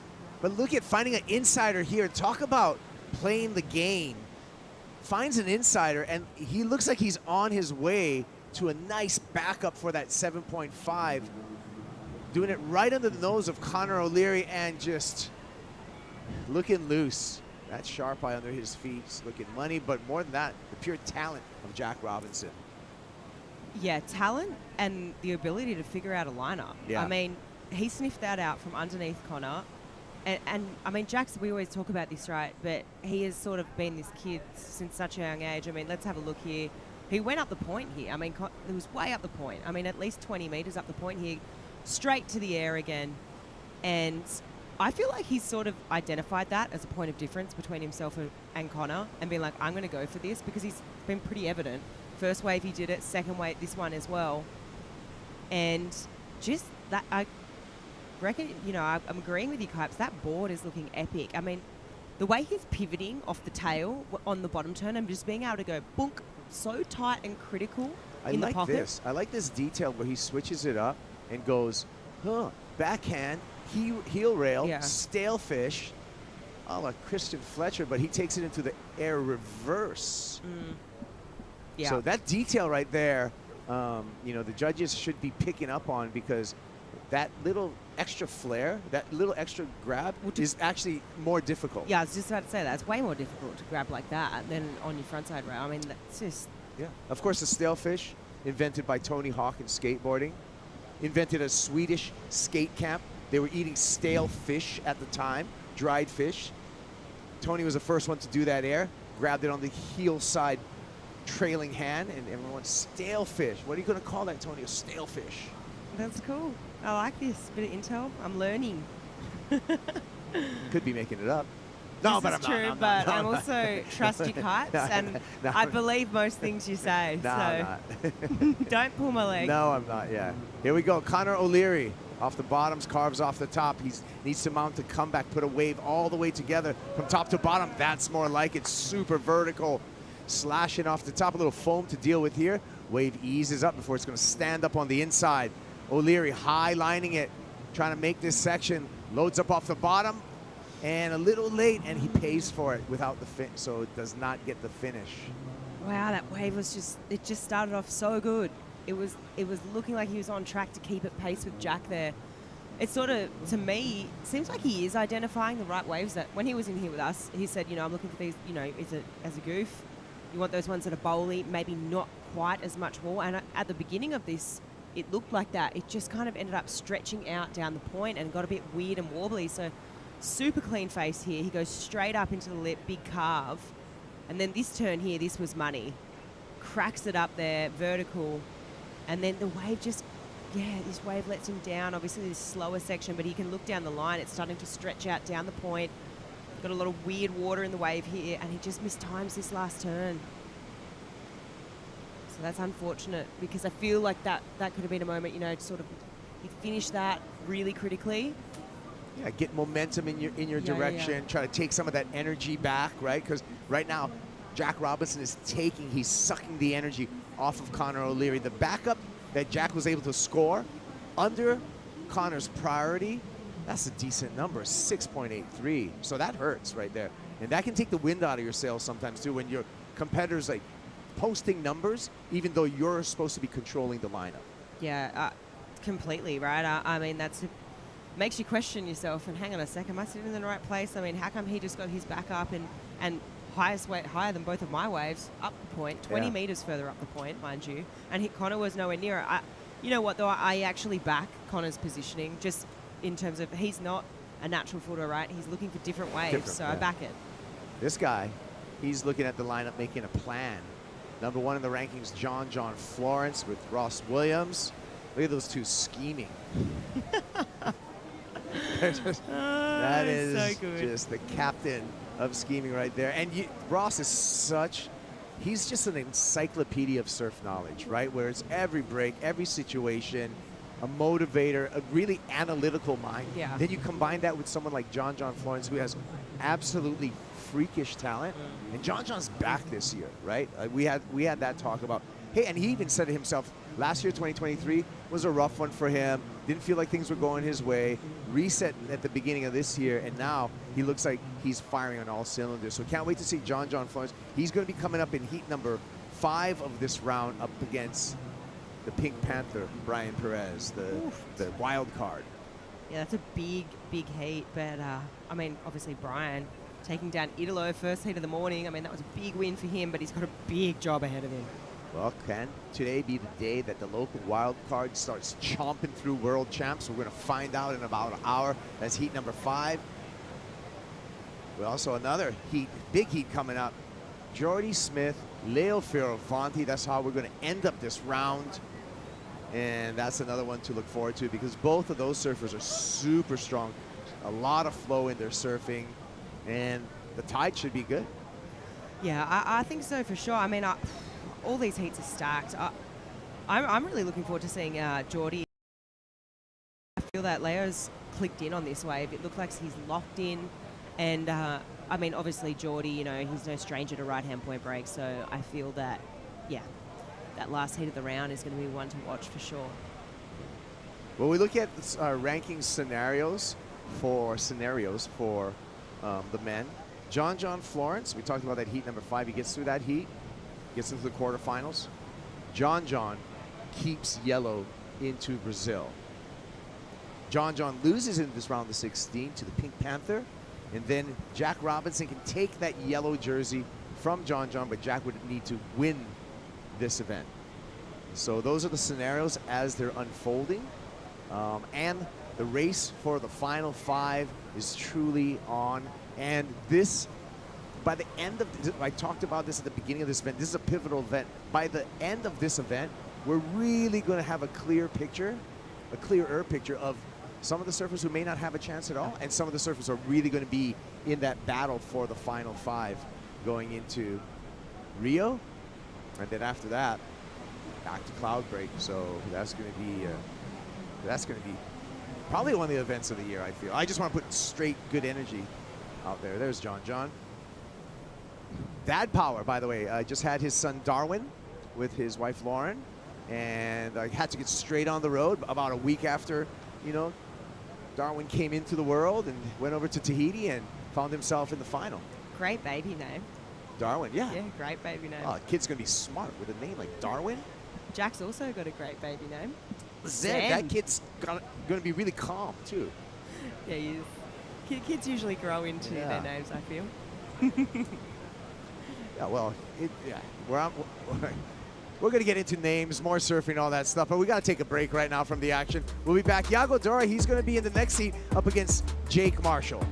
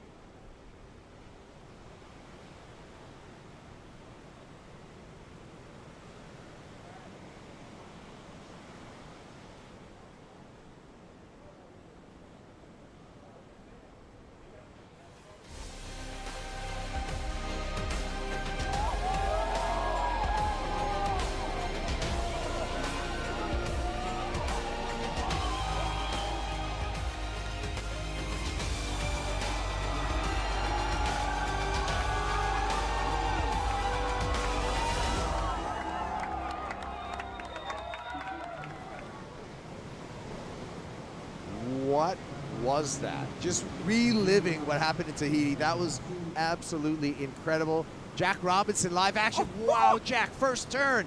Nice air reverse without any hesitation. Did not slow the flow at all. Unfortunately, that wave got a little crumbly underneath his feet, but Jack looking engaged.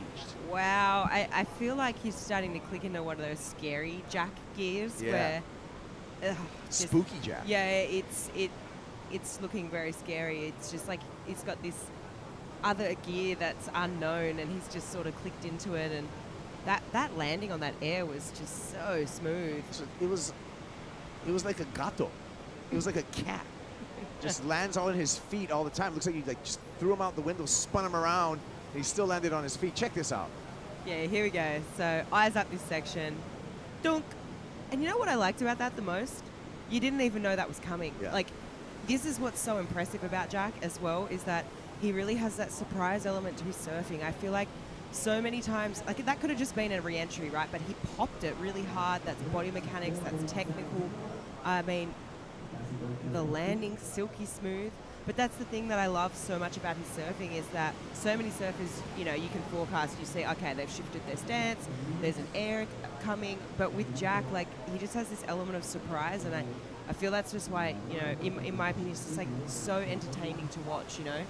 I think there's few people on the tour that really possess that, and I feel that he's one of them. Yeah. Improvisation, right? And then also with Jack Robinson, another thing that comes to mind is range. He has range. Right now we're watching him, you know, be super progressive, super flowy on a point break, but he can take off on death-defying double-ups with the thickest barrels in the world and still be one of the best of them. Or he can thread long, you know, technical barrels already and just adjust his line constantly in the barrel, as well as the rail game. You know, we saw the rail game over in Western Australia where Jack took a win, went back-to-back there, right? And it was incredible. And I had the pleasure of being in the water to watch that, so I really got to appreciate, like, wow, like the amount of pressure he's able to exert through the entirety of his turns. Just, it's something special. He's something special. Yeah, I honestly couldn't agree with that more. Yeah, it's super special, and there's very few that possess that. Yeah, I mean, 2022, number 3 in the world. 2023, number 5 in the world. Jack Robinson, almost to a world title, but not quite yet. Let's hear from Jack about a world title. Yeah, I feel like I want to be I need to be a world champion, because it's just the ultimate feeling. It's the ultimate, you know, just to accomplish it, you know, like, and do it. And I will be one day. So I'm not worried about it.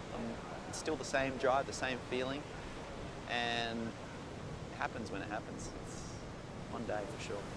Yeah. I feel like, you know, yeah, you know, this year, or, you know, whatever it is, it's just, I'm on the path to it, you know, so we'll keep working. Yeah, there's a word for that. It's called manifestation. Manifesting your destiny. And I've seen Jack from just, gosh, a young teenager coming over to Hawaii and being embraced, and then growing into a man, growing into a father now. And he has matured so much, and he's so worldly. He's meditating. He's calm. He wants to manifest a world title. He doesn't get excited, if you notice, throughout all the competitions. He won't get excited until he wins. He won't let his guard down until he wins. It's completely true, right? I think the biggest takeaway from that is that the word that comes to mind is conviction, right? He speaks with conviction, like, yeah, it's happening, and I won't let emotions get in the way. Let's look at this logically, and it will happen. I know.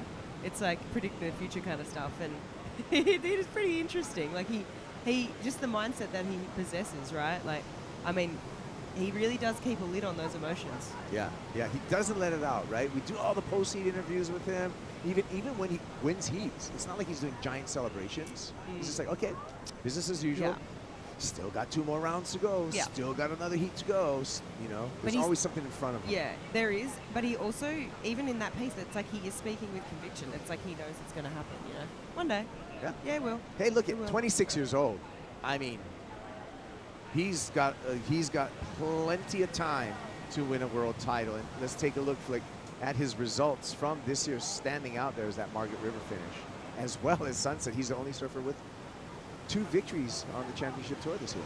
Yeah, it's incredible, right? And let's go to the Margaret River result. I mean, how hard is it to, 1, win at your home break, 2, to do it 2 years in a row? Yeah. You know, well, yeah, and that sit-out year in between. Yeah, but so yeah. His eyes, we're calling it back-to-back because in his eyes he called it back-to-back. In Jack's eyes, it's back-to-back, Yeah. right? Because, yeah, he was obviously injured. But to be able to do that, I mean, that's insane. And we talk about how hard it is to win at a home break. I mean, He's done it twice now. Yeah. And to frame that, I mean, this is his 4th year, 4 years on the championship tour. He already has 7 CT wins. So he's fast tracking. When you look at championship tour victories, he's on a fast track and he's able to do it, you know. So yeah, but you know, let's talk about Connor O'Leary for a little bit because we have this low. Connor O'Leary, I mean, talk about a guy with perseverance. That's Connor O'Leary, 30 years old, 6 CT years. Here's his year. Started off with a bang, semifinals at Pipe, but then it's been a run of 17ths. Yeah, you know what? When you come out of the gates firing like that, I mean, those 2 results in Hawaii pre-cut, I mean, you're thinking, okay, I'm cruising this year. I've got some momentum. I'm going to go to Portugal and then to Australia, you know, where I've grown up. You know, things are looking good. And then just to have that string of 17s, I feel like it's not very reflective of kind of the surfer he is because he's just so well-rounded, I feel, you know. But Did you learn anything from Connor today that you didn't know when we had him over here on the set? I mean, I know Connor pretty well. Yeah. Like I said, we grew up together and we've done so many contests together. But I wouldn't say I necessarily learned anything. It's just that I just think I love his approach, right, to this tour. And, you know, I thought what was interesting is when we were talking about, you know, balance and perspective and what works for some people might not work for others, and the fact that, you know, one year he tried to really rein it in and, you know, no beers, no, you know, just really do what maybe you think is the ideal athlete, right? Yeah. Whereas that formula is not necessary, doesn't really work for everyone. And I think, you know, once he started to realize that and like find that balance in what really works for him, I think that's just an interesting takeaway too, because it's just not the same formula for everyone. You know, so it's a mental game. Did you know that he has a dog called Coach and a coach called Dog? I made that part up. Yeah. It would be funny if he had a dog called Coach because his coach is Dog. Yeah, that would be great, wouldn't it? No, but you're right. I mean, 2022 finished 9th in the world, Connor O'Leary, and that was the year that he's breakthrough, that he allowed himself to kind of, okay, I'm going to have a little bit, hey, we're traveling the world. I'm going to have a little bit of fun. I don't need to be dawn patrolling and in the gym every single day. This is surfing. I'm going to be, guess what? I'm going to be a surfer. Yeah. I think when I think about Connor, and I said it before, you know, he honestly is one of the best guys. I mean, and I look at, you know, the whole tour and everyone's incredible surfers, but at the end of the day, like, what really matters is if you're a good person and a good bloke. And that is, I mean, both these guys in this heat are, but Connor really is to his core. He's got great character. Here he goes. Quick snap off the top, long bottom turn, arcing cut back. This wave's going to double up on the inside. Stomping on the tail, really hoping for a wall right here. Wave not cooperating. And zero cooperation actually from this wave. It looked like it was going to form up on the inside. I think it fooled me and it fooled Connor as well. I mean, that wave looked like it should have ran, but it just stalled. Yeah, there was a lot of funky energy on that wave, and I mean, Connor's going to know that too. And he spoke about it when he was in here, that he is clearly looking for a different type of wave. He's looking for, he mentioned it, he said he's looking for waves that are going to be different to what Jack's looking for, you know. If Jack's a regular footer, he can sort of play into surfing those waves that are more down the line, because you obviously face, you know, your body's facing the wave, you've got more, you know, visibility. Whereas on your backhand, I mean, your back's to the wave, you're trying to eye up these sections. Connor's looking for a semi-shorter wave, he said, a little bit more taper and a little bit more bold. Yeah, 5.1 on this, and it's not one of his top 2. No, it started off great. Straight up into the lip, that first turn, I mean, wow, most people do that. I mean, they'd be talking about that until the cows come home. And then this wave just fatten right on up and just offered nothing on the inside for him. I mean, great surfing, but, you know, in terms of the context of the heat and what he needs. The wave let him down. Yeah, and he needs an 8.4. Yeah. So we're a minute away. If Jack, for the finish of this heat, if Jack Robinson's able to win this heat and move into the quarterfinals, he's going to move up to number 2 on the rankings. Yeah, this is a big moment for Jack, you know, and I struggle to believe that he's going to let this slip through his fingers. Not with priority in 50 seconds. Highly unlikely. Yeah, so this is pretty much a formality at this point. So we'll see Jack Robinson skip over Griffin Colapinto on the live rankings into the number 2 position and a place in the quarterfinals.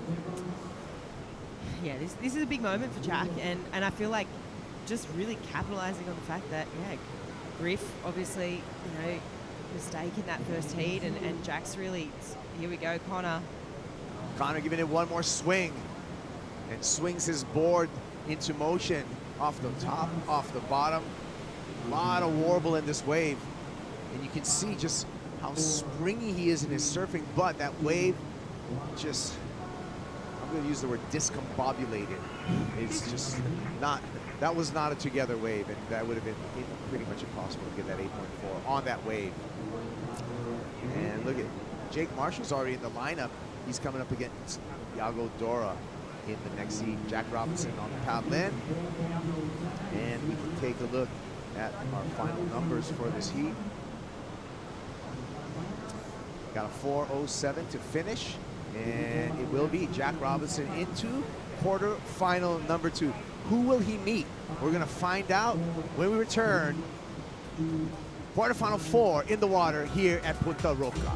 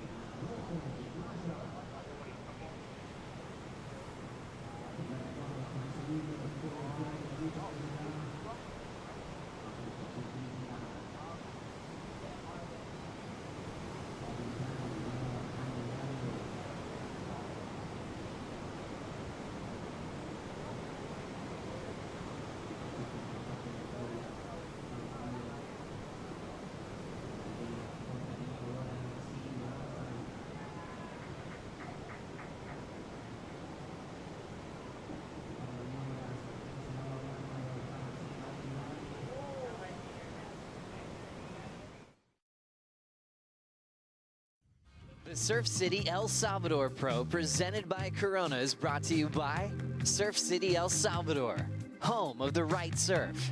By Eventbrite, proud sponsor of women's surfing on the WSL Championship Tour.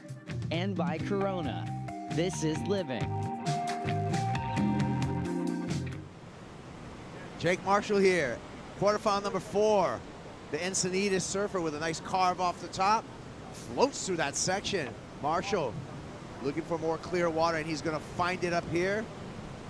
A little horizontal on that one, but makes it up with a quick snap, back up into the lip again, combos up a finish. That's going to be the start for Jake Marshall. He's up against Yago Dora here, the goofy foot out of Brazil. Dora swinging the mayhem board on the back end, has to deal with a bunch of foam here, pops it up, puts it down. Can he ride out of it? Yago Dora shows his flexibility, goes complete at the end. Kai Figueroa along with Felicity Palmentier, and this is quarterfinal number 4. Winner of this this is round 16, heat number 4. Winner of this heat will face up against Jack Robinson in quarterfinal number 2. Oh, I mean, look, we're not trying to forecast here, but if Iago does get the W, it's a rematch of Tahiti already. Yeah. Wow. Yeah, good pickup there. Jake Marshall, he's number 7 on the rankings coming into El Salvador. He's had a really good year. 2 quarterfinal finishes, both at Portugal and at Bells. And he has been such a resilient surfer going on and off the tour. Rookie year, you know, he had a pretty good rookie year in 22 and made it past that mid-season cut, but 2023 did not make the mid-season cut, was relegated to the Challenger Series, had to surf his way through the Challenger Series to get back on tour, come back on tour now, and he's having his best year ever. So a lot getting done for the 25-year-old. We'll take another look at his opening ride. This goes at a 5.83. Yeah, I really liked it. I feel like he's surfing so well. His read on all these sections, get a little bit of a lip to the head here, but just the read and the pace and that little fade there to hit that section, just the timing was really well done. I have to kind of go back to what Connor was saying when he was in the booth here. He's like, let's just break down.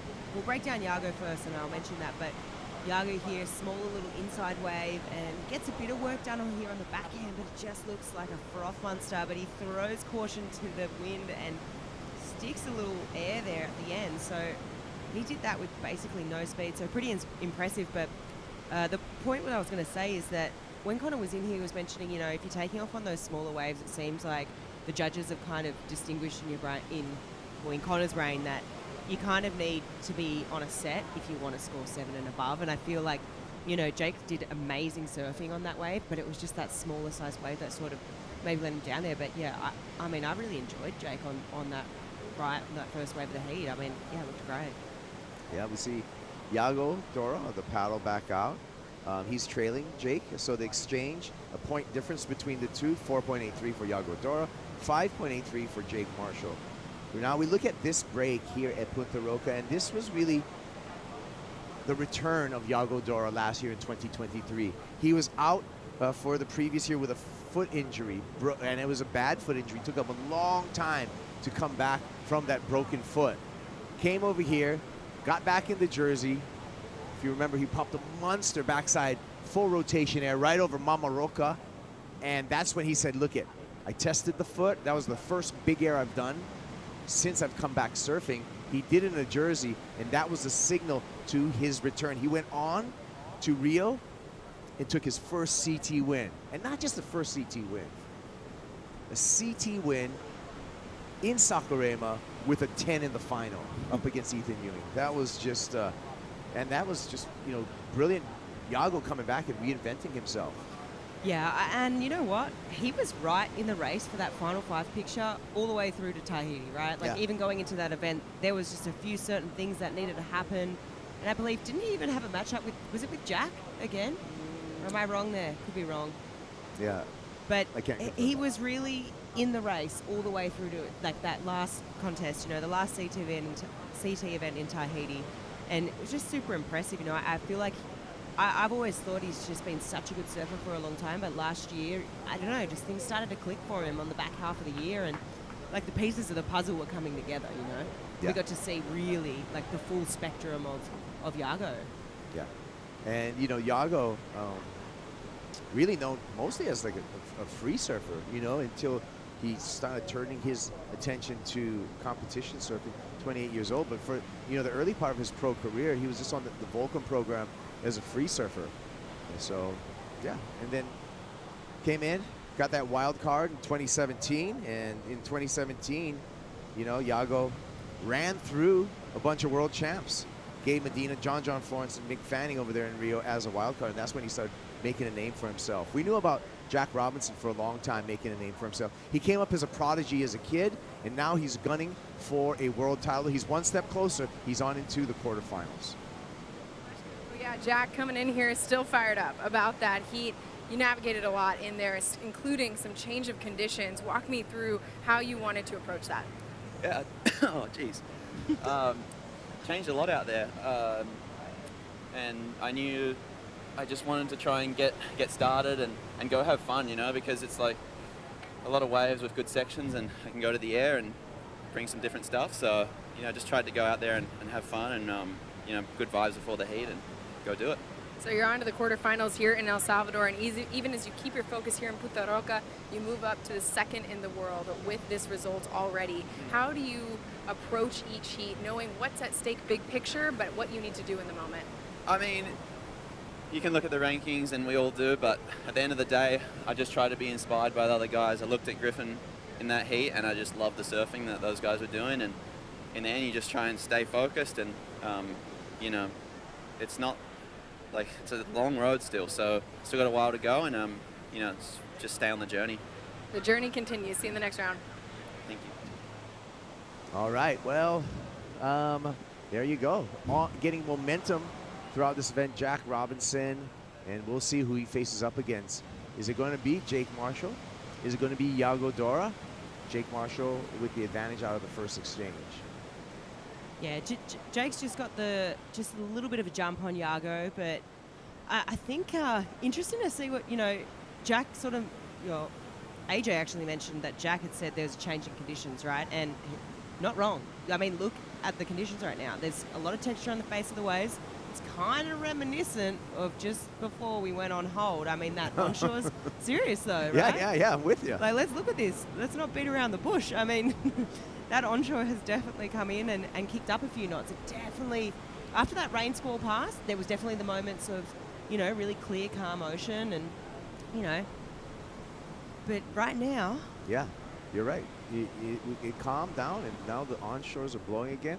And mind you also, the tide's continuing to rise, and we have that giant coefficient. So it's a combination of that that's good. And I feel, and I agree with you, Flick, in that it may start limiting the opportunities for our surfers as this round progresses. Yeah, I agree, for sure. I think things are going to get a bit more tricky, that's for sure. Here we go, Yago having a look. Dora, under priority. Oh my God, Indy, full rotation. What the pop that he got on that, just coming through. Yago Dora, talk about progression. Wow, I did not see that coming. That's what I love. And we talked about it with Jack, and, you know, we just saw that with Yago. That came out of nowhere. What the pop? That was insane. That was absolute. With the rare Indy grab on this one. Let's take another look. Let's take a bunch of looks on this. This got me excited. Yeah, absolutely out of nowhere. Incredibly creative. And, I mean, he knows he's on his way to a good score. He just has to finish this thing off. Takes it through to the inside. Finna, no worries, says thank you very much. Thanks for coming. Oh, let's see this in slow motion, Flick. Pops it up. Oh, my inverted. Gets that Indy on the cork. Upside down. Just corked out Indy. It's so crazy. That was absolutely peanuts. Yeah. Almonds, every type of nut. That was crazy, crazy. I can't wait to see what the judges are going to give him. I know, okay, it wasn't a big wave. It wasn't a clean wave. You know, there were only a couple of maneuvers after. But progression-wise, and you want to push surfing, that's what we want to see right there.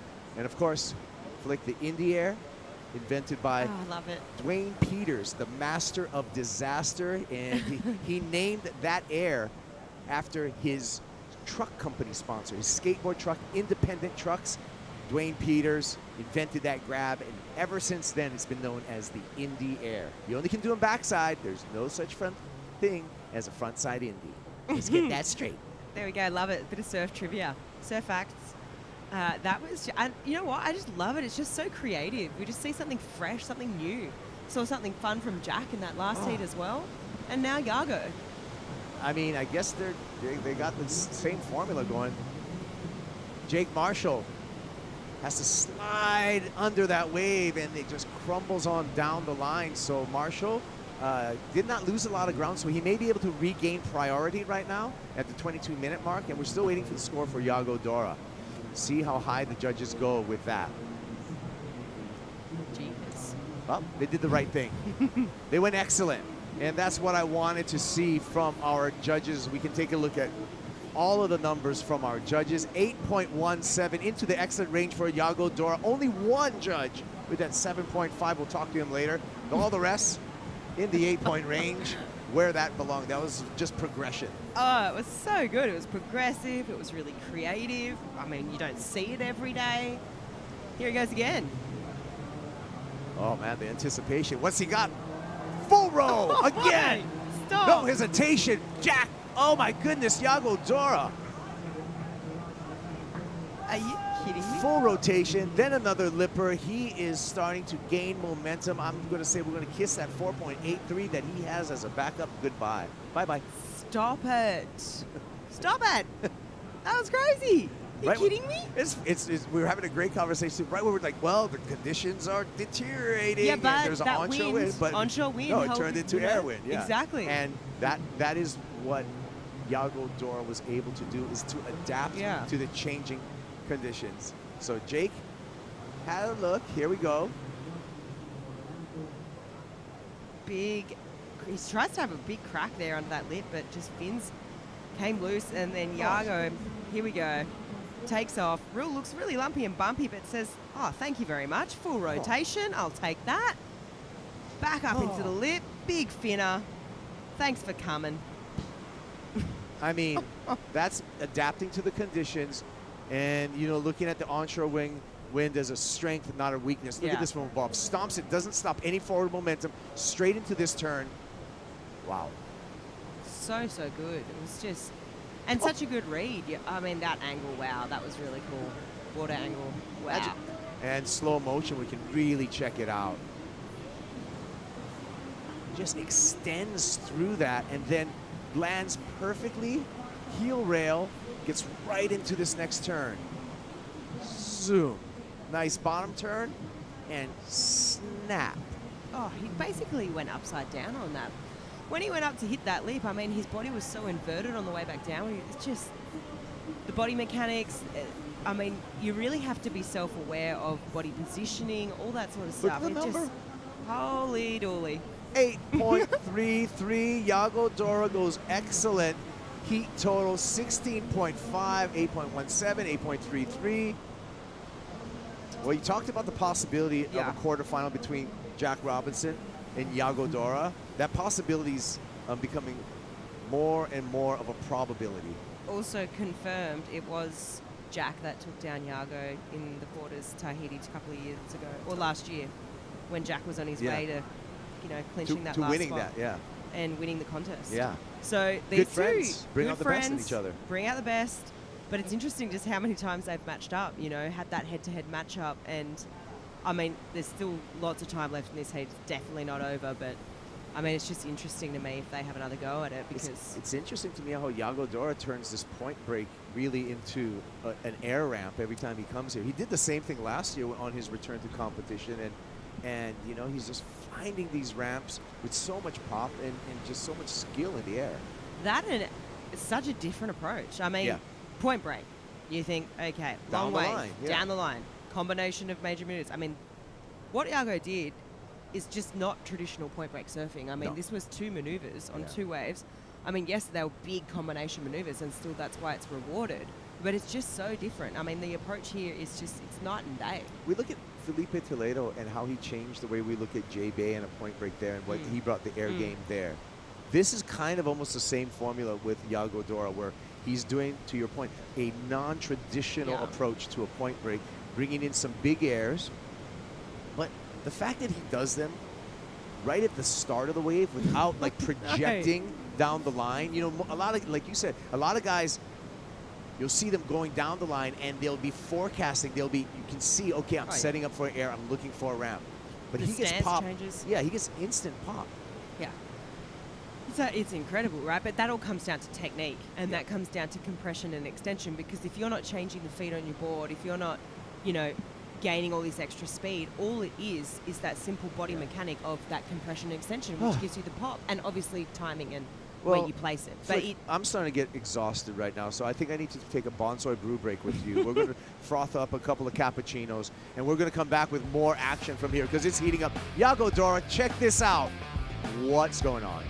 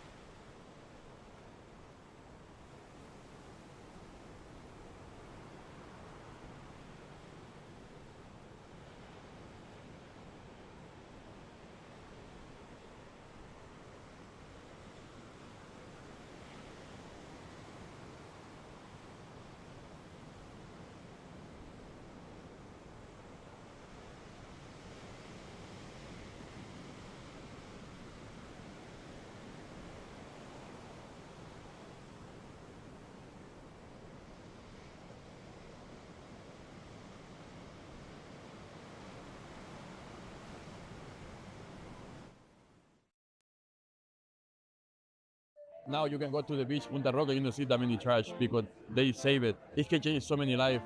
And see that, for me, is so beautiful to see. Today at WSL One Ocean, we have learned how people take beach cleanup and making it into so much more. Obviously, plastics pollution in the world's oceans is something that we've been grappling with for a lot of years. So what we've been doing is collecting plastics as it flows out of local rivers before it gets to the ocean and recycle it into usable products like this bracelet. What I do is I work with communities of women who live in at-risk areas, and I design and develop products with recycled products. What's really special for me is to see how these women believe in themselves. I do it through economical empowerment, but what's really important is that they believe in themselves, because once you achieve that, they are unstoppable. Show us what you're doing by posting on social media with the hashtag WeAreOneOcean and tagging WSL and WSL One Ocean in your posts. Here comes Brian Perez, a.k.a. the Pink Panther, getting ready for his matchup. He's got a big matchup coming in. Heat number 5 around the 16. He's going to be matched up against John Florence. Just catching up with the action today. Brian Perez took out Italo Ferreira in the elimination round this morning with a huge frontside air. We'll see what he has in store in just about 14 minutes. Yeah, this is going to be an exciting heat. You know, obviously he's drawn this #1 seed because that's the way it works, John. You know, this is fun to think about. I know it's not how it works, but, you know, he did just beat Italo, right? And yeah. Italo won the last event and he beat John in the final. It's fun to think about. I know that's not how the logic works, but, you know. Hey, I mean, we talked about Iago Dora right now, who made his debut as a wild card. I talked a little bit about that. And in Iago's debut, he beat John Florence, Gabe Medina, and Nick Fanning. He beat 3 world champs in 2017 in Sakurama. So that table's been set. Yeah. Brian Perez can pull that. Maybe he takes down another world champ. Oh, yeah. I mean, even, you know, thinking to the women's side of the draw, Boukhiam Fioravanti, Moana Jones-Wong, it's possible. Yep. But this guy's looking pretty focused. This is John Florence and that yellow leader's jersey. Yeah, John, to me, I mean, he's just looking locked in.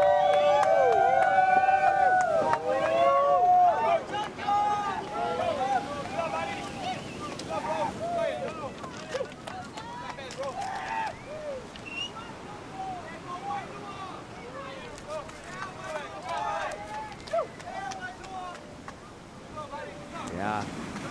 John developing a lot of different models with John Paizel, his lifelong shaper. And back to live action here. Iago floating through. He's already got an excellent heat total, so just surfing under priority, almost just having fun here. Goes for the varial, why not? Oh, watch the back of the head there. Just, there he goes, comes back up, no problem for Iago Dora. 8.17, 8.33 for Dora. Has Jake Marshall in a 2-wave combination. Here comes Jake trying to break the combination. He'll float through that section. Second floater has to kick the board away as that wave just ran off. So he will remain in a 2-wave combo.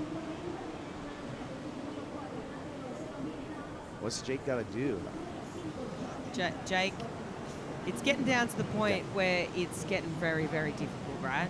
It's not impossible. However, he needs to at least get some sort of substantial score on the board within the next couple of minutes, because it's a long wave, right? Yeah. And the type of style that surfing that Jake's doing right now, I mean, he's searching for those longer stretched out walls. He's doing traditional point break surfing, right? You think if he doesn't lock one of those waves in the next couple of minutes, it's going to take him at least another few minutes to paddle back out. I mean, you've got to factor all these things in, right? You get one big long wave, you lock in an 8, he's got to break this combination. And if he doesn't start to think about doing this in the next few minutes, it could be all she wrote. Yeah, that's great analysis, because, and you know what, it's a testament to the athleticism of these surfers. No jet ski assists at all today. And it's a long paddle out. You take a long wave here at Punta Roca. I mean, these guys are super fit, so it still takes them about 4 minutes. on a super long wave to paddle back out. Normal human being, that would be 8. Here we go. Jake on a better looking wave here. Smashes that whitewater lip.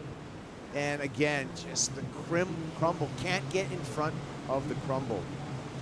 Yeah, this is going to be interesting, you know. Iago having a little look, but smart, you know. Let's not go away if that's unnecessary. Let's hold on to that priority. But Jake, you can see it in the body language, you know, a bit defeated after that. If that was, I feel like it's still doable, right? It's still doable, but that would have been beautiful if that moment came to fruition on that wave. Yeah, I mean, to get out of the combo, he needs a 6.5. So, yeah, again, a frustrating wave. You know, hard wave to surf though still. I mean, look at all that lump and bump on the face further down the line. I mean, even if he did get around that section, you kind of see it was a difficult wave. So he really, really needs to get a move on, or the ocean needs to cooperate. And the fact that we've just had a set too. Yeah. And the fact that, yeah, there's long lulls here. Yeah. It was a set, and it was a really straight set as well, right? So that wave just spun on down the line. And yeah, so, and now heat control to Iago Dora. Big lead. Got his well, let's see what Jake has here. Insider, so needs something a little more exciting down the line here. You see him stomping on the tail, looking for a ramp, still searching. Then you can see a frustration in the body language as he kicks out. Iago Dora uses his priority and is just going to go for a free surf right now.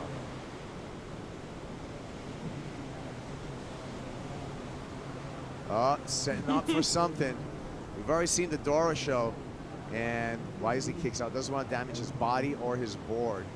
He's got control of this heat, and he just needs to play a super smart 8.5 minutes because he's way out in front.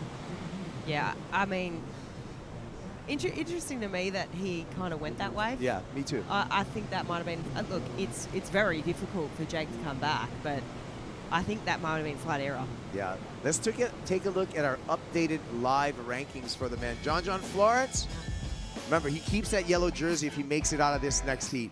Jack Robinson, he's up 1 spot to number 2 in the world. Griffin Colapinto lost a little bit of ground so far. Ethan Ewing still in the competition. He can gain some ground on Griffin Colapinto. Look at Jordy Smith, Gabe Medina with some opportunity. Gabe Medina already into the quarterfinals, and he's slowly climbing up, went from number 12 to number 7 in the live rankings. Yeah, Jordy and Gabe, they're the 2 names that I look at and then I think, wow, okay, Gabe already in the quarters, and he's looking deadly. He's looking really fired up too, and Jordy as well. I mean, it'd just be so, it's just exciting to entertain that idea that the possibility of either one of those 2 surfers being on finals day, you know, at lowers. Yeah, Iago Dora on the paddle back out. He can gain some ground. He came in here 17th on the rankings, and Iago can push himself into the top 10 with a good result over here. And then once you get into that top 10 with 2 more events, and he's the defending champ at the next event,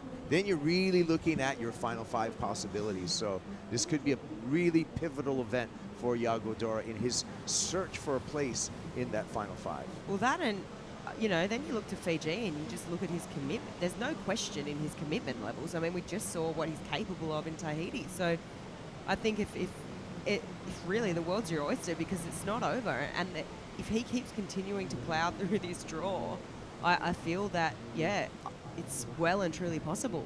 You take that air game to lowers rights, to lowers lefts.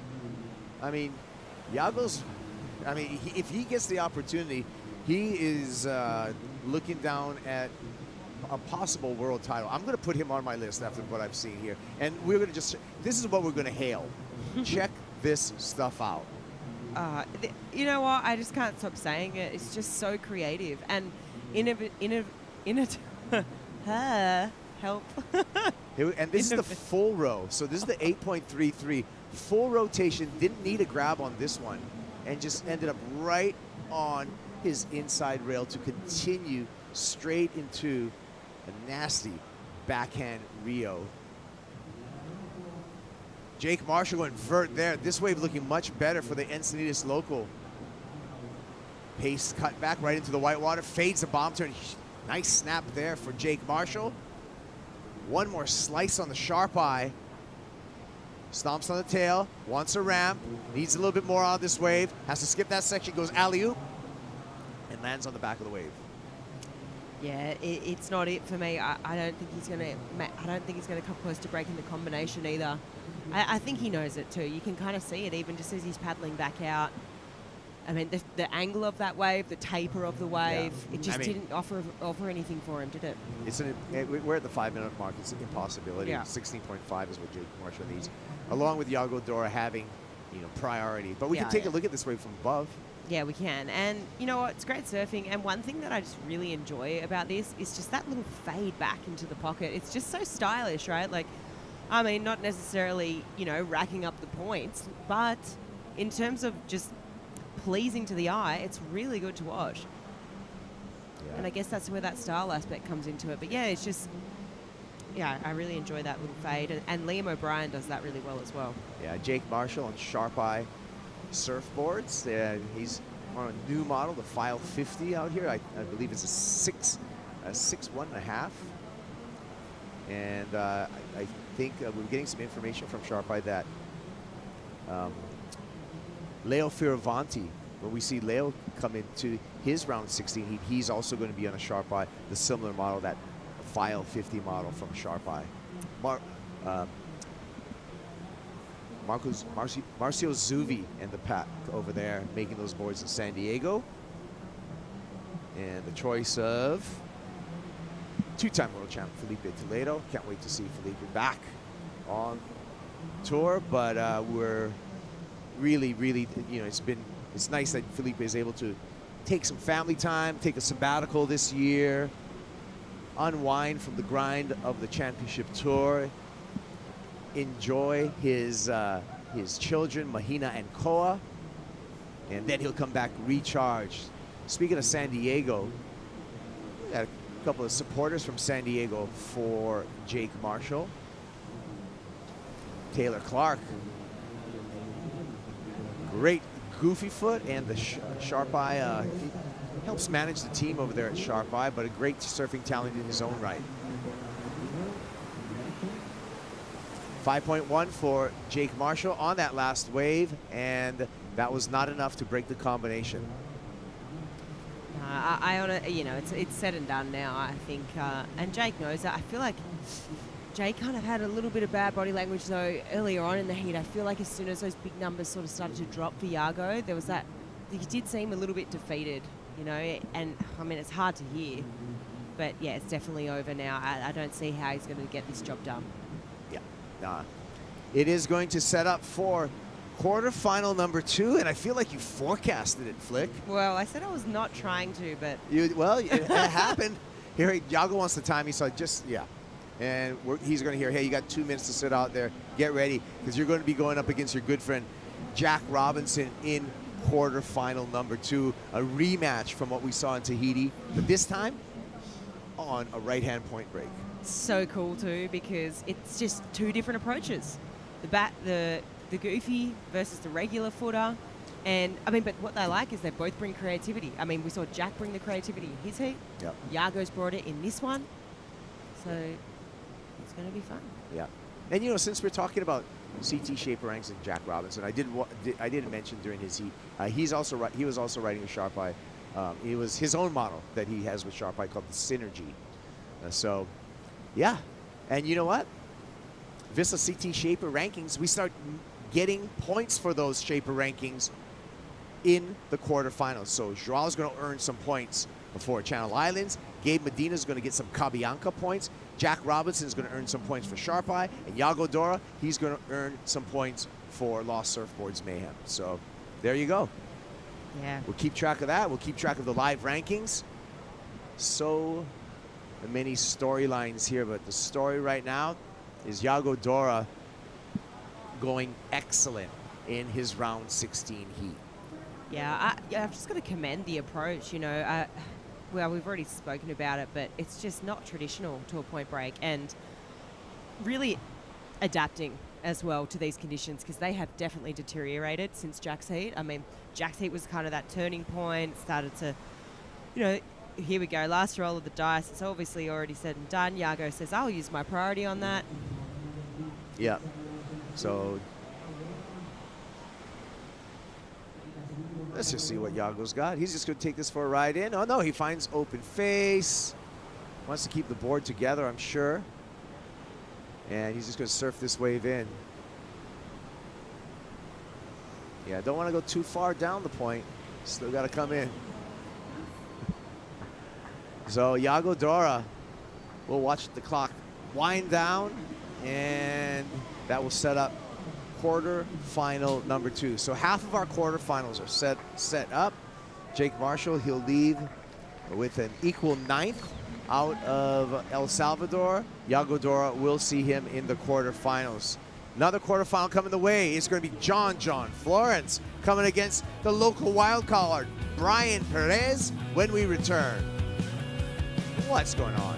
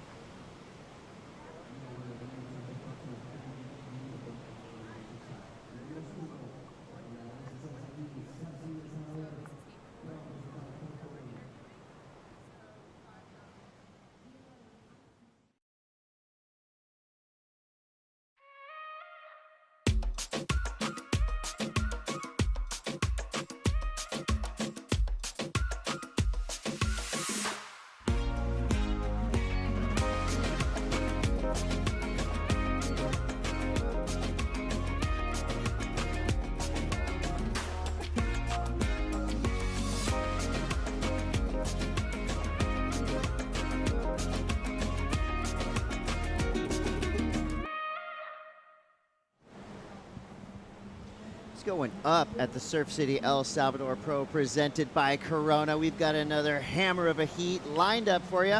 John Florence versus Brian Perez. I'm Chris Cote. That's Mitchell Salazar. Over there, that's Strider Wasilewski. We're very excited. And guess what? You're going to be in for a wild ride. We have current world number 1 going up against a wily local wild card. Brian Perez went off in his first heat of the day against world number 5, Italo Ferreira. What are his chances now against John Florence in that yellow jersey? Still 50-50, Chris. Anybody's got a chance out there competing right now. Waves are really fun, consistent out there. But speaking of the high tide right now, it's been very difficult for certain people to identify a lot of these sections, Strider. But given the fact that we did see Iago take to the air, wouldn't be surprised to see an aerial antics show right here, Chris, between both of these guys. No doubt. I feel like I'm in a glass case of emotion. There's so many thoughts and things happening right now. John Florence, right? He just watched Iago Dora go absolutely berserk. Iago Bustamante is what Strider called him when he came in. Do you think that amps these guys up to do what Iago just did, or you think they're going to stick to their own game and stick to their strengths? I think the excitement levels are brought by that. The energy's brought up. I feel like it's all plays into your day, right? And if you're paying attention, a lot of people don't pay attention to heats before theirs, or and other people surfing. But I mean, it's hard not to. You look up, and there's replay boards. There's everything happening around the site. There's people getting excited, when these big airs are done. So all that energy, is there in the playing field and on the platforms for the competitors, and it's really fun to be a part of that and see that and the energy that it brings. And so I feel like, getting into the water on their own time, the only problem is, like, you see those guys doing that kind of stuff, and then you come up into the next heat and you're like, okay, is there going to be waves? Am I going to be able to do that? Am I going to be able to rise to that occasion? And I guess you'd have to get rid of all that noise and just focus on that 30 minutes or that 35 minutes that you have and try to get the job done with what you have in front of you. Well, it's lumpy, it's bumpy, but there's launch pads like Cape Canaveral out there. I guarantee you we're about to see at least one or two good airs, because in that last one, Iago Dora found the flow, found the ramps. I mean, he was right at home. Coming out of Floripa, the surf skate capital of Brazil. That was pure radical surfing from Iago Dora on the glass with AJ McCord. That's right, racking up the frequent flyer miles. Iago, was anybody having as much fun as you were in that heat? Yeah, that's what I've been trying to do. Just, I don't know, I don't want to think too much, overthink stuff. I just want to go out there and enjoy the fun waves we're getting. It's the first year where we're actually getting some really fun waves here in Punta Roca, so I was really looking forward to it, and I'm just trying to enjoy it. What does it feel like when you realize these waves are providing you the opportunity to go out there and just have that fun? Treat it like you get so progressive and so creative like a free surf. What does that feel like for you? Yeah, it's great. It's the kind of surfing I like to do, like having a lot of opportunities and trying going big and like building my scores, and that's the kind of surfing I like to do. Building your scores you did, locked your spot here in the quarterfinals in Punta Roca. How good does that feel? Feels great, you know. I had a tough start of my season. I didn't really feel like myself when I was surfing, and I'm starting to find myself again, and it's good to have some good performances again. It's fun to watch, Iago. Before we let you go, para o Brasil, seus movimentos foram muito progressivos e criativos. Como você desenvolveu essa habilidade? Sim, o aéreo é a manobra que eu treino desde criança, né? Acho que é a manobra mais difícil do surf, então eu sempre me encantei pelos aéreos e foi algo que eu busquei desde o meu início no surf. Eu queria evoluir nos aéreos, queria filmar para sessões de filmes de surf e ter bastante variedade de aéreo, e é isso que gerou esse repertório que eu tenho hoje, né? Então é legal ter a oportunidade de usar isso numa bateria. Legal indeed. Parabéns. Thank you. That was part 2 of the Iago show, and how fun was that to watch? I mean, literally heard screaming up and down the beach. The booth was going off. It's exactly the type of surfing we want to see here at Punta Roca. So now we see both surfers a little deep on that opening set. There could be something out the back. John Florence out there in the yellow jersey, current world #1. Iago Dora with that performance has now jumped into the top 10. Things are happening quickly down here in El Salvador, and here we go. John Florence. Taking a breath, blows the tail, too easy for the world #1 right there. Only a 1 maneuver wave. It was pretty impactful. Really I deep, mean, for though. most surfers, that's a 10. For John, that's him at about 4. Yeah, they were really far up the point right there, Chris. And they pushed each other to get not only deeper positioning above one another, most importantly, he definitely wanted to see who the alpha dog was in that exchange right there. And John, rankings leader right now, strides. It seems like he wanted to impose that kind of will on top of Brian right now. We'll see if it works out. I mean, reality is that wave probably won't play into the final score line. You'd hope not. You know, if he would have went a little bit bigger right here and got to the lip sooner, he might have had a cleaner ramp to do something massive. But like as you know, Chris stated, that was probably like a 4 in his wheelhouse. Even though it was cool, it was technical. You know, he's really obviously. I can't do that. I'm not going to complain. I'm not going to complain about seeing that, but I feel like in the grand scheme of this heat, we're going to see that drop away as a score. And right now, Brian's got the upper hand because he's got priority and sets on the way. I'm going to consider that a practice swing. A check. Plenty of waves coming through here. 26:45 to go. And it was exactly a 4.33 for John Florence. So he starts off, and now he makes his way down the point. Yeah, breaking away. And it looks like out the back on one of the biggest waves we've seen of the afternoon. It's the Pink Panther about to open up. And here we go. Are the bigger ones the better ones? Well, we're about to find out. Big carving turn. Huge wall of water to work with here. Big layback jam right in the pocket for Brian Perez. You can hear the beach going absolutely berserk. The whole neighborhood's out here cheering on Brian. A similar turn to his opener there, but he's got more room to work here on the inside. So 3 turns on a giant wave from Brian Perez. First one was a hammer. Turn 2, turn 3, pretty good. Blue collar style turns, I would say. I'm glad he got that wave out of the way. Yeah. Because I feel like he had a lot of nerve on that wave. First turn didn't look like it, but then he started thinking about finishing the wave. You could see that happening, but that's gone. Right now, I'd say that advantage is to him. But it was a beauty. I mean, look how big this wave is. I mean, he's a big guy. That wave's way over his head. And this first turn, he opens up, slightly. But was it this second turn that was better? Yeah. And he comes around the corner with all that speed and really lays into that. I mean, that was a rare moment out here right now to find a wave with that much clean face to be able to put that board on rail like that and lean back into it. Another drop wallet and then tries to finish on the inside right here. So solid wave, big wave, and definitely advantage. Did he surf to the criteria, Mitch? On the first couple of maneuvers, he definitely did. I mean, look at the intensity right there. Super in the pocket the whole time. To be able to hold your rail like that at that speed. And as Strider mentioned, a massive wave. We're talking about a guy who's 6'3". That wave was easily overhead right there. So to be able to control that force going down the line like that, really impressive stuff. And starts with a 6.83. I like that he showed us that was a tale of 2 different types of layback snaps. The big one that I think he got the majority of those points on really had his rail engaged, laid into it, actually kind of pushed up into the lip off his tail. Held it and too. That was the impactful one. The second one was a pretty standard layback turn. I mean, he was flying down the line. Make no mistake about it, that was a sick turn. But I feel like the majority of that 6.83 came on the strength of that second turn. But Brian Perez now in the lead on the board with the 6.83. John's got a 4.33 to start. And here's a question for you. Time's going fast in this Mitchell, one. Okay, well, so we got that first exchange out of the way. John, obviously wanted that first wave. He got it. Alpha dogged out, but in the sense of, they say in Tahiti and in Hawaii, they say mana, right? You have a The rhythm energy, with the ocean. Is there a word for that here? Not really, but in Central America? That's why the pura vida is kind of a real thing. Okay. It doesn't necessarily just apply to Costa Rica, I feel like it applies to the entirety of Spanish-speaking America, it truly is a thing. And, I would say in the entirety of the heat, I don't blame him for playing it a bit safer at the beginning of the heat, especially on the first wave. You have priority. John basically gifted you an opportunity right there to perform. He challenged you to perform.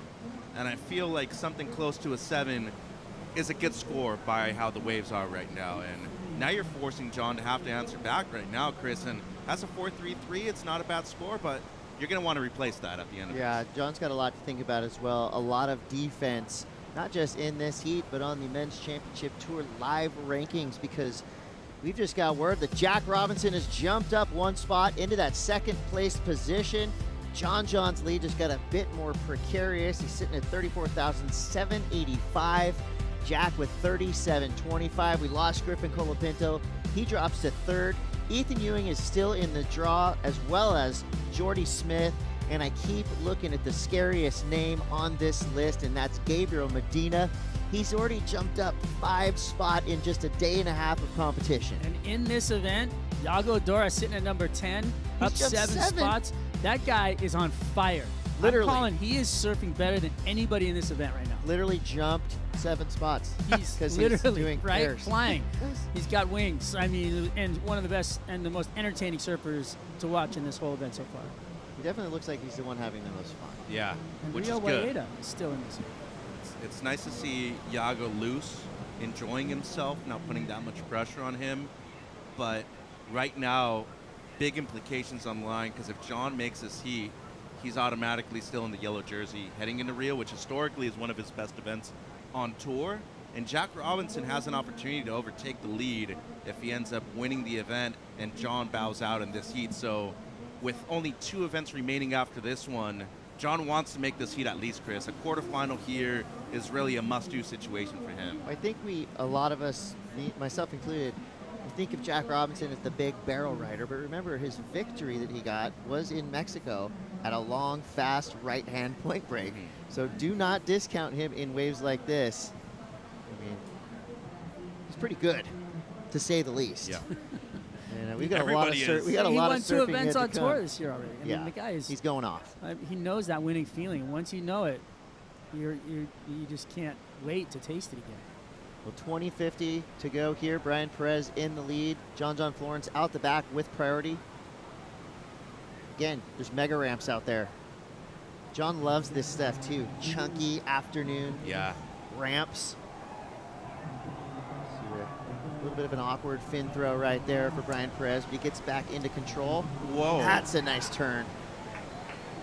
2 out the back, 1 big one.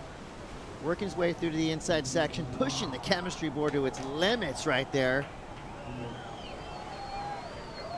I mean, Brian Perez has got some pop right now. Yeah, he does. When you mix pop with power, you're doing something good. Quick stall there, identifying a ramp, sees it, boom. There's your judging criteria in a nutshell. The only thing, and I'll get it out of the way first, a little bit of flow impeded on that wave, but other than that, there was speed, there was power all the way down the line, progression through to the inside. That's going to be another solid number for Brian Perez. And just think back to his heat this morning. He built into the position that he wanted to get into. I feel like he's doing that right now. He's starting to get a rhythm and a flow. Each wave is getting more natural, more enjoyable for him. You can see it in his body language and how he's riding. I mean, Mitchell, this wave was really well served. Yeah, the first turn, as Chris said, a little out of control coming out of it. But when it comes to technique, he's always surfing in the pocket, Chris, coming from behind the section. That carve was ridiculous right there. I mean, slid the fins all the way back. Once again, going back to the power source, keeping it real on rail, and the flow aspect in the back end of this wave was really the most crucial part of how big the score is going to go. Variation too. I mean, have the nice little air reverse right here, wasn't super high. Get a rotation though, and just puts the little cherry on top of the cake, Chris. It was almost like a little flame air. Look at this In turn a good right way. here. I mean, It's just tight, yeah. Power gouging and finishes. You know, he's got that little extra whip off the end there, and that's just a punctuation of control, and that's taken notice by the judge. You know, it's really hard to complete and finish all that. And for me, I mean, this was an inside runner that was identified by him. Did you see how far away he was when he caught that wave from John? He was almost like 50 yards away from at least, sitting way inside. He knew exactly where to sit to find that wave as a local. Well, the score comes through a 6-1-7 for Brian Perez, so gives him even more of a lead. Now John Florence needs an 8-6-7. Still 18 and a half minutes to go here. But Perez, he's laying down the law out here right now. Yeah, he is. Well, he's freed up, too. Up until this point, guys, he hadn't gone in anything excellent in the first 2 events he had served. Got his first excellent score this morning against Italo in a really tough heat, first thing in the morning, too. But it just seems like he's having fun. And Brian Perez that is having fun and enjoying himself is a very dangerous Brian Perez. We're seeing it right now. He's already got 13 points on the board. The cool thing about this venue and the high tide is that It's you close. can feel the vibe Yeah. and the energy from all those people rooting for him, and that feels good as well. And whether or not that plays into John's head, and he's been in these positions so many times, and we haven't seen him actually open up on a wave yet. So I feel like that's something that's going to change the game as well. I mean, John Florence on a right-hand point, lumpy like this, like you were saying, Chris, about how those wedgy kind of thick waves are coming at him, you can almost guarantee that we're going to see some fireworks from him. He loves this stuff. I mean, this is Yeah, he basically does. where the type of waves he films his video parts in. And hopefully we get to see that type of surfing. But that is a factor that we have to consider, though. The third year we're here, largest crowd we've seen in the first 3 years, and in an afternoon heat right now with the only local surfer that's made it this far into the event, the crowd not only very noticeably loud, most importantly on the side of the local surfer too. Like, you can feel the intensity. We're talking about the mana, the energía. I can feel it right now, Strider. Yeah. I can feel it right now. Well, at the moment, John Florence needs an 8.67. Iago Dora came through in that last heat with a total of 16.50, one of the highest heat totals of the day, if not the event. Brian Perez is already sitting on a 13-point total. And what that does for any surfer, when you have 2 pretty solid waves, it kind of frees you up, gives you the luxury to get out there, take your time, be a little bit more patient, find your spot in the lineup. John's out there with priority, so he's going to be looking for something And I think this is kind of past warm-up time.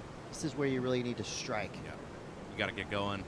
First wave you can. Don't be winning around a little bit longer than necessary. And with 16 minutes to go, with priority right now, needing close to a 9, Chris, at least try to get something that'll match one of the 6s of Brian right now. Bro, the bleachers are rocking. It's packed. It's just like everything around here. They're well built, so they will withstand a party like that. I'm gonna tell you what, it's probably feeling like happy hour in there at the moment. We saw the Coronas going down. Yeah. They already had a shot of it. Let's go. This has really become a place where it's kind of that perfect mix of serious surfing and just good times. It's exactly the kind of destination you want to get to. Here we go, Brian Perez, staying active, flying down the line, finds another ramp. Perfect front 3, tail high. He's got more. So a big turn out the back, big front 3, snap on the inside. I mean, he got the memo. A couple turns out the back, big air, maybe some Bed Bath & Beyond on the inside section. I don't know if we're gonna have enough time, but either way, Brian Perez is feeling it right now. And he's looking like a guy who could possibly win this whole contest. John, here we go, Chris. All right, well, we'll see what John Florence has to say about that. Kind of a quick stall right there to stay in the power pocket. And here we go, the windup. Oh, there we go. Power jam for John Florence. Another. Woo! Huge lightning strike for John Florence at a 3rd. The yellow jersey is a blur as he flies down the line. Another big hard carve. I think John's angry, and that's good for surf fans, because that's how he surfs when he's mad. I love to see it. And the crowd, of course, you know, I got a lot of them are cordial, you know, going for Brian, but you can't not cheer when you see a wave like that. We knew we were going to see it, but dude, that was sick. Yeah. That was great He was surfing. on point. He was laser sharp in his turns. He was in the power pocket. He found the right wave to, you know, perfectly execute multiple maneuvers and the range of maneuvers that he did on that wave. That was some incredible surfing right there. I mean, really fast in transition. Everything was speed and power and technique. Straight up velociraptor on that wave. He's eating that wave. Well, Brian's wave was cool too, but he's looking to improve on a 617. Decent turn up into the lip right there. This rotation is sick. Good amount of air underneath his fins right there, and comes around this section. I think he was expecting it to stand up just as well as the previous 2 did, Chris, and kind of gets a little bit let down right there. So I don't know if he improves on the 617. It wasn't as exciting as his first 2, but this wave right here, sensational. Well, and as Strider was pointing out, the combination of major maneuvers, every single maneuver here, Strider, was just a bit different than the other. Yeah, you know what? I mean, look at how quickly in transition he is right there, laser sharp, and he's doing the turns in the most critical part of the wave. That's where your money's coming from. You can do a turn on the face all day long, but when you get up into that lip line where those chunky, meaty sections are, that's exactly what the judges want to tick off on the box, and that's exactly what he did. You know, the closer on that, a little flat, but still, beautiful variation of maneuvers, and the quickness of this first snap in the lip. Oh my gosh. I mean, pushing as hard as you can, destroying the lip, pushing the fins out the back, and coming out of it with speed was just a beautiful thing to me. He's got the sickest style. Look at the sections. He's so casual between turns, and then he just fires them up. That's a wedge, and he's just putting everything into it. So that's going to be a massive score in my book. I mean, could watch this wave all day long. You probably will. All day. I might. Well, it's going to be in the highlight package. But I think it just goes to show the ability that he has coming off with a bottom turn right there. You can always see he's coming out with his knees still bent out of the previous maneuver, and I think it's just a testament. He's spring loaded. But he's been putting in a lot of work outside of the water too. Like, he's physically the most fit he's ever been, Chris, and you can definitely see it out there in the surfing right now. The first time we've seen a healthy John in a long time. Which is great. Yeah. It's necessary. He pushes everybody else to levels that were probably unimaginable. I mean, that all told, is now that we've seen that wave 3 or 4 times, that might have been one of the best surf waves of the entire contest. We're going to have to see, you know, the size of wave and in the context of this heat where it goes. But those first 3 turns, I haven't seen anybody surf better than that. Well, in the space of that. I think what that says to everybody at home watching it and us here is that Brian's going to have to go excellent in order to keep up with John Florence. Boom. Case and point. 8-9-3 for John Florence, one of the highest single wave scorers, and well earned. I mean, every single point that he just got right there was deserved.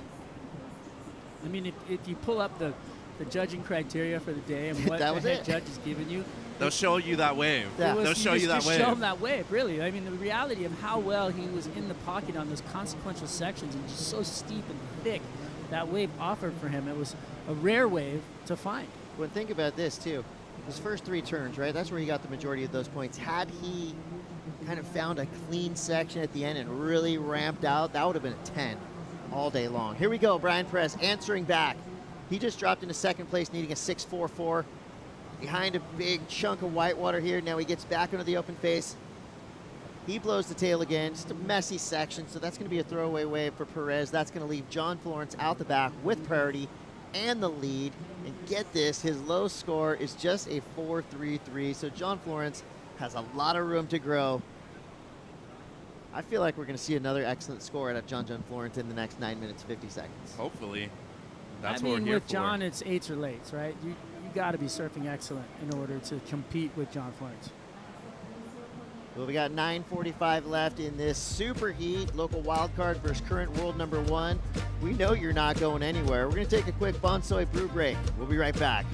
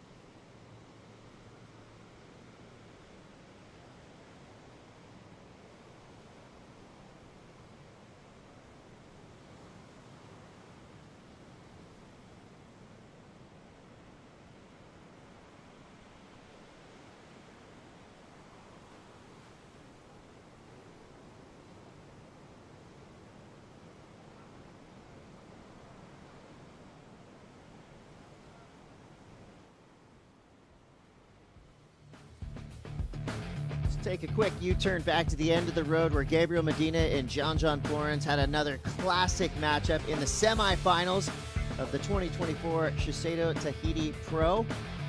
The waves were all-time. Both of these surfers are at the top of their game, but at the end of this super semi, it was John Florence who did everything right.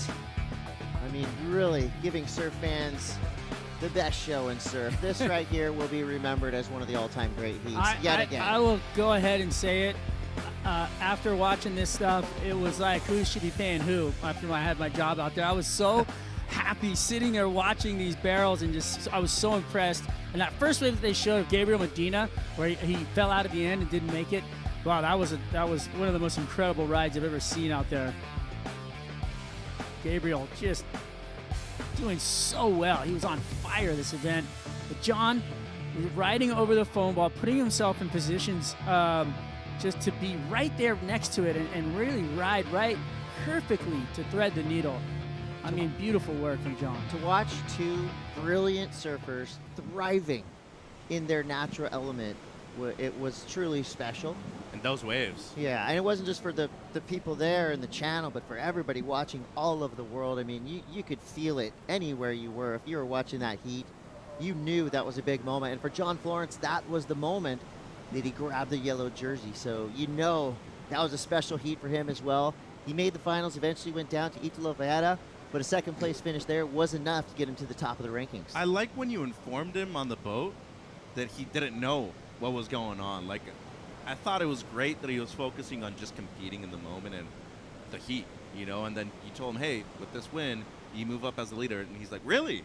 He was like high off barrels. He There was was just a sitting there surprise like factor with there. glassy eyed. He had just probably been tubed for about a minute or two. I think those were theatrics, dude. This guy's so calculated.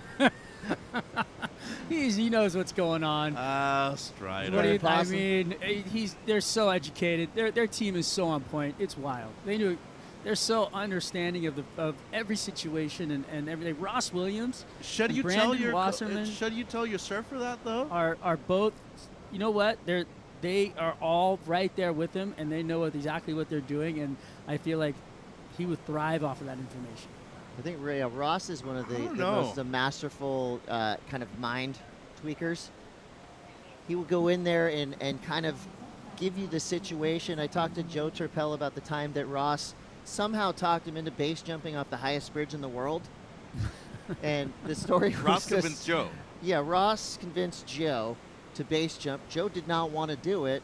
And the next thing he knows, he's jumping off thinking, how did Ross just do that? Ross is a Jedi. I'm not hanging out with him anymore. I can tell you, I'm was not the doing no base scariest thing jumping. you could ever do. Yeah, Ross is a Jedi, and he's in John's corner.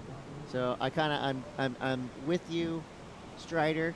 But they had to have known, but then the look on his face was kind of like acceptance, like, oh, okay, cool. I feel like too, like, the coaches don't get enough credit. They do so much for these athletes, and they keep them in such a great place mentally. I feel like John does do a lot for Ross as far as giving him recognition because, I think he's said it multiple times in interviews and talked about how great his team is.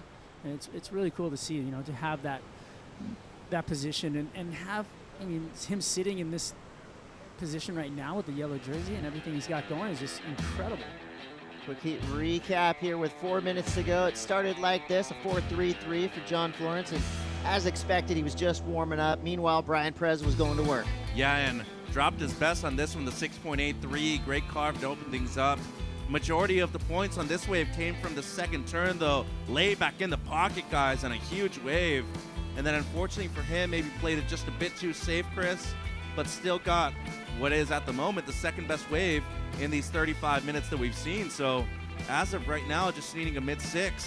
Cleaning up on the inside right here, kind of left a little bit too much on the bone right there, Strider would say. And then John had the big comeback right here. Yeah, the way that he waited for this wave, identified what was happening on the inside, and then just went to town with speed and power on the critical sections. I can't say it enough. It's where the points are. It's where all the money is. It's all within that lip area where the wave is pitching and the girth of that wave looks the thickest, and that's what he's utilizing. And that's where the judges go, thank you. That's what we asked for. Yeah, I think Iago may have done some of the most entertaining surfing, but right there, John has done the most solid surfing. Knife edge, power turns, 3 in a row, so quickly, and 3 different types of turns too. And you look at the surface of the water right now. It's not easy to find a wave and do those kind of turns out there today. He showed patience on that one too, because didn't try to force anything on the outside, which we did see him do on one wave yesterday. So learned from his mistakes, decided, okay, this wave eventually is going to stand up, maybe clean on the inside. Next thing you know, he gets a 3-banger right there, as you pointed out, Chris, in a real short space. Tactically sound as well, because guess who's got priority with 2 minutes to go? John Florence. Yeah, Brian went on that one wave that didn't change anything. The one rotation attempt, 0.93. So at the moment, trying to force him to use priority and block him on one, Chris. But with 2 minutes to go, it would have to be a multiple wave set. Let's see if anything can happen right here in these next 2 minutes. I would love to see another exchange. What a great heat, though. Yeah. Like, John was pushed to a limit that was necessary for him to get that score right there, because Brian opened up this heat with a couple of 6s and then almost improved on his low 6 with the 6.12. Like, if Brian doesn't have that start, I don't think we're seeing John perform the way we saw him perform on the 8.93. Yeah, and John's been around the block a few times at this point, multiple-time world champion. He's always gone up against the best of the best. Kelly Slater, Gabriel Medina, one of his friendly rivals. So he knows the rule book forwards and backwards. And with 1:20 to go, you can see where he's positioned himself in the lineup. He's not going to give Brian Perez a chance to drop a 6.44. It's interesting, too. what you were saying, Mitchell. I've heard it from Kelly his whole career, just about surfing to what you need to do in the heat. Yeah. You know, and I feel like John, you know, had to rise to the occasion. Obviously he did, and we already know he's capable of it. But I like to see that, you know, a local boy like Brian Perez can push the world #1 to a position of, okay, I got to take this seriously, and I've got to go excellent. Yeah, he had to bump it up to 5th gear right there. And you could tell he kicked it into a new level. You know what's really funny? We all thought that the 4.33 wasn't going to be a counting score. Right now it is. Yeah. 100%. You're right. Strange things happen. But John Florence, I mean, just on the strength of that 8.93, that was a convincing super score. And here we go. One more set to be the deciding factor between Brian Perez and John Florence. John Florence with priority. He's going to block him on the first wave. There could be one more out the back with 4 seconds left. Not enough time. Now will John get rid of the 4.33? He will not, but again, masterful tactics in play right there for John Florence. But give it up. Yeah. Brian Perez, so far, he's been the only surfer that has pushed John and forced him to go into that next level. Whoa. And that was another fun heat to watch. But congratulations to Brian Perez, the only El Salvadorian surfer to ever win a championship tour heat. Should be very proud for himself. He's an Olympic qualifier, so we'll see more of him. But John Florence, he just went off. 8.93 and a 4.33 for the win. He's in the quarterfinals. We got more to come from the Surf City El Salvador Pro, presented by Corona. We'll be right back.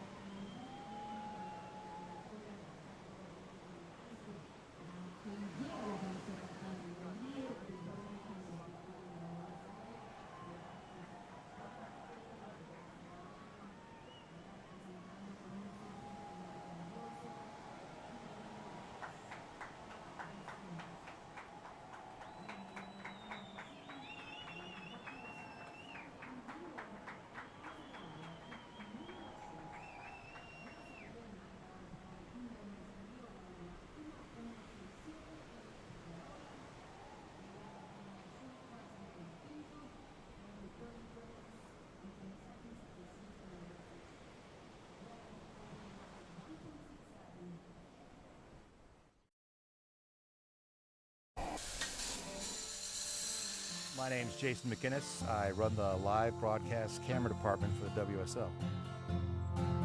So for the last 10 years, I've been traveling the globe, putting on these surf events. The fact that we are able to do what we do, of how to basically put on a sporting event and broadcast it out to the world, it's amazing, the behind the scenes, it really is. What attracts me to the knife making is definitely being able to use my hands and have a creative outlet. It's just such a rad thing to know that whatever tool I create is going to be used to nourish other people and hopefully, you know, for generations. That's one of the coolest things about my job, is there's that challenge, and then when you overcome all the obstacles and you have a win and your broadcast is up and everything's working, that's a great feeling. Yeah, you did your job and you can be proud of what you've done.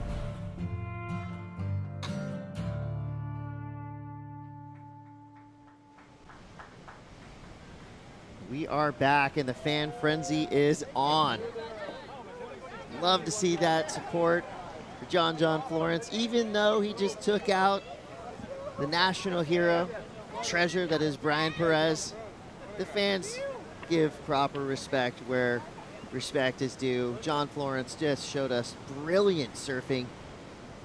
And that's a very memorable basically one wave win from John Florence. That 8.93 is going to go down as a wave to remember in this event. Yeah, for sure. And another great heat out there in the water right now, Chris. Rio Waida, Crosby, Colapinto, two regular footers who are kind of due for a big result at a wave like this too. Rio made round of 16 last year, lost to eventual champion Felipe.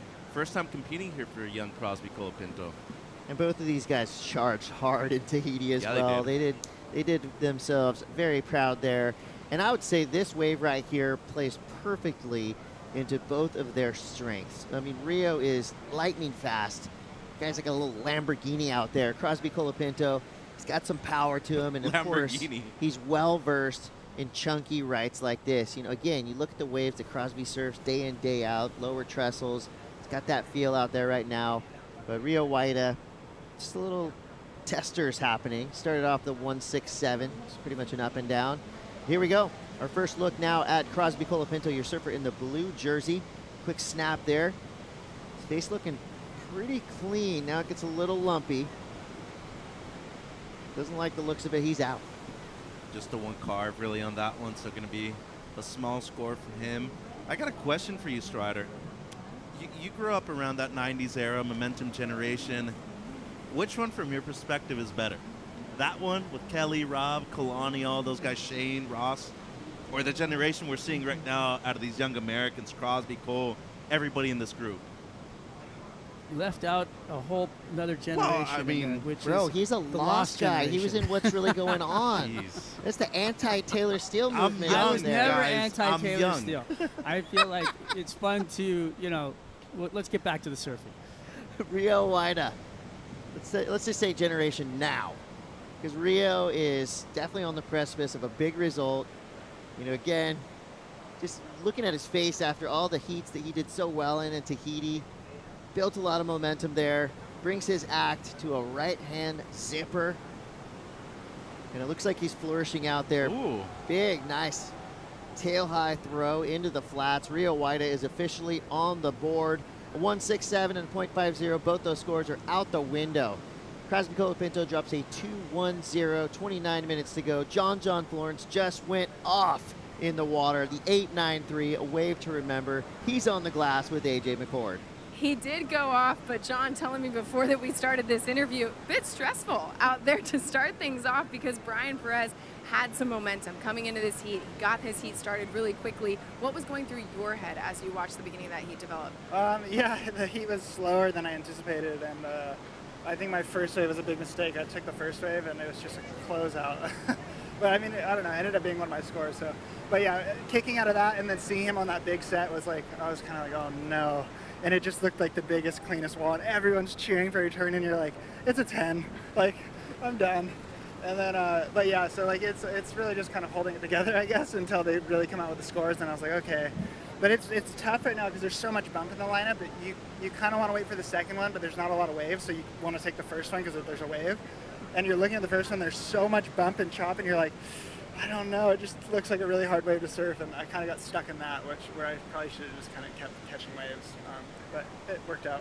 I would say it worked out. Here you are on the glass, and you've had that excellent score, too, to really put a stamp on this victory. What did you see in that wave that you were able to take advantage of? Yeah, that wave was kind of cool. It was peaked up out the back, and it didn't have wall, but you could see it had this like under double up on it, and I was like, oh, this could be a pretty cool wave. And yeah, so I just kind of took my time, my first carve, and then when I got into the double up, it was just this clean wall that I was able to do a couple good turns in. And yeah, I was just excited because it's kind of hard to find that nice clean wall right now. And I can't really remember what I did on that wave, but I finished it. You did finish it, and you're on to the quarterfinals wearing that yellow leader jersey. Just tell me how it feels to be surfing your best with that jersey on right now.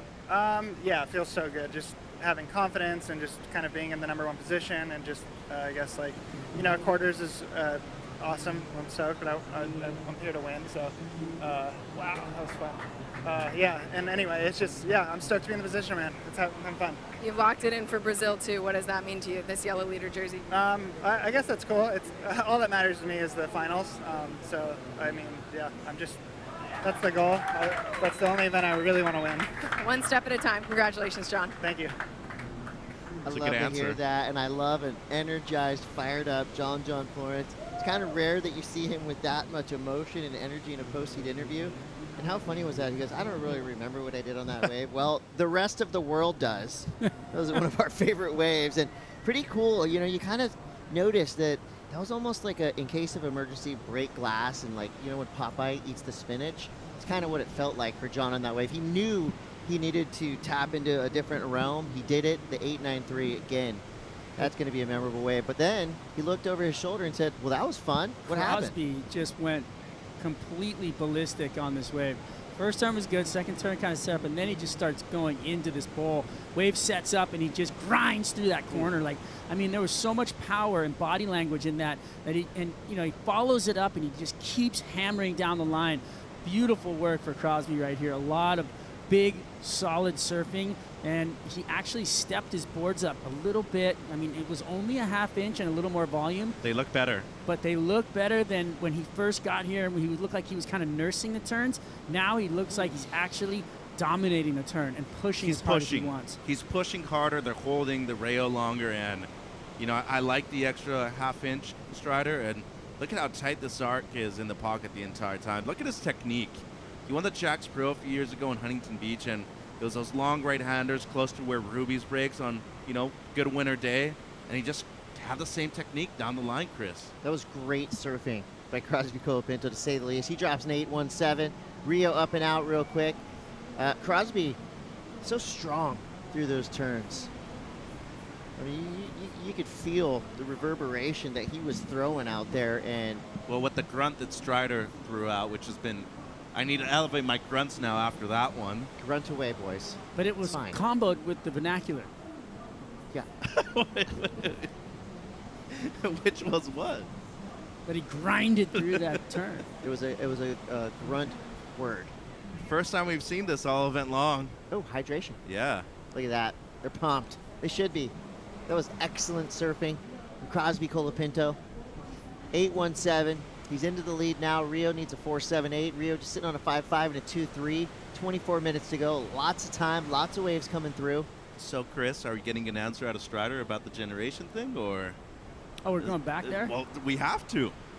There's you know, too many of them right now to not mention it. Obviously, for me, the now generation is bananas to watch. I think more on the women's side than any side of this. That's a good point. This whole thing. To be honest, I feel like that's the most impressive thing of what I'm seeing right now. And I think that the Lost generation, the Momentum generation, brought a new level of performance into surfing via, you know, there was Chris Wards, there was, you know, and then you got Kelly Slater and all the guys on that side of the field. And it was just one of the funnest times in the evolution of surfing, and how well that they were, you know, able to grind out massive turns into performance surfing. And I think that's something that brings the level up on the men's side. But for right now, generation now, I'm more interested in the women than the men. Yeah, I think, you know, there was kind of competitions within competitions. You had crews kind of competing against crews, lifting each other's levels. And here on the championship tour, you know, obviously you have clicks in a good way. When you go down to the Red Bull Athlete Zone, everyone's getting along. I mean, they're all homies down there. You know, there's a certain level of kind of like a family type of support on the championship camaraderie tour. there, and there's professional rivalries respect. too. Yeah. You know, there's not it's not horseplay. You know, they're not whipping each other with towels in the locker room or anything like that. But there's definitely a level of respect that they're giving each other. And, you know, we've already seen it. We just saw Brian Perez push John Florence to a different level. You know, and I think that last wave that Crosby got, that's going to help Rio reach a different level in his surfing. They're all pushing each other with every heat that they surf. And it's just making the surfing that much better. It's making the show that much better. But I mean, it might just be because I'm younger and I'm really close in age to a lot of these guys. I just turned 30 last month. I had never seen a tight-knit group like this, like we're seeing with Crosby, Griff, Cole, Cade, who was on tour, Eli. Throughout my entire years of both competing and doing the broadcast and even judging, I had never seen that close of a group. But that's just like, the San Clemente Mafia, so to speak, and you throw Eli in there because of the Mayhem connection, and they're all pushing each other But to even the Jake, next level. even Jake too is part of that group, Yeah. and they integrated him. And Southern California. now they've been pushed to a level where everybody's been put on notice, right? And now they're like, okay, the Americans stepped it up. Where's the next Brazilian Storm? Where are the next group of Aussies that are going to come and dominate the championship tour? Well, it was the San Clemente Cyclone. Still going. I mean, they got a lot of surfers still left on the championship tour, men and women. Crosby Colapinto is part of that. I'd say the difference between the San Clemente Cyclone that we've seen, flaring up in the past few years in the Brazilian Storm, kind of the traditional Brazilian Storm, is that the Brazilian Storm, I wouldn't say they were all kind of like homies going out and hanging out together all the time. They were pretty competitive with each other. As Rio Waida trying to demand some attention there, but he goes down. I think just overall, we're watching the best surfing that's ever happened on the championship tour right now. It used to be kind of half and half. Half of the best surfers in the world were filming video parts. The other half were on the CT. Well, there are a handful of surfers out there in the world. Noah Dean, the Dane Reynolds. There's a few names you could throw out there. But the best surfing, the most progressive surfing, the hardest charging surfing, it's all happening on the championship tour right now. Yeah, and they're doing both. And I think that's what Strider was pointing out with Caitlin Simmers, Molly. They're doing both things, and they still are able to do it within a jersey. So I agree. I think that's a great point you bring up, Strider. I think because of the females, we're probably also seeing elevated performances on the male side of things, too. Influences on influences. I mean, and then just, let's rewind one heat to Iago. I mean, that was a video part. That was crazy. That was a video game. I mean, I don't even know what you call that backside three where he grabbed Stale. Is it Indy? I mean, that was just crazy. So beautiful, so technical. Well, that was Josh Kerr that wasn't able to pull that off that consistently in a jersey, and now Iago, a decade later, is able to do it almost every single heat, Chris. I mean, that was straight at Pedro Barros in a bowl. Nearly Indy 5 for Iago Dora. Either way, it's a highlight reel moment. Not just for this event, but for the year, I'd say. Here we go, Rio Waida, up and out real quick. Another tester there, still sitting on a 5.5 and a 3.5. He wants to move up closer to the top of the point, though, because considering that Crosby already has the 8.17, needs to recognize that his backup is only a 2.1 at this moment, so at least getting something in the 7s, which he did multiple times last year, Chris, is probably the one thing that he's looking at in these next 19 minutes. Needs to make it competitive out there right now. 18:50 left. That 8.17 by Crosby Colapinto looming large in the scoreline for now. And Strider again. So you spent a lot of the morning out there on the 50-yard line. You got Tommy Whitaker right now working with Crosby Colapinto. You've seen and heard them work together in the past couple of days. What is that relationship like, and what is the paddle by like? I mean, that's the pit stop, right? What is that like from your perspective when you're sitting right there with them? Well, to be honest, I feel like Witz is just out there as a caddy for him, and I don't think he's giving him much information. I feel like there is some camaraderie there because he works with Griff and it's his brother, so he's kind of just like giving him the pat on the back kind of coaching. I don't think he's really breaking down things for him. I think he's just making sure he's got a board in the lineup. But the caddies in this event are all really just there for the boards and making sure they don't have to run across the rocks, because that's probably the most dangerous thing here, honestly. And there are some words that are talked about in the lineup, but for the most part, all the work for all these coaches is done on the beach. And if you thought that kid next to Tommy looks familiar, he looks just like Rio, right? Yeah. It's his brother. It's his bro. Yeah, that's Rio Waida's brother. So, and to that point that you're just saying, it's almost just kind of like when you're stressed, when you're under duress, and you look over and you see a friendly face, right? Yeah. You don't want to hear, "Hey, bro, you blew it on that last one. What are you thinking?" You just want to see a smile and a "good job, go get it." I like that. The work was done on the beach. The work has been done in the last few months. Most of the work for these guys is done in the off season. Yeah. When I talk to Ross about what he's doing with John, he doesn't exactly tell you, but he'll say we did a lot of work in between the tours. So, you know, everything that they're working on was from boards to heat strategies, you know, to Getting to stronger. progression to, you know, little anything and everything that they could do. It's like trying to fix your golf game out on the course. It's a really bad idea. Stick to the game you know. And so they got this game, they understand it, and so before they get out on the golf course, they're all tuned up and ready to go, and then they go out and play. There really is no off season in surfing, though. Even in the off season, you're still training, you're still surfing a ton, especially if you live on Oahu where John lives. You're surfing probably more than ever as we look at the results here of Crosby in 24, third place over there in Portugal. That's the one that stands out the most, but he had a couple of really good waves over there in Tahiti, and props to Rio, too. He got a 5th place finish over there. Actually met up with Crosby in this same round at the previous event. Took him out over there, Chris. Yeah, that was unexpected. A big statement for Rio Waida. Look at this set. Love to see it, too. Here we Wow. go. Monster lurking out the back. Is bigger better? We're about to find out. Here we Yes, go. it is. It's Crosby Colapinto. This one looking nice and groomed on the outside. Big carve right there. Oof. Textbook roundhouse cutback. Iconic classic maneuver in surfing. And now here we go. Here's the speed section. Cranks it off the bottom. Nails it off the top. That's a 1-2 punch right there.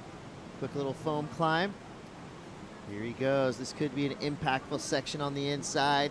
He sees it. Kind of fluffed up a little bit there, but a solid finish. Loved that outside carve for Crosby Colapinto. Definitely, easily going to throw that 2-1-0 right out the window. He's going to add to his lead right now for sure. It was interesting. All these waves, as they finish on the inside, they don't have much. They're kind of laying down because of the tide, and the work that you get done out the back is the most important. It looks to me on these waves, Mitchell. I really like this roundhouse carve, though, guys. It's a maneuver that we don't really see too much. It's really difficult, technical, beautiful carve right there. And as you were mentioning, Strider, it's the mid part right here that stands up a bit more. That's where you really got to get vertical. As you said, it backs off right here, and maneuver selection has to be key because we see him kind of minimize the amount of effort that he puts into this last turn because you don't necessarily have to overpower this section, guys. You need to match the speed of the end section right there. Oh, beautiful arc on the cutback. Touches the rail to get low and hold his speed line, and the redirect as he perfectly times the transition off the backhand, like re-entry, to then transit out of that into these carves. I mean, that was a really amazing part of the criteria and flow and power. I mean, that was all beautiful. It's not all air reverses, kids. Learn how to do a roundhouse cutback like we saw right there. Bring back the Chris Brown wraparound. Well, I mean, the Colapinto brothers have really solid fundamentals. You saw it right there. That'll never get old. A big arcing roundhouse cutback, and the way he went back straight up into the whitewater, right up into that power pocket. It was just good, clean, powerful surfing. And then straight into that next turn. Yeah, right. All flow. That was incredible. Didn't that look like lowers, though? I just love watching like good surfing or great surfing, and that was great surfing.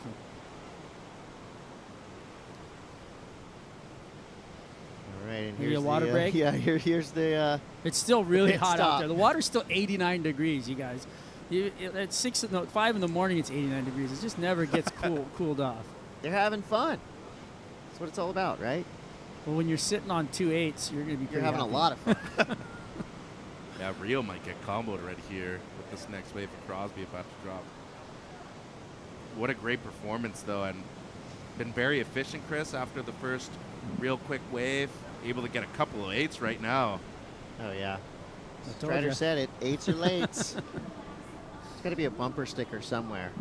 And if it is, stick it on Trademark Crosby it. Colapinto's car because he's racing around in this lineup right now and doing everything right. 817 and 850. So with 12:20 to go, can Rio Waida put up a fight and stay in this heat? You're going to have to stay tuned and find out. We will be right back.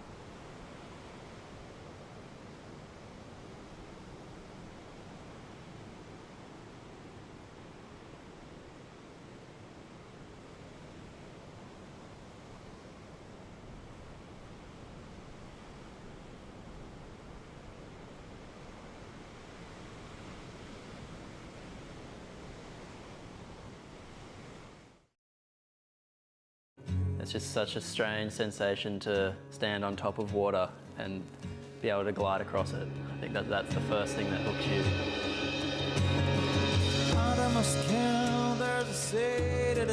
Late 12, 13 is when I fell in love with surfing, and that freedom to express yourself and to be surrounded by nature.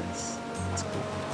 It's never going to be the same thing over and over. So it's open to your expression. Yeah. So it's a thrill and it's art at the same time.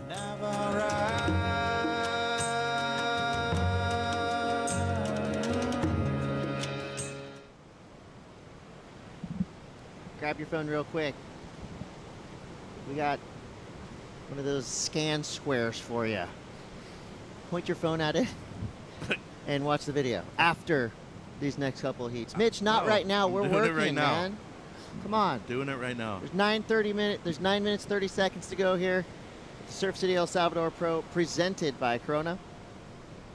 And at the end of the day, after the post show, of course, sit down, get the popcorn, check out El Paraíso. Did I say it right? Yes. Thank you. El Paraíso. It's going to make you want to come to El Salvador, that's for sure. Strider, I know you've been coming here for many, many years as well. Before there were surf contests here every other weekend. Give me the differences between El Salvador of the early 90s and El Salvador of 2024. Well, I think the environment's changed a lot. It's a lot more comfortable now. And obviously a lot more surfers and a lot of people down here. But yeah. More restaurants, more places to stay. Everything has it's a good thing and a bad thing, I guess, for some people. I mean, everybody wants to see less crowds, but but then there's also more people here. It's better for the economy. It helps all the businesses. So I feel like it's a catch-22. Selfishly for surfers, probably seeing a lot of people showing up, but for the businesses, for the locals, for people who are making a living, this has become Surf City, and it's amazing. It really has benefited thousands of people. Yeah, and there's so many waves to go around. We really focus on the marquee spots, and we let the lesser-known spots we let them be. You find them on your own, but coming to Surf City is always a treat. Right now, with 8 minutes to go, some work being done in this lineup. That was a pretty sizable set. That was a chunky one that came through. Rio let it go, though. And he's still in a combination right here, Chris, needing a couple of 8s, or at least, 6.67 and a 10. At least, I say. But a 6.67 will break the combination. This thing's in the refrigerator. You're calling it already? Yeah. Sorry. You were right yesterday. Are you guys going to let me when throw it in there right now? Slab of beef in the fridge. No. This kid's too good. He's too good. He's a top 10 surfer right now. No doubt. I mean, he is amazing. I just feel like with the workflow of the ocean right now and how many good waves are coming through, I don't know if there's enough time for him to get 2 solid scores under his belt. And we talked about, the next generation of Americans. What about the surfers from that region of Asia, too, especially from Indonesia? There's been too many talented guys coming out of there, and nobody had really wanted to dedicate their time to compete. This kid did, and he is one of the hardest working surfers on the planet. I remember he had already qualified for the Challengers for the Championship Tour during the Challenger event in Saquarema a couple years ago. He lost his heat that morning. The afternoon, he was on the beach running on the beach. I asked him, dude, why don't you take a break? He's like, no, I got one more event to go afterwards. I'm getting ready for pipe. He was in the contention for Rookie of the Year last year. He's a top 10 surfer right now. You don't watch out, Chris. Next thing you know, he's going to be in the top 10 and be one of the top seeds next year. I'm watching out. I'm here for it. I mean, and Rio is, just pure class, right? You can't not cheer for him. But right now, Crosby Colapinto, it's just gone power mode. He's flipped the switch. 817, 850. Here he goes. Here goes Rio. Needs a combination of scores. Mega floater. He's just got to hope that this wave does something special on the inside. Does it double up? Strider, what'd you say about now you can what'd you say say about the refrigerator? What do you put in there? I'm not trying to jinx him. I'm not trying to, like, you know, make it a bad thing. I just feel like the ebb and flow of this heat, the comfort of Crosby, and the performance of Rio hasn't shown me that he's going to be able to battle back into this. It was a big tempo change. After Crosby got that 8-1-7, you could almost feel that momentum shift in a huge way. And then when he backed it up with the 8-5-0, I heard, you know, the squeak of the refrigerator door. When your kid's getting in there, when you told him Midnight snack. Dinner's over. Squeak. Closing. But you know what, Rio, he's an amazing student of this sport. He has constantly gotten better at every stop and everything that he's done. I mean, you know, he's evolving and he's just getting better, and he knows it, and he talks about it. And I think that's one of the cool things about Rio Waida is that he will never stop learning on this tour, and he knows that he's, you know, got a long way to go. And I love the humble understanding of where he sits. And for a small dude, too, he carries a lot of power. You know, did well at Sunset. You know, Bells was one of his best events all year long, and he beat Crosby in this round over in Tahiti, too. And given it wasn't the heat that had the highest heat totals, but he was still able to beat him in conditions that heavily favored Crosby. So I think we're seeing not only a student of the game, as you pointed out, somebody that is willing to improve as well, willing to put in that work behind the scenes in order to improve. He's got great heat IQ and great technique. And he knows he's going to get the power as he gets stronger. He talked about that as well. And he's got Glenn Michael Hall in his corner too. You know, he's got a wealth of knowledge there, which is it's obvious with how much he's learned and watching him surf heats. Inside of 4 minutes now, Rio Waida. He's ridden 8 waves, 5-5 and a 3-5. So room to grow. And you said it, I mean, Rio said it in his last interview. He actually won that heat. You know, he said he's constantly learning, and he learns from wins, he's learning from losses. I would put him in that conversation of most improved surfer over the past couple of years, for sure. When he first got on tour, looked a little out of place in the first few events, and he rose to the occasion quick. And now, I'm putting him in that conversation to be a perennial top 10er for the next few years to come, for sure. Yeah, especially with the addition of Snapper Rocks on the CT2, somewhere he's been able to compete on the Challenger Series level as well. It's a good event for him. I also feel that the place where he probably needs to improve the most is in, you know, heavy barrel riding. But he was able to prove it over there in Tahiti, made the quarters. Probably should see him practice a bit more over there at Pipe and at Sunset. But you learn a lot more from your losses than you do from your victories. And I feel like that's why Rio's so hard on himself, because there's times, even in his victories, where he's like, okay, I could have done this better. I could have nitpicked myself a little bit more during these 35 minutes. But all in all, the kid is truly improved, as you said, Chris. Top 10 surfer right now, too. Now, right now, he's got a pretty good combination. I thought you said it was in the fridge already. It is. I was just going to talk about the combination platter and what's on the table. Bruschetta. Are you going the? Oh no, it's Indonesian for sure. Oh, okay. He's you know, he's got a big meal to eat.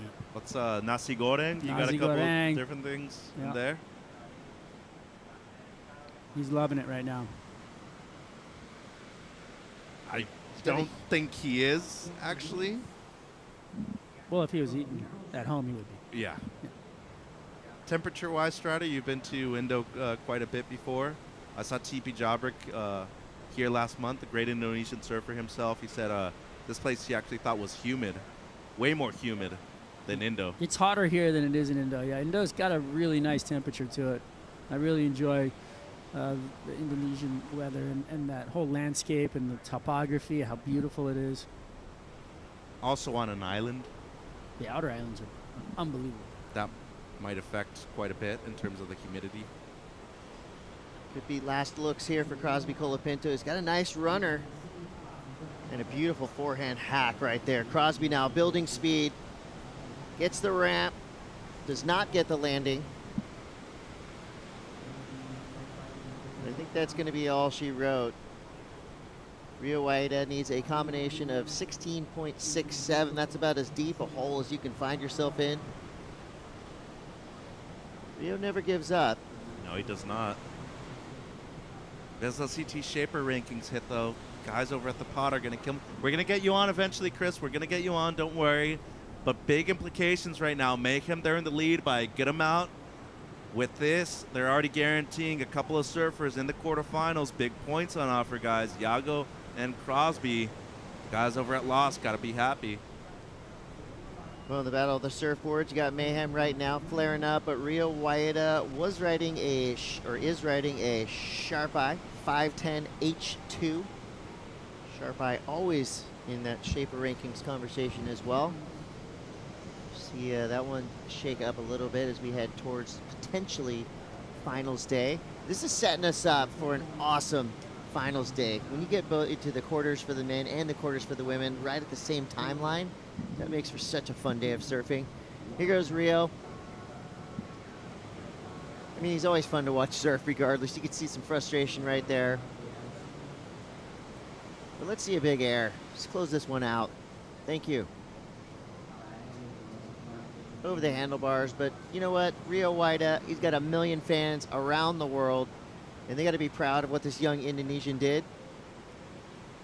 It's going to be the end of his role here at the Surf City El Salvador Pro. Ooh, John and Crosby in the quarters, guys. Like Wow. that matchup. That's a good one. That is a good one. Well, Good we got times more in to El come. A couple Salvador. more heats on the day. Coming up next, Ethan Ewing, Matthew McGillivray. Don't go anywhere. It's the Surf City El Salvador Pro, presented by Corona.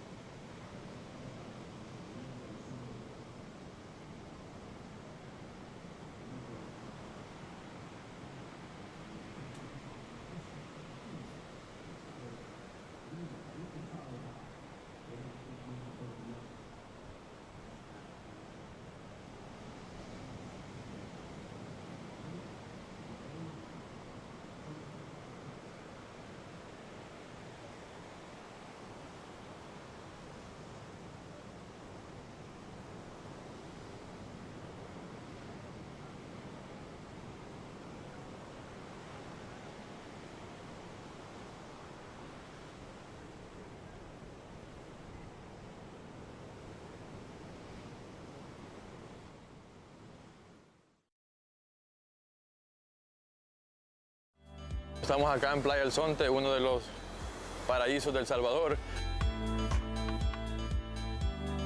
Y para ver el atardecer queda muy cerca también de Playa Punta Roca, está como unos 20 minutos. Yo voy con mis amigos, con mis primos y la paso súper bien, la verdad, siempre lo disfruto a lo máximo. Un lugar que se ve el atardecer es súper bonito, un lugar mágico, la verdad para mí. Yo vengo acá siempre a despejarme la mente, a escuchar música, a pensar, disfrutar de este paraíso, disfrutar de la vista que tenemos, ¿sabes? De la vista, del sol, de las olas.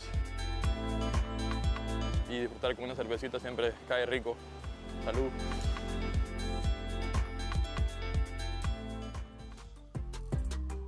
Hey, you're back at the Surf City El Salvador Pro presented by Corona. We have one more quarterfinal to set up. And with that being said, we got to get through two more round of 16 heats. Winner fills that last quarterfinal. So it's been a great day. It's been a long day, Kaipagura, along with Felicity Palmentier. Yeah, one more quarterfinal yet to fill for the Couple more heats to get through in this round of 16, and we're going to have our quarterfinalists decided. I mean, that is 2 massive days. I think it's 2 16-heat days. Oh, I mean, incredible, right? No problem. I've been fueled by pupusas here. Are you talking the pure energy pupusas? Really? I need to get onto that. Yeah, the bean and cheese energy pupusas. You got to get them on the boardwalk over here. They're delicious. Look at this matchup. Ethan Ewing coming up against Matthew McGillivray. And Double E. with some chances to climb up the rankings. Matthew McGillivray with a chance to show his mastery of right-hand point breaks. Yeah, this is a pretty exciting matchup. I mean, you know, as far as stats goes and this year's played out, obviously on paper you're going to lean towards Ethan.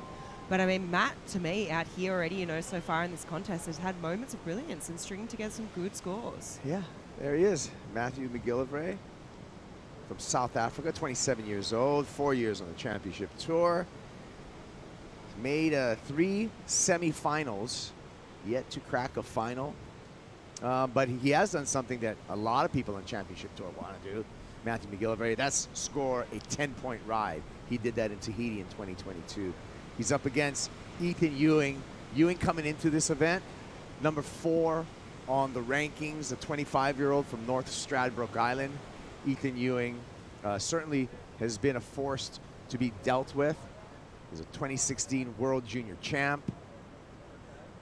And he spent 5 years on this championship tour. Fell off for a little bit, Ethan Ewing, but got his way back on, Flick.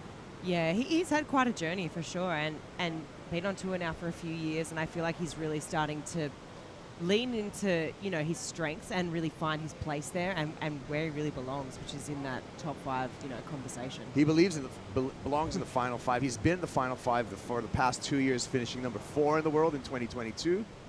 Runner-up to a world title just last year, Ethan Ewing. And more impressively, Ewing having that run for a world title last year at WSL Championships, WSL Finals, with 2 broken bones in his back, the L3 and L4 that he sustained in Tahiti. Made some quick physio work, got strong, and set lowers on fire. We'll see if we get Ethan back on fire at Lower Trestle today. And speaking of Lower Trestles, a Lower Trestles local has just made it to the quarterfinals. The rookie, Crosby Colapinto, is with AJ. That's right, Kaipo, and flowing just as freely here in El Salvador as he does at Lower Trestles. Cross, that heat just looked like you were in the zone. Walk me through it. Thank you. Yeah, just free flowing, you know, just paddled out, and Rio got me in Tahiti in that the same round, so it was kind of having him back. I was kind of like, okay, I wanna get Rio now, and unlucky for him to not really get too many good waves, but it was a really good heat, and I was really happy that I could surf like that and get 8s on my turns, so it was pretty cool. And you've locked in your first quarterfinals appearance since Portugal. So for you, in the overarching picture of this year, what does that mean? It means that I'm pretty happy. But yeah, I think I'm going up against John, so that'll be pretty cool to surf against him. I haven't surfed against him since I've been on the CT, so that's cool. And just kind of just learning this year and getting to my experience and just to make heats is a bonus. But we're going to see against John who can free flow better. So good luck to you, Crosby. Thank you. Wow. Ring, ring. Crosby Colapinto. The 90s called, they want their shades back. The wraps are back. The 90s speed wraps are back. And speedy Crosby Colapinto. He's speeding up the live rankings. Check it out. Up 5 spots as we look at the live rankings to number 9. He's in the top 10 situation. Hey, he's not that far from leaping and joining older brother Griffin in that Final 5 conversation. Honestly, that's exactly where my brain went to straight away. I mean, it's almost likely that we could see them both there, or maybe, you know, a couple more events to go. I mean, we know Griff's been so dominant all year, but potential, you know, maybe if Griff keeps trending the way he is and Crosby keeps trending the way he is, maybe younger brother Cross can get the jump on Griff. Hey, we'd love to see them in a match at some point over at Lower Trestles, the 2 brothers going for it. We know John Florence, he's going to keep that yellow jersey at the top of the rankings into the next event. Nobody can take it off his back with that quarterfinal guarantee for John Florence, and that's exactly who Crosby is going to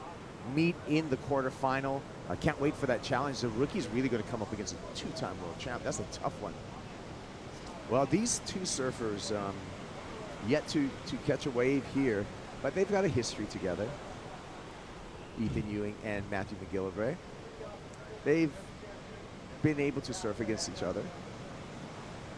We're going to get to that, though, because we have a potential, just the potential wave getting surfed right now. On the paddle, on the inside, McGillivray on the inside, outside, Ethan Ewing, Flick. Who's going to go? Who's going to get it? Seems like Matt's having a pretty good dig. Way back there. He's going to get his speed on. McGillivray finds open face, hacks the first turn, swoops off the bottom, and swivels through that second turn. Delayed bottom turn, faded into for McGillivray. Right behind him, Ethan Ewing, two-wave set. And we can watch and enjoy both surfers here. And it's a nice comparison to these two. Little late there for Ethan Ewing in the back. In the front, Matthew McGillivray continues to carve through. Inside section 4, Ethan Ewing looking tight. Finish for Matthew McGillivray. What can Ethan Ewing do for his finish? Stalling on the tail block, getting ready for this inside steep double up section. Here he goes, stabs it. A little bit of air underneath the board, finishes. Okay, those waves are back to back, right in front of each other. Which one did you like better, Flake? Straight away, I'd be going with Ethan.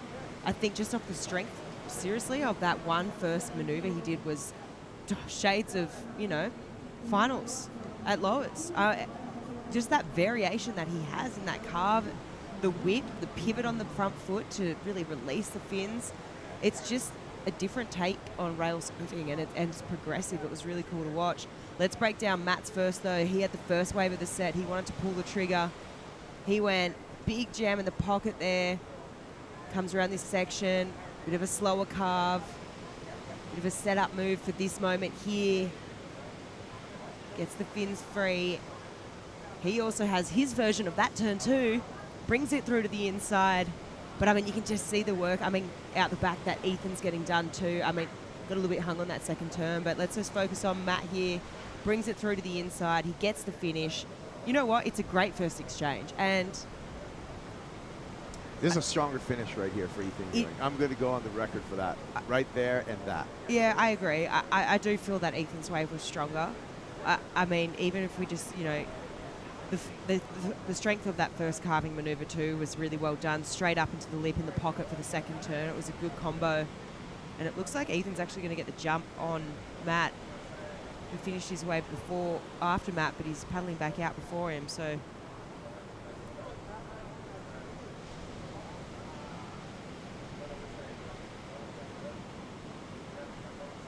all right, well, these two I was talking about, they have matched up 5 times in the past, and here's the head-to-head matchups between Ethan Ewing and Matthew McGillivray. McGillivray took Ewing out in 2022 at G-Land.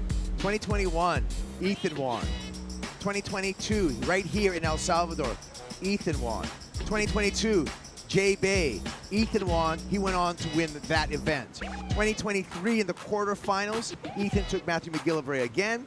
Went on to win bells and ring the bell 40 years after his mother rang that bell. So that is a great history between the two of them, but really impressively some great victories for Ethan Ewing when we talk about his history of those heat wins against Matthew McGillivray.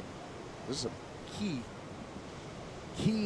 events in Ethan's career, his two CT wins, bells and J-Bay.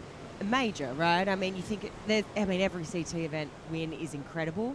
However, I mean, bells, in my opinion, has got to be one of the most iconic, longest-running events. It's a heritage event, It right? is. It's incredible, and to do it with the story that he did, I mean, you know, 40 years. 40 years after Mom Helen won that bell in the women's division, and then J-Bay, that's another heritage event. That, and I feel that it's sort of, you know, when surfers crack the CT, you kind of forecast what events would suit them best and where they'd look the best. And I feel like once he qualified automatically for me, because I see shades of Joel, I mean, I go to think, okay, you may be potentially winning an event like J-Bay, and he's done it already. Yeah. Well, and he is on top after that first exchange, 7.33 for Ethan Ewing, and a 6.67 for Matthew McGillivray. And Ethan dashed back out there after that finish and secured priority. Yeah, so that really, really handy little situation there for Ethan, the way that ended up playing out. Obviously, Ethan's wave just that little bit shorter than Maddie's, and how did we get that jump? I mean, that's super. One, he got the jump on the score, and two, now he's got priority. So win-win for Ethan. Call it heat control when you have the lead and you have priority, where you can really control the tempo and really the complexion of the heat, and that's exactly what Ethan's doing. Saw him coming a long time ago, you know, after he won his junior world title back in 2016 at Kayama. And Ethan Ewing, you know, was a talent. He came on and off tour, however, so had to fight his way after his rookie year on tour, not making it, and had to fight his way back on. Now, Ethan Ewing, he's aiming for a world title. Let's hear Ethan in his own words about that search for a world title. Oh, that would be my biggest dream. Yeah, it's kind of why I mean, I didn't start competitions because of that, but later in my career, like as a junior, has always been my biggest dream to win a world title, and that's why the Mick Fannings and Joel Parkinsons and Andy Irons, that's why they're my favourite surfers, because they were winning world titles when I was young, and that's who I wanted to be. And yeah, I just want to, that's my biggest dream, and yeah, hopefully I can get there and inspire younger kids to chase their dreams too. Yeah, hey, I'm with you. And if you took Mick Fanning, Joel Parkinson, and AI and put them in a blender and blended them up and pour it into a cup, you know what you would be pouring into a cup? Ethan Ewing.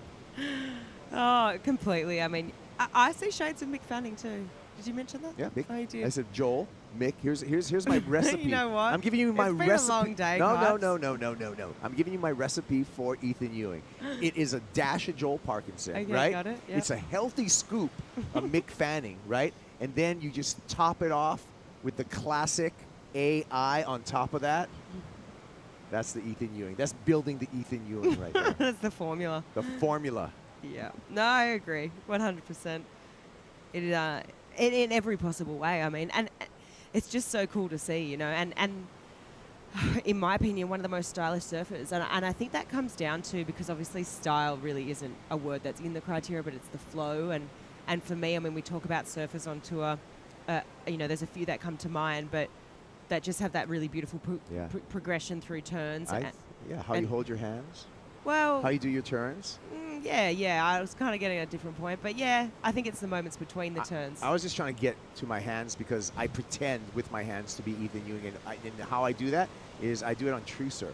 I download TrueSurf through the Apple Store. You can do it on Google Play too, and that way you can, you know, virtually surf. You can virtually surf Punta Roca, do some Ethan gouges, float over section, Ethan snaps, deep bottom turns, be super smooth with the index finger, and just nail it home for an excellent score. Wowzers.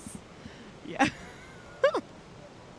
You're giggling. 18 minutes and 30 seconds. And Ethan Ewing with the heat control here. Oh, wow. 7.33 opener, as well as priority over Matthew McGillivray. We talked a little bit about Matthew also.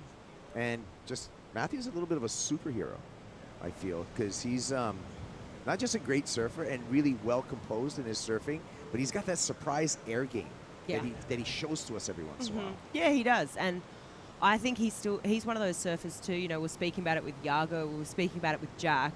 You can't predict what's coming next, and Matt's one of those surfers. You don't know when he's necessarily going to go to the air. It might look like he's going to, you know, set the rail, go for the bottom turn, hit the lip, but then all of a sudden he keeps projecting and he's in the air, right? And it's that surprise factor which, you know, it keeps you entertained. It's similar to Jack, it's similar to Iago. We actually saw him do it in his earlier elimination round heat today. So yeah, I mean, that's what it's all about for me too, that surprise element and not knowing what the surfer's going to do next. Looks like maybe a couple of lines coming through. Yeah, well, we'll see. It's decision time for Ethan Ewing. Matthew McGillivray sitting wide on him. There's going to be, it looks like a few different choices from the lines that are coming in right now.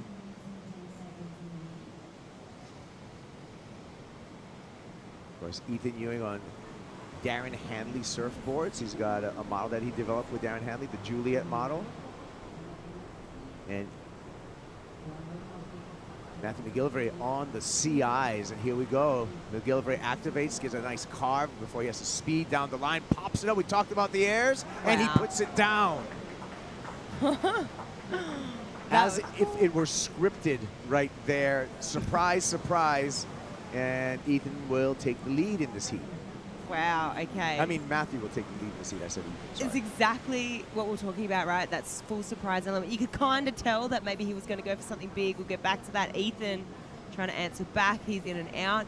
But Matt could see this. Okay, this wave's only 2 turns, right? Like, I've got to go for something really big on this end section if, you know, I'm going to try and take the lead here. And he did just that. And, I mean, it was so critical. Let's have a look. So, takes off that Channel Islands board, looking so good under his feet. You can see he's building speed here, right? And just straight up into the air. He didn't get necessarily so high, but it was... Yeah. The thing about his airs is that he's able to handle the impact. And it's so impressive because a lot of his air reverses like this, he projects out towards the shore rather than up. Yeah. But then that's a lot to deal with right there in the impact zone. Oh, and just land, it's sort of in the impact zone, he kind of landed in the flats as all that compression from the wave and energy was landing at the same time. I'm really interested to see where they go with this. Like you said, he definitely projects out towards the shore as opposed to, I mean, up. I mean, we've seen him do some big airs, like, obviously, and get that, you know, that height. But, I mean, there was definitely a great degree of difficulty. You know what it was? Is that he hit it so late. Yeah. So that in itself is critical. And I've been observing his airs, and I feel like that's kind of part of his program, that he waits for the late ramp. Yeah. And gets that projection out and in front. But then he's so strong. He's got like a strong core that he's able to absorb that landing and ride out of it. That was super impressive. We'll see how impressed the judges were. They're taking a review. We haven't seen any indication of a number as of yet. And Ethan Ewing, Matthew McGillivray, you know what else they have in common? We're both going to see them in the Olympics. Matthew's going to be representing South Africa. Of course, Ethan finished last year's tour as the top-rated Australian. We know what? We know that Matt has it in him to absolutely pull the trigger on a big wave and get a big score. Yeah, that's right. 2022, we saw that 10-point ride in Tahiti by Matthew McGillivray. Everyone was holding their breath as he dropped into that one. We're holding our breath, anticipating a large number for Matty. Scott, 2.8 so far. That's looking great. 3 more judges to lock in their number. 7.5, 8, 7.9, just under an excellent score, but Matty McGillivray will take that. He takes the lead on Ethan Ewing and pushes Ethan into a corner. Ewing now needing a 7.25. Wow. Judges just drinking that Kool-Aid of Matthew McGillivray. They loved it. Absolutely loved it. It was so good. I mean, you know what I think it comes down to is just how late he hit that. And I mean, that's just how critical it was. And you know what? It was, you know, a couple of maneuvers. He got that first crack. But it has to have been with that critical nature and just like how late that turn was, or that air, you know. I mean, that was a big turn, big maneuver, and it's a big score. Highest of the heat so far. Yeah. And he did that under Ethan Ewing's priority. Yeah, it's impressive, right? Super impressive. And there wasn't much in that wave, too. So, I mean, when surfers are able to do that and they have that kind of form, that makes them so dangerous in heats. That if you don't need kind of that really kind of almost perfect wave or a wave that gives you a lot of opportunity, if you can just force your will upon a wave that way. Well, every wave's a danger then, you know. It's hard. It makes it hard when you're sitting out there with priority and you're trying to decide, hang on, what wave do I play defense on? Because I know that you have that in your arsenal to be able to go to and score big numbers. Just sniffing around there for Matty McGillivray. Wave coming through here. We'll see if Ethan Ewing, double E, goes here. Takes a look, looks over the edge and says, nah, I don't want that one. Matty. And just staying busy. Down to under 12 minutes, 11:55. It's a good time for a break. We're going to take a break. We'll be back. Ethan Ewing, he needs a 7.25 to take the lead off of Matthew McGillivray, who's put down this air right here.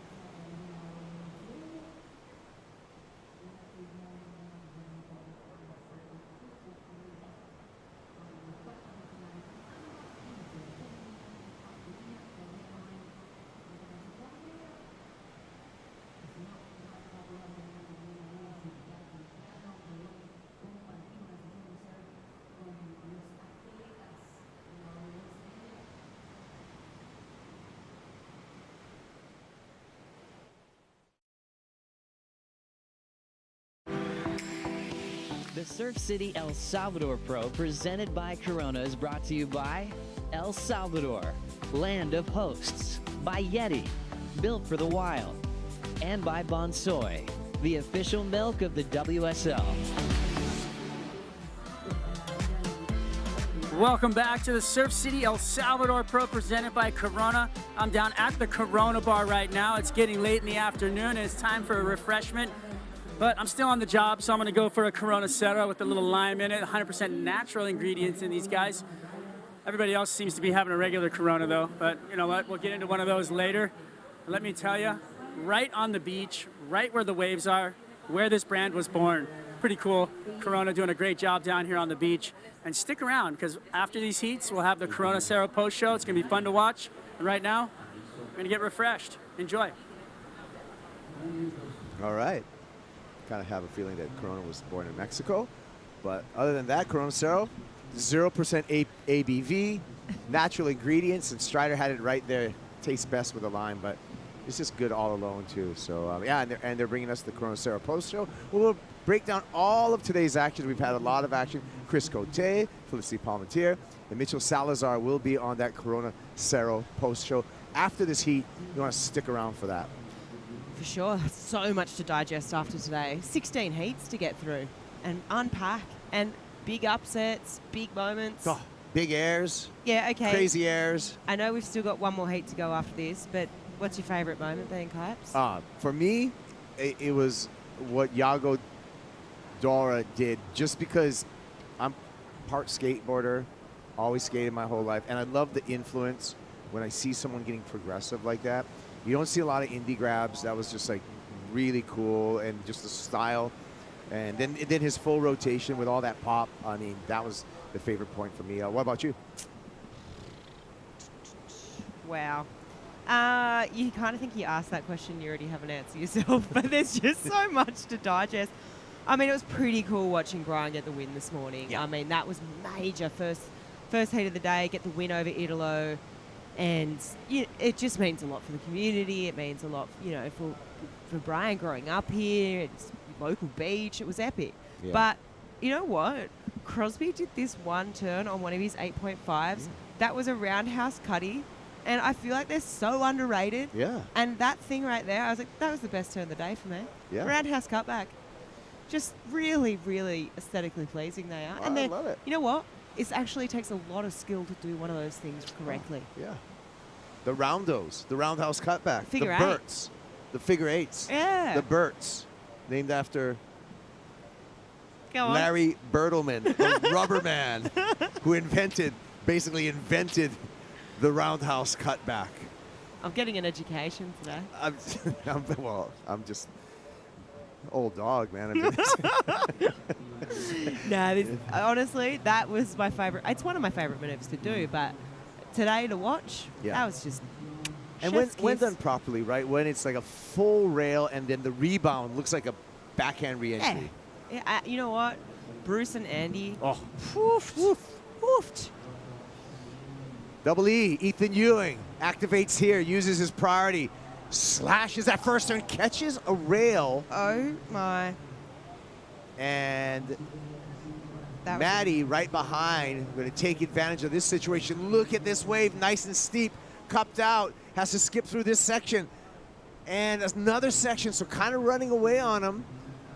Gets that carve in there. Wave slows down, so he's able to delay that bottom turn, fade into it. Inside section standing up, looking for a ramp, popping it up again. Oh. This time unable to ride out of. Tell you what, Ethan's a lucky man that Maddie didn't make that. I mean, Ethan's also unlucky that he fell on that wave because that thing looked like an absolute gem. That was a diamond in the rough. That was just an anomaly. That thing came through. It looked so clean. It looked so groomed. The thing was begging it to be absolutely torn apart. It was begging for an 8, wasn't it? It was. You're right. Look at this thing. I mean, look at the bowl on it. His nose just picked. Yeah, he was kind of. I feel like he did this turn, and he was kind of looking and planning down the line. Yeah, I see it. Yeah. He's just like, and then look, he's already like trying to get set up for down. That the line. or maybe just that. Oh no, it was just a full-on throw dive. I think it was just the fact that that Cuppy. wave actually had such a cup and a proper bowl to it that, today's had so much wonk through it that hasn't really been the case. So just caught him off guard. And Mac just got a bit caught behind here. Still gets that nice first carve, followed by second. And he's looking to improve on that 6.67. I mean, he had a big section here. If he would have landed this thing, I mean, possibility for sure of improving on that. But look, lucky for Ethan, that's all I'll say. Yeah, the situation remains the same. So Ethan's still fishing for a 7.25. He's up and riding as we come back into live action. A couple of carves there on the inside. We'll catch up to what happened on the outside of the wave in the replay. Just a couple of S-turns here, keeping the rails clean on his Juliet model from DHC. Big snap there for Ethan. And just a rebound to finish. You know what? He'd already caught that wave before. Yep. Then he caught this one, which I don't think it's that 7.25. Now he's right down the point. And we've been talking about it. It's a long paddle. Yeah, it's a long and we've paddle. got 3.5 minutes on the clock. Here's the replay of the full wave flick. Yeah, so obviously had that fall on the one before, takes off. I mean, okay. That was a beautiful first turn. Super tight radius that he pivoted on there. But for me, I mean, the wave's letting him down. And I just go back to the conversation with Connor when we had him in the booth. And he was like, if you want to be getting over sevens, you've got to be on those sets. Still technically beautiful surfing. Really well done. I mean, pleasing to the eye. However, I don't know if it's going to go near it. Yeah, I gotta agree with you. A lot of taper on that wall, a lot of corner, and not that long running speed wall that the judges like to see to tag off a bunch of power carves. So we'll wait in anticipation of the number and see how that changes the situation out in the water. The long paddle back out is going to eat up the clock for Ethan Ewing. Completely. I mean, he's going to be powering right now. I saw Jake just spewing out a few words. And you got to be thinking that he's going to be putting in the hard it's yards. way under. Yeah. 5.27. So not going to change the situation at all for Ethan Ewing, other than he's going to have less time on the clock, and he's going to be under the priority of the South African, Maddie McGillivray, and I'm sure Maddie's going to start defending the top of the point. He's just sitting there stoically, knowing that he's got the lead, knowing that he's got priority, total heat control with the South African, and Double E's going to have to get sneaky at this point. You know what? If I'm Matt, I'm ever so slightly starting to inch down that point. You know, this is Ethan, and you know, runner-up in the world last year. It's just, if it was me personally, I wouldn't be giving him too much space. No. Have a quick little sneaky look over my shoulder and see, maybe. There's some separation between the two surfers. Okay, Maddie's moving. 90 seconds. Ewing needing a 7.25 to advance. Set coming through. Couple waves on the way. Could be a 2-wave set, a 3-wave set, which would give a multiple choice question to Maddie McGillivray. Which one do you take?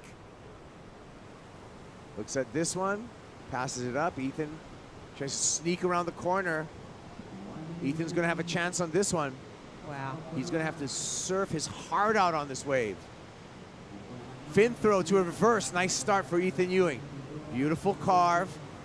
Little caught up there. The wave steepens up down the line. Layback hack. Getting some variety, ticking that box. Floats through this section. Lines up. Punches it. One time. And that's all. Oh, gets up again. Forces a second punch. Vertical. McGillivray right behind him. Oh, speed snap. Punching it out in the air. Grabs it on the toe rail and just... Maddie McGillivray going to town right here. He doesn't want to leave anything to chance, and he puts together an incredible wave. That air reverse basically into like a shampoo shack, small kind barrel. Critical section. It is over. It's over. It's over. That is just signed, sealed, and delivered. Matt, wow. wow, wow, wow. That was absolutely insane. I mean, he saw Ethan take off. He kind of needed to roll the dice himself. Ethan was putting together some great surfing, but... Well, let's take a look at Ethan's first. Yeah, this is Ethan, right? He goes straight up into the lip, gets the fin throw. Beautiful technical surfing. I feel, obviously, this wave, smaller wave, jams that one in the pocket, really puts a lot of weight on that front foot. Foam climb there, trying to get around. Throws a bit more spray there, but that's all she wrote for Ethan. Yeah. But we got the number for this too. It's a 6.43, so he did not get it. By the way, this last wave went excellent for Matthew McGillivray. Enjoy it on the replay. this thing was insane. I mean, up into the lip, big air, shampoo, like you said, Kybes, and then just some great surfing to finish off. So Matt should be totally stoked with that. Yeah, he got an 8.5 for that 16.4. Excellent heat for Matthew McGillivray. Last heat of the day. Coming up next, Jordy Smith up against Leonardo Fioravanti.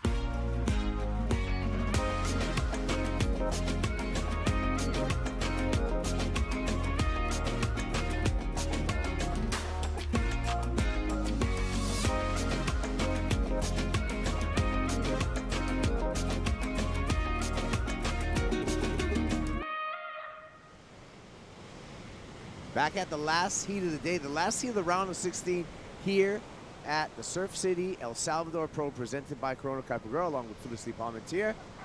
Jordy Smith out against Leonardo Fioravanti. What do you think about this matchup? Well, we're getting to your thoughts because we got the big man Jordy Smith up and riding. Smith, powerful surfer. You saw that gouge, but then the wave just closes out.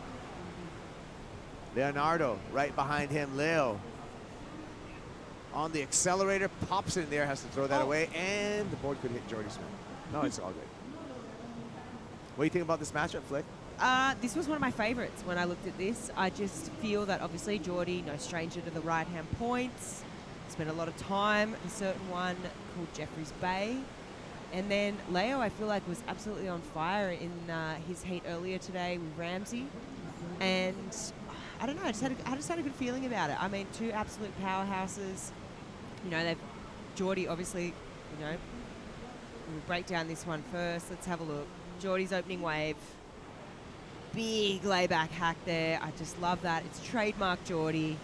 Goes to the lip, but sort of mistimed that. And then out behind him, Leo getting things started. Jam in the pocket. And brings this through to the inside and just throws caution, sort of maybe drawing some inspo from Maddie from that last heat. yeah, both. I mean, these scores are not going to factor in. You got to be thinking just non-consequential. Yeah, yeah. And they probably won't be keeping those numbers by the end of the heat. You know who's going to be keeping some numbers? Matthew McGillivray. You know why? Because he had an excellent heat. You want to keep all the excellent heat numbers. Maddie's into the quarterfinals. He's with AJ. Yeah, Maddie into the quarterfinals and all smiles coming out of that heat, taken to the air multiple times. What did you see in the heats leading up to yours that you said, hey, I can do this too? I mean, you've seen the level of surfing today. It's been insane to watch everyone. Some crazy airs done by a lot of people. I've been so entertained watching the heats the last couple hours, and the conditions are perfect for airs, and so I really wanted to just see what I could do, and yeah, wanted to give it my best, and I'm stoked. Been using some foo wax, and board stayed on my feet. Yeah, I went to plan. All according to plan, and when you come in with a plan like that, hey, I want to go to the air, and then you stick that first one, you have an opportunity to do another one, how does that feel as a competitor? It definitely ups the confidence. At the start of the heat, when you're a bit nervous, you kind of want to just like stick to the basics before complicating it. And after my first wave, I was like, okay, I'm feeling good. And obviously surfing against Ethan, you're going to need to post big scores, and the only way to go through is to go big or go home. So that was my strategy. And you're not going home, on to the quarterfinals. How does that feel? Yeah, I'm stoked. I'm staying here as long as possible. There you go. Congratulations, Maddie. Thanks. Yeah. Matthew McGillivray, he likes El Salvador, and also he mentioned he likes his foo wax, the secret Brazilian wax formula, the sticky, icky. It's a family-operated business, and he had some extra grip on those airs. Yeah, well, that, and let's just talk about how slippery those rocks can be sometimes too, you know, on the way out. Get the extra foo on the top of your feet. Add a sticky layer on the bottom when you rub them together like fly paper. Secret sauce business. Secret squirrel business. Jordy Smith with a 3.67. Leonardo with a 2.33. Here's Jordy, wave number 2. Looking down the line, aiming for a big carve. Winds up, and a big snap, powerful snap. Combos it again. Now getting into rhythm with this wave. Clean, beautiful rail work by Jordy, and you're kidding. Not the finish, but those were some big turns up until then. I think he's going to put away a good score, but he's going to be spewing that he didn't make that last turn. Everything just seemed to be flowing right, but yeah, I mean, wow, let's have a look here. This is just such trademark Jordy surfing. I mean, this first big hack, look at all that spray that he threw. Definitely displaces the most water on tour for sure. Tight pivot in the pocket there. I just love that he can transition between, you know, really burying the rail and keeping that in the water for a long time, and then just those tight little pivots in the pocket. And seems like super uncharacteristic. This wave just seemed like bread and butter to him. It seemed like he was in the flow. That first turn there, really beautiful, and then straight up here, tight pivot in the pocket, releases those fins. Also, side note, I really like that spray on his board, just that slight green rail. It sort of almost looks illuminated right now because we're approaching dark. Make sure the judges can see him. Yeah. Here goes Italo Ferreira, surfer representing Italy. Long bottom turn, throws it up there, and goes for the pick reverse. Incomplete. Wow, it's a couple of falls, a couple of tries, no go. But kind of sets are absolutely stomping through right now. Sort of seems like to me that kind of having that whole same old story, one heat on, one heat off, one heat that pauses, one heat that doesn't. And a lot of times, you know, right at sunset, it's a lot of time, not to get super mystic, but nah, let's go right there. as the sun is like starting to lower below the horizon, usually there's a pretty good set in most places around the world. It's called the Sunset Sets. There you go. It has a name. It does. You heard it here first. Well, Jordy Smith did take the lead with a 6.67. This is a 2.93 for Leo on this replay.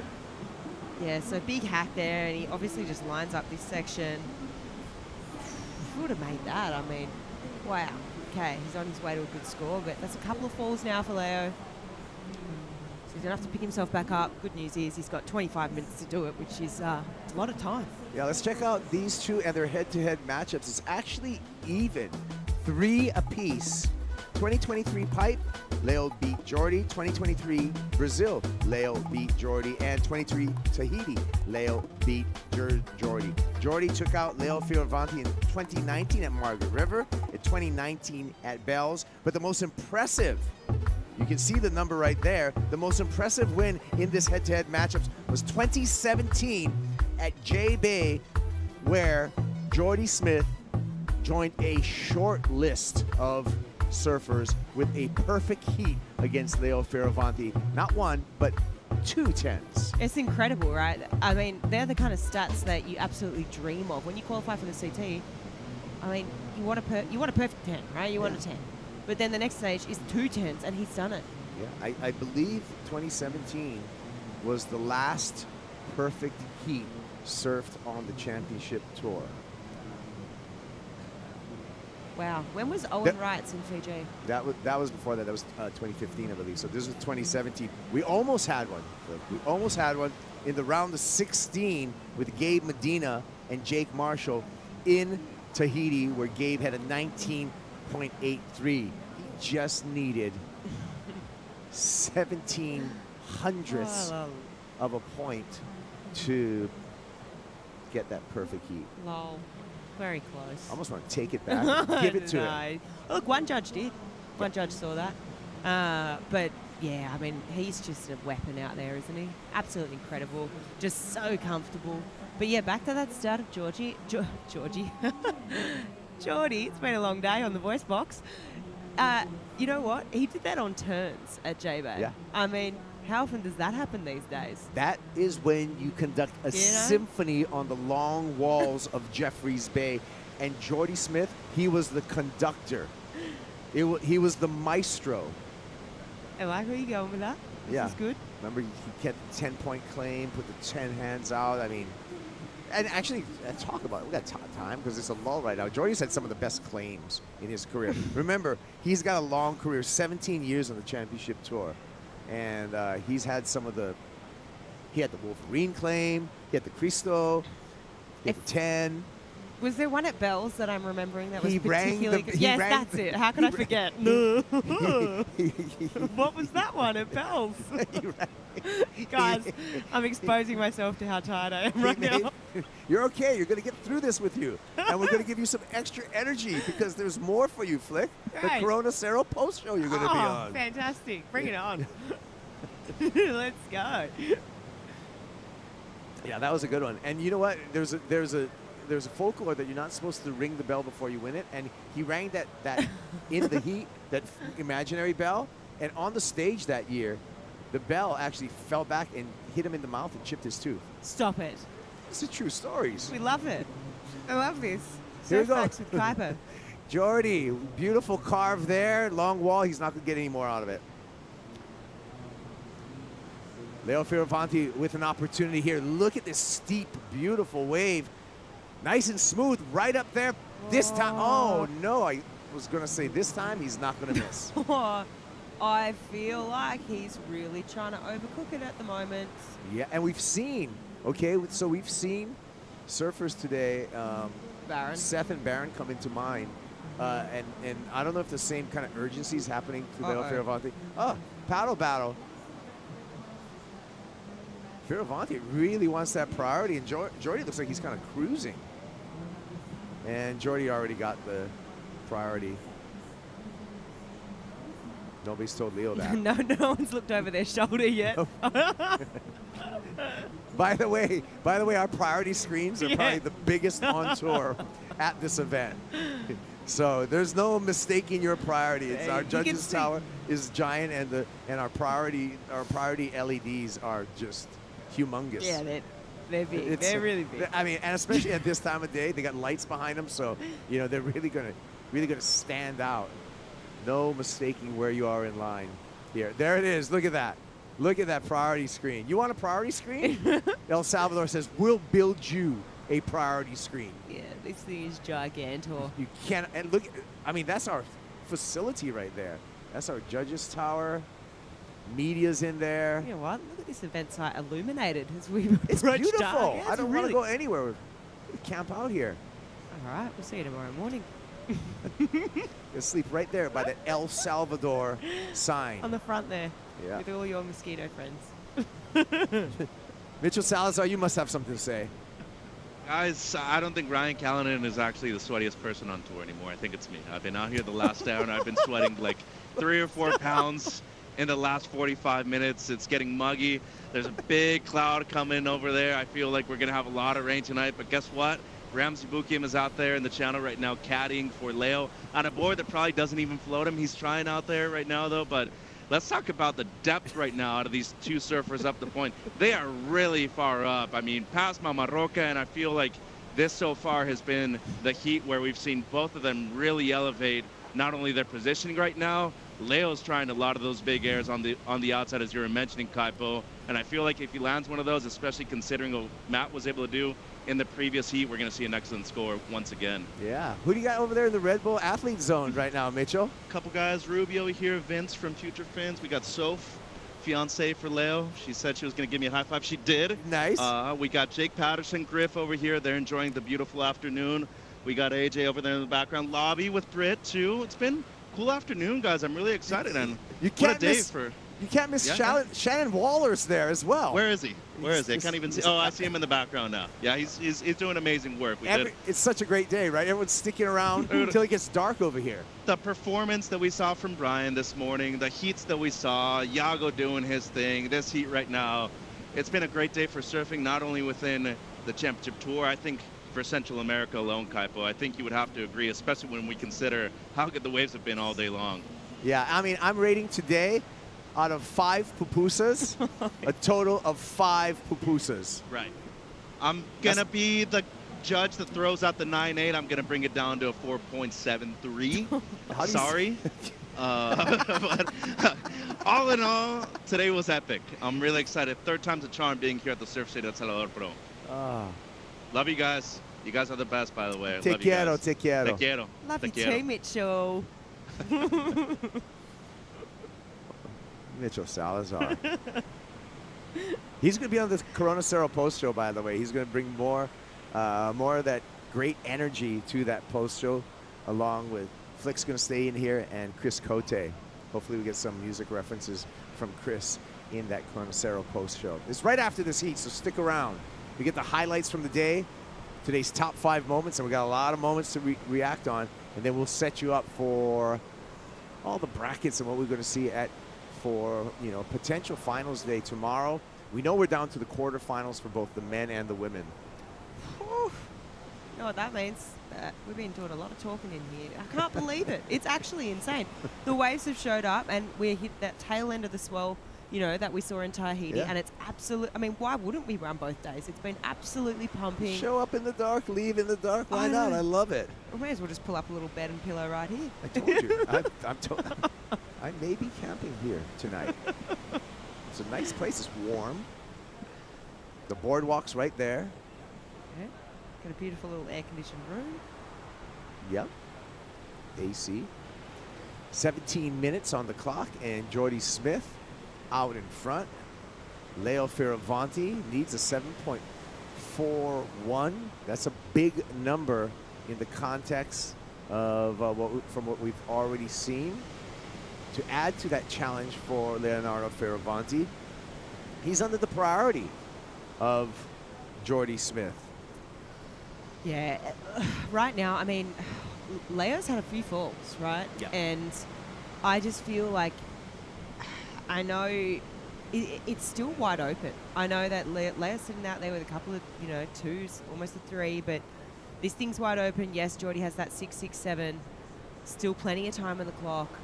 I feel like maybe Leo just needs to rein it back a little bit, go back to basics, that fundamental surfing, not trying to push it so hard, and just get one score on the board at least, then maybe see where the chips fall in relation to the heat. Then he can maybe start, pushing it, because yeah, I mean, it doesn't start good when you start racking up falls like that. Yeah, you really need to do a reset, but Fioravanti does have enough time. Well, we got our quarterfinals filled, except for one spot. One spot left in the quarterfinals. So let's take a look at our men's final bracket.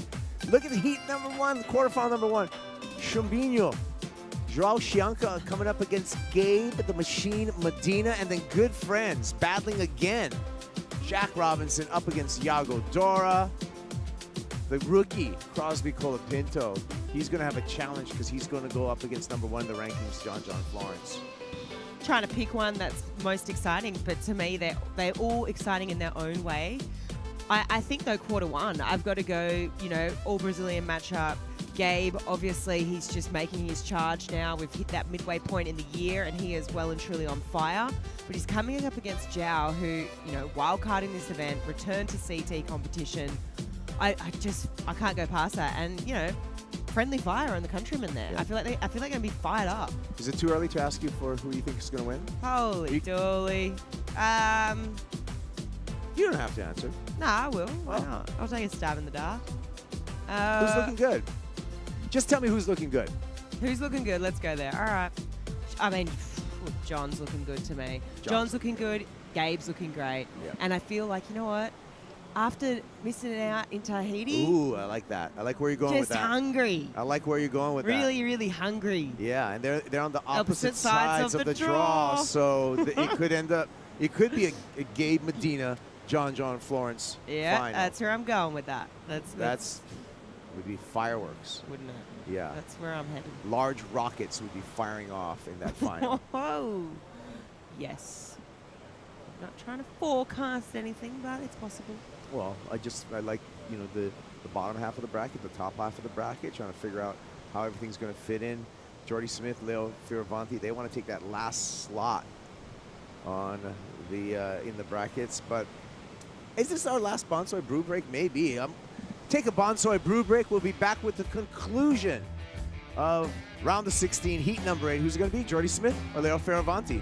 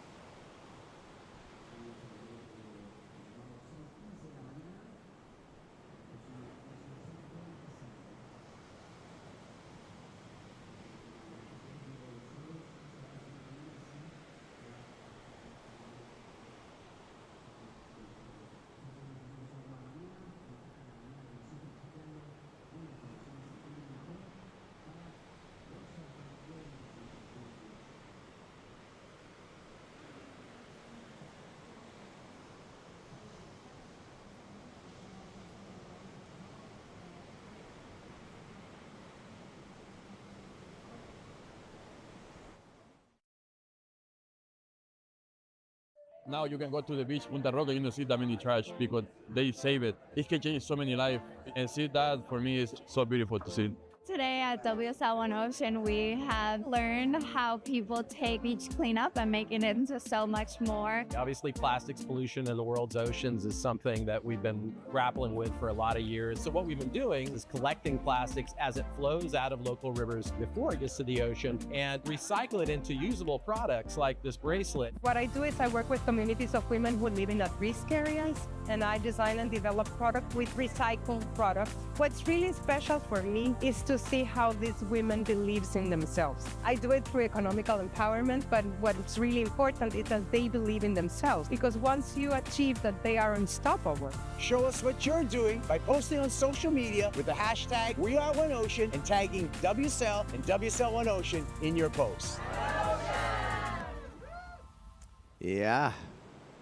Just a reminder, tomorrow in this time zone is World Oceans Day. Right now, dropping into a piece of the Pacific Ocean is Jordy Smith. Oh, that was such a good-looking wave, and he slipped off. That is painful, isn't it? That's so painful for him. I mean, that's kind of the moment. That wave looked like it had so much potential. Could have just, you know, shut the door out on Leo a bit more. Sort of opens the door now for Leo. Yeah, 10 minutes and 20 seconds. Leo Fioravanti needs a 7.41 to take the lead off of Jordy Smith. And now Leo, with ample time, has priority. What went wrong here? Let's see. Wow, back foot completely just slipperooed on off. Maybe a little bit more wax on top of the feet when he's paddling out would be good. I don't know. So honestly, it just slipped straight off that grip. Yeah, yeah. And he was just set up for that. I mean, I'm sure he was excited too, because you could see the potential in that wave. It was a beautiful wave. Okay, quick to react here. Jordy's up again. Throws it up. Wow. Rides fakie, pivots out of it, but can't hang on. Hey, does that look like a little bit of rain to you on the screen? It's sort of... Yeah, a little bit of rain coming through, a little bit of a front. A lot of times, as it gets dark here, we have some rain, especially over the evening hours. That also just changes things right in the ocean, and we all know it. It brings on its own little system, and could smooth things out. Could smooth things out. Could also make things more tricky, and that can make Jordy's 6.67 that more valuable. Yeah. Sometimes it can go great. Sometimes it can make things really hard. Let's see how this pans out. Yeah, getting your number on the board quickly, especially if there is a weather change, and we can't control the playing field, right? So, yeah, that's a great point. Here we go, Leo. 7.41 is what he needs. Winds up, slashes on that sharp eye surfboard. One more time, quick feet for Leo Fioravanti. Looking down the line. Beautiful carve all the way around. Great rail control for the Italian. A couple more snaps for Fioravanti. Really wants to put a bow on it at the end. And you saw he had the feeling he needed a little bit of extra, but that was a tough one. Looks like he's regathered himself. Looks like a tough fall.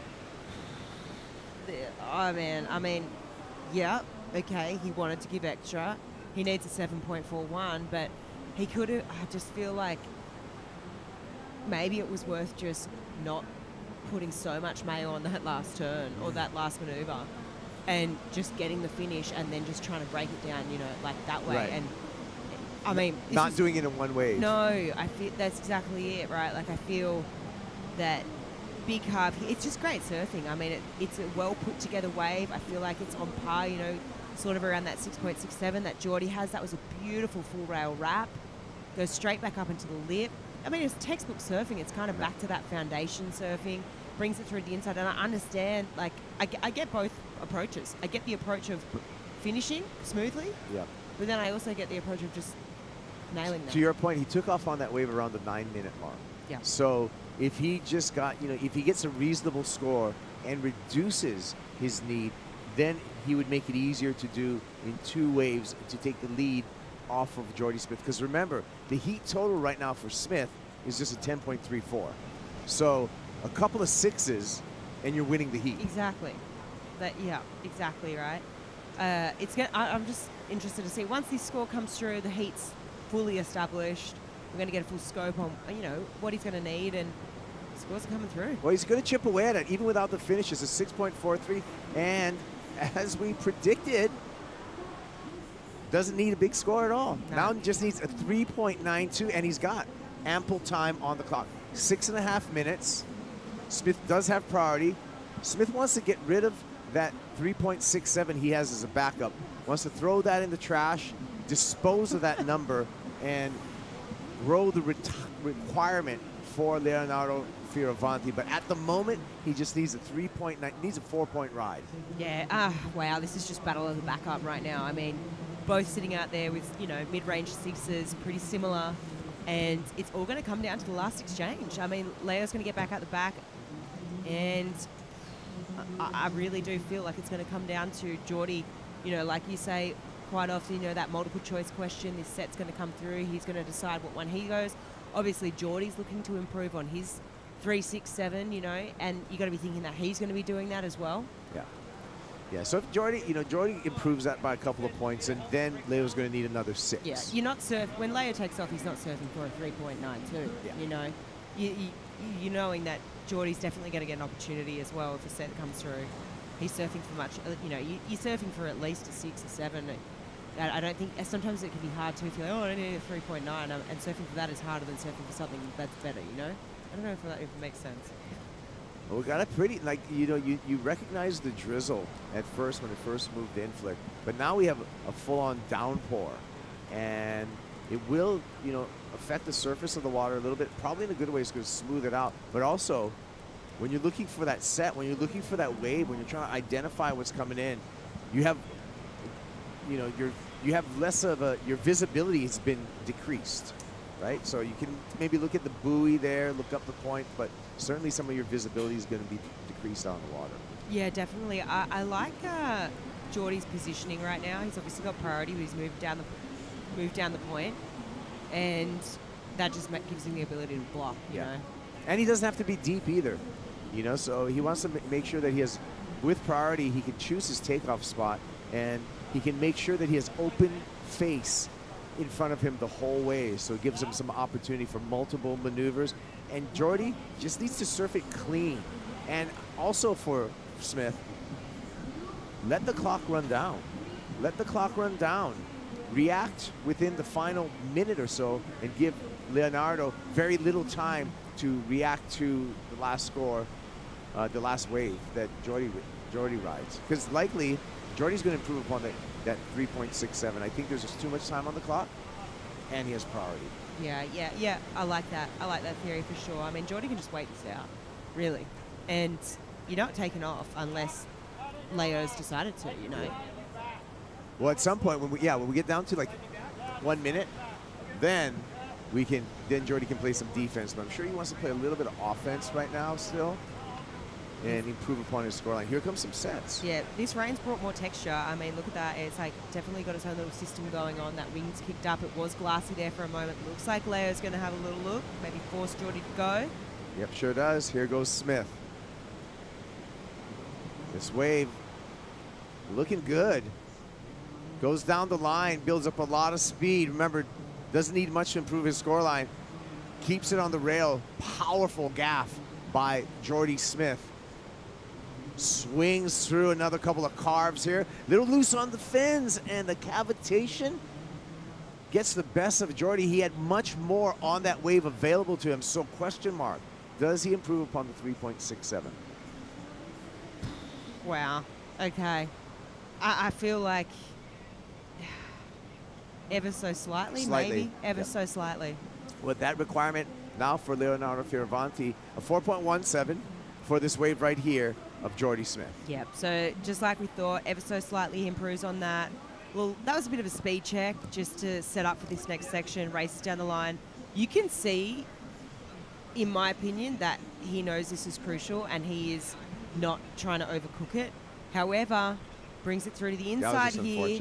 And the wave just backed off and lost all that energy and speed. And, I mean, now really requirement's gone up slightly for Leo.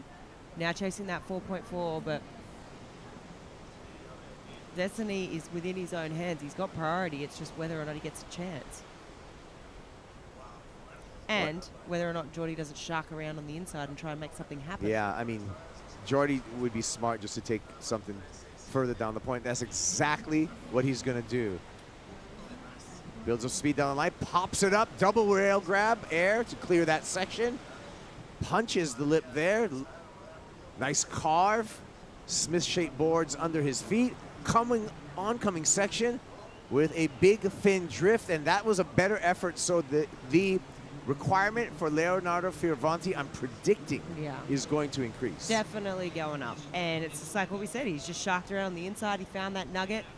And this is making life hard for Leo right now. You got to be thinking, you know, he's way further up the point than what Geordie is. He's up there all by himself. He's got a minute on the clock. Let's break down Geordie's last wave. This is right on the inside. You could see he was eyeing off this section. Big front side air, double grab. Little speed check there. Little carve. And you can just tell he wants to finish this thing, you know. Too many falls. Oh, number comes in, a 6.07. Fioravanti now needs a 6.3 with just 30 seconds on the clock. Geordie Smith with a good heads-up play finds that wave down the point, gets a 6.07 with some great surfing. Now, Geordie, coming into this heat, was number 6 on the rankings.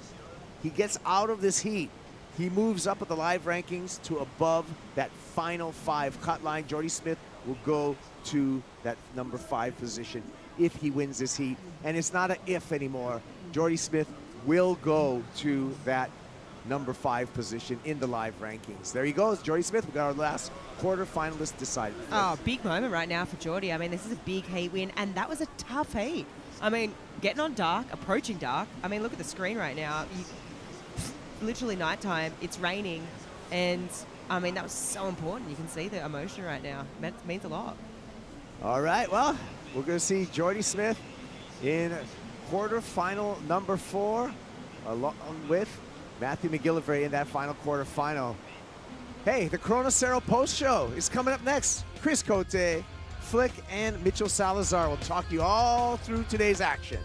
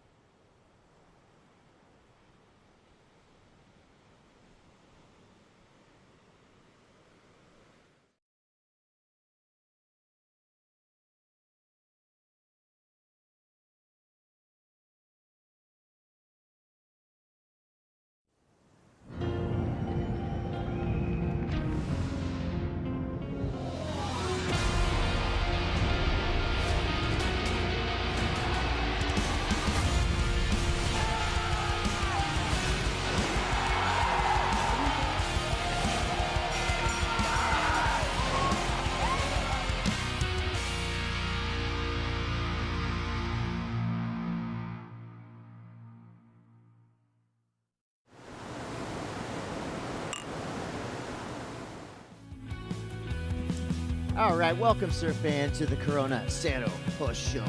Brought to you, of course, by Corona Cero. All natural ingredients, 0 ABV, add a lime, have a good time. It's all good. Corona Cero. And guess what? It's pitch black behind me. That means we had a long yet awesome day of surfing. Day 2 of competition. It felt like 4 days in one. Had a little break right in the middle. But guess what? The performances kept us all entertained, engaged all day long from dawn to dusk. I'm Chris Cote, Felicity Palmatier, Mitchell Salazar. Flick, you've been in and out of the booth. You've been on the beach. You've been all over the place. Today was a great day to be a surf fan. Oh, it was. You know what? There was a lot of drama that occurred throughout today. There was a lot of excitement. There were big heats. There were big upsets. It was a long day. Waves provided as well. We did go on hold for that, hour or two. I think it was a good call, and we got through 16 heats. So I like that. And I know you love reality shows, so today was like Housewives level drama in some heats. It sure. was chef's kiss. Love to hear it. Mitchell, same boat. You and I were here all day long. Yeah. I almost lost my voice. We were screaming in some of these heats. It was awesome to see Brian Perez compete that way against Italo first thing in the morning, dropping his first and only excellent score out of the entire 3 events he surfed here. Was great. First Salvadorian ever to, not only win a CT heat, win it against a top 5 surfer too, and then going up against John, bowing out in terms of the competition, pushing John, who's the rankings leader. I thought that was a pivotal moment right now. And, of course, the creativity of Iago Dora, to me, also stood out quite a bit, Chris. Well, that's the wrap-up for you right there. Thank you, Mitch. Okay, guys. Well, let's get to some of the shining moments of the day. And one of the best heats we saw, not only of the day, but of the entire event, was right here. Chanka going up against Griffin Colapinto. This was basically the return of Chanka. It started off in a weird way, a paddling interference. That was pretty much just pure tactics at play. But you know what? At this level, you got to win by any means necessary. But that fired Griff up, made it a heat. By the numbers, the heat of the day. Yeah, 100%. You know what? If that moment hadn't happened, I don't know if we would have got those performances out of these two. I feel like obviously they're great surfers. Griff with so much, winning percentage out here. The stats don't lie. But I really forced, people's hands. It forced Griff to surf incredible. We got this moment out of him. Would we have got that moment if we didn't have that crazy, situation at the start? Possibly, maybe not. But yeah, it was just not short of any drama, that's for sure. I mean, that thing was absolutely incredible. It was so crazy to watch it live, too, and see the amount of spring that he got coming out of the lip right there. And props to Joao. He went out and surfed this heat, Chris, but in all honesty, if Griffin doesn't have that interference at the beginning of the heat, there's no way that he's losing this heat right here. 9.43, 405 with, the cut in half right there due to the interference. Great heat out of these two. Yeah, I mean, they both showed a lot of heart, and full credit to Griff. He didn't make it easy for Joao at all. Joao had to lean into all of his skill set to get through that one. He said it was hot. He said that heat felt like a battle from beginning to end. And he did give us a very classy post-heat interview saying, you know what, don't hate the player, hate the game. It's all part of professional surfing. So round of 16, heat number 1, that'll go down as definitely a heat to remember. And it could be a little foreshadowing as to what's about to happen in that final 5 picture. So from this heat, let's go to another one that was spectacular from beginning to end. And anytime you get John Florence out in the lineup, you're going to see something cool. But it was up to Brian Perez to really push John back into a corner and force him to surf up to his highest powers. This is how it started. And then Brian Perez, he just applied the pressure. Got a pair of 6s. It's like Brian went out and the biggest wave of the day came through. It was like he summoned it. It was crazy. It had that local energy. I mean, this is like the double, almost triple overhead. Are you kidding me? And, I mean, he surfed it beautifully. And just shades of this morning we saw, and he really did put it all on the line again. I loved his approach, out there. I mean, he did drop a 6.83 and a 6.17, but you're coming up against number 1 in the world, John. And that's the thing. We saw him, have that opening ride, the 4.33 for the 1 air reverse, and then this came in as one of the highest of the event, Chris, an 8.93 combination of major maneuvers, technique on point, but also the diversity of maneuvers in a really short space by John, using speed to his advantage. Great performance by world number 1. That little 10-second clip right there, I feel like was the best surfing we saw all day. In terms of what the judges are looking for, speed, power, flow, he did it all right there. Lightning fast, laser sharp, pure power. and a show of good sportsmanship right there. I mean, full props to both of these surfers. Brian Perez, he did El Salvador proud for sure. That will be another heat that we're going to remember for a long time coming. John Florence, he kicked it up into a different zone.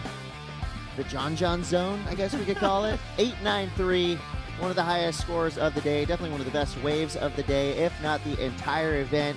Our quarterfinal bracket is set. Chanka going up against Gabriel Medina.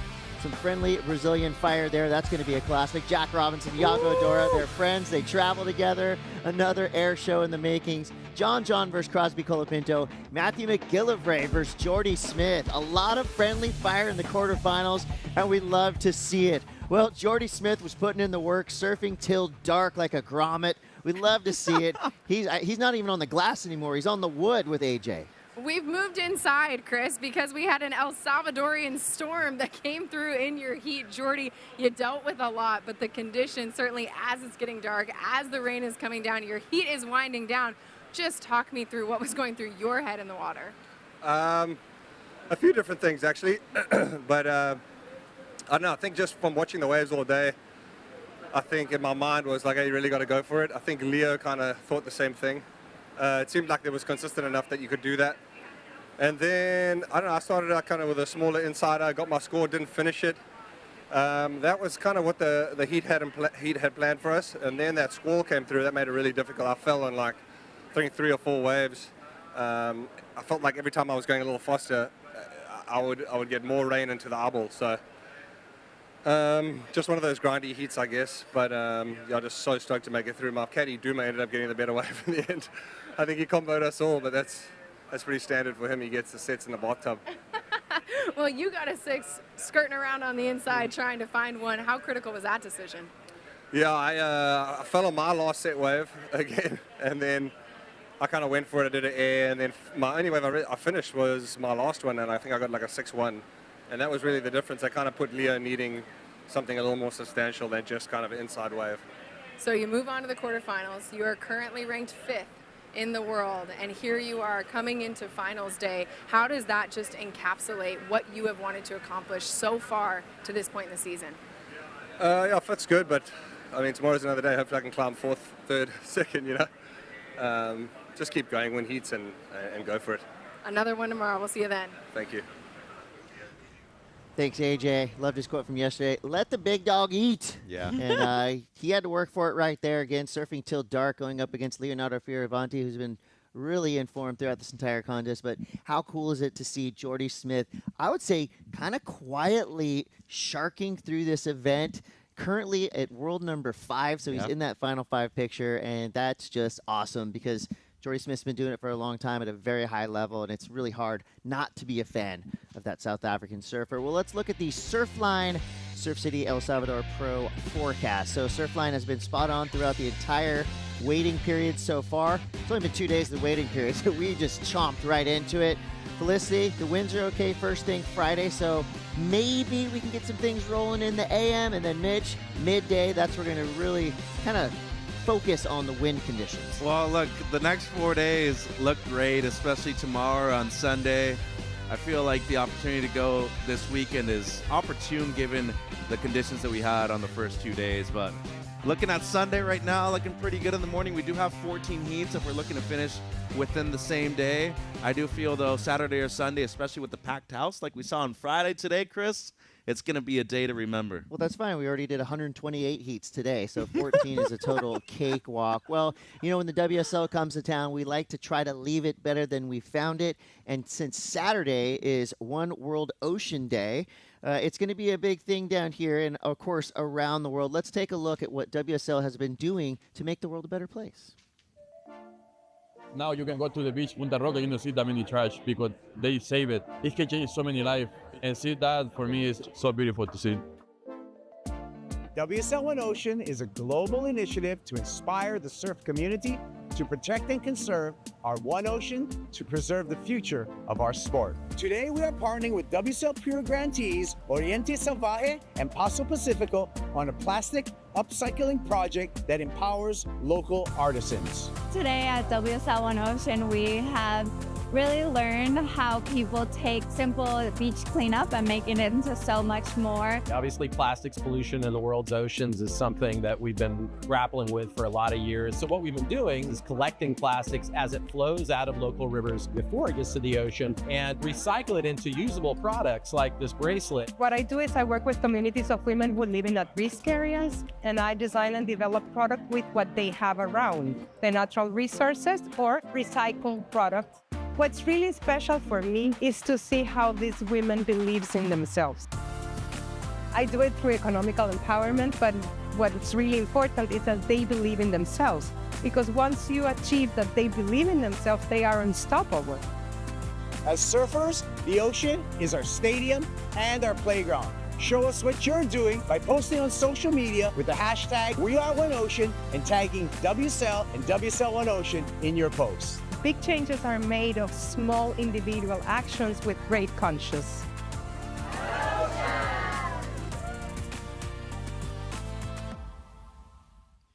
WSL1Ocean.com. Check it out. Well, guess what? We had a million options with this one, but we had to narrow it down to our top 5 moments of the day. I have them right here on paper, and you're about to see them at home. Your top 5 moments from day 2 of competition here, and we were caught up in the rapture of Gabriel Medina. After a slow start, the Monstro came out to play. Gabriel Medina went off. Made this heat one of the heats of the day. 2 huge scores, big surfing, Mitch. Pure power from Gabriel Medina. Yeah, and he got pushed by Ryan Callanan, too. He had 15 points in this one, Chris, and we saw the 8.5 right here. Gabe was not only on fire, he had to fight back after open up with a couple of small scores at the beginning of this heat, but look at the quality of the waves, look at the pace that he was able to hold on both of his scoring waves, too. Love this claim right here, too. I'm calling it the manicure right here for Gabe Medina. Yeah, I wasn't sure what that was, but I'm here for it. And then we went to the air. We saw some massive punts.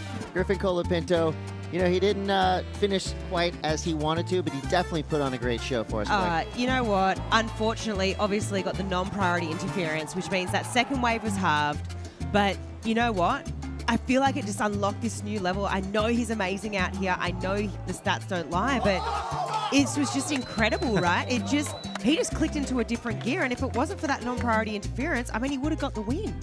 And then we saw the return of the Jedi. Chanka is back in a big way, coming through after an injury, and doesn't look like he lost a step. In fact, it almost looks like he got better on his break.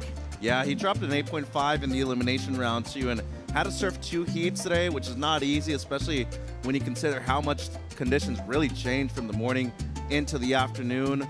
So knocks out big surfer in the elimination round, but then knocked out number 2 in the world, Griffin Colapinto, in the round of 16. And as Flick was saying, given the results that Colapinto had in the previous 2 years, he'd have been the most consistent surfer. So to have this return at this venue, Chris, big statement made by the surfer from Saquarema. Yeah, it's great to have him back unless you're on the championship tour. You don't want Chow back on tour if you're the rest of the field. And don't touch that dial. Ladies and gentlemen, the Yago Dora show is about to begin. Throwing perfect Indy threes all day long, big airs. I mean, he's got to be considered the most entertaining surfer in this entire event. Yeah, I'd say that for sure. Yago definitely blew our minds when we were, sitting in here calling this. I mean, big full rotors, indies, it was just insane, right? And I feel like he's probably the most creative surfer on tour, I feel. I mean, I haven't seen that from anyone else. I thought the booth was on fire. I thought there was something wrong. There was screaming coming out of here. Well, let's go to our number 1 moment, the Pink Panther, Brian Perez, providing the fireworks.